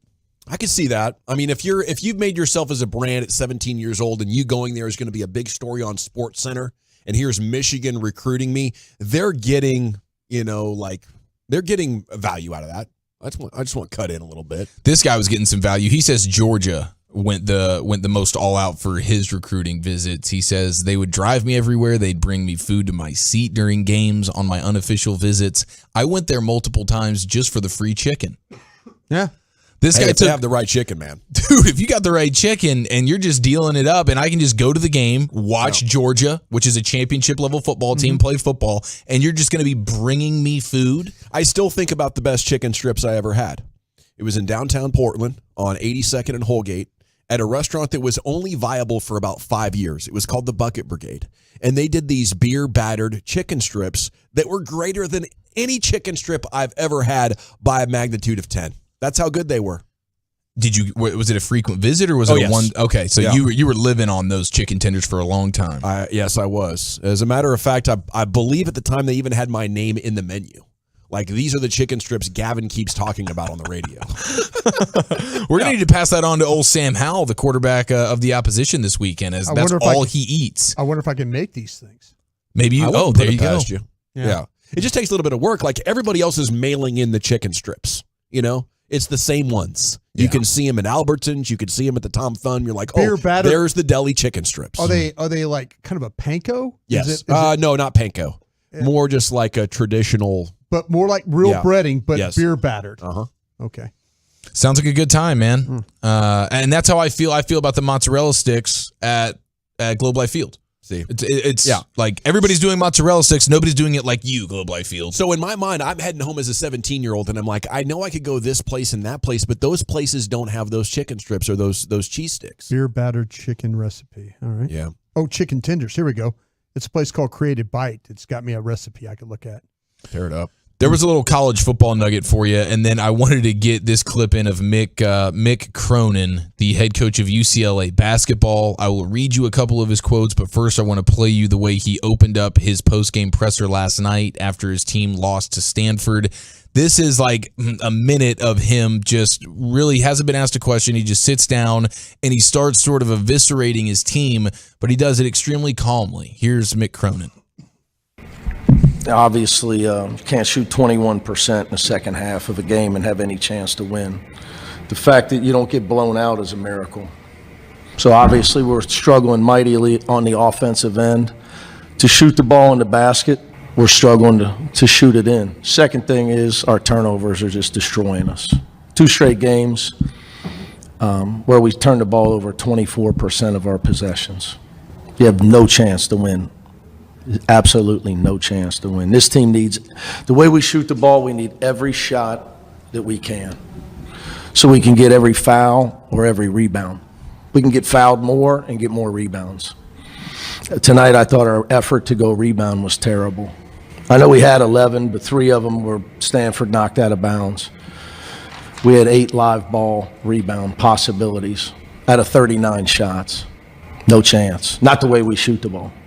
At one point, he says, quote, "You can't call your mommy. She can't help you. You've got an opportunity of a lifetime, and it may not last forever, depending on your performance." That was just after a random January loss to Stanford. And I'd say we need a big man. You know, I think he needs to get his ass out there recruiting, maybe throw some NIL money down. But 39 rebound opportunities, you got 11 of them, and 3 were because Stanford knocked it out of bounds. I think he was taking it easy on those kids. So yes, I love how calmly he just needled his team there. It was beautiful. So for the draft, we don't need to look at UCLA for big man potential, right? For the Perhaps not, or any type of shooting prowess. Yeah. Now to the top 10 list here, the top 10 most Googled athletes in all of the world. Keep that in mind over the course of the year 2023. 817 says Shohei, Mbappe, Ronaldo, Messi, LeBron, McGregor, Mahomes, Kelsey. 972 also Messi got to be number 1. These are all things that I would have imagined as well, but not necessarily the case. So when you pull up the list here, Kelsey's going to be 1. Kelsey's on the list. Kelsey's at number 3. Yeah. You guys can do some guessing. If you remember the just the general people list, there was another athlete on there that you guys will know. He was number 1. Tom Brady? Not Tom Brady. Is it an international sporter? Like, is it like a soccer? Is it a soccer player? That's when asked. Soccer player's number 2. Okay. Number 1 is an NFL player. Number 1 is an NFL player. He shouldn't be a household name, but he had one hell of a year. Oh, it's the guy, the poor man that almost passed away. Duran, the guy from the Buffalo Bills. I was going to let you keep going. DeMar Hamlin. Yep. I couldn't. I'm sorry. Yeah. No, you nailed it. Yeah. DeMar Hamlin was the most Googled athlete in all of the world Yeah. in the year 2023. You already have Travis Kelce at number 3. Messi's number 2 or Mbappe? Got to be Messi. Mbappe is number 2. Yeah. Messi's not in the top 10. Wow. Okay. He is not in the top 10. Now, I don't have 11 through 20 or anything. I don't have any outside looking in opportunities here. I just have what Google is giving me, the top 10. So I don't know how far on the list, but I was blown away to see that Messi was not in the top 10 there. Yeah, especially coming to America and all of the mania involved, trying to get tickets and trying to figure out when he's going to be on TV. I mean, that was a huge opportunity for MLS. They made millions and millions of dollars off it. Our very own Max Verstappen? Not on the list. Wow, car racer. Kyrie is at number 10. Whoa. Okay. All right. Kyrie Irving's number 10.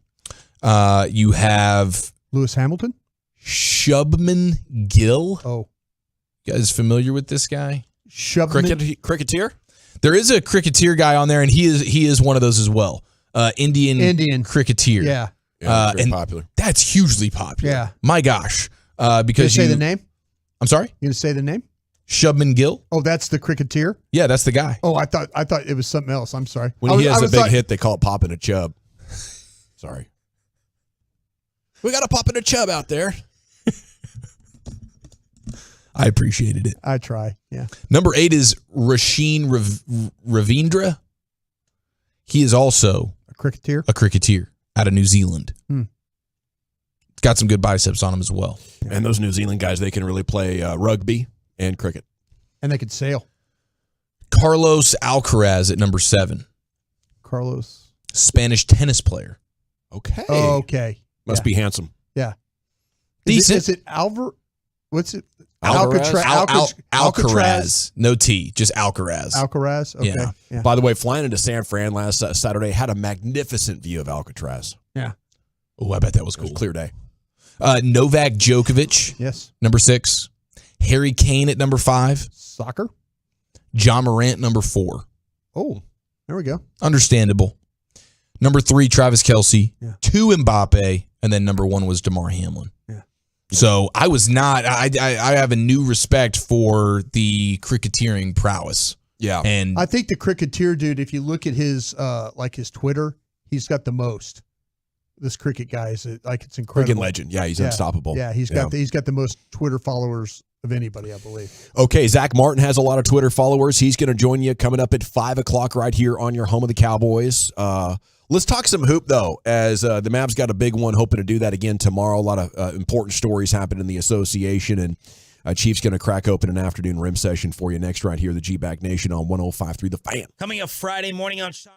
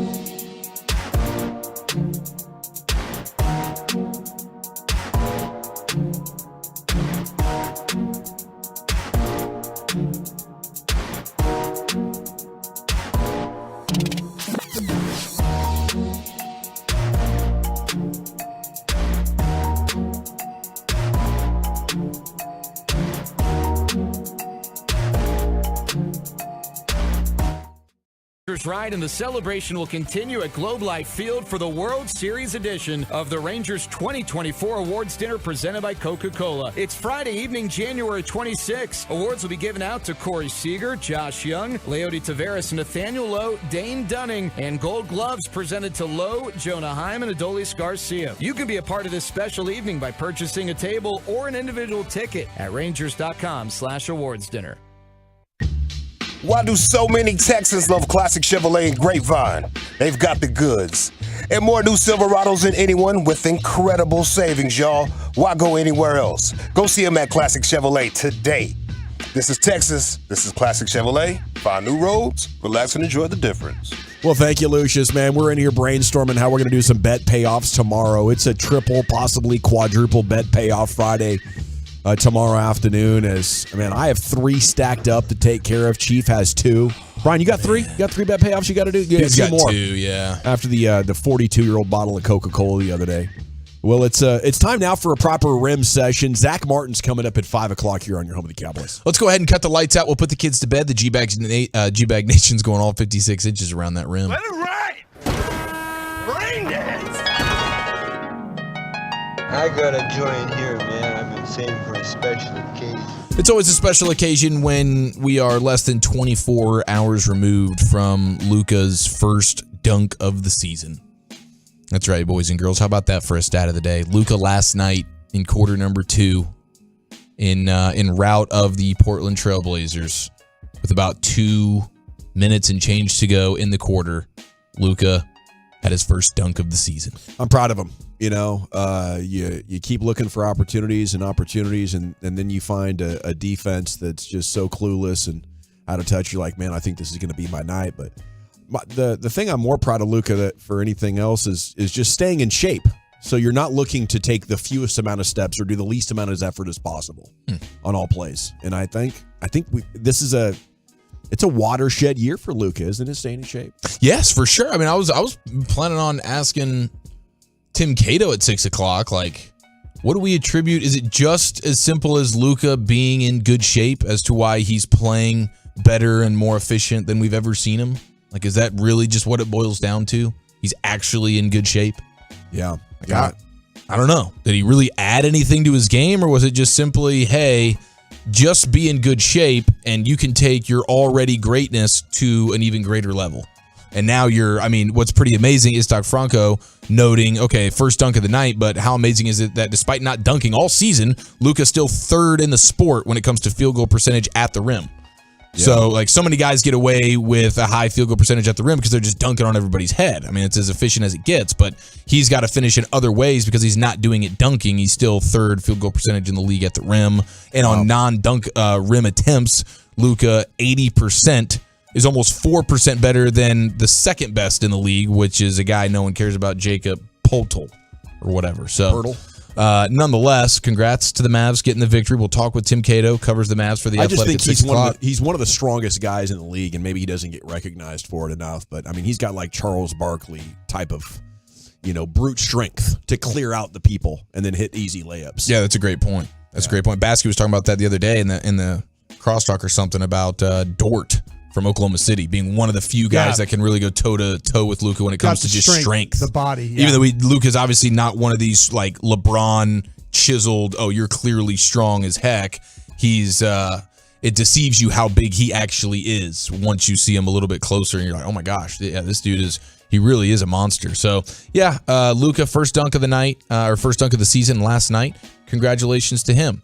Also, congratulations in order here for James Harden and the Clippers. James Harden is now, sort of keeping receipts. He remembers Brian Damaris. He remembers all the haters, including myself here, as the Clippers traded for him earlier in the year, and they proceeded to lose their next 5 games. But since then, they've only lost 5 over the course of the last month and a half. So you have the Clippers now being one of the higher seeds in the Western Conference. They're playing really, really good basketball. James Harden after the game last night saying, obviously it didn't start off well. It gave people so much to talk about in a negative way. And now those people that were talking, they're nowhere to be found. Literally nowhere to be found. Right on. That was the response there from James Harden. James Harden shaking the haters off just like that, playing some good ball. They're stacking dubs as well. They are. Maybe Los Angeles can be a factor in this West. Okay, joining us now here on your home of the Cowboys, we're gonna eject from that rim sesh and jump right into our 5 o'clock guest. Maybe we just welcome Zach Martin into the rim sesh. Let's go. Here he is, Zach Martin, the future Hall of Fame right guard and now 9-time Pro Bowler. Good evening, sir. How the heck are you? I'm doing great. How are you guys doing? Oh, we're doing wonderful. We are doing wonderful here, and looking forward to these playoffs. Of course, we got to congratulate you for the Pro Bowl, which you don't care that much about him. Am I right? I mean, don't get me wrong. It's a huge honor, and I definitely don't take it for granted. But, I say it kind of every year, but especially this year, man, we got a lot of good stuff on the horizon. So one day I'll sit back and kind of, reflect on that kind of stuff. But right now we got some bigger things on board. Well, we're reflecting on it, man, and it's amazing what you've put together already, and we're looking forward to so much more of it. But it is more about team goals, and from your perspective, what would it mean for you just to, is it get to the NFC title game, get to the Super Bowl, win the Super Bowl? How are those goals playing in your mind right now? Yeah, I mean, listen, we want to go all the way. We want to do it all. So that's definitely our goal now. We still got a lot of football left to play, and no time more important than the playoffs and taking it 1 week at a time. And we've talked about it all week. This is the start of our playoff run this week. So, we're just taking it one day at a time and one game at a time. It's nice of your old buddy Lyle Collins to come back and give you that $25 he owed you. Yeah, that was huge. Yeah, I was run him down for it. Yeah, I was I was worried that you were going to have to try and go and hunt him down to get that. You can't trust those LSU guys. Trust me on that. But what was it nice to see him walk through the door again? And did you have did you kind of get some old thoughts come back about how you guys played together there? Yeah, it was great seeing him. I went over. I got a text Monday morning saying he was in the building doing a workout and. Came over here, checked him out while he was working out there, got to talk to him a little bit, and then obviously he's back in the building today. So, I said this today when I was talking to the media. When I look back at my Cowboys career, LC is definitely one of the guys that pops into my mind first. So it's really great having him back. Is he any good at fishing? He always lied to me and said he was a pretty good fisherman. He's pretty good. He's pretty good. Yeah, he does a little bit of both. We've done lake fishing. Sure. We've done a little deep sea fishing. He's he loves to fish. Think we're going to see him in the games? I don't know, but I can tell you this: it's great to have him in the room, man. He's got that contagious personality. Yeah. Puts a smile on your face every time you see him. I heard he was sort of like the garbage disposal on road trips. There'd be a bunch of food, and if there's any leftovers, just take it up to LC's room, and he'll get you covered. Yeah, I mean, I think that'd be pretty accurate. I know probably he's checking the weight, coming back, getting back into shape, so maybe not right now, but yeah, most definitely. I mean, that last training camp, he had been skipping some meals. He was kind of shredded that last time we saw him. Was he? Yes. Yeah. See, I'm thinking of 21, right? 21 was his last year here. Maybe not shredded, but yes. Shredded for an O-lineman. Yeah, there you go. Lean enough not to want to do a P test. When you got to look at Tyron all the time, it's like shredded for an O-lineman takes a different meaning when you got to look at Tyron all the time. How much better is it for you guys to be able to probably play a couple of home playoff games? Yeah, it'd be big for us, right? I mean, obviously, anytime you can play at home in front of our fans is huge, and obviously this year we've had we've had some good things going on at home. So we got to take care of business this week and make sure we get those games. We had so much fun watching the Cardinals beat the Eagles. Were you locked into that? I watched the last probably 7 or 8 minutes. So yeah, I was definitely locked in. It's so funny.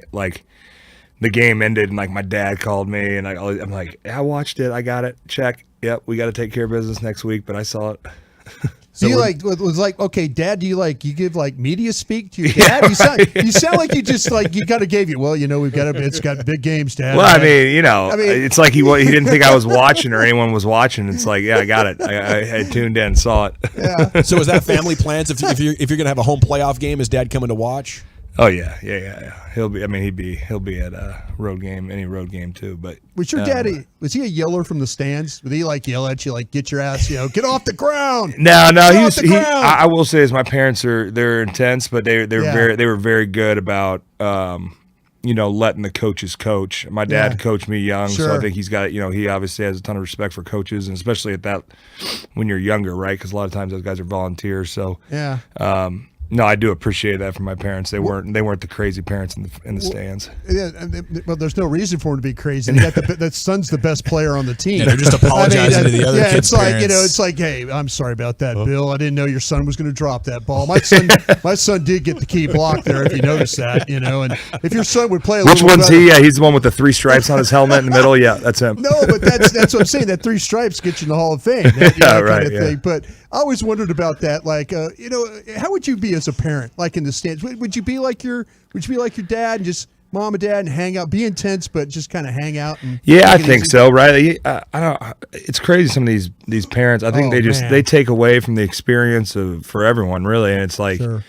Obviously I've got a ton of experience playing football, so I definitely put my 2 cents in when we're at home and all that. But like I said, at least where I'm from, my coaches all the way through high school were mostly volunteers and giving up their time. So. You gotta respect that. Could you coach O-line for Jason Witten? Yeah, I could coach a little O-line. That's what I was to say. You and Jason Witten would be a pretty good combination. Yeah, man, he's got them rolling over there. What are they, back-to-back state champs? I'll tell you what, it's incredible. The program, what he's been able to do. But I was wondering, these old, some of these old players as O-line coaches and stuff. I bet you'd be a pretty damn good O-line coach. Yeah, no, I think I will definitely do some coaching in my future. Not at this level or college where yeah. But I'll definitely do some coaching at some point, no doubt. Are you reflecting on when that might be at all? Brian's trying to retire you over here to get you to coach in high school. You're only 33 years old. Hey, damn, Brian, it's only week 18. We got some time to go, man. I tell you what, no, I'm not. Matter of fact, I need you in there. I get these 2 big monsters playing this week. And you know that better than anybody. Most definitely. Yeah, no, that's what we talked all week, and obviously their defense is led by those two big dogs in the middle, and man, they're good players. We've had some good battles over the year, and I got a ton of respect for those guys. Yeah. And it's gonna be another good battle this Sunday. You mentioned your dad's willing to go just about anywhere to watch you play, except FedEx Field, though, right? Nobody really wants to go there. He's not coming this year. He's been to FedEx before, though, for sure. But not this year. What's your confidence meter that you're going to get an opportunity at a hot shower after the game? I'm hoping, man. I will say this, they don't have the hot showers, but I will say Washington, their stall situation is elite. They've got about 12 stalls in that visiting locker room, so there's no wait line before the game. You're good to go. Wow. Yeah. Okay. Yeah. Okay. So there's one single. We have found the one single redeeming quality of FedEx Field, and it's just simply, Zach, the quantity of the stalls. Yes. There's a lot of them. Sometimes you go on the road and there's 2 stalls, and it's not good pregame. But when we figured out that all those stalls empty onto the crowd. Oh, is I'm not up there, so it's not on my radar. I'm not up there. Yeah. So when you're sitting there, when you're going through your game day program, and you're looking at, hey, that's kind of interesting. Yeah, just thinking about that's going on some Commander fan as you're sitting there. That's a pregame ritual, though, right? You got to empty out the pipes before stepping onto the field. Yeah, most definitely. How insane was that final series of plays on Saturday evening? Yeah, it was a little bit of a roller coaster there. We were strapped up, ready to go because I didn't see the flag initially, and So, we're talking about how, I think we had a timeout left, maybe one timeout. Mm-hmm. So we're talking about what our calls are to get down there and give Brandon a shot at it. And then, obviously, there's been a lot of talk about it, but the defense stepped up and they have three 2-point conversions. Yeah, so that was huge. The defense to step up and make a stop, and we needed it. How jealous were you of Skipper being eligible, though? I mean, I know you and Travis used to throw the ball quite a bit, and you're anytime you see a big man catch a ball, are you thinking like, I am so much better than those clowns catching this football? Well, it's hard, at guard. It's hard to be sneaky at the guard position, But well, the Lions could do it. Yeah. The deception. We can make you eligible if you want. Yeah, we absolutely can. Yeah, but we've had a couple. Obviously Terrence had one a few years back. I'm trying to think if anyone else. If we had any other big man touchdowns, I know Terrence has got one. But man, anytime an O lineman gets a score, it's party time for sure. Zach Martin here with you on 105.3 The Fan. Zach, looks like you have something here on the Twitter action common with Snoop Dogg here with the smokeless fire pit. How's that going? I guess it's going good. Yeah. I mean, I was. No, I did get. That was funny. I was reading a Twitter ad. I got the solo stoves for the O-line for Christmas this year, so it was pretty cool deal by them. We got them all personalized, number and the star and all that. So dang, good little gift to give to the guys. Yeah, I think Lyle Collins could use a smokeless one myself here. Help him. A little late Christmas present. What are you going there, dog? Oh, strays coming everywhere. You can all laugh about it now, right? He's back. He's in the building. We're good to go. Yeah. All is well, All man. is well. All is well. So, would you do you say, Zach, that like the best athletes are creatures of habit? Yeah, married to the routine. Yeah, I would say. I mean, they just yes. To answer your question, yes. So that means we'll get to have you back next week during the playoffs because that's what you've done all season. Oh, God, look at this guy. Look at this guy. Hey, man, I do what I'm told. I do what I'm instructed. You know that? There you go, yeah. I hear you.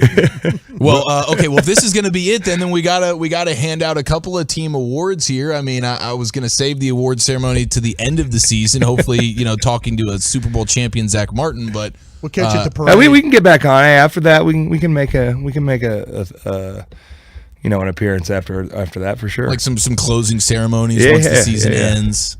For sure. Okay. All right. Fair enough. Because I got a couple of team questions. I'm curious, like who you would say is, like, according to Zach Martin, the funniest guy on the Cowboys is who? I'm a big Neville. I'm a big Neville Gallimore fan. Okay, Neville Gallimore. Yeah.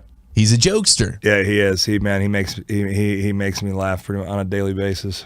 Anybody in the offensive line room that stands out? O-line room. Let's see. I mean, LC coming back it's gonna be tough. Obviously my pass with LC's he's pretty funny. Which two of your teammates do you feel like have the biggest bromance? Ooh, good question. Let me think here. I would say in our room we got Brock Hoffman and Matt Willetsko as a little bromance going. Let's see.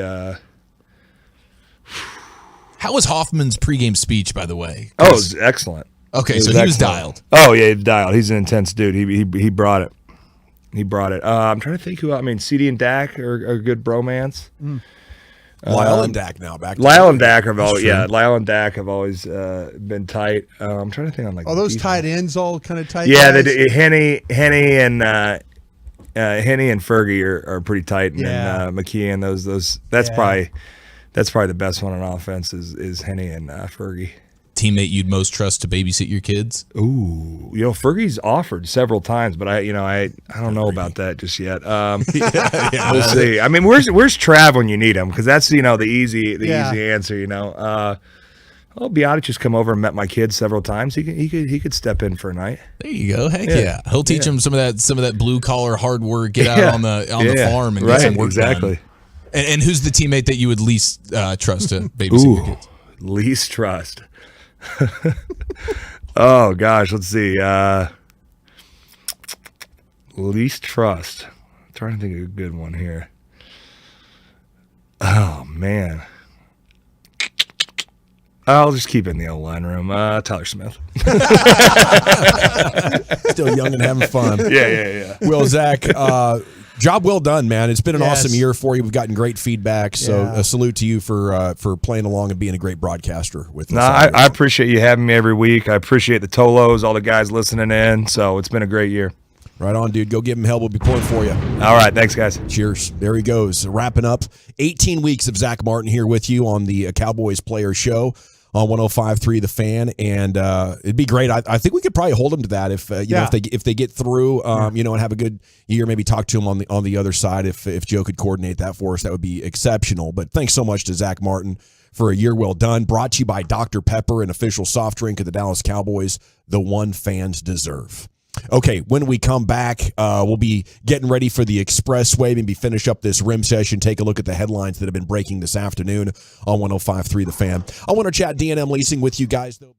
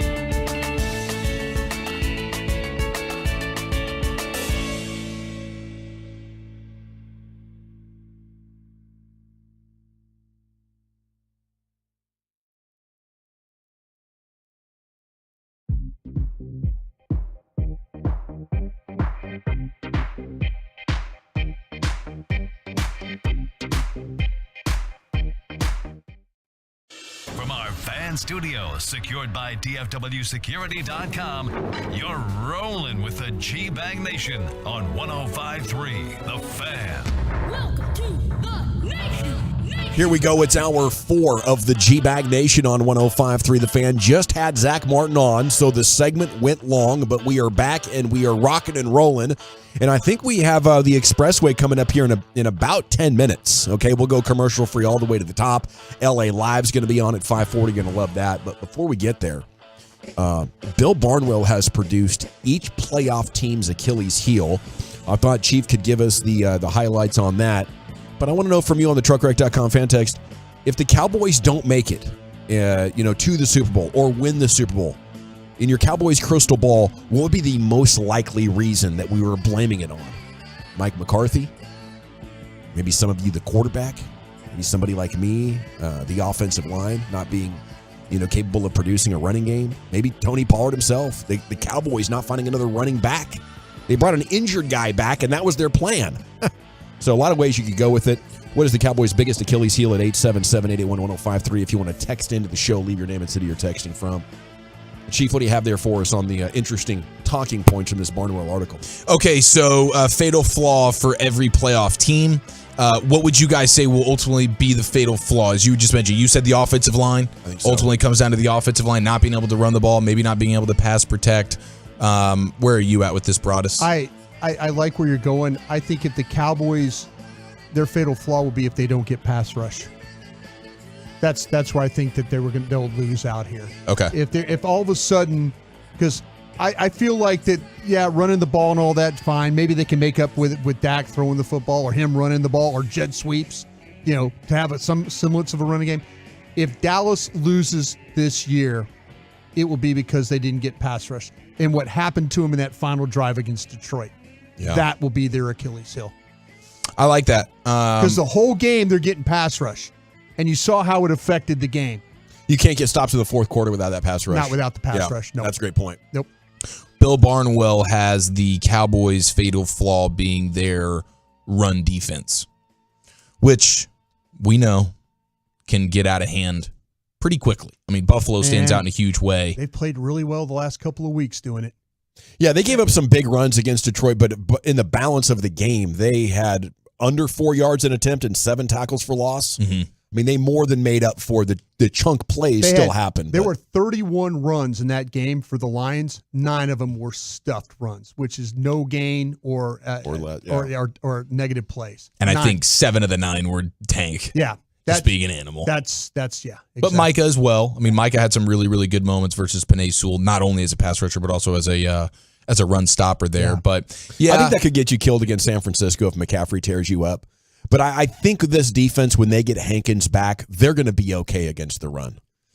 I tend to agree with you. You guys know stopping the run is not like the first on my personal priority list. Now, you can't be as bad as they've been when you look at some of these advanced metrics. I mean, 31st in defensive success rate against the run. Yeah. That means opposing offenses stay ahead of schedule or pick up first downs or touchdowns on the ground at the NFL's second highest rate. So, and some of that is a little bit skewed by just, I think, a couple of games, like that Buffalo game, historically terrible. And I think a lot of that has to do with obviously not having Hankins, but also, and I know it was so much of Cook in that game, but the threat of Josh Allen being the running monster quarterback that he is was a factor in a lot of that as well. And when you play Detroit, hey, they got a good run game, but we only have to focus on their backs. We're not worried about Goff pulling one on us. And I think that changes the way you play defensively in a huge way. And I think you've seen Dan Quinn fix some things since that Buffalo game. You saw it in the Miami game. You saw it the other night versus Detroit. Micah playing more off ball. That's what they're really, if you're looking at him, he's playing a lot more off ball than he did, before that Buffalo game. Okay, I noticed a little bit of Bear. Am I crazy? Cover the two guards in the center, yeah, and have Micah there in the A gap on the line of scrimmage. Yeah. That was the thing that I'm like, man, I think that right there, Micah just blowing up the center there, blowing up the middle of the offensive line. Yeah. Now try and run through the wreckage. Yeah, no. But nonetheless, that's the fatal flaw for the Cowboys, according to Bill Barnwell. Again, 31st in defensive success rate versus the run, and he points out to a couple of games. The Cardinals game, you give up over 200 yards on the ground. You give up over 170 yards on the ground versus the Niners, and then that Bills game, which is just a ridiculous. The Carolina game wasn't very good for him playing run defense either. You remember that game? Yeah. That the Carolina just couldn't get anything done through the air other than Adam Thielen in that game. Do you guys agree, though, when they struggle to stop the run, it's not usually because of their personnel anymore. It's because they're greedy for sacks. And you have Micah Parsons sitting here at 13. It takes a lot of discipline to down in, down out, just do your job. I think you're onto something. I think that when they jump around blocks, or they go for, like the other day, we talked about it, breaking down the game. This Tank gambled on the goal line, and because him and Clark went through the same gap. Yeah, but that's just Tank going and being a player. If you don't make that play, that ball's going through the gap, and you're probably going to get a score. And Tank has a reputation of doing that very, very absolutely, well. and doing it and he picks and chooses when he needs to do it. But I don't think the other players would be taking risks in a playoff game. No. In a regular season game against Arizona, you're thinking, okay, I'm going to go get me 3 sacks today, and this is going to be a boost to my season. Yeah. And the next thing you know, you're trailing, and the other team has momentum, and the game's on its head, and now you lose. And I think that's been a storyline over the last 3 seasons with the Cowboys, but less this year than in years past. And I just can't imagine that kind of selfishness popping up in a playoff game. It doesn't matter if you get sacks. Yeah, you got in playoff football is all about playing with discipline. And if you don't do that, you're going home. By and large, the Tex and the Tolos are saying run defense and run offense, the inability to do that. Penalties, another fatal flaw, getting texted in quite a bit. Then McCarthy, game management being texted in, and then just Dak in general. I will say Barnwell notes the Cowboys aren't the biggest team at the second and third level, but their issues on defense haven't really been about tackling, he says. They're getting out-muscled at the line of scrimmage. Opposing rushers averaged 2.7 yards before first contact against the Cowboys. That's 23rd in the league. And in the Cowboys' losses this season, that goes up to 3 yards. So 3 yards opposing rushers average before first contact against the Cowboys when they lose. That's 29th in the league. Okay. So just something to consider. Good context, yeah. Expressway, a terrific report on how the NFL messed up their officiating situation so much and more. It's next, the G-Bag Nation and the Fan.